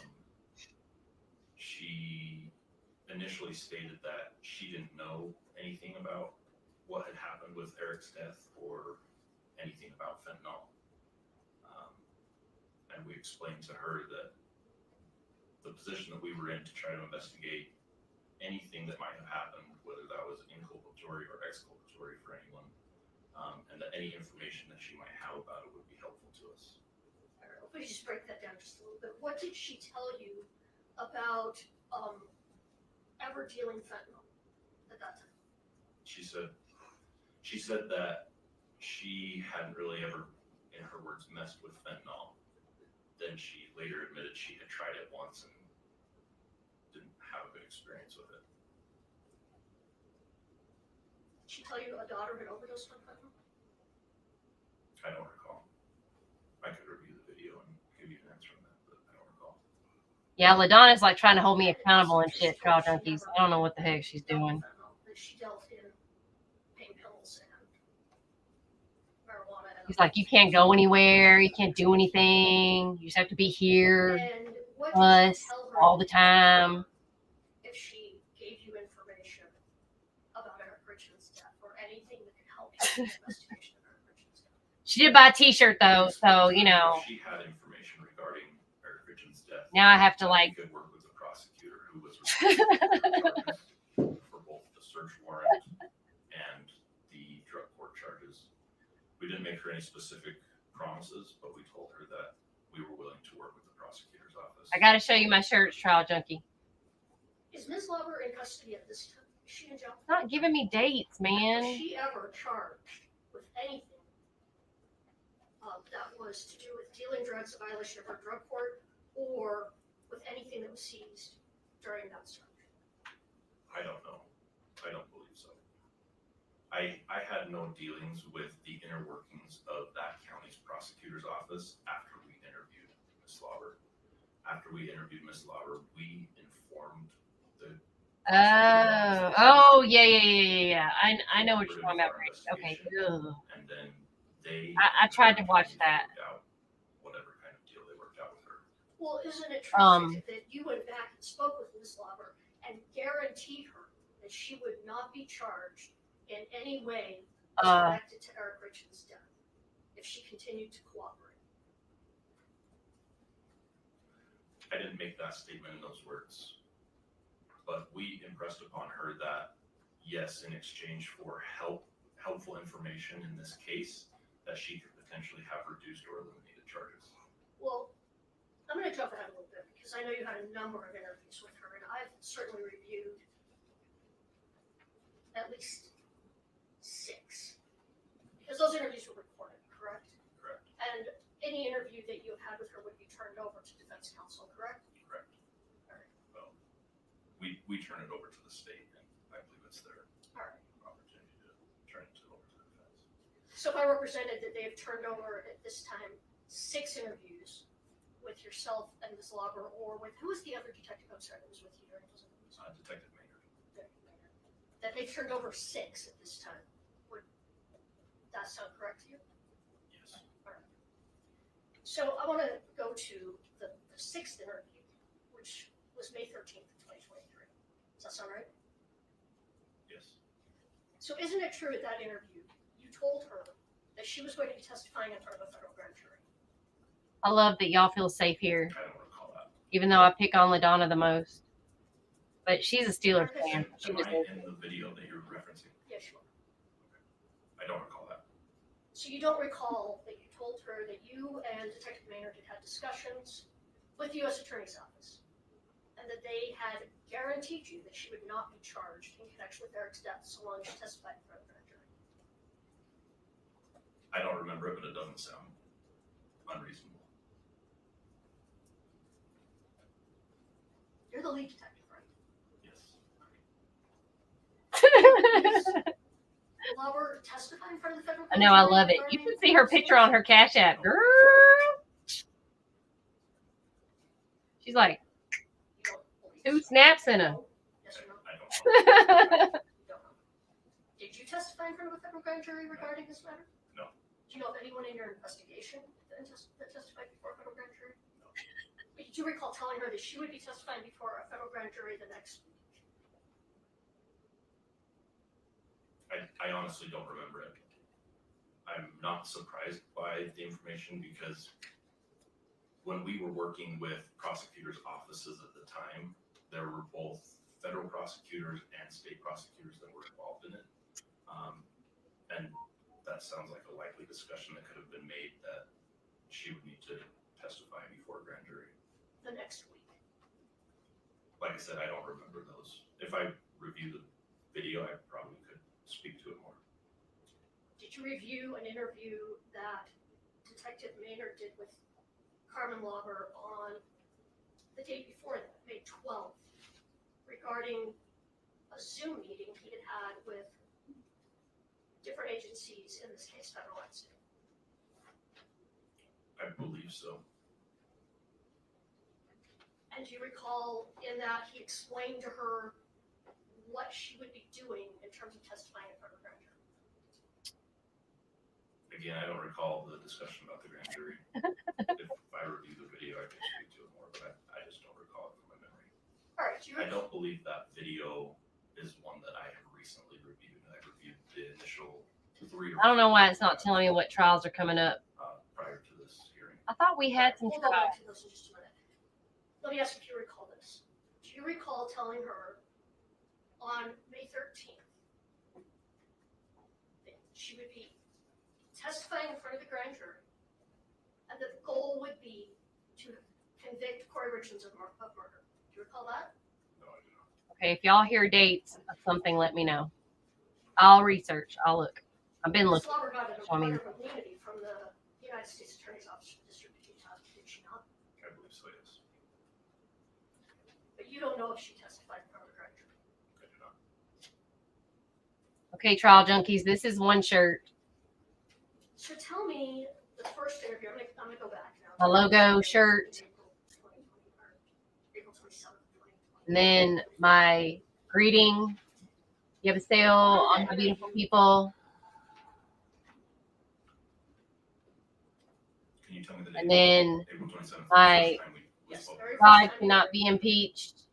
Um, My logo on the We sleeve. told her that she probably had some things to think on and consider, and that if she decided she wanted to talk to us about this case, that And if she you could get contact us. pre-order now, We would be in contact with her again shortly. Yes. So did you tell her you'd be back in a few days after she had some time to think about? it's what- no shipping. And did you go back? $25. in a few days? Yes. Do you recall the date you went back? I believe it was the following Tuesday. And you can put your address in the comments May 2nd, 2023. with which shirt you want and size. Sounds accurate, yes. Sorry, I don't mean to talk over each other. Go ahead. That sounds accurate, yes. All right. So the second interview. What did you tell Ms. Lover in that interview? We told her a lot of things. Do you want to talk about God is specific? God cannot Did be you tell impeached is a her- popular one right now. Did you ask her if she had time to reconsider her relationship or her activities with Ms. Richins? I believe so. When we first sat down and she entered the interview room, she immediately started telling us that she had been thinking about calling us and wanted to talk to us. All right. And you reminded her that she was looking at serious charges and you guys would have her back. You would help her if she cooperated. Yes. Had you seized a phone, excuse me, a phone from Ms. Lover at that time? Yes. Was there more than one, or did you seize one? There was more than one. There were two, I believe, that we relied on for evidence and content. There were multiple old phones, I believe, that were seized from her home. But the two that we downloaded and were subject to our investigation, there were two. Were either of those phones, excuse me, were either of those phones ones that she was using in March of 2022? I believe so, yes. I think one of them was. All right. So what did she tell you in that second interview about communications between herself and Ms. Richins that she thought might be helpful to you? Sorry. Sorry.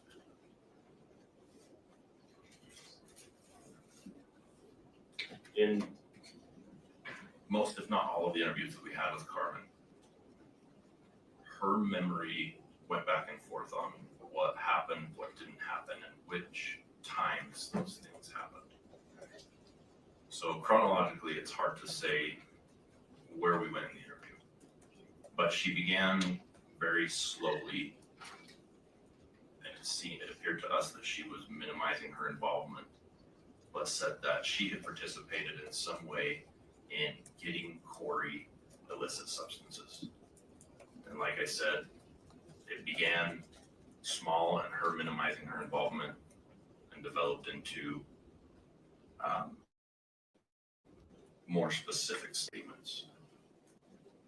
And these statements took place over the course of 3 or 4 additional interviews. Correct. Your Honor, the state objects on relevant grounds. As the court's aware, Ms. Lauber submitted testimony by 1102 witness statement. And the standard for the preliminary hearing is notwithstanding credible testimony to the contrary. The court's also well aware that Article 1, Section 12 of our Constitution and progeny case law says that discovery is not a proper purpose to this hearing.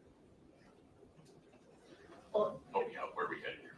Well, Your Honor, Mr. Bloodworth had stated as we were at the beginning of the hearing that in large part he was putting Detective O'Driscoll on in the interest of fairness and justice because Ms. Richins' current counsel had never had the opportunity to cross-examine him on his prior testimony.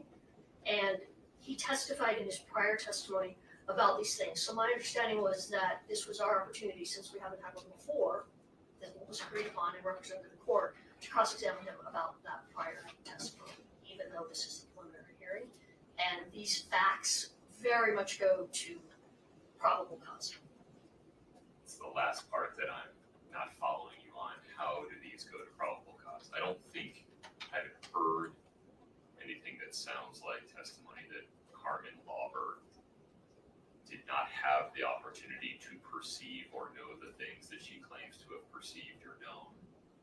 I don't get to weigh credibility outside of those extraordinary circumstances at a preliminary hearing. I'm trying to give you as much latitude as the state will agree to.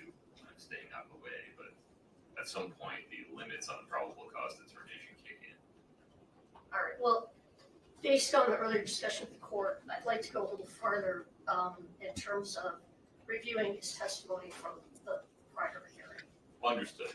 If you need clarification of it, but if I imagine, don't hold me to this, but I imagine that if we Yeah, it takes forever on a phone keep when. reviewing the investigative Okay. steps and potential sources of LaDonna. bias, we're going to continue drawing. So a trucker murder trial. We'll give Ms. Lewis some additional. So a trucker deletion trial So when you starts testified Thursday. before, did you testify as to how many times Ms. Lauber had allegedly And this is going provided on every day. drugs to Ms. Richins? I believe so, yes. And how many times did you say that happened? At that time of testimony, we So, understood there to be 3 transactions that my idea is LaDonna, And what were the dates of those? is if we start February an hour 11th, late, February 26th. since they say we can't live stream it, but if we start it an hour later, what just happened? and March Okay, 9th. if we start it an hour later, March 9th, after this yeah, it is. had passed away. Uh, And I don't know what the trucker trial is about. We'll all be new to did you it. testify? We'll all be learning the evidence together. What Ms. Lover said she So, provided to Ms. Richins, what sort of drugs she provided if to Ms. Richins we on those 3 occasions? if we start this trial, the hearings, an hour later than the actual start time, then we're not live streaming it. We're watching it delayed. So maybe then I can't get hit by the YouTubes for watching this. You know what I mean? So it says that they start at, says 9 a.m. So we will be on here at 10 a.m. It also says 11 a.m. So I don't know. We'll just be on here at 10 a.m. Whoa, get back here. 10 a.m. Central Time. And watch the hearing, and then Again, it this will went be back and over forth by with details, and Thursday. clarified the more information she was presented with. Yeah. Phones and other physical evidence. And then Thursday we'll start a The whole new determination trial. we came to after conclusion of all 4 interviews was that she had procured some type of prescription. Okay. Problem solved. Prescription opiate on the first And I'm transaction, good. and that the following Yes. 2 were Go figure, it's in fentanyl Georgia. pills, Trucker trial. fentanyl pills. And so you said that in the first interview, she told you that she didn't deal in fentanyl. Can you just explain what you did in your investigation to try and confirm? How did you come back around to that it was fentanyl?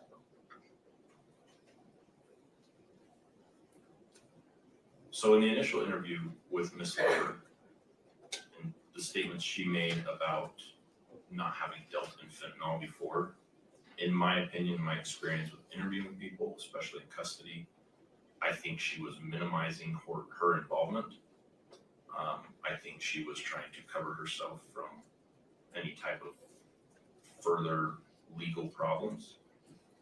And then after we came back the second time, I think she had changed her mind about how much information she wanted to release. Thanks, LaDonna. And that's I'm when glad she you're proud of started me. talking to us Yes. the fentanyl pills This is the she one that called specifically supposedly, fentanyl. allegedly Did you interview other people poisoned her regarding those hubby. transactions? Yes. Investigators from the Summit County Sheriff's But I don't know. I'm Office. still not I 100% wasn't involved in sold. every single interview, but yes. Did she tell you how many pills total that she provided to Ms. Richins, or that she recalled providing? One moment, please, Mr. Butler. Your Honor, the state reduces relevance and objection. What's going on here is the defense counsel is asking questions about the detention hearing, which the defense counsel has a transcript of. Did she tell you this? Well, we know this because he testified to it. Let's just assume that this question, which goes directly to the probable cause determination, is foundation for whatever's coming next. So I'm Right. going to allow this. I appreciate it, Your Honor. All these recordings are. That's what they're saying, trial junkies. But I feel like those other incidences that they're trying to say are other attempts are kind of a stretch, Objection to the extent it's the relevant. way they're described.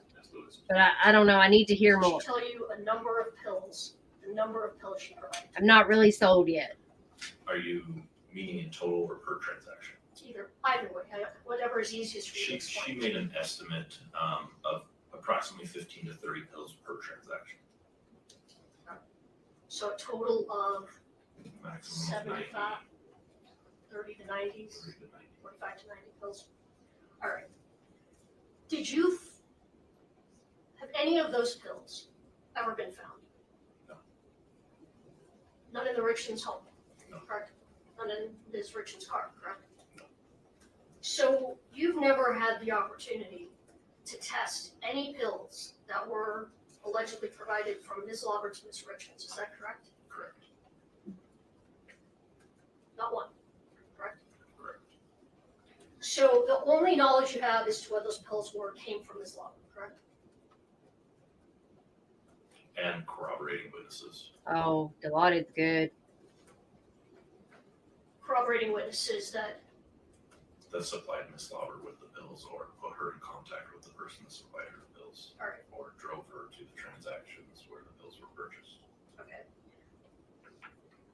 Again, though, have you tested any of those pills or found any of those pills so they could be tested? No, we have not. So you actually do not have any idea what the pills were that were given to Ms. Richins, correct? Just based on the testimony, witness statements by Ms. Lauber and others. Oh, okay. Thank you, Brandy. I didn't see the name. I just saw there was a trial. I just So you don't looked at know your if schedule and those just saw there were was a trial starting on Sunday. Thursday. So Correct? I figured we'd all have fun and watch it, Correct. see what it's about. Based on what Ms. Lauber told us, she was sure that they were fentanyl. And her description of them match what I know currently to be Drug Trends street illicit fentanyl pills, with the description being a light green to blue. Yeah, I want to hear all the evidence in the trial and not just all the little bitty pieces that they've been sharing on No, I do not. court TV and law and crime and stuff like that. Do you Because know if these pills contained all the opioids of any fights they've been showing do make her look guilty. I do not.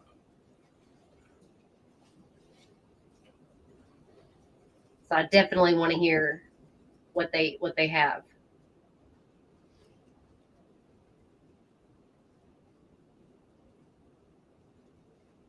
When is the last time you sought evidence in this case? Sought evidence, is that what you said? Yes. The case is active and ongoing until trial. I presume any new information that comes to us will continue to be considered as evidence. Are you still interviewing witnesses? Not at this moment, no. I know you're not at this moment, you're here testifying. Have you recently interviewed witnesses or others investigating this case or involved in this case been interviewing witnesses? Yes, some of our team have reached out to witnesses that we've talked to in the past and have kept in contact with them. Have you been provided statements or interviews by a private investigator in this matter? They've been entered into systems that I have access to, yes. Not personally been provided with them, but yes. Who's that private investigator work for? The Richins family, the Eugene Richins family. Is that who pays this private investigator to provide information to you? I assume so. When was the last time you executed a search warrant in this case? I believe it was 1 or 2 weeks ago on the Richins home. Still looking for the pills? That was to seize a voice recorder that was located in the home. Just give me one moment. Well, then Brandy is probably not his first person. I bet truck drivers really have like free reign. You know, they're like janitors. They're everywhere and nowhere all at one time. And they're like the perfect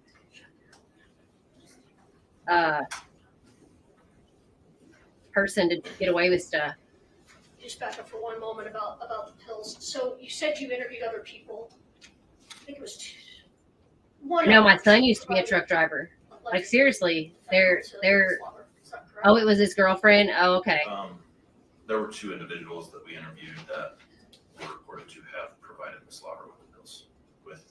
One with the non-fentanyl opiates and then with the fentanyl pills. I caught a trucker who So was one a provided shoplifter. The one that did not have fentanyl. And the He one would provided get off one on she claimed did have fentanyl. in a Okay, ton so of that states across the individual, country. or actually either of those individuals, were they manufacturers of those pills?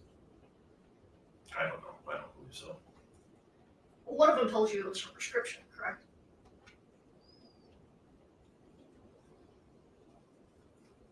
I believe Ms. Lauber told us that, would you like me to use names? That's fine. I believe Ms. Lauber told us that Ms. Kohler, who she claimed she got the non-fentanyl pills from, that they were somebody's personal prescription. Okay. So we don't actually know when those pills came from either? No. All right. And the individual who provided fentanyl, he was not the manufacturer of fentanyl. He told you he didn't manufacture fentanyl, correct? I believe so. Other detectives in our office, yeah, interviewed him.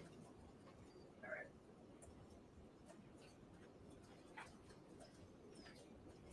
Do you know what red devils are? No, I did not.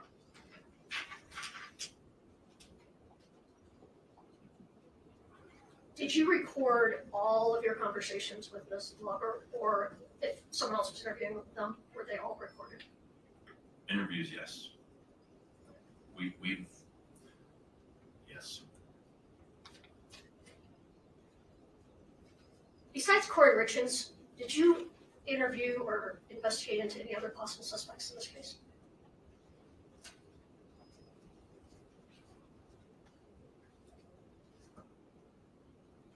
Okay, well, we're gonna be on a delay anyway, Brandy, Try because to, I guess we can't live stream this, so possibilities of what could have caused Eric Richins' death. we're gonna watch it a little behind. But I didn't conduct interviews with any other My G baby started school. I sent you a picture of my G baby. He got his birthday present today. He was so excited. I just got the video We collected several of him opening his present. in this case. Dang Amazon, they were late. Could have had access to the Richins' home at different times. That could give alternate explanations of how the fentanyl got in the system. He said nightlight. I could hear him on the recording. He said nightlight.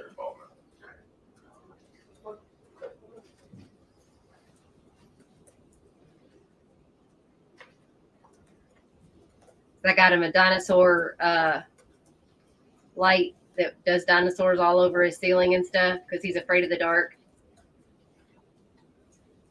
Nothing for me. That guy's not a very good witness. I'm sorry. Brief scheduling question. He's so Roughly how much cute. time do you have on redirect? I just Less than 10 minutes. Okay, please proceed.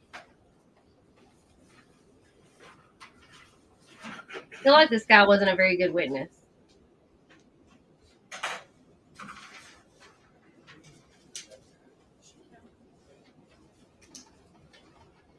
Yeah, my little cutie boy. He's so cute.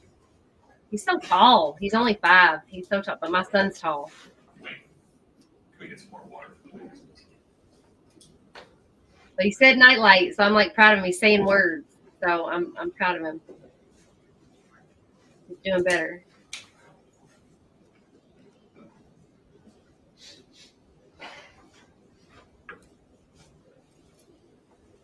Thank you, sir. I just hope he stops like saying the ugly words. What is this? So, like saying ugly words. He's been saying so he's been living with his other Gma, and he unfortunately she is married to like a very not good nice person, and luckily he's not staying there anymore, but he's been saying the N word with the hard R, and I'm like, what the heck? Like, where did he learn that word? I mean, and why is he saying that? Like, he can't say that. I mean, first of all, he's mixed. Second of all, no. Like, he cannot say that. He can't go out in public and say that. And then he calls everybody an effer. I'm like, what the? He cannot say that. So, whew, y'all. Of course. Yes, Liz.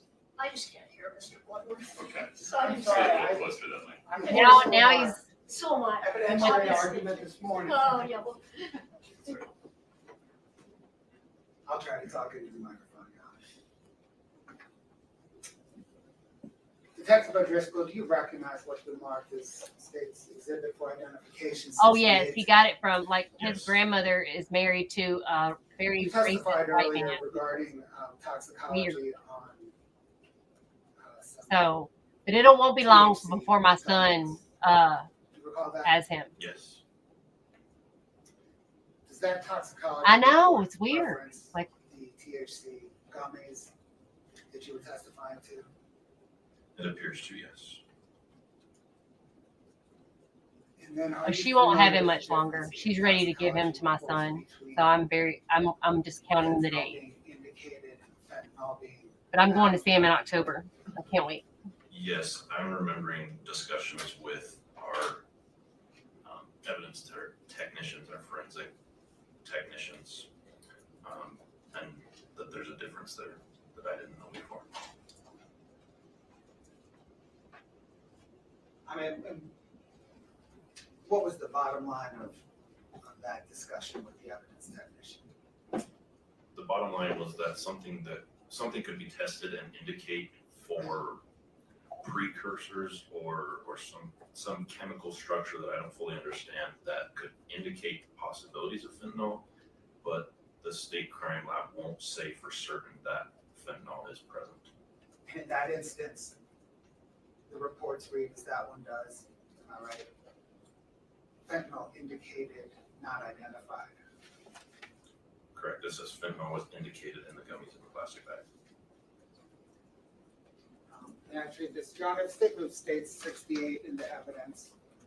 Is Liz any objection? No objections under the same. I think it's his voice.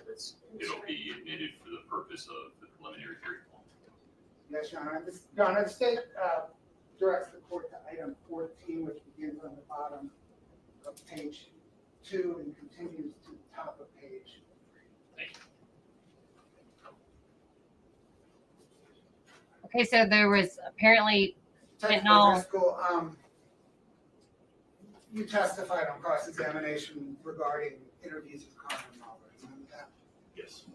Are all those interviews either audio recorded, video recorded, or audio recorded or audio and video recorded?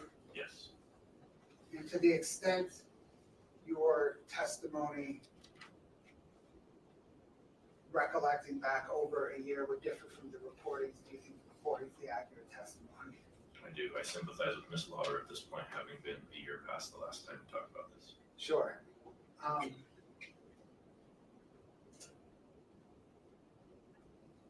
Did you have an opportunity to watch a video recording of an assistant U.S. attorney and some federal investigators interviewing Ms. Lauber? I didn't view it, but I was told about it. Were you told that they were interviewing her kind of pursuant to a grand jury subpoena and before the grand jury testimony? Yes, I'm remembering now that their appearance there, their interview of her was in regard to a grand jury subpoena that at the time we were not aware that they were planning.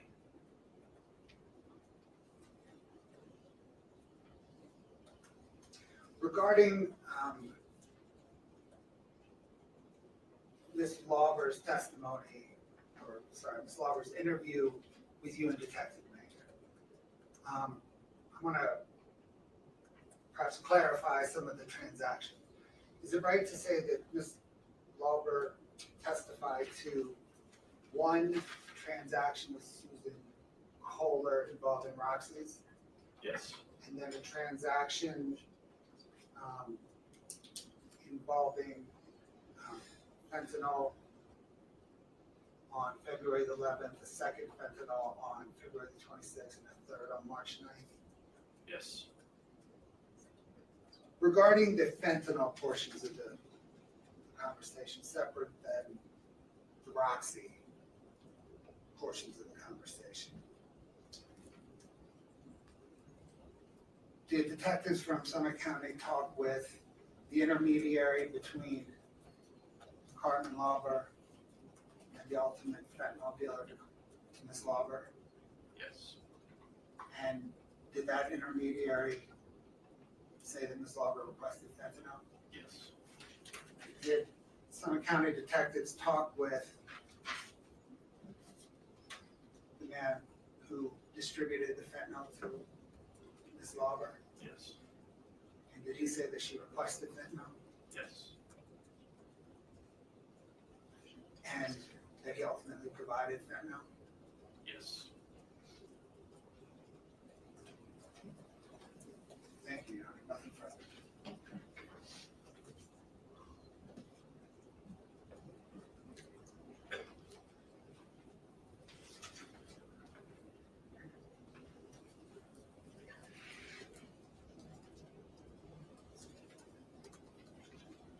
What happened to her other attorney? Just 3 or 4 questions. Within the scope of read, Brad, please. Yes, understood.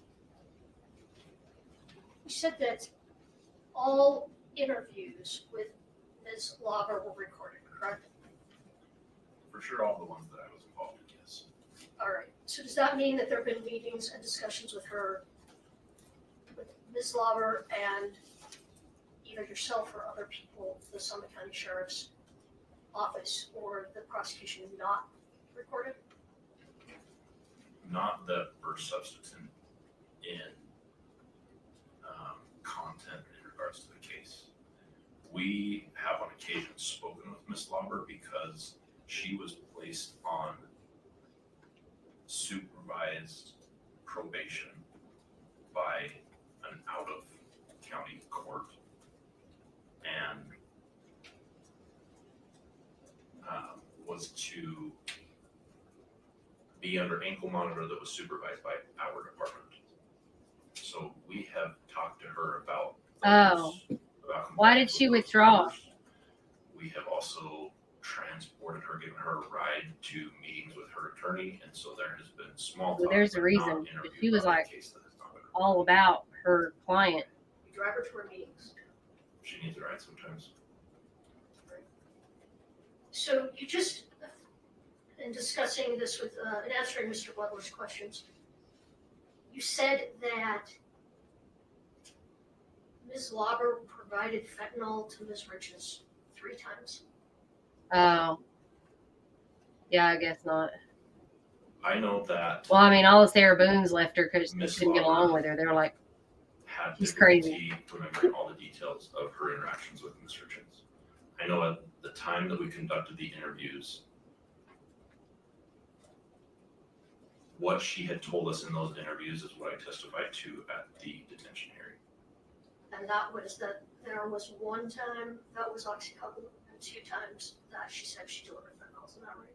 Correct. Since those interviews, new forensic information from cell phones was received, was reviewed, and determined that there were 3 transactions involving fentanyl, including one after Eric Richins' death. I believe the most accurate Sounds like a statement from Ms. divorce. Lauber is the 1102 statement that she submitted for today's hearing.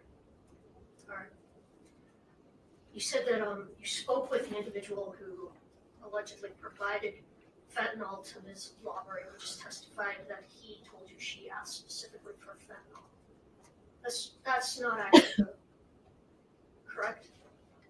He told, from what I'm remembering from watching the video of the other investigators that interviewed him, he told us that Miss Lauber requested, in his words, blues, which I understand to be fentanyl pills. Didn't he say she requested Roxy 30s or Roxy's? What are Roxy's? That's possible. I think blues was also mentioned. I don't know what this is. Roxy's are typically Oxycontin. Oh, okay. Oxycontin. Okay. Thank you.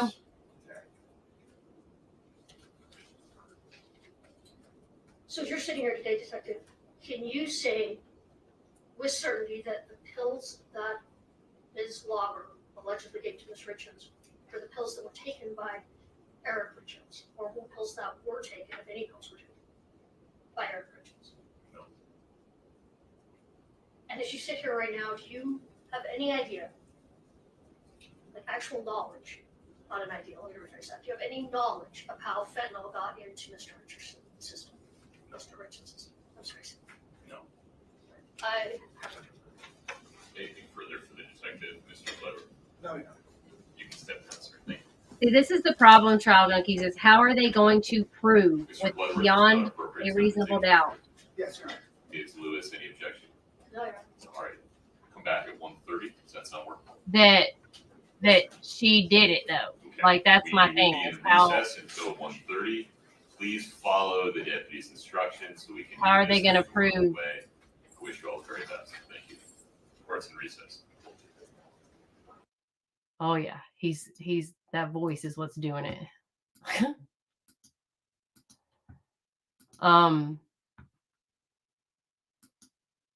But how can they prove that? Mr. Bloodworth, anything before we continue with the state's case? No, Your Honor. Ms. Lewis, Ms. Nestor? No, nothing else right now. Okay.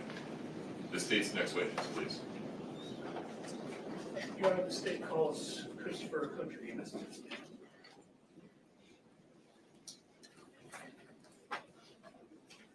Oh, yeah, Frankie, swear in. Do you solemnly swear the testimony you're about to give in the matter before the court to be the truth, the whole truth, and nothing but the truth, subject to the. Now that's their theory. I don't know. That's what I'm saying. Like that's their theory. And they do have the woman, the clean housekeeping lady, that said she did tell them. Sir, could you please He tell did us your say name? that. Chris Kouri. Is that a common spelling of the last name? Yes, thank you. Mr. Kouri, what, can you briefly tell us your background? That's true. I'm a 23-year law enforcement veteran. This is hard because it wasn't like a slow burn. It was 11 like years of which was spent pretty with fast. the Salt Lake City Police Department Homicide Squad and the Salt Lake County District Attorney's Office Homicide Team, where I was an investigator there. And did you retire from law enforcement? I did at the end of 2022. I retired. What have you been doing since then? I started an investigations firm. And what's the nature of the investigations that you do? So we do investigations, training, and consulting work. So regular investigations for. Well, you have to look at the fact that he was a healthy man. It wasn't like there was anything wrong with him. Subject matters. And then I also But consulting work in criminal and civil cases. obviously, you look at motive, Do you have any opportunity, education, training, or experience with forensic and digital evidence? I do. yeah, and that she wrote the book. Yeah, so formal training. I have a 40-hour certification from the ZX Track. That's pretty weird that she wrote the book. It's a 40-hour training course. I mean, if she did this and then she wrote the book, that's pretty I also have a 40-hour twisted. formal training, also with ZX Track. I'm always devil's advocate on these things because As a subject matter the expert, beyond a reasonable doubt is my Cellbrite certified things. I'm always devil's advocate because I always have to be like, analyzer certified. I'm the alternate point of view. So, you know, Mr. Kouri, is put the mic closer to him. Thank you. And since you've talked about that, what is Cellbrite? So Cellbrite is extraction. I'm the one that would be the holdout though. What if you wanted me on your jury though, child junkies? What if you wanted to be innocent? Have you been retained by the state? I'd be the one to be like, I need to see more. As an investigative consultant and to analyze digital forensics data. And have you analyzed and reviewed digital extractions of cell phones in this case? Yes, I have. I want to talk to you about a few phone numbers. Yeah. And just to identify phone numbers of different cell numbers you've. I just got to see all the evidence laid out. I can't see tidbits Do you recognize the phone number on TV. I got to see it all. 435-671-1987? I do. Whose phone number is or was that? That was the primary cell phone for the defendant. You get kind of quiet again. Can you pull that right from? It's and the phone. There you go. Normally, that's not an issue. There. Could you just repeat that answer? Yeah, that's the primary phone number for the defendant. When you say primary, does that mean that there were other phone numbers that the defendant used? Yes. And do you recall what those numbers were? Yes, there's two other numbers that we're aware of. One ends in 1152, and the other ends in 9592. And Yeah, that's why I got to see all the when you evidence, say that the 1987 was or at least what they'll show us on what Law and Crime or Court TV. In this context, it's the phone that the defendant utilized for normal, everyday business, communications with most friends, her business, that type of thing. And the other numbers, let's talk about the 1152. What kind of device was that associated with? That was associated with her 1987 device, but it was a number being utilized on that device. It was a Google Voice number. So No, she wrote that book awfully fast, y'all. I thought that was like super fast. Sure, it's like he wasn't even gone a year. Through Google Voice services, and you can use it just like I mean, normal cell that's a phone. pretty Make calls, receive text. quick amount of time. Don't like she wrote it, published it, went on TV. Like it wasn't even a now year. the 9592 number, was there a device that was That's associated what? Yes. Oh yeah. The It's sister-in-law. referred Yeah. to in evidence as Yeah, like that was the, super fast to me to like that was obtained by the defendant after her do all of that, write the original book, phone illustrate it, was publish seized by it. police in April of 2020. Yeah, and then So was that phone to me activated? that like how would you have time to do all that? Yeah, Now speaking specifically, you're grieving your husband, you're worrying about your kids, you're like figuring out all your stuff. Like when somebody dies, that's a lot a forensic you have to extraction deal of with. that phone. Yes. Like the last thing on my mind would be like, Did you oh crap, let notice me write any, this book information and get on that you television. from that phone between January And and mid-March of like 2022? that just wouldn't be something that I Can you would describe be thinking about. what type of, or types of data had been deleted off that phone? A lot of data, primarily and most relevant the investigations. That's in this you're case. right, you're right. But I mean, Call if logs, in texts, in a normal web person, history, if I'm website. thinking about being an you So know when you say that the text semi-normal is deleted, person, does that probably mean is the what I'm talking entire about. Like text you know, thread between if you were Yes. actually grieving And the was loss it of your husband, when would you have time in that to time like frame, or were there specific people? write a dang book? Pretty much everybody. I mean, I wouldn't be able to get out of my damn bed. Right. Oh yeah, you're right. That's true. You mentioned that So she was web getting all that history life deleted. insurance money. Yes. And was there a specific date that prior to which that web history had been deleted? Yes. So there on that phone, the web history for that device, that primary All right, device, trial junkies. was Touche. basically ended. It picked back up on March 10th of 2022, but prior to that, all of it was gone.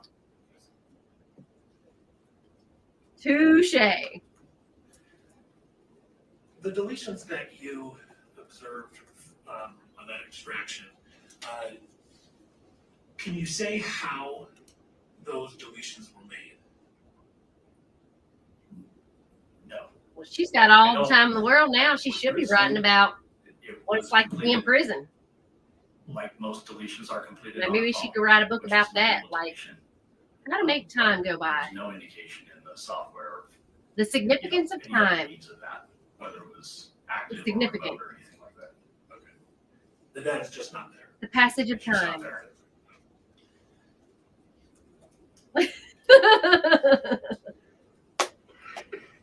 I want to talk to you about a person. See? There you go. In this investigation by the name of Josh Grossman. Did you associate a phone number with? Yeah, Brandy got it. Yes. Do you recall what that number was? The last four is 1260. Oh, And oh my witness by God. the name of Carl Albert, did you identify numbers belonging to Yes. devices that were associated? Registered. Yes. And was there a primary number that Girl. uh, Y'all, I don't know what I would do Yes, if I didn't I have my last four skincare out of six routine. If I had to go to so. prison, if I wasn't able to put thick flat in my face, what would I do? Oh my gosh, I'd have to do same thick question flat in for prison. a Robert Crozier? Do you recall the number for him? Yeah, Indian 05. I wouldn't be able to do what I do out here. Oh my gosh. Finally, here on some of this test, Mr. Richins' phone number. Do you recall his phone number associated? Oh, I wouldn't look good in a Last prison four, outfit. 9317 for Mr. Richins. Thank you. That passed. Oh my. Ready to get back to this. I wouldn't survive. I want to talk to you about the defendant's communications with Carmen Lauber.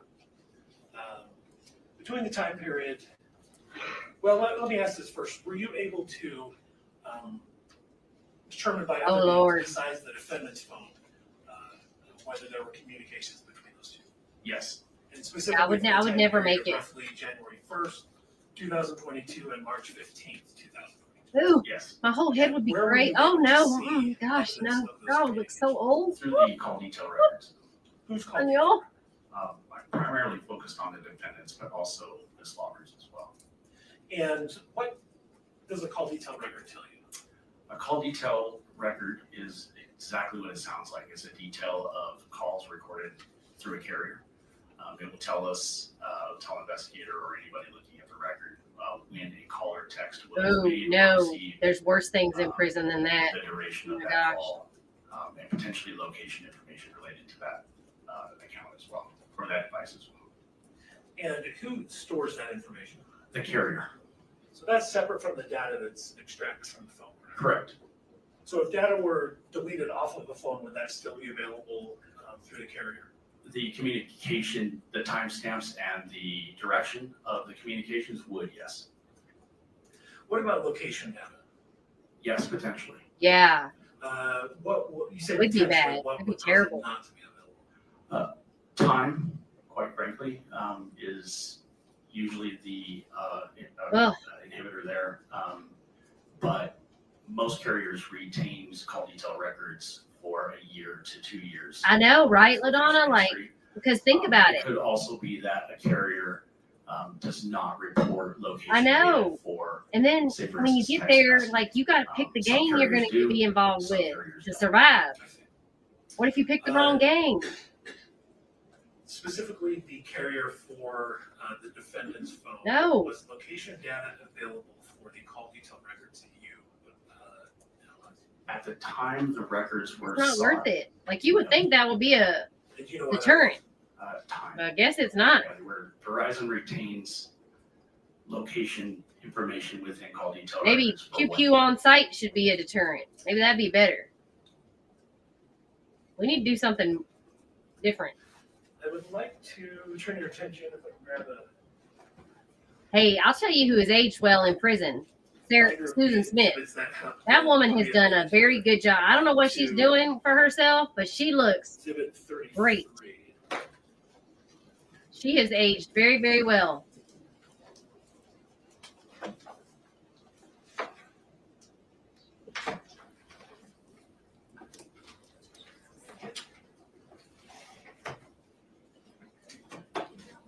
Ugh.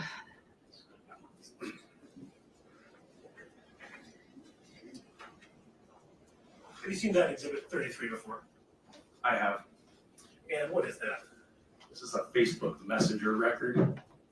I know. I know, Brandy. You do. You got to figure out, like, And an individual named Nicole woo, Connors. man. And then the initiation process. I mean, like, Do you know who? there's a lot of things to think about. Relative to this investigation. I do.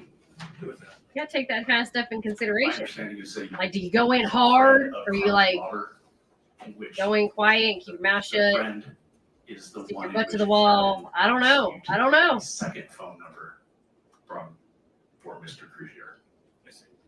Now, turning over to 34, State's Exhibit 34. Do you recognize that document? This judge is paying attention. Yes. And what is that?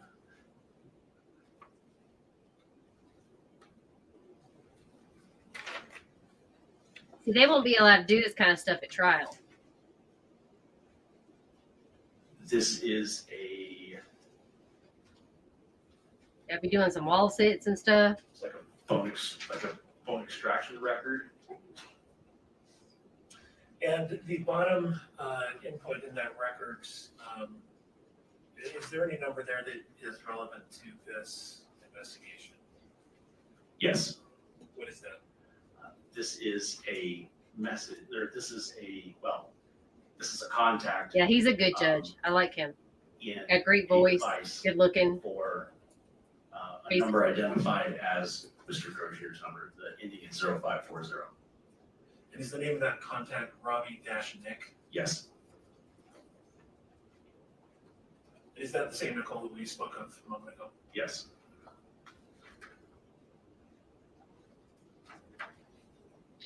Now, I don't necessarily need you to but I'm referring now to State's Exhibit 35. You call it MTG?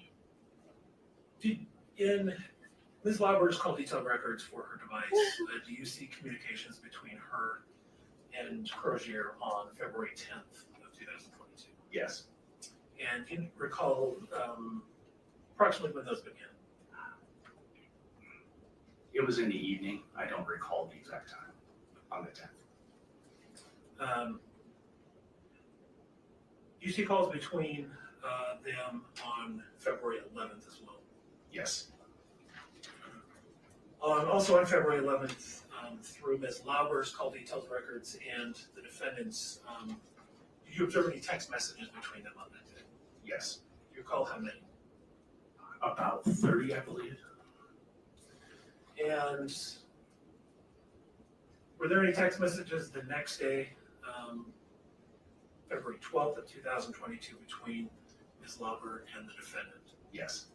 And do you recall when those occurred? I want to say midday, but I'm not 100% sure. Okay. But those would be contained in State's Exhibit 35, not call detail records? Yes. And speaking of these, the call detail records, are these in Mountain Daylight Time or Mountain Standard Time? These are UTC time. Okay. And UTC is what time? It's Greenwich Mean Time. It's basically zero. It's Zero. It's a method for everybody to basically stay on the same time zone, as odd as that sounds. Basically, you just add or subtract your time zone from UTC to get local time. So if these are in February of 2022, what subtraction would have to be made to find the local time? 7 hours. So during daylight savings, when we fall back in November-ish, we go to -7, and then we spring forward in March usually, where we're -6. Okay. Thank you.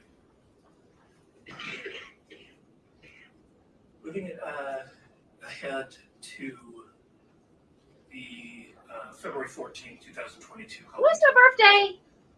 Did you observe any? Sorry. Dang, Did she you got like a observe whole any table of text lawyers. exchange between the defendant and Ms. Lauber on that day? On February 14th? Yes, sir. You recall approximately how many?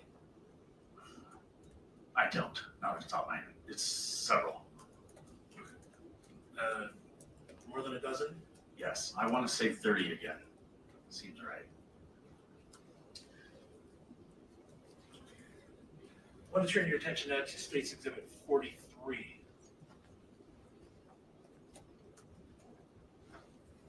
Well, and before we go on, You know, that'd Sarah, I just probably be want to cheaper clarify than what we're doing right this now, is Gwen. all record. You're not seeing. It's not like we don't have the capability to do it. I bet we do. Correct. Only that the message was Put Elon on it. sent and received. Okay. But when you do a forensic extraction of a device, if those the content of those texts are still on the phone, can you see the content at that time? Yes. Yeah, wasn't the sister-in-law like trying to On tell her she couldn't February go into the 26th safe or of, something?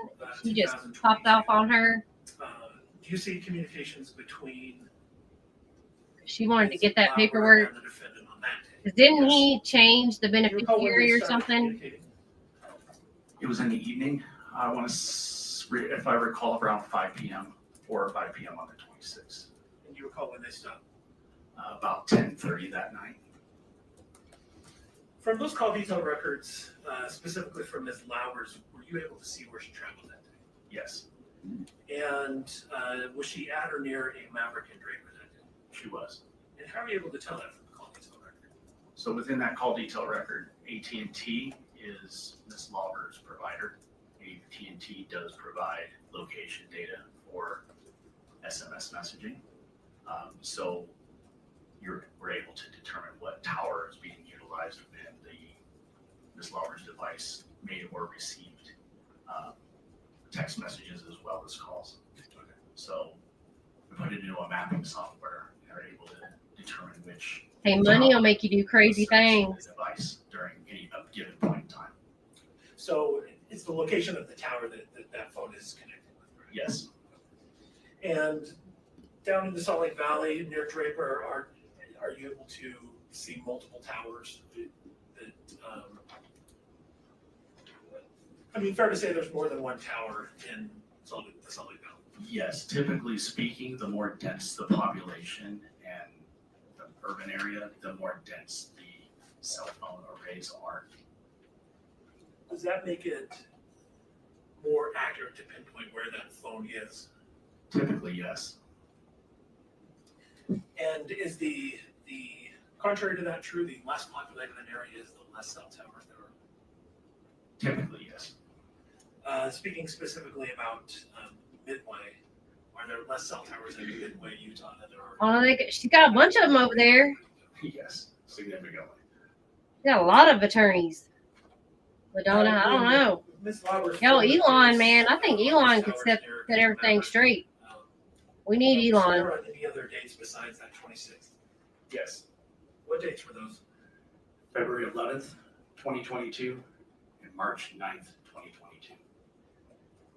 Did you observe her phone being tracked in that area on any other time in the records you were? No. Were you able to track her movements from Summit County to Draper and back?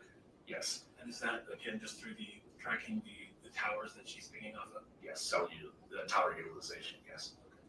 And we talked a little bit about Midway. Does the precise location become more difficult when she's in a more rural area? In this case, yes. Okay. And why is that? You have less towers serving a larger area. So with a larger estimated range or area in which the device can be in, the harder it is to pinpoint more precise location. I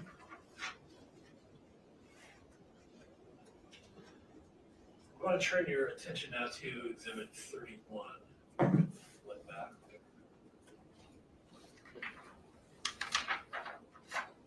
I don't think when she had that last attorney, she had this many lawyers. But this time she's got like a lot. Do you recognize what's depicted in the? Y'all might remember, but I don't remember her having this many.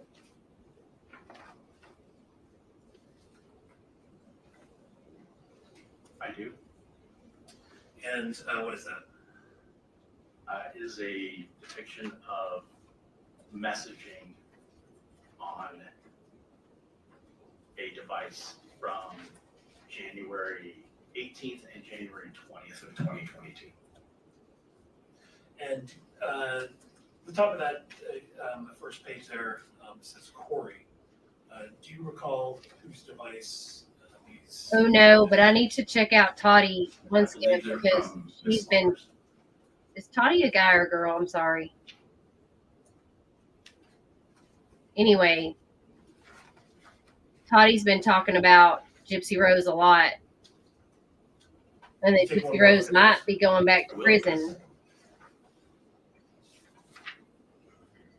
Because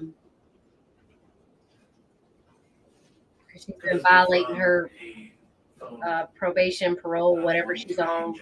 I don't know. I personally think Gypsy Rose should be in prison. I need to look at the context. Oh, sure, sure. Just to make sure I'm looking at the right thing. I think she does not have any remorse for her mom's death. Even Yes, though it's a so very these weird are situation. Devices from Mr. Jeff's phone. Or I'm sorry, messages from Mr. Jeff's phone. And they start on. And I know she went through a lot. Go to January 22nd.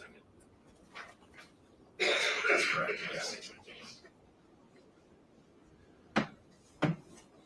I don't think she takes any responsibility for what she did.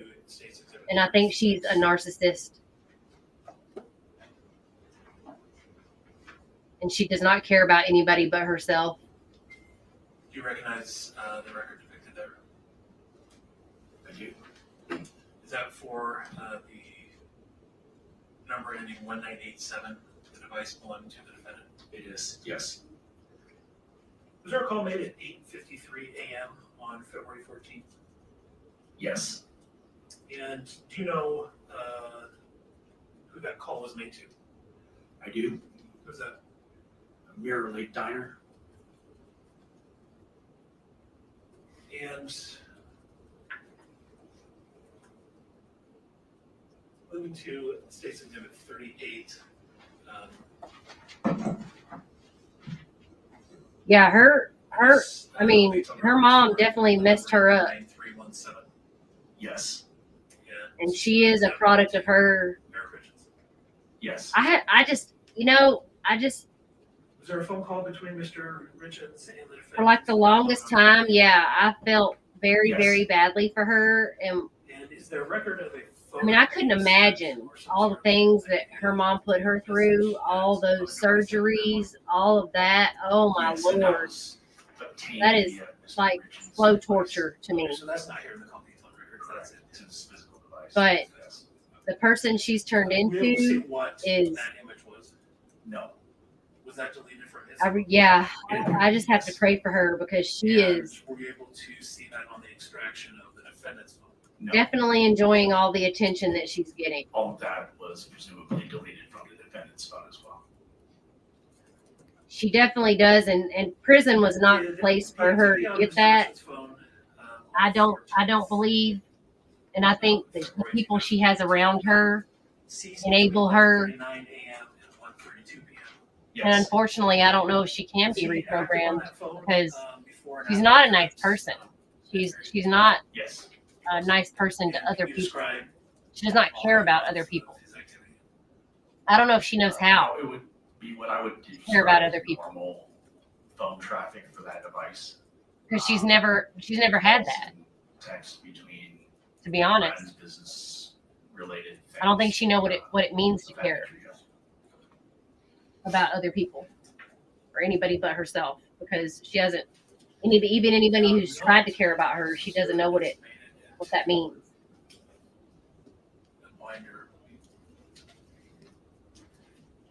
Everything's been so fake and made up in her life.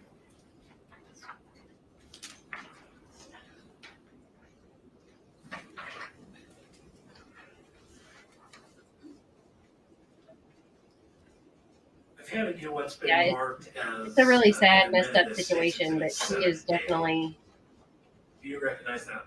I do. she needs mental What health is for that? sure.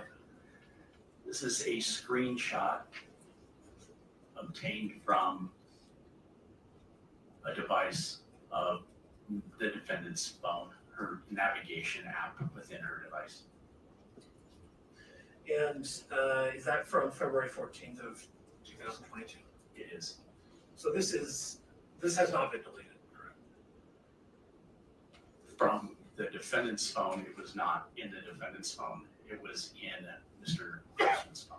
Okay, thank you. Did that originate from the defendant's phone? Yes, Girl, I don't think there's any disrespect. it was. And was that sent at approximately 9:48 a.m. on February 14th? Yes. What? Your comments can you get give a little more deleted? description about what that navigation shows? Sure, it's a typical. Do they really screenshot get deleted? I don't delete comments. of normal navigation application. I don't know how people's There comments get is deleted. A location on Rockcliffe Road. The device is traveling, or it's depicted that the device is traveling northbound. Do they delete comments from what y'all put in there? Like words y'all say? And a mileage That's really messed up. for that trip that it's depicting. And on Mr. Grossman's phone, Oh, were that you is able to so read any text messed up. messages surrounding this time frame? Yes. You know, I noticed you can't say like some people, like you can't even type the word white. Yes. What the heck? She said she was on her way to see him. He asked if it was about That's an messed hour, up. if she was about an hour away, and she said yes and sent him this screenshot to verify her ETA. Speaking to the defendant's communications with are y'all Mr. doing? Grossman, do you recall approximately when those began? Bye, Brandy. 11:52 Hopefully we'll which see you is the first tomorrow. one I'm aware of. It began having trail, basically a digital trail on that phone beginning in November of 2021. I know. I saw on the And Detroit what chat was the, they blocked a bunch of people, the volume of text and they calls decided to just give it to up people who are March subscribed to their channel. Only subscribers The only volume varied can be in their chat. depending on the day, but it was pretty much daily communication between the two during that time frame. And are these phone calls and text messages? Mostly text, but yes, some phone calls. And have a number of those texts been recovered? The jury's from still out Grossman? on Yes. Telus. And if I could just have you just thumb through exhibits 29 and 30.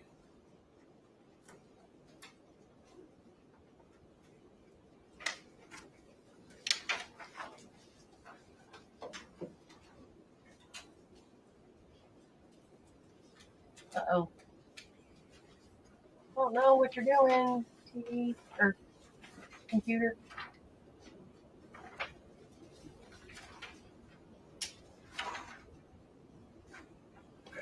Are those excerpts from the extraction of Mr. Grossman's phone? Yes. And are they approximately December and January of 2021, 2022? Yes. And if I could have you thumb through 39 through 42.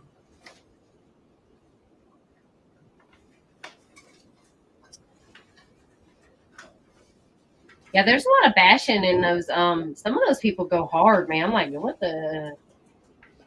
I was in that Detroit, the guys that were on trial for the security guard guys. I was like, what in the world? Y'all are like me. Are those also excerpts from the extraction of Mr. Grossman's phone? Yes.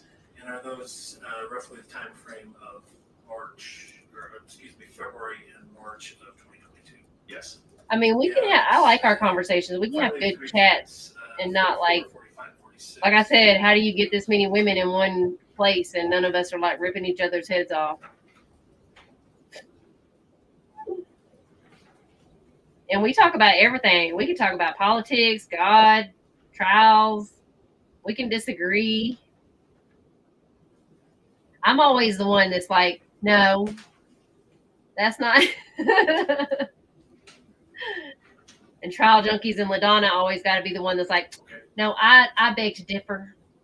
Similar question, also excerpts from. I'm gonna disagree with you there on that one. Yes. And are those specifically March 2nd and March 3rd of 2022? Yes.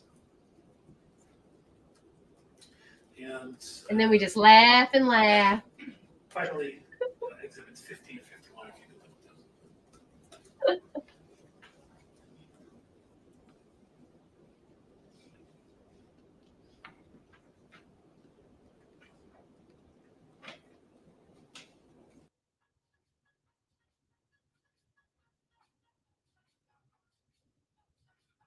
I don't know what is happening. Oh. Okay. Also excerpts from that extraction. Yes. And a little bit later in time, March 20th and April 9th. Correct. Yes. So they're not. It's fair to say around the time that Mr. Richins passed away, there were ongoing messages between the defendant and Mr. Grossman. Yes. They're not actually showing evidence. This isn't like I'd like to ask you in Michigan where they do an actual pre-trial. So there's a difference between pre-trial extraction from the defendant's phone and a preliminary hearing. The morning of March 4th, 2022. We discussed this at the detention hearing, correct? Yes, we did. So they have a grand jury and a prelim? We're relatively new to this case. I was, yes. Have you had a chance to analyze further the data on the defendant's phone regarding that date? Yes.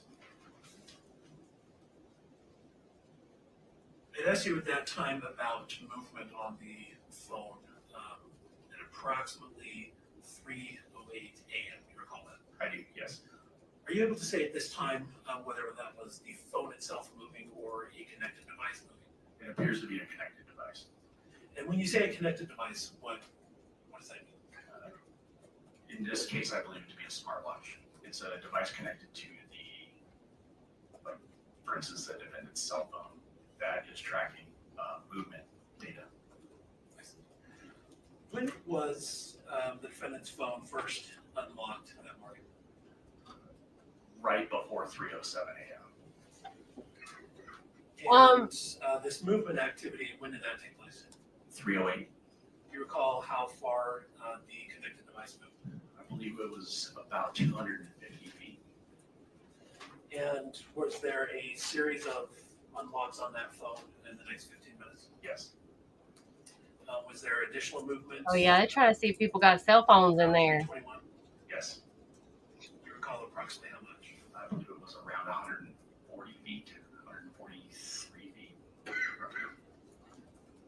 Do you see a 911 call on that device? Yes. What time did that happen? Just after 3:21 a.m. You recall if that approximately 140 feet movement was made before or after the 911 call?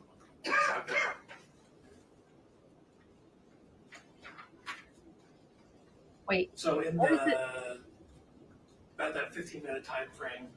trial junkie, what is this? Is this a pre-trial or prelim? What is this called? Here, I'll find you something.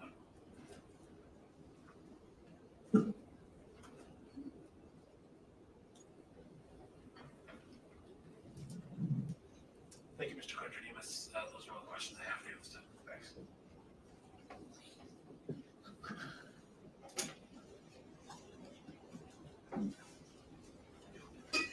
Oh, sure. Thank you. Where's the mirror? I don't see it.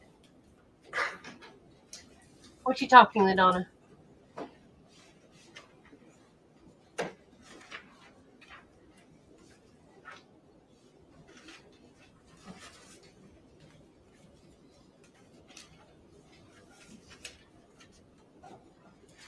Afternoon. Afternoon, how are you? Doing great. How are you? Good. Good. How old is he? All right. Let's talk about, go to State's Exhibit 45, please. Let me know when you're there. Okay, I'm there. Mr. Hill had you review Exhibits 44, 45, and 46. You recall that? I do. And he asked you whether that indicated there was communication between Ms. Richins as well as Mr. Grossman. Do you remember that? I do. Okay, so let's go to 44. And on 44, He's still rewinding.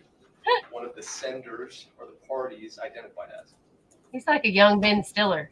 On 44, Yes. we have Mr. Grossman. Perfect. Yes. And then let's go to 45. And how is one of the parties identified as? Oh, that mirror? That giant mirror? My princess. And then above that, where it says under party, first number 1. That's so the judge can look at himself. And it has owner. Yes, 9317 is Mr. Richins' number. So that is not Mr. Grossman. Correct. Okay. So just to clarify, going back to Mr. Hill's questions, your testimony that what was included in Exhibit 45 was Mr. Grossman, that was incorrect. Yes, I was mistaken. Okay. You indicated that you were asked about the usage on the phone, about whether it was, you indicated it was normal tracking. That's funny, LaDonna. You recall that? And Mr. Richins. Wonder who's hiding back there. Just now. About normal usage. Sorry, yes. Phone calls, Yes, text messages. yes. Interestingly, you said normal tracking for that device. I suspect you mean for that person. They can be one and the same, yes. The device doesn't do anything by itself. Right, it has to be manipulated. Correct. Right. So when you say normal tracking for that device, Yes. you mean normal usage by the person who that device belonged to. Typically, yes. Okay. You have no way of knowing really what the normal usage is unless you review everything, correct? To the number, no. Correct. Yeah. Perfect.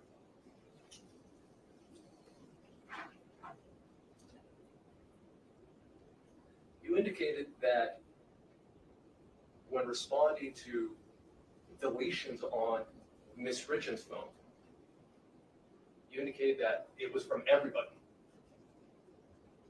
Yes. Pretty much, yes. Was there a time frame for that?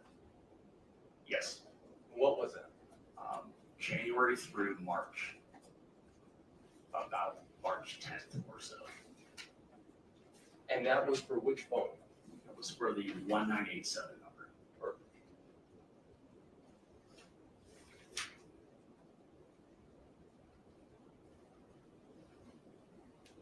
Testified about attending a Cellbrite certified operator course. Yes. When was that? 2017. Have you been recertified since then? I have not. A Cellbrite physical analyzer course as well? Yes. And when was that? The same time, 2017. Then a 40-hour cell phone analysis and mapping course.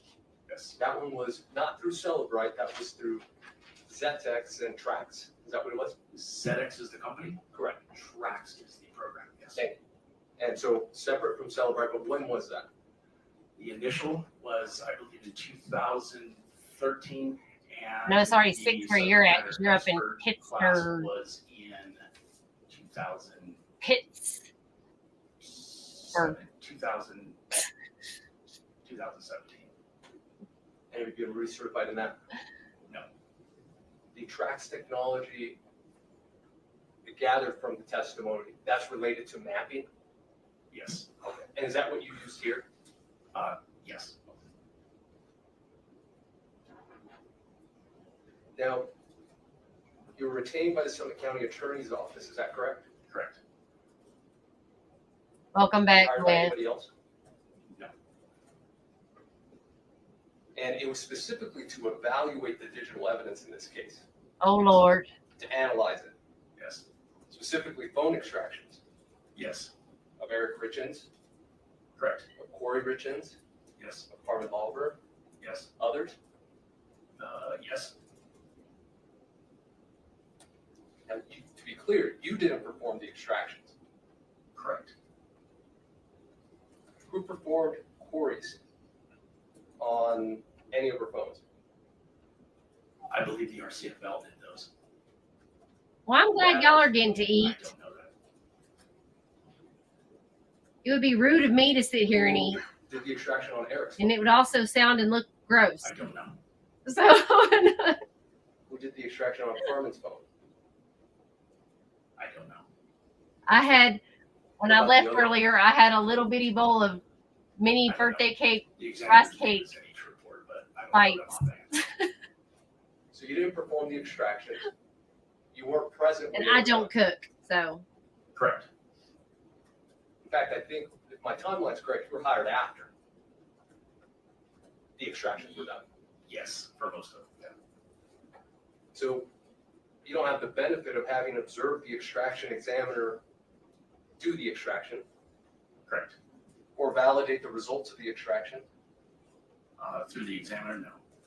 And you don't have the privilege of observing the extraction examiner perform manual decoding methods Correct. or manual decoding methods in the hexadecimal code. Correct. what did you just say? Put a spell on me? You didn't confirm whether the extraction examiner validated their extraction tools. No. I'm of neither one of Let's them. talk about the I don't cell identify as extraction either. process. Okay. We're gonna go from the device to the data. Okay. That, I'd like to be so visual.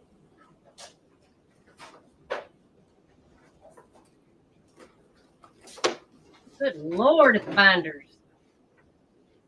So this is a target device. Correct. Let's assume this is a target device. Let's hope it's not a target device for my sake. This is a target device. We're going to say that this right here is UFED. Okay, so that is the Universal Forensic Extraction Device, correct? Yes. That's what it stands for? He's about to object. Your Honor, I would make an objection at this point as to relevance. I don't know if this is necessary at this point in time to a probable cause standard. I'm not sure where we're headed, so I'm gonna give Mr. Ramos a little latitude here until I know where we're headed. Thank you. Thank you, Your Honor. This is UFED. Okay. You're going to plug this into this. And then what it's going to do is it's going to spit out something. Yes. Correct? Yes. I mean, it's not the technical term. But... So once we have that, it's in a raw format. Thank you, LaDonna. Now, Trying to do better. have been given, when you were brought on, the Oh, output, goodness. what it spit out. Correct. Right? Yes. Okay. So your testimony, both at the detention hearing and here, is based on this, on the spit out version. Correct. Okay. You have not received the raw data. There is raw data available, but no. Correct. Yes. There is raw data available. You have not received it. Correct. You have not analyzed it. Correct. You have not cross-referenced it with what you were given. Correct.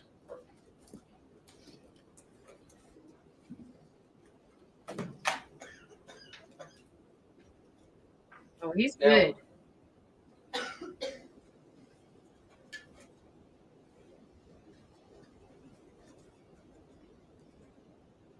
Let me pause.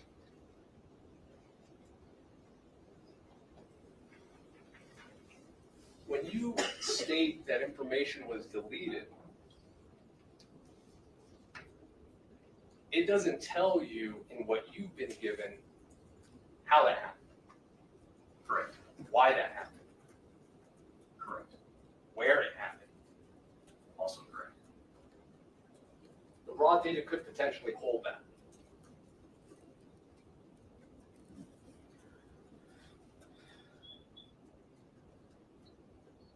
Potentially. Now, you use Celebrite, these extraction tools, you rely on them to provide you this information. One of her team of attorneys. Assist, in this case, the Summit County Attorney's Office, with their case, correct? Correct. With meeting probable cause standards. Correct. Okay. In terms of location of individuals, Yes. such as Ms. Locke. Yes. Now, to be clear, I only have what you've been given as well. So I'm relying on the information that has been spit out, but not on the raw data, just so we're clear.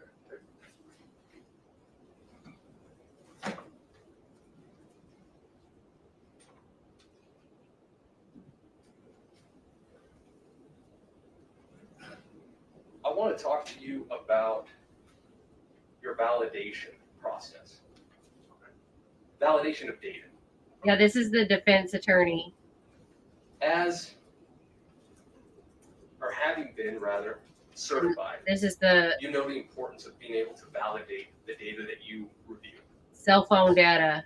One of those methods is possibly to use it with the, or compared to the raw data.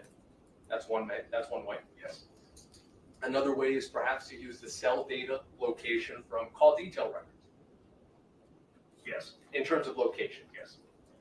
Now, when you use the software, that was a form of validating sorry. I don't know. She's got a lot of she's got a lot of counsel.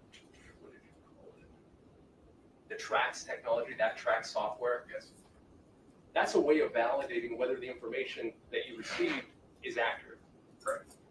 You talked about the cell towers. Yeah, I don't know if she's Now, a this cool kid program, table does though, it- LaDonna. I don't know if that's a cool kid table. Does it spit out something for you? It does. Okay. Now, have you provided that to the Summit County Attorney's Office? Yes. You're talking about the mapping? Mapping? Yes. Okay. And are those Somebody's got towers money. that you referenced earlier, They're not cheap. are they sectorized or omnidirectional? They're sector. When you use that program, were you aware at that point that that software had been found to be unreliable? Right? That's true, Gwen. Hell, Alec Murdaugh didn't have this many attorneys. But you haven't been certified since 2017. I've been certified since 2017, but I have not. There was no need for research on that. Of course, it's a learning, and it's a continuing education. What software version did you use for the tracks software? Off the top of my head, I don't know. When you did it, was it the most up to date? Yes, as far as I know. Had you updated it since 2017? Yes, it's web-based, so it's updated constantly. So you can rely on the fact that if you're updating, say today, that it would be the most up-to-date. Yeah, LaDonna, I heard there's another much more accurate Cellbrite itself, your Cellbrite certification process. Yes. cell data There are no extraction requirements, that literally pinpoints to but they do recommend. your exact that you location, research. but everyone uses Celebrite. But you've not done that. Correct.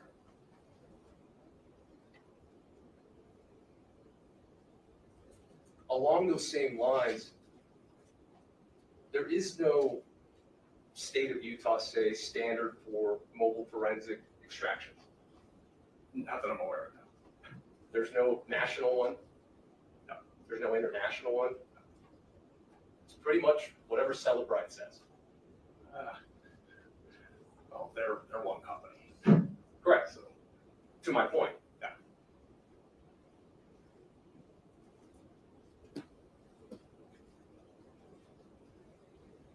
Did you review or were you given rather any mobile data sets from the individuals who performed the extractions on all these phones? Like sample data sets, controlled data sets? No.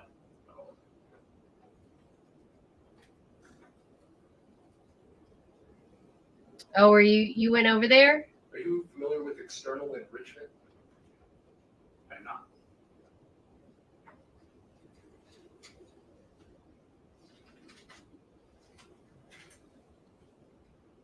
But that was a madhouse. Or you had indicated rather, you were asked about the activity sensor of a Apple Watch. Yes.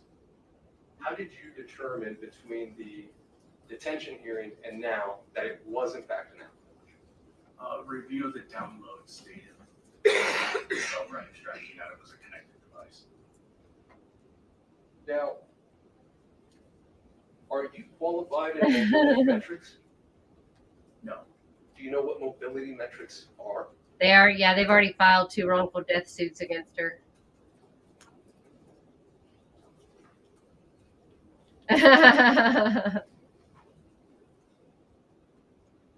You testified about the distance that was covered on the morning of March 4th by a connected device. Yes. And you were very specific on the number. Okay? Yes, more or less. But you don't know how that Now, there's no number turning is- back, LaDonna. I don't know the internal calculation process of the devices. No. You just read it. Yes. You read what was spit out. Correct. Spit out. You don't have the data, the raw data. Correct? Correct. So everything you've testified to is basically because you've read it. Well, yes, and the extractions from the devices, but yes. Correct. Just what was given to you. Yes. Yeah, and civil cases have a different standard than criminal ones, so they could actually win in a civil case. Were there items that were deleted from Mr. Richins' phone? From Mr. Richins' phone? From Eric's? Not that I'm aware of.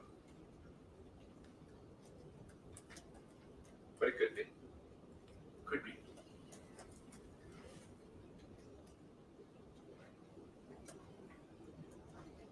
Have you ever worked with Mr. Todd Gabler?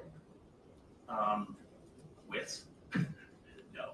Alongside? Alongside and quite frankly against. On this case? No. Well, with, yes, on this case. With on yes. this case. And has he provided information to you?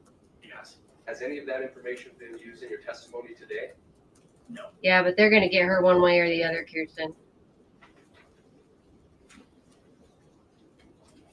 I believe that's it, Judge. If I may just have a quick second. Take them all. Take them home. Look, there's more people behind her. Holy moly. Ms. Nestor, just push the button. Thank you. Sorry.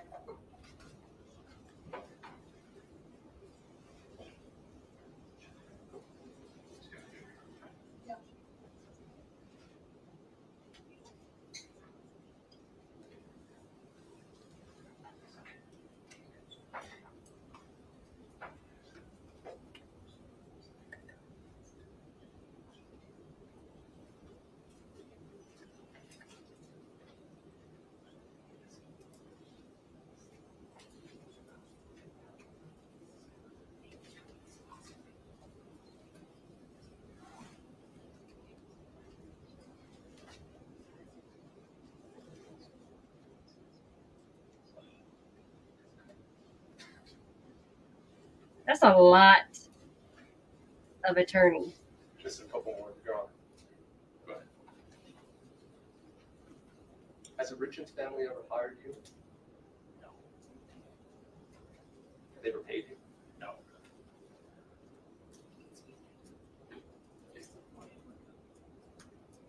I did sound quieter. It sound like. Let us just check for a second, folks. Sounded like my conscience was speaking. Like mine. Bring you broken. Come on.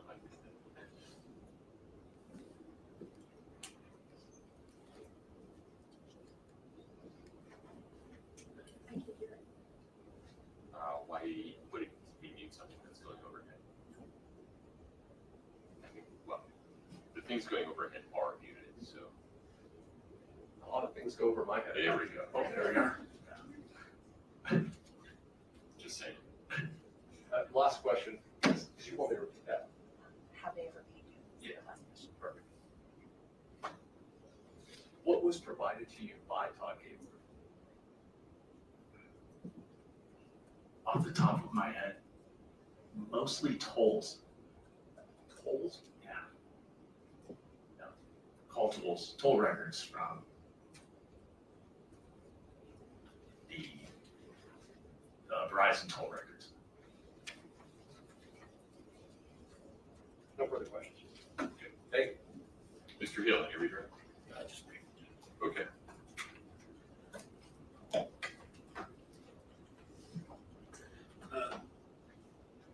Mr. Ramos asked you about any deletions that you observed from Eric Richins' phone. And you had previously testified that a picture that he sent on the 14th was deleted. Oh, yes, that's correct, yeah. How could you tell that that was deleted? Well, it's not present any longer. It shows a file path that it used to exist, but the image itself is not there. And so to follow that, when he asked you if there's anything else that's deleted, did you see anything similar to that picture or any remnants on that phone or relics that showed deletion the same way that photo did? Not that I can recall.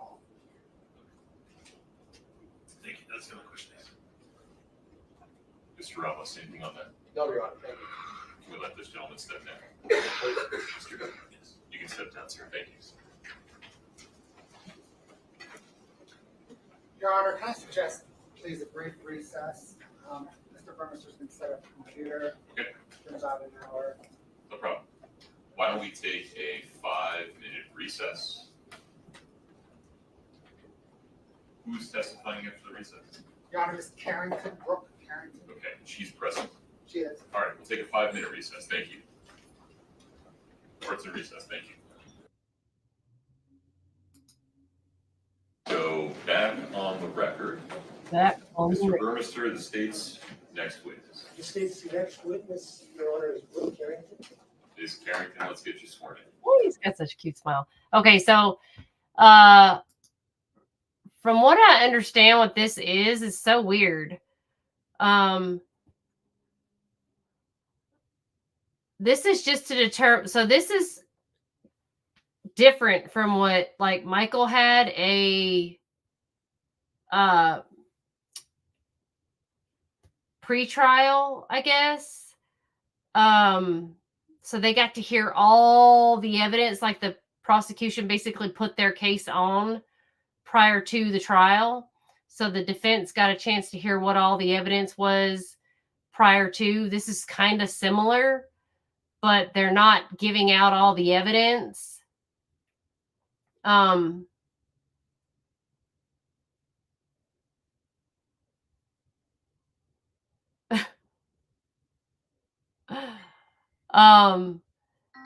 So they're not giving the evidence out, but they're showing like bits and pieces of the evidence that they're going to have at the trial.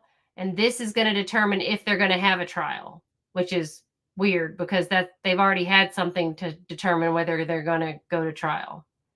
So I'm confused. But anyway.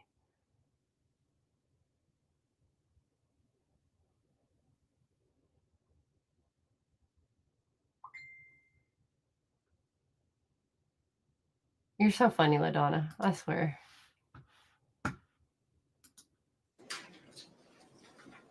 Oh, I put this on fast feed. Do you solemnly swear the testimony you're about to give the matter before the court to be the truth, the whole truth, and nothing but the truth, subject to the fees and penalties of perjury?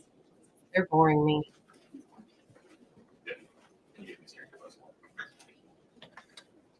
Mr. Mercer, take it away. And to increase the likelihood of a disaster, is that in the witness notebook? Because we're putting water next to a notebook. That is the witness. That's what I do. The mystery is a lot better than that.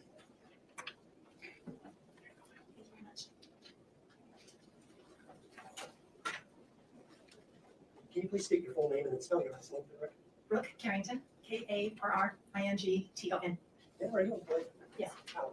I'm a forensic accountant. Do you have, work for a firm or have a firm? I have a firm, KF Square. Yeah, pretty much. And how long have you? What it seems like. I mean, every state does things differently, which is really weird. Testify as an expert in this case at the detention hearing in June of last year. Yes, I did. What sort of documents did you review, if any, in preparation for today's testimony? I reviewed financial documents that include bank account statements, real property documents that are recorded like trust deeds, warranty deeds, etc. Also reviewed loan documents, which includes promissory notes, the applications, the documents that memorialize the terms of the loans. I've reviewed insurance documents, which are the applications and the policy documents. There's also a large body of email communication associated with different loan applications and insurance applications. So to be clear, that would be things like maybe someone submits an application and then there's some follow-up communication between a lender and a borrower? That's correct. What bank accounts did you look at? I'm sorry. What banks or credit unions and things did you look at? Primarily, there are a number of them, but primarily America First Credit Union, PenFed Credit Union, maybe Federal Credit Union, UCCU, which I believe is Utah Community Credit Union. Okay, so let's look at the bank accounts from AFCU, from America First. Were there a number of those accounts associated with the defendant or them? Yes. Okay. Let's talk about, were there some associated with their children? Yes. Leaving those to the side, see, that's why I don't have water next to me. let's look at the adults. Deal with the water. Accounts, let's refer to them to the last four digits of those accounts. What ones did you look at? Primarily, the K. Richins Realty account, which is 5677. You sure it's 5677? 6577, sorry about that. Their joint, Eric and Mr. Richins and Ms. Richins had a joint account 2204. Ms. Richins had a personal account, which is 5244. And then the C&E Masonry account, which is 7664. This 6577, K. Richins Realty, did Eric Richins have access to that account that you can see? Not that I'm aware of. He was not a signer, and I don't see any transactions that indicate that he would have accessed that. Can you generally conceptualize how 2204, that joint account was used? That appeared to be the account where typical household expenses were paid. The mortgage on the house, the credit card Donna, those payments, Yankees kids' think- expenses, insurance I don't know. payments. I mean, you're a Yankee. Various things No. associated with family. Purchases. Y'all do things weird up there. Are you, through this work you've done for the county, and let me ask this question, were you originally hired by the estate or someone else before being hired by the county? Yes, it was. Who hired you? I was brought into the case. See, to in work the on behalf of South, the things, estate people just of Eric Richins. disappear. And so I worked on that case, but then when I was hired by Summit County, I ceased my engagement. So in part of your work, did you ever become familiar with a premarital agreement? Yes. I'd like to refer your attention to docket number 106.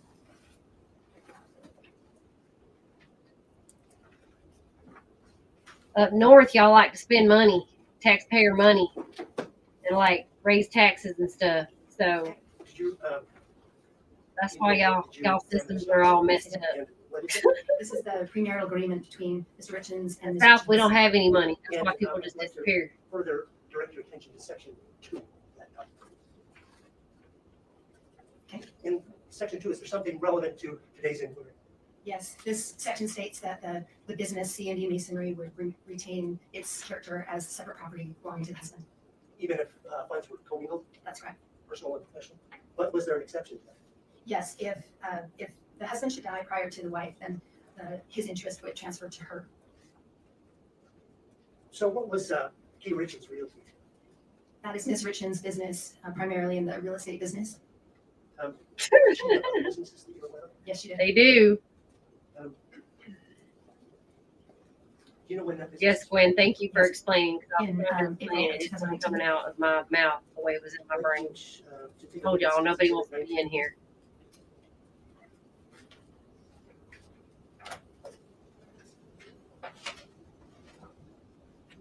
What is that?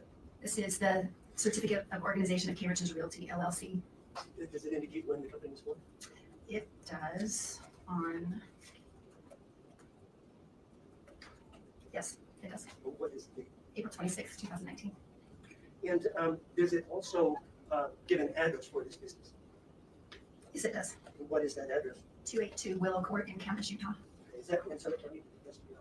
It is in Summit County, yes. So trial junkies, are there text messages between her and the Just generally speaking, how does cleaning this lady type of business for these fentanyl? She it appears to me that she was Pills. a licensed real estate agent, so she did represent buyers and sellers, but primarily she was involved in fixing and flipping homes. So she would buy it, fix it, then sell it? Is that what we're getting That's at? correct, yes. This began then in 2019. That's right. Were there other purchases or transactions in 2019? Yes. And where did those take place? Those were in South Carolina. So the market in 2019, do you have any idea what the market was like, real estate market? Yes, it was robust. Meaning properties could come up for sale and be gone within a matter of days? I think that's a fair statement, yes. And what were the interest rates? Conventional loan interest rates then versus today? Fairly low. They were still very, very low. Yeah, she's still in jail. The judge won't let her out. Well, depending on He your won't your give loan, her but bond. 2 to 4 or 5%. Oh, okay. Okay. Six- That makes more sense why you feel this way, trial junkies. Okay. I just so needed in that business, clarification. it seemed to me that That's what I was trying to figure out. I hadn't heard that sound bite. was paying properties before they're suddenly off the market. I think that's a fair statement, yes. That's why I was like, why is she so How stuck do you on find this? that? I was like, I need to hear all Seemed to the be information. That's correct. And what are the possible sources for capital? A business in that field could have its own capital. They could borrow from financial institutions. They could borrow from friends or whatever, hard money lenders. I was like, or dang, investors. you're trying to say she did this before. I was like, yeah, that's what their narrative is, but I don't know. Hard money I lenders are gotta hear all the soft money things. lenders would be like traditional financial institutions where it's a conventional loan. There's a conventional loan application process, due diligence by that financial institution, or and they're typically regulated by state and federal agencies. And then hard money loans are called that. I don't know. Because I would they hope have it'd make me more strict lose terms, weight. harder terms, usually I higher gain interest weight rate, in prison. very definite That's zero wrong. tolerance default clause usually. Okay, so I guess the advantage of a conventional loan would be lower interest rate. The disadvantage would be response time, because of the due diligence required. So that would be, yes. Yeah, now you're gonna make her have a big head, LaDonna, and she's gonna change her name to that.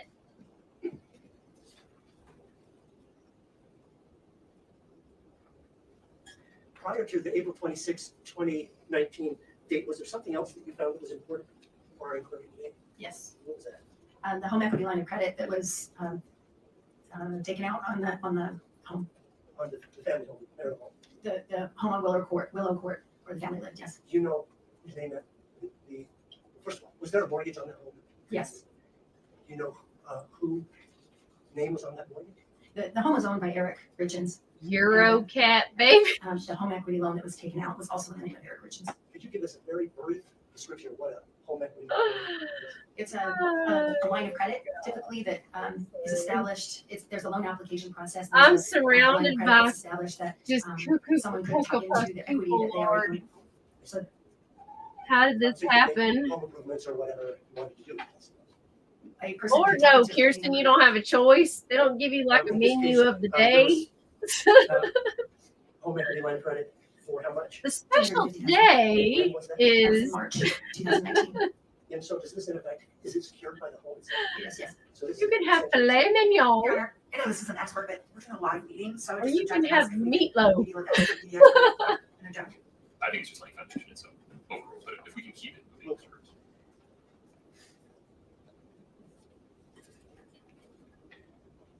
Do you know if this was, there was any,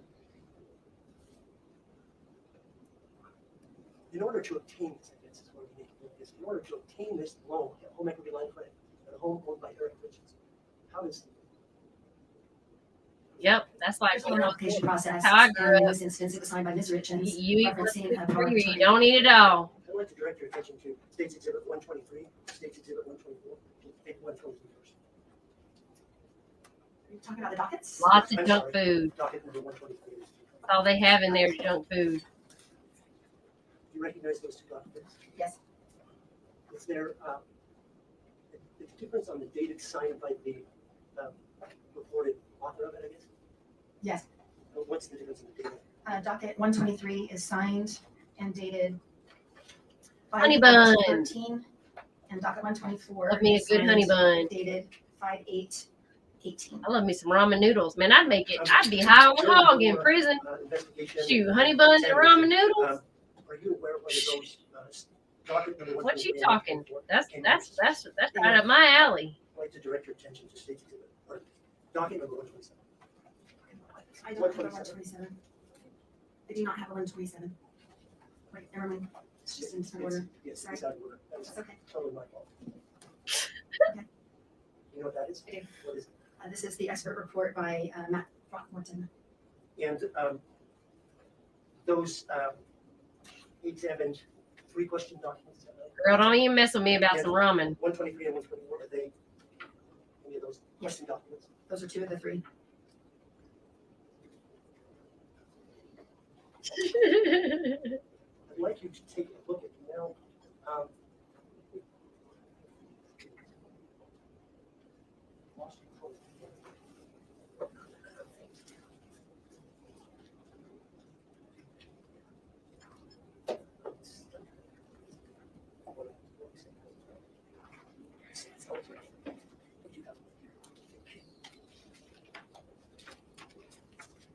Oh man.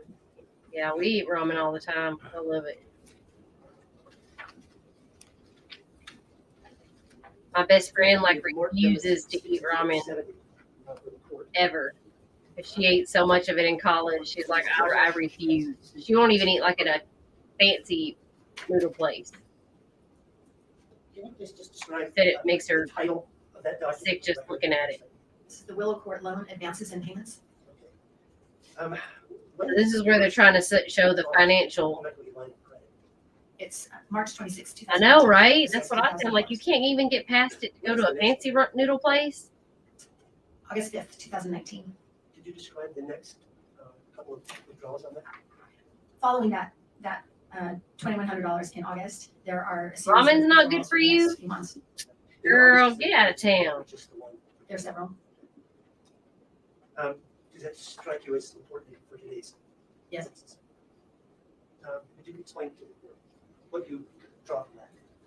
Beginning in August of 2019, this is around this time is the first property that Ms. Richins purchased after obtaining her business license. Get out of here And with so that home in wheat Utah- noodle, man. As far as I know, that was her first home in Utah that she flipped. Now, since Exhibit 71. Mr. Bruce, are you offering state 70? Yes, yes, I will be offering state 70 and 71 as summary charts. Okay. Is Nessa any objection? No, sir. Okay. 70 and 71 are admitted. Oh, good grief. This poor guy don't know if he's coming or going. Encumbrance and real property chronology trust deed summary. So what, does that help you state for the record what that first transaction was? Where? Yes, it's the 550 house. The first warranty deed involving K. Richins Realty was August 1st of 2018. Now, I'd like to portray that in another way. Could you prepare a timeline? Or much the same information, just to. Hey. That's right, Gwen. You better put a good MSG. Heck yeah. More MSG, the better. Is Nessa any objection? No, sir. State's Exhibit 69 is admitted. That's the whole PowerPoint, I'm sorry. It is, but I've only laid foundation.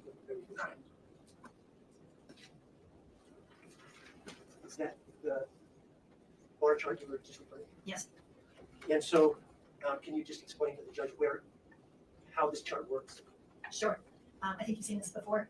The colors don't mean anything. They're just to distinguish one line from another. I just got the years along the top and months, and then going down to different properties, just as some sort of an illustration to depict when properties were held at any particular time. And then within each bar is the address of the property purchase. Right. And so if you wanted to know what was held in June of 2021, you could draw a vertical line to see which properties were owned at that time. Okay. So any more purchases in 2019 by K. Richins Realty? Not that I know of. There could be others, but this is what I have been able to compile. How about in 2020? 2020, yes, there were others. Okay. How many purchases by K. Richins Realty of property in 2020? I think there were just the 5. Now, is there one that stands out? I like all kinds of noodles. 2020? Yes. Not particular. Well, the Franson Lane one toward the end of 2020, in October Hi. 2020. The Franson Lane property in Oakland. I see. Korean. Let's drill down to the Franson. I like them all. You said, when was that? I do like It was brown right rice. in October of 2020. Is it different from the previous 5, I guess, county 28? Yes. In what ways was it different? It was a more robust project, more ambitious project in amount. Oh, it was required it for 1.3 million, and the others had been somewhere in the neighborhood of like $300,000 or $500,000. Amy, Did she require outside money Yes. to make this investment? Yes. she was the What sort of Lolita, They were hard money Long lenders. Island Lolita. do you know who they were? Yes. Who are they? Sierra West Capital Shudo. is the primary lender, which is this, as is the case on several of her properties. And then Shudo. there were other investors who contributed the funds basically for the rehab. Was there something else different in this application that you garnered from all the financial records? I'm sorry, I didn't answer any question. She'll get it before I do. Okay. Was there something else that you found in reviewing all of the documents? I know. That distinguish this purchase as opposed to the ones that Fisher. Dang it! involving. How about this? All right, I got the first part.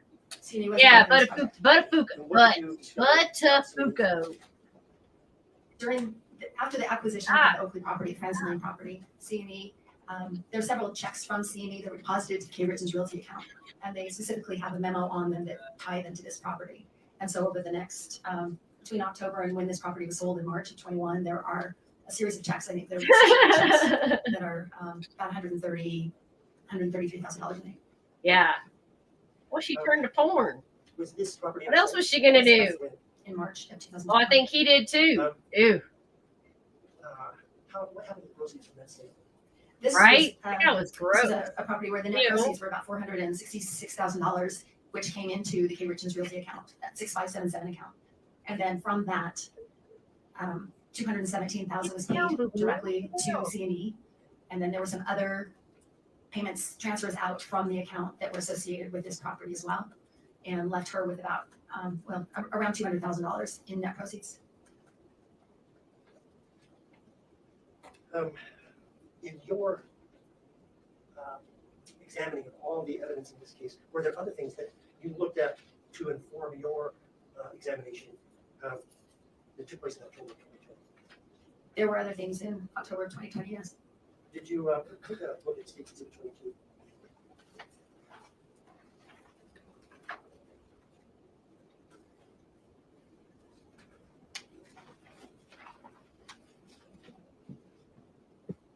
Amy's 50?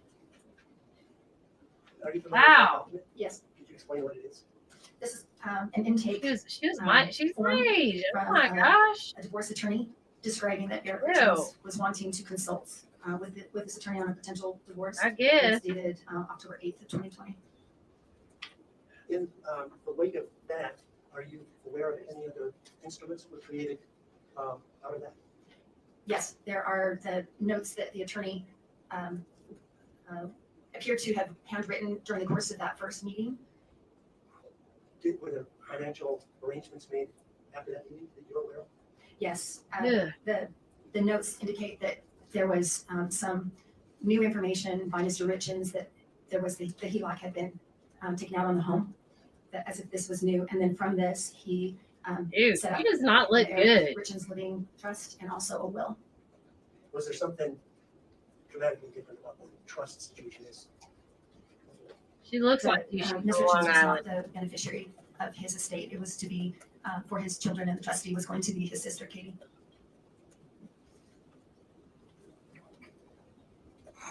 So I'd like to go back to 7. It should be the HELOC loan balance for Willow.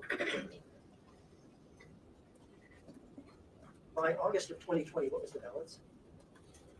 August of 2020, $246,931. Is there a significant, up to that point, how was there money being paid on that debt? Yes, they were the interest-only payments. The minimum payments were about $900, $1,000, something like that, that were made every month. Did something different happen in October 2020? Yes. What happened? Yeah, but Really, LaDonna, first significant payment, and it's $50,000 on. you're like still killing it.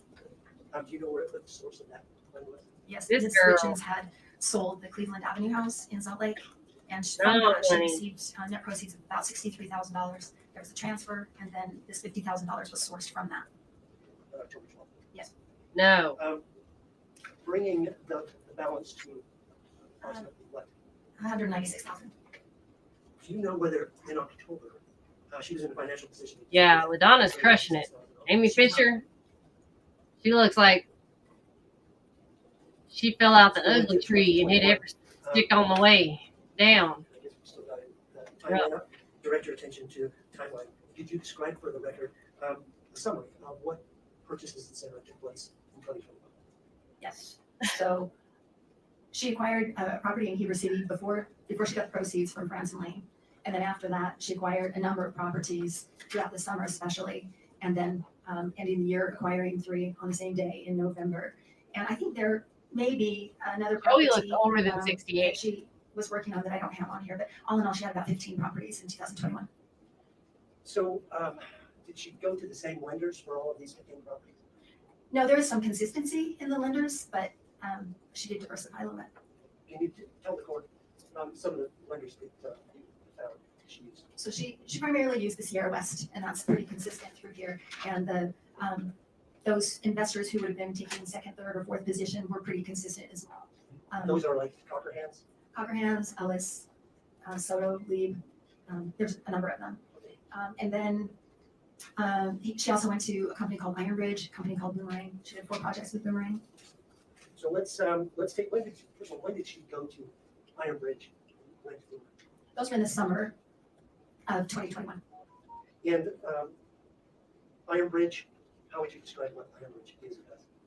They appear to be hard money lender. The terms are somewhat more flexible than typical hard money lenders, but the interest rates on that loan, I believe is 13%. Was 13%? And in 2021, is that high? That would be high, yeah. So how did the application process go between the Iron Bridge?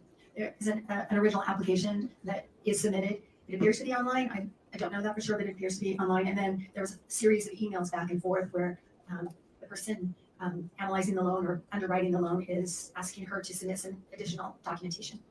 Can you take a look at State's Exhibit 58, please? 5-8. Yes, 5-8.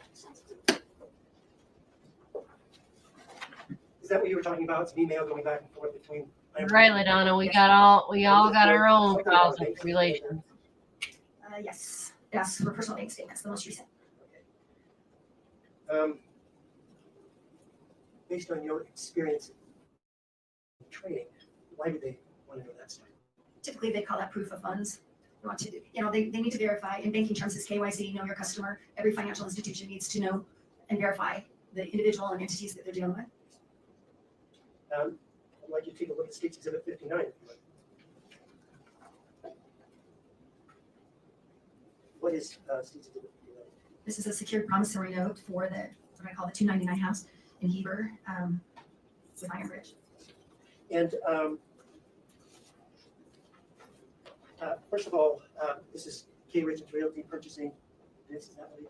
That's right, and I misspoke. This is 10%. I misstated the interest rate earlier.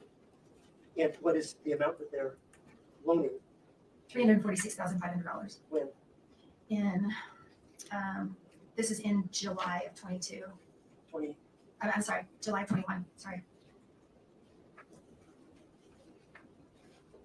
It's signed July 7th, 2021. Now, did you examine a bank statement from Iron Bridge purportedly given to them by you? You mean from Iron Bridge, meaning? It was obtained from Iron Bridge, so that's submitted to it. They didn't use to. It was part of the Iron Bridge loan information that we received, yes. Okay. Would you take a look at State's Exhibit 11, please?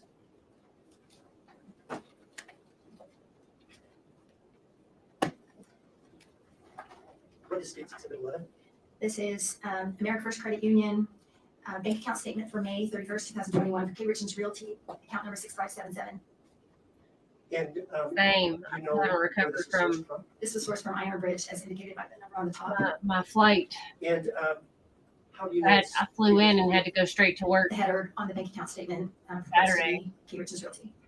And then in the body I worked of till that statement, midnight. is it, Then yesterday I worked till midnight. amount in the bank account? Yes. What is that? The summary of the accounts for the 3 accounts that are included in this bank account statement is $210,898.61. That's the ending balance. So I'd like to direct your attention now to State's Exhibit 12. What is State's Exhibit 12? This is the America First bank account statement for Richins Realty for that same month, May of 2021. I think they're trying to put 777. together This the is finance actual thing. statement that we received from She America seemed to First use Credit the Union. same lenders In for what the way is most it part. different? In what way is it different from the State's Exhibit 11? The header. Yeah, I ordered my is the same, but the body, the transactions. red rum that are board, contained, and I was all excited, and then the box came here, and it was like the total balance small. is $15,609.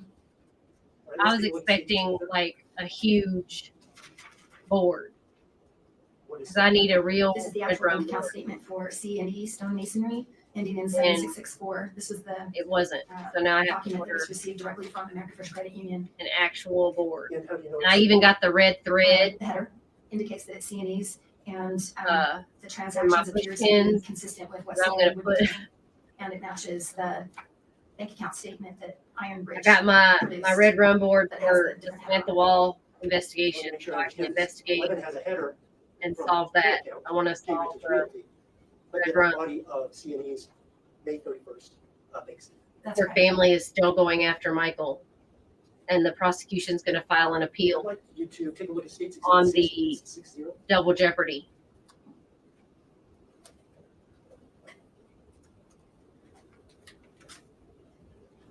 I believe that's an email exchange, is that right? That's right. What's the subject? Quick question. Okay, and is the quick question physically below the response? Is that, Yes. so what is the quick question? This is from Mr. Amy, I don't know how to say that, from Iron Bridge, emailing Ms. Richins asking for an explanation about her credit score. Yeah, the credit they're going to get cards, her one way or the and, other, child junkies. referencing that bank account statement. Is he perplexed? I mean, Just speculation. specifically, what does he say? He says when he first ran her credit, it was lower than expected. There were some delinquencies on the credit cards, but he can see from the bank account statement that she provided that she's got plenty of money in the bank to cover expenses. How does she respond? Would you like me to read it? Yes, please. Just read what she says to that question. Just, hi, Richard. Hope you had a great 4th of July weekend. Yes, sure. Everything is paid off now. It just probably hasn't updated. I recently learned about all of this as well, LOL. And then my husband decided to explain to me that this was his doing a while ago. We are in the process of separation for one of many reasons, but this is one of them. To keep it short and sweet, LOL. It's been crazy to say the least. I look forward to working with you guys on our first and hopefully many projects. Okay, you said she obtained some loans from Boomerang 4, I think you said. Yes. I'd like you to take a look at State Exhibit 14.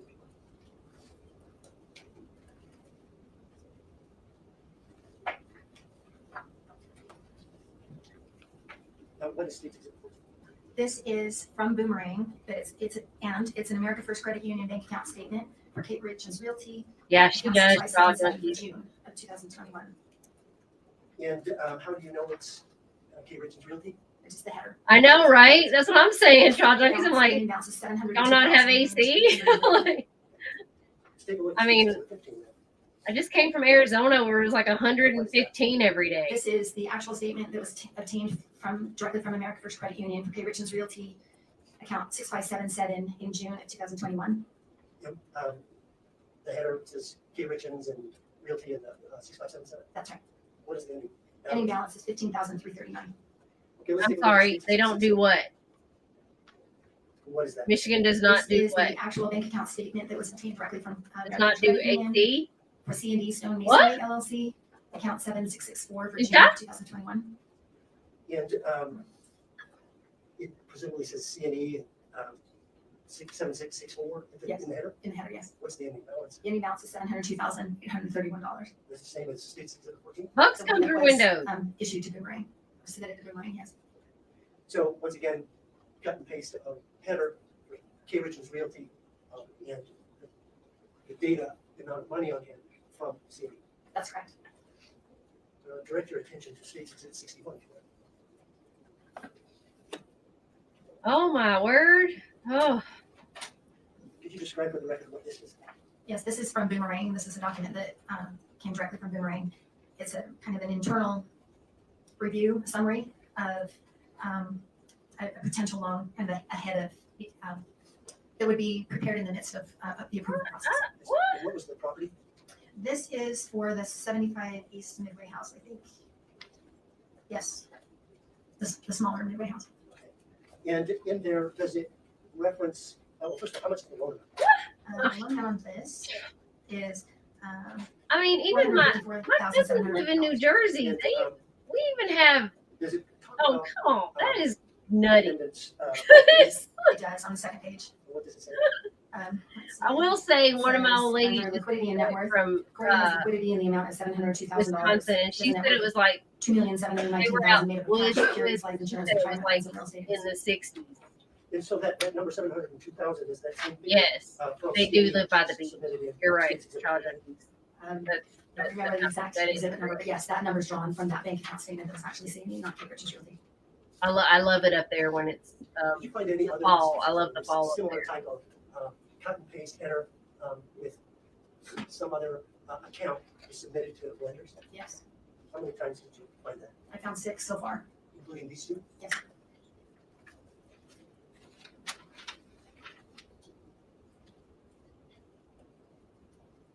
Now, I'd like you to take a look again at the timeline. Yes. Okay, so these purchases in 2021, you already mentioned, 15, more and more. Did any of them sell? Yes, great number of them did, yeah. Okay, tell us about that.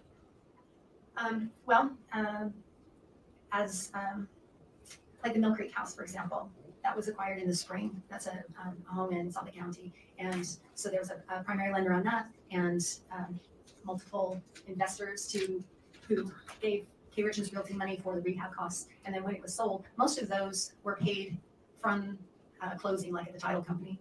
Some were not. Some came out of K. Richins Realty's net proceeds. So she's turning over property, isn't she gaining money by doing it? Yes. Okay, what's happening to her debt load? That was increasing, especially she started in the middle of summer of 2021. She started acquiring personal property loans that they're not secured by real property and were secured by advanced, her future receivables. Is Greengrass holding one of those? Yes. Okay, turn your attention to State's Exhibit 20.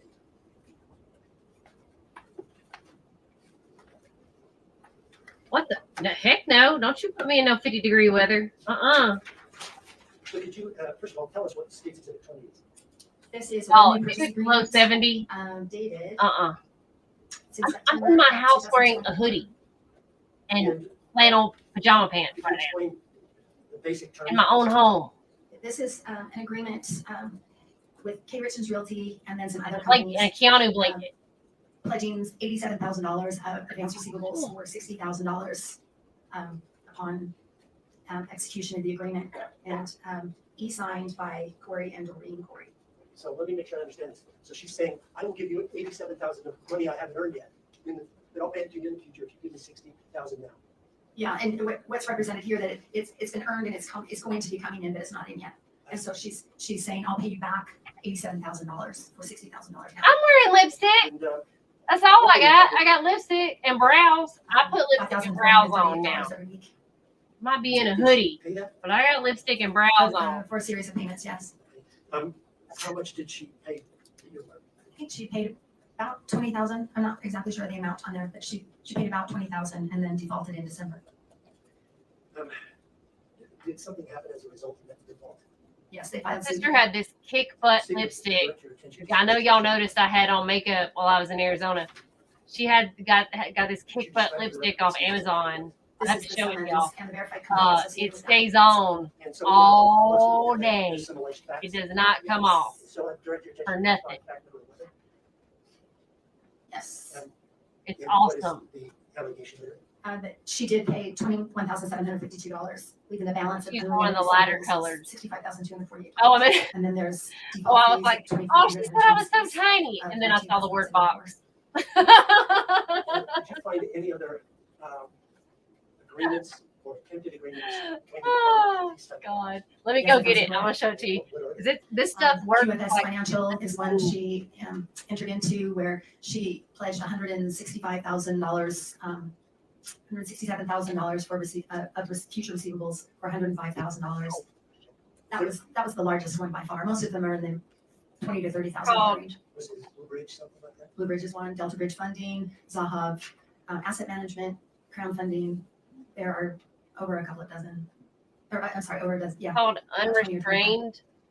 You mentioned early on that she had an account. My mom got it on shoot. Federal, you know what kind of account she had? At Navy Federal, she Amazon. had checking, a savings. It and looks like a credit cigarette box. During the period of August to And it December comes in all these 2021, different colors. You have any idea? Well, first of all, what was the maximum? But you can't see, you can't tell what color you're getting. The volume of credit? That was 15,000. For that period, August 2021 to December 2021. You can pull it out of the box. Her balance was, relatively speaking. Well, it was almost maxed out most of the time during that specific review period. I would say I think that's about It stays 13,000. on like Can all you take day. State's Exhibit 26, please? I love it. Is that a multi-page document? It is. So what are they? These are the bank account statements for the account ending. I've in never had a 0860, starting lipstick in that July of 21, did that. ending in March. I've of always had 22. lipstick that got all my teeth and everything. This And this one statement includes. I outline with the it balance and on then the I line of credit. put it Yes. on. Well, it's Yeah. great. Throughout that time period I just mentioned, it's more or less. I'm gonna see if they have other Yes. colors. Why can't you take a look at State's Exhibit 27? Yeah, there's a red. Do you know what those are? Yes. What are these? These are checks from. Yeah, that account raspberry for red Richins is the and one that I was Federal, wearing in and these Arizona. checks were deposited into the account of Kouri Like- Realty. I believe all of these were deposited into that account and none of them cleared. Let's, I was wearing that just do color in Arizona. It was really, really. What's the check My number? boyfriend was like, "Whoa," Check 271. And when is because he's not used to me wearing The date on the check is lipstick, so I can't never get it to hang on. 8/28/2021. Can you find that transaction? I'm always just like chat. On in State's Exhibit 26, which, just there's a statement So for that appropriate time period. yeah, but look for that on Amazon because that's Yes, what it looks like. it's on. Really cool. The Bates number ends in 99 at the top, and it was returned on 8. Do you have leaves to change and stuff like that? We So don't have that. check, how much was that check for that particular one? $2,100. And all of the checks then in State's Exhibit 27 are similar that way. That's right. So now we're in December of 2021, the end of the year there. What is her financial status? All in all, with all of the properties, she had acquired and sold a number of properties. She retained several as rentals. She still had loans on those properties. So at that time, it was about 4 or 4.5 Yeah, million that she basically, still we- owed. I mean, we have the Cedar trustees, Tree. she had paid some on them. But Here, there's that. you know. And then with all of the personal property loans, it's hard to tell for sure, but I think somewhere around $500,000 or $600,000 she owed on those personal property loans as well. You Wow. mentioned that A lot of one, money. For example, was it was Greengrass. That's right. Required her to pay 5,000 weekly. 5,438 weekly, yes. Were there some that were daily? Yes. And how many payments did she have to make in the month of December, for example? She made about 90 payments on debt. You know, there's a difference. There's the debt load and there's the debt service. So she owed the amounts that I stated in the debt service. Yeah, the you payments still that she have made on trees that and debt. stuff there. And they're a little, well, there's over 100 You're in East that she Texas, paid so payments. So you for the also month of get the December, hurricanes. How much debt service is just what she paid, not necessarily. We don't get that. Debt load, but In this instance, no, it's different. what was the debt service for the month of December? It was over $300,000. I'd like to take a look at. But if it rains just a smidge too much here, we're flooded. Can you describe for the record what this next summary chart is? This is the debt payments that she made during these months. Holy moly, she was paying That's over right. $20,000 a month, and that's just on one She loan. possessed. This is the amount of payments that she made on that Oh, debt.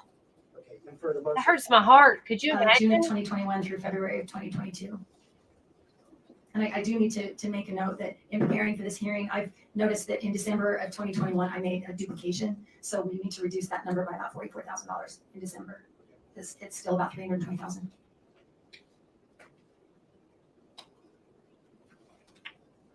Now, in January and February, it appears to go down, is that right? That's right. Let's once again, look at the same information expressed differently. Yeah, you know what, Charles, that's a good point. Third chart Because on the- So this is drawn from that previous data. didn't And so it's he just not showing it leave in her control the money formats. after all? It seems after Right? December, Isn't that it why seems to she be and the sister got into a going fight? forward. That's right. These are the payments that she So made on that's the debt. why she was like, She oh did pay crap, off, I better one write of this her- book. One of her lenders, Quick one of her cash personal in a property hurry. loans, she did pay that off in January, and that's about 19,000. But mostly because of what had happened in November and December, so many transactions had been returned and not cleared by the bank. That They did that- not, some of them continued to try to draw Does that make in sense? Is January that and what, February, but they were unsuccessful. And so those payments were not made. So this doesn't depict her debt load, the amount of debt she has, but rather she's just not paying. That's correct. At least from the accounts I have. Because she Those lost are the that accounts big that I have mansion that she bought.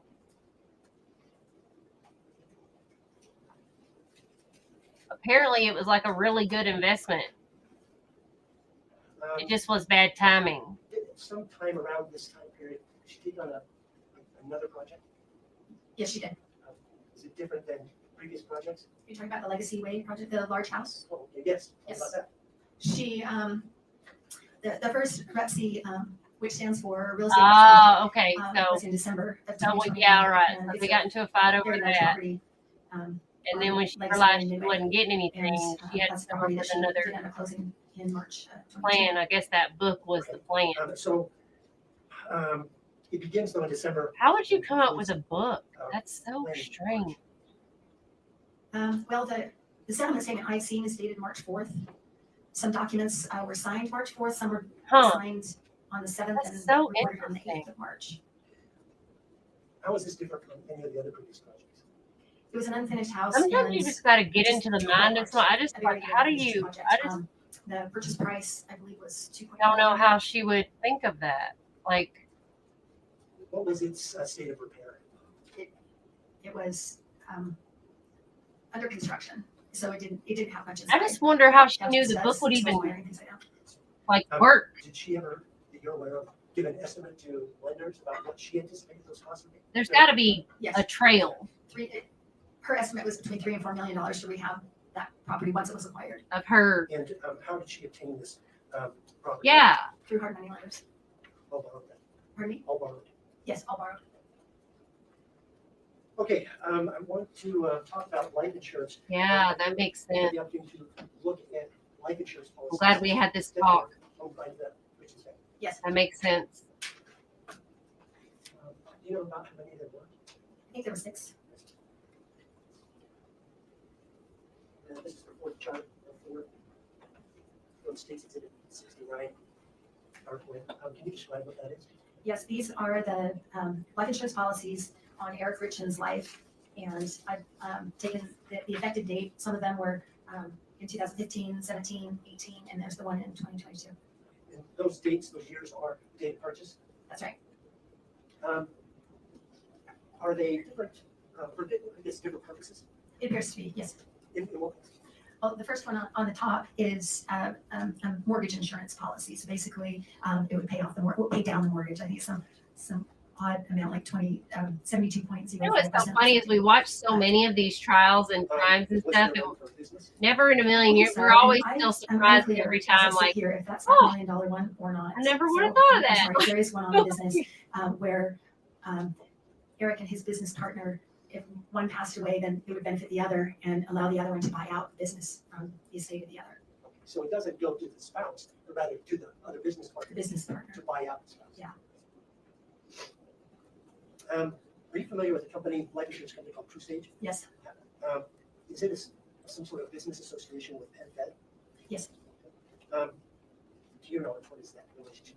Well, TrueStage is an insurance company, and they typically market their product to credit union members, all sorts of credit union members, different credit unions. Do you know whether?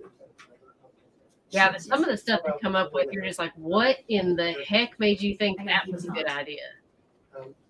Direct your attention to State's Exhibit 62.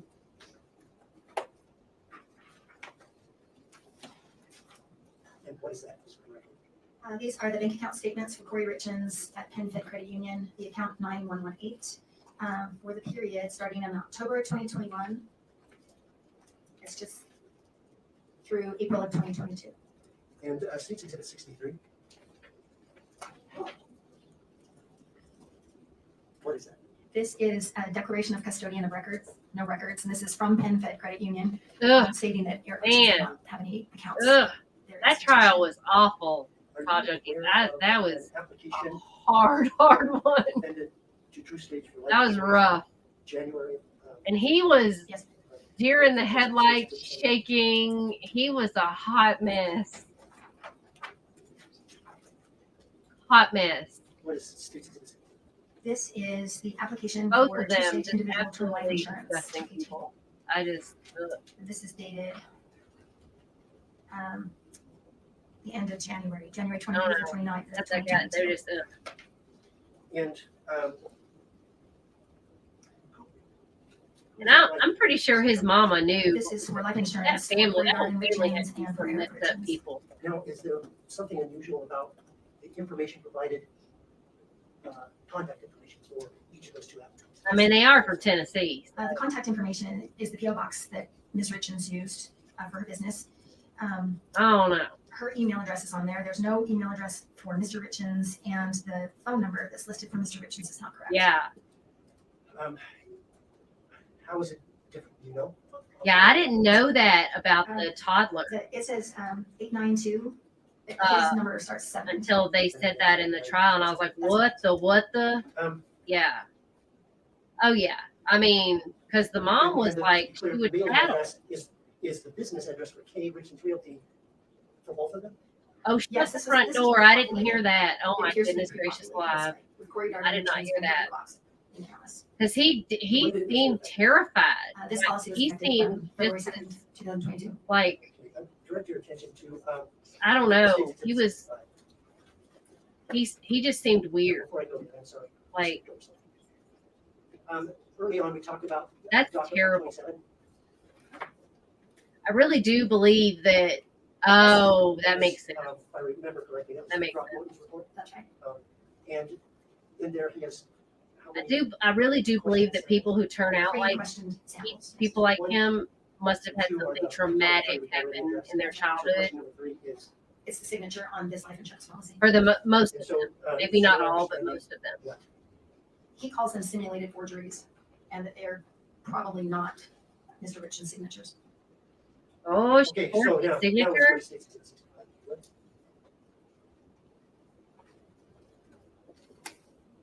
What is State's Exhibit 65? This is a letter from True Stage Insurance to Eric Richins at that PO Box 759, dated February 4th, 2022. Yeah, I can definitely tell that Rebecca girl definitely had some This messed is up a stuff. welcome letter. Thank you for choosing True Stage Life Insurance and talking about the premium. Forged The his name premium on will be, life insurance. deducted from the checking account 6577, which is the K Richins Realty account, on February 14th for $46.50. And that's an automatic withdrawal? That is. Have you examined the FCU account for Kate, Richins Realty at 6577? Yeah, Tennessee is actually not like February, my youngest son now lives December in 21, Tennessee. January, but February. It's March, not. 2022. Yes. So in 6577, is there that automatic withdrawal that you were talking about? There is in February, yes. Is there any It's other? Tennessee. insurance payments that are paid for I 6577? don't really know what else to say about it. Now, let's take a look at State's Exhibit 64. It's a sale. And I'll let you just take a look at what 64 is in 37. What's the second version? 37, 37.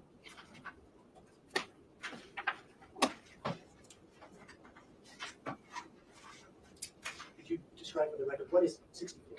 64 is part of December. So this is an American First Credit Union bank account statement from American First Credit Union.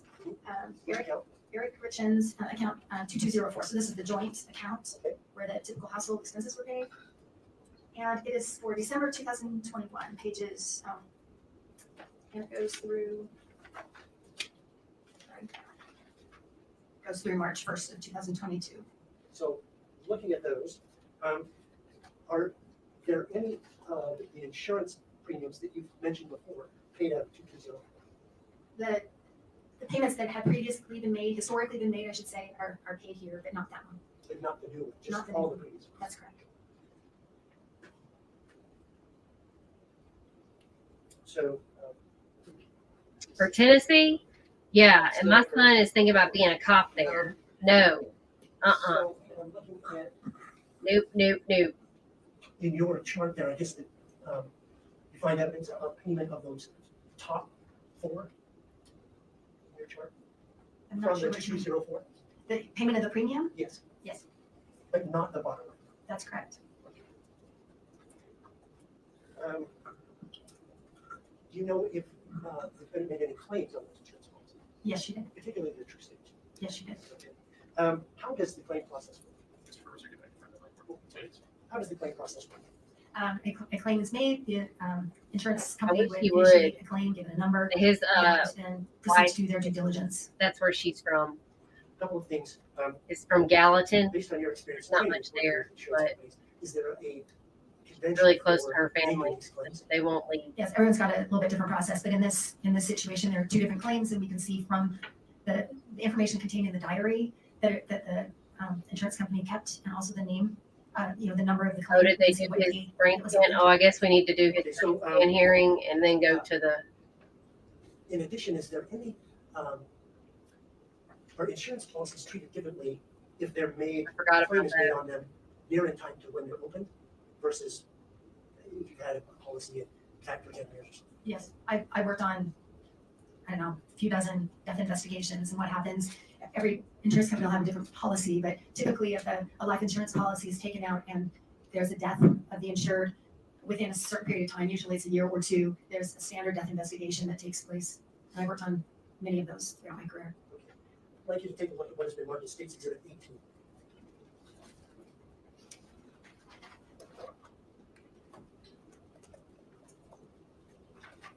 Now, what is State's Exhibit 18? This is notes for claim 2204-28003. So this would be the claim opened on opened on April 28th. It's probably the third one that they assigned that day or something. Okay. And so that, do you know which policy this is referring to? This one is the larger of the two. This is the $250,000 policy that from 2017. And is this what you referred to earlier as a diary? Yes. Okay. We have an State's Exhibit 67. We just, at the beginning of the day, I think, offered the State's Exhibit 67. Yes. And I don't know if can you identify for the record what State's Exhibit 67? Yes. This is a similar document. This is for the other claim, number 2204-22032. So this is the claim that was opened on April 27th. More than that, he'll murder, This is for, so this first one is for the $100,000 policy. And it was opened on April 22nd, 2020. That's right. Let's look a little closer there. First of all, with State's Exhibit 18, can you describe what this is recording and how it works with business? This is a chronological diary, just note taking about I just the can't date get over until how the Wade call Wilson. or My boyfriend was contact, laughing and so just some hard notes. So over when time, I it's made said up the of Wade numbers Wilson and trial. He was like, "Nuh-uh, is his name really Wade Wilson?" This is State's Exhibit 18 is referring to the I said, "Yes." That's right. He has the same name as Deadpool. April 28th, so a week after the other one. So yes, yeah, he was dying. He was like, "No way." I said, "Yes," and he's TikTok famous. Insurance company asking the defendant There are some women questions fawning about, all over themselves. Yes. Do they want to know about fentanyl? Yes, they needed the final death certificate showing the cause of death, and then they need to know if the fentanyl was prescribed. And does the defendant respond to that? She does.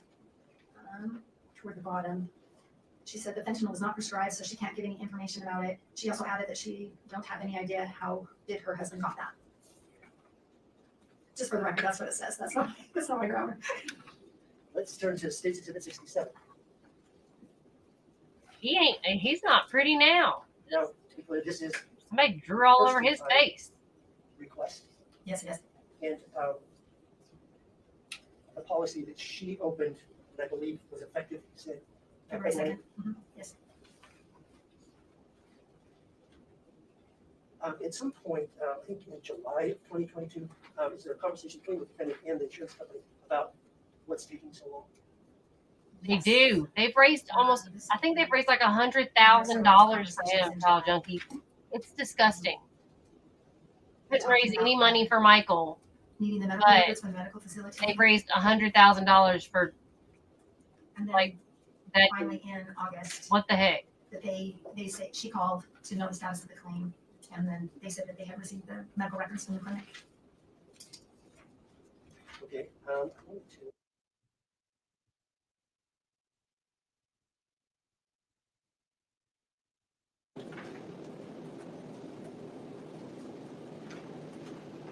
It's really All weird. right, so they finally get them. Remember that one guy that was like the hottest According to this is 8:15. mugshot guy? You know, he became like a model after he got out of, like they bailed him out, paid all his fines and all this stuff, and then he became a model, worldwide fashion model. Are they talking about the medical records there? That last? It looks like yes. Okay, did they receive them on what day? Well, this is when they received. Oh, they showed the jury. Is there a jury there? received the invoice. Or is that just What's the invoice of? All right, so do they describe what is important to them as far as this investigation in at least one of those 822 entries? Yes. Yes. It looks like they received the records on 8/2 and 8/11. I don't have that other. Okay, yes, they received the 36 pages of records on 8/11.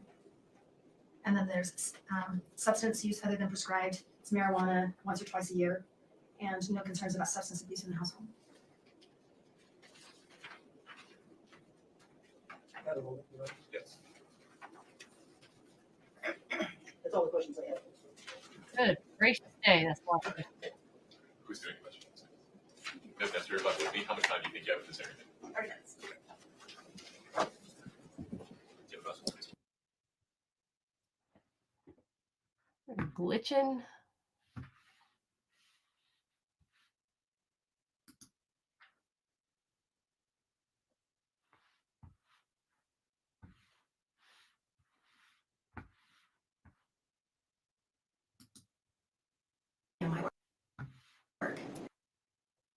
And the complaint that they filed is basically an effort to make sure that Kouri does not get a single penny from Eric Richins' trust, right? Is that your understanding of litigation? I actually don't know much about that litigation, and on purpose, I have tried to ignore it. I try to stay in my lane and in my box, and this is the box I'm in, and so I really don't know the status. I don't know what's been happening there. My overall understanding is they were trying to enforce the trust, the Eric Richins Living Trust, and associated documents. That's a weird way to say that, but that's my understanding. And when you were in their box, when you were in the box with the trust, was it your understanding that Kouri Richins was aware that a trust had been created before Eric passed? I was under the impression of the opposite, that she did not know about the trust. And whether or not she knew or didn't know, I really do not know the answer to that question. So you've not reviewed any police reports in this case that talked about interviews of Katie the morning of Eric's death? I know that there were some that took place that I have purposely not reviewed them. So you don't have personal knowledge, one way or the other, about whether Kouri knew this trust was in place before Eric died? I cannot testify one way or another about that. Okay. Did Todd Gabler ever give you any documents to analyze, or it all came from the attorneys of the trust? I didn't get anything from the attorneys. Where did you get the documents from the trust? I believe I got everything from Katie. From Katie, the sister? I believe so. Okay. All right. Are you still retained in any way by the trust? No. I haven't engaged in conversation with them. I haven't responded to anything for better part of a year. Did you review new documents before you testified to? Oh no, child junkies. You know how I feel about Rebecca. How I think were the new the way documents? she described it on the stand, I think I feel like We have more bank account Good. statements. There are more loan involved. documents that I did not have before, and that includes promissory notes. I think and, he definitely I know that payment ledgers have been requested, and there's very little of that due to the nature of the loans. I searched and obtained part of many the more deeds. aftermath. I'm definitely involved in the beforehand, but I property think loans, the unsecured loans. she got The tired insurance of that girl documents. being there.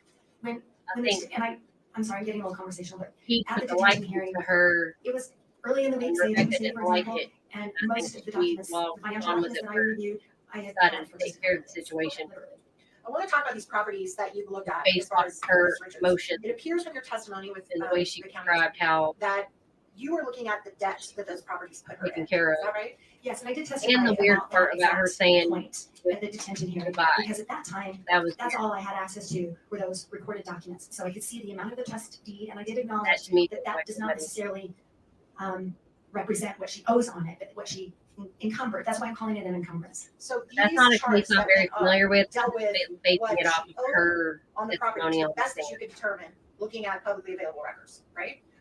Not necessarily. The timeline chart that has all the colors. I mean, that has a date. Well, it has a It's point. very which hard for me to listen. she no longer owned it. Her name is no longer on that, and so that represents that she no longer had that debt. Successfully flipped. That could be true Flipped that too. property, right? Successfully would be a judgment call, and I've not been asked to give opinions. Okay. All right, so let's talk about equity. Okay. When someone owns a home, you have what the home is worth when you buy it, but then you put money down on it, you pay money towards your mortgage, and at some point you build up something called equity in your house, right? That's true. And when you have a lot of equity in your house, you can go, like she did on their house in Willow Creek, right? And go and say to a banker, hey, I have this property that has about $600,000 worth of equity in it. Can I borrow $50,000? And what is the banker likely to say to that? Banker's likely to look at a lot of factors, right? Go through some due diligence. Given a lot of different factors, probably going to say yes. Right. Because equity has value. That's true. And it's part of your net worth.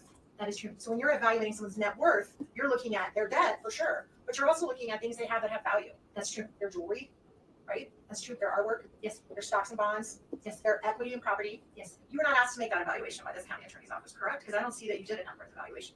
I have done some. There's some holes in it. There's some holes in it. So you haven't today put on evidence of Ms. Richins' net worth.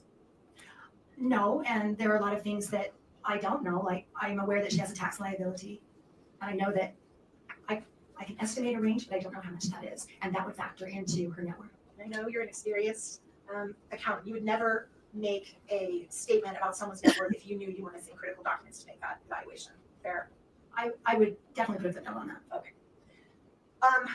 As far as the profits that Ms. Richins made when she flipped these houses, unless you have the settlement statement, the closing statement, all the records, it's not always possible to tell what her profit margin was, is it?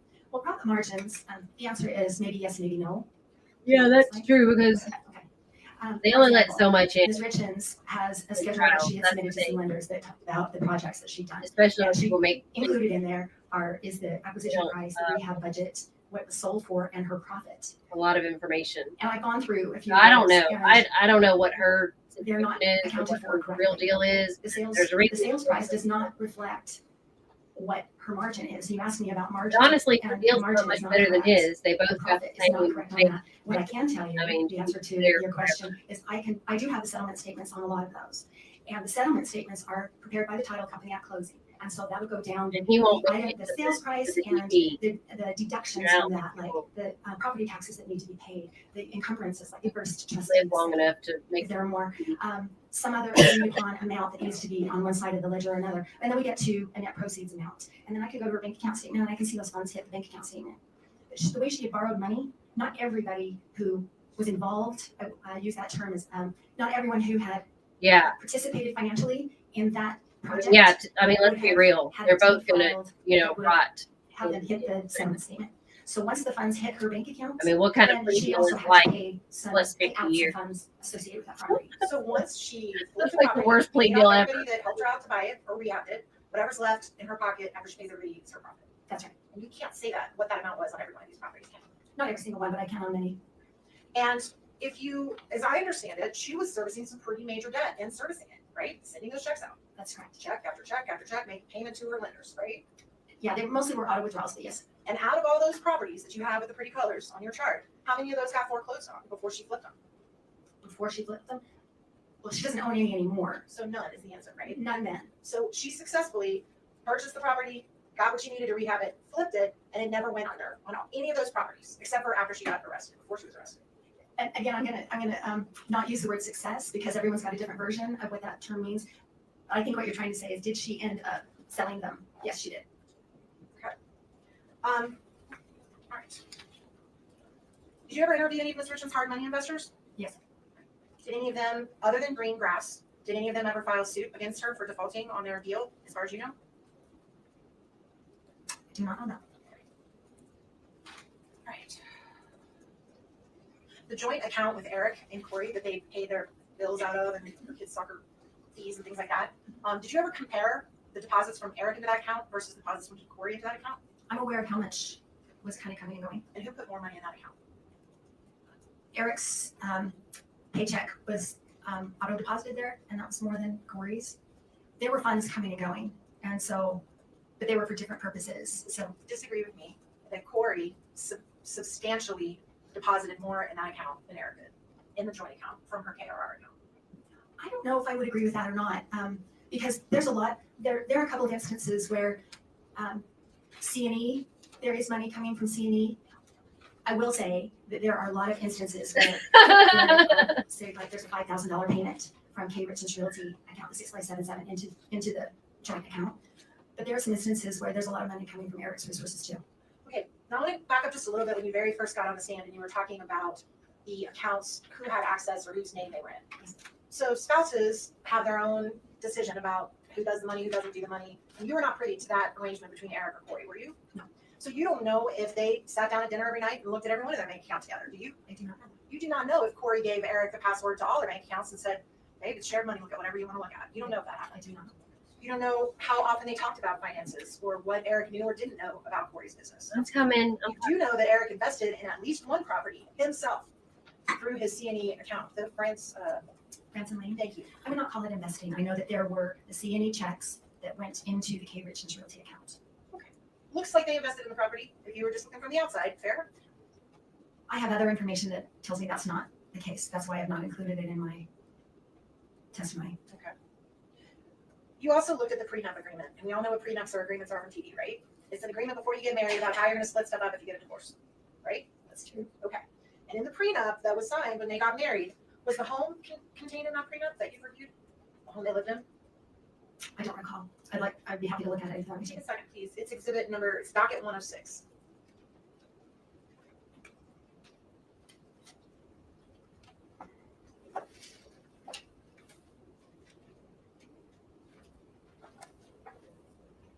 She could be on the spectrum, you know?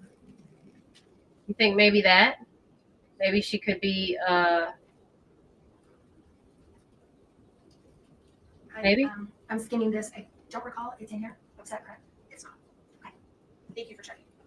So if you don't have your home in a prenup, regardless of whose name is on the title, would you agree with me that as a spouse, you have an interest in your marital home? Correct? That's. Well, hold on. If they're about to object, it calls for legal. Your Honor, if I can argue this because I. He calls for a legal conclusion. Sustained. Okay. Let me ask you this way. You testified earlier that Ms. Richins got a HELOC on that house. Is that right? That's correct. Right. And you don't know if, you're not a lawyer, you're not a divorce lawyer, certainly, right? That's correct. So you can't tell, I almost just called in the jury. Automatically. You can't tell the jury. You can't tell whether or not Ms. Richins had a lawful interest in that home that enabled her to put any type of lien on it or anything based on her marital interest, because you're not a divorce lawyer, right? That's that legal conclusion. Okay. So, and you also don't know if Eric knew about the HELOC or when he knew about it or what he did about it. I think that's what she's establishing, but you can answer the question. I am aware that there are indicators that he knew about it in October of 2020. That's right, because he told it to the lawyer that he was saying about maybe getting a divorce, right? So when he told the divorce lawyer, hey, she took out this money on my account, that was October of 2020, right? So And the indicators are that's when he learned about it. Right, so a little less than 2 years before he passed away. Year and a half. And how many payments did you see Eric Richins make on that HELOC after October of 2020? In your review of every payment that was made toward that HELOC, how many did Eric make out of his account? Out of which account? Out of his accounts. The 657, or I mean the C&E account? Did he make any out of the C&E account? No. Did he ever sign a check for that you ever saw? I don't think so. And it was coming out of their joint account or out of the KRR account, the realty? Mostly out of the 5244 account, which was Kouri's account. Okay, so she's paying it, the HELOC that she took on it. Yes. Okay. And he knew about it in October of 2020. Right. Okay. And they stayed together, obviously. All right. If the home was not contained in the prenup, since you did work for the trust, is it not true that the trust is taking the position that the home gets poured into the trust upon death? I don't know. She's just asking what Ms. Carrington knows. That's What- fine. Thank you. Do you know? To be clear, I think my knowledge on these issues is superior to that than anybody else in the room, and so I can keep it straight. Go, Judge. I can give you chapter and verse on these if we need. Okay, thank We you. can just keep it. We'll try to. Which is my point, Your Honor. We can Understand? We'll just keep it. Okay, just making sure I don't miss anything. I want to talk about those life insurance policies that were on your chart. If you could look at that chart in front of you, those 6 policies. It's not up, but that's fine. Oh, I thought you had a binder. I'm sorry. It's okay. I can kind of. Thank you. It's exhibit number.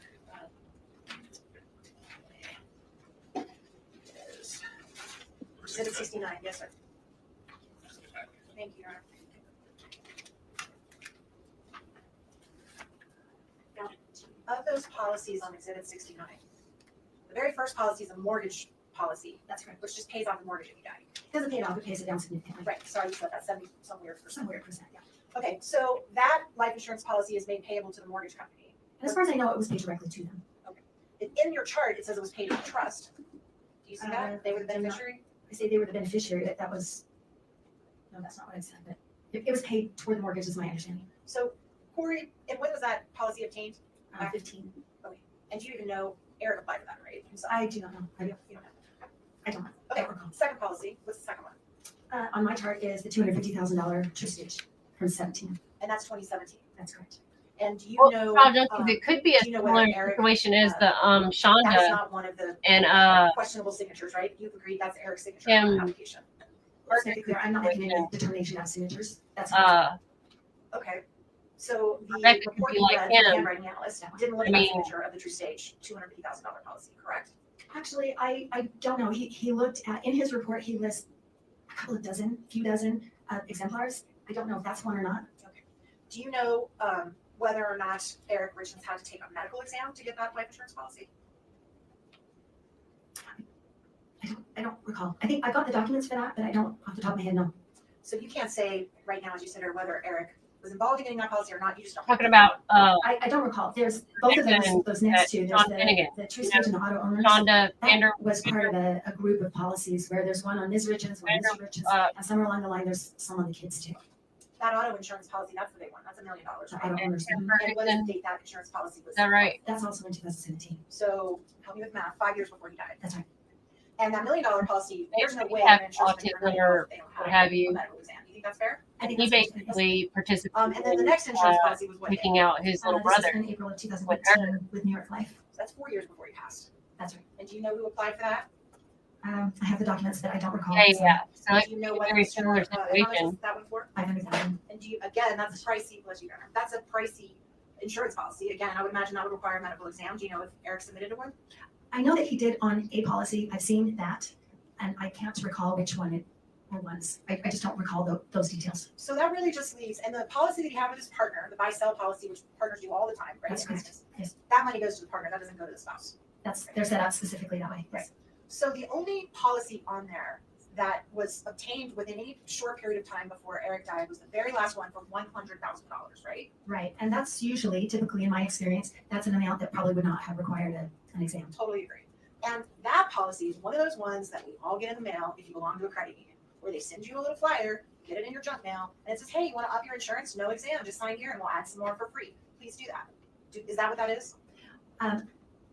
It is a brochure from the credit union, but what you just described it's not contained in there. It was an offer of life insurance though. Made by the credit union Yes. to all their credit union members. It's just like a perk for being a credit union member. It's a marketing brochure, yes. Here's some pretty cheap insurance, grab it if you want it, right? That would be a fair statement, yes. You're still digging, or I'm digging a hole Policy deeper for that's myself. now signed to become effective a few weeks before, or a month and a half before he passed.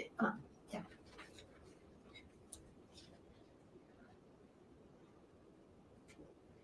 And again, that's $100,000 out of a total insurance amount that had been obtained years before, exceeding $2 million. That's Right. correct. Were you ever asked to look at Eric's financial records in his company or his business? Anybody ever give those to you? I do can't have- wait. I do have his bank Because account. I honestly, Bank accounts for their from what I saw in the trial, I don't know. And the bank accounts that you talked about where, I'll start that. Reports and buildings, I think you still have your ask a quick question.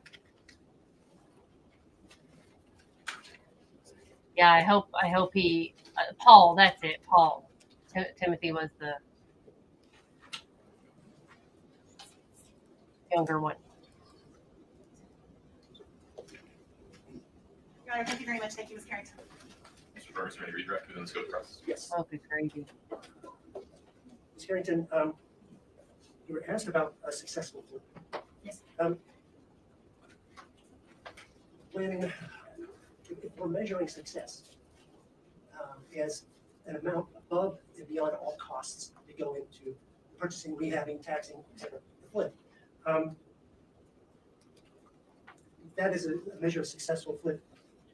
Were these purchases and subsequent sales successful? If they were sold, if that's your measure of success, then they were sold, so that would be successful. There were several instances where the investors were not going to get their money out of that particular property, so their trustee, their investment was transferred to a different property where there was room for them to be repaid. So some of these subsequent sales did not even meet the investment that went into it. That's right. So at the time of the defendant's death, March 4th, what was the summary of debt over? You have- Yes. 3 of the homes had recently, prior to Eric's death, had been sold for about $170,000 in net proceeds. And then Mrs. Richins had retained, I believe, 5 properties at that time. The HELOC was over its limit. It was at $252,000 on its balance. Her credit line at Penn Fed had been exceeded. Her credit line at America First was about maxed out. And Where did she Madonna ended go? the year in 2021 Like, leave? in the hole. She leave? I think in her 5244 account, she was in the hole $15,000, and in the 6577 account, she was in the hole $22,000. There just were no resources. When you say there's no resources, so then she's unable to service all the debt sheets. That's correct. And at that time, again, it's kind of mix and match to try and figure out how much debt load she had. She owed about $4 million on, well, let me. Oh, she's restate okay. that. You already The trustees associated with the property that she retained were about $4 million. So she probably owed a little bit less than that. And then the personal property loans, the accounts payable loans, I believe her balance at that time was about between $500,000 and $600,000.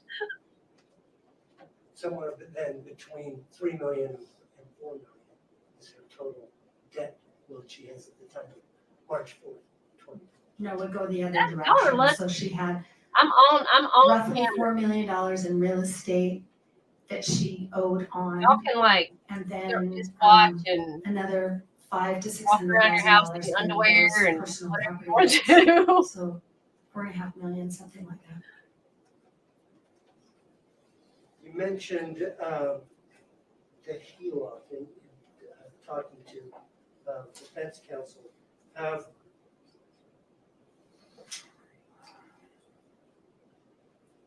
Do you know, other than that one $50,000 payment on principal in October of 2020, were there any other payments that you're aware of that were substantially beyond just paying the interest? No, they were pretty much the minimum payments for the rest of the life of the loan. When did she stop drawing money on the loan? Do you mind if I look at my notes?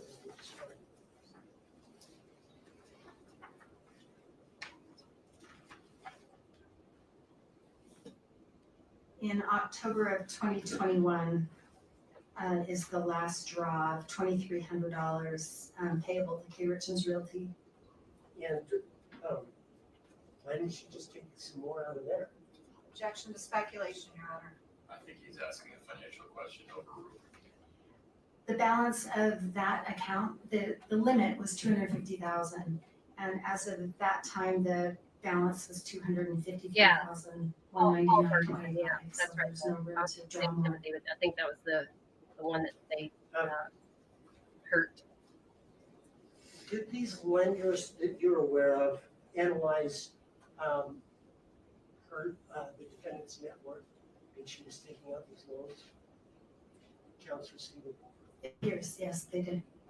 So how much did she have in artwork? I don't recall any artwork listed. Okay, how about jewelry? I don't recall any jewelry listed either.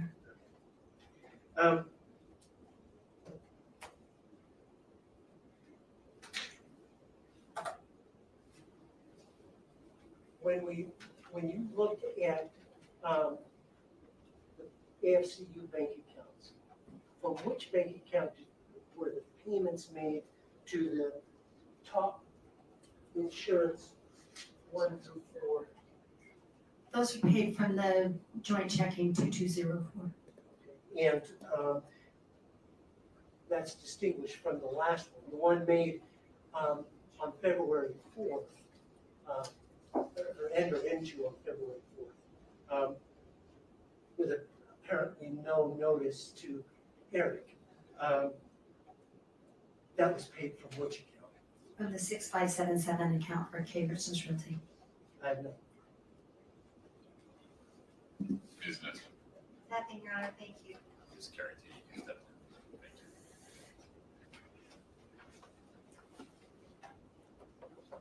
Okay. Mr. Bloodworth, what's the plan? Your Honor, the state does not intend on any more witnesses. Does the state rest? Okay. Ms. Lewis, Ms. Nestor, Mr. Ramos, is the defense going to be calling any witnesses? No, Your Honor, we will wait.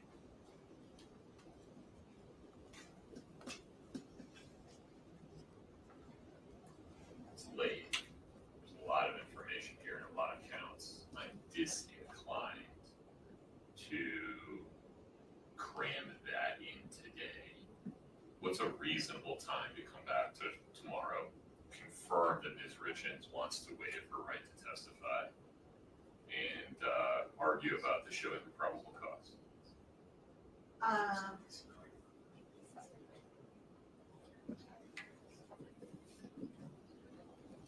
Whatever time. You're allowed to have a preference.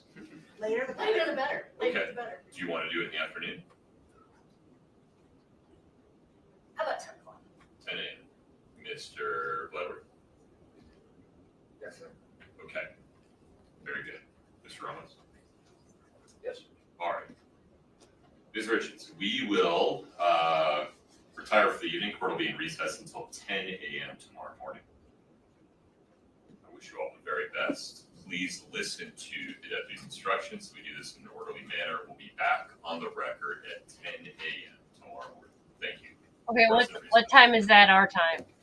We have Wade Wilson at 9, and then we have Shonda.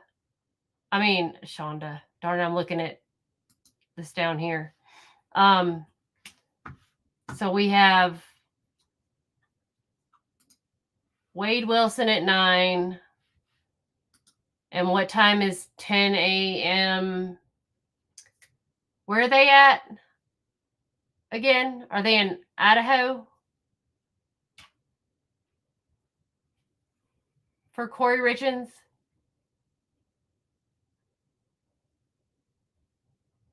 So that's technically noon for us. Anyway, we're going to be back here at 9 in the morning for Wade. So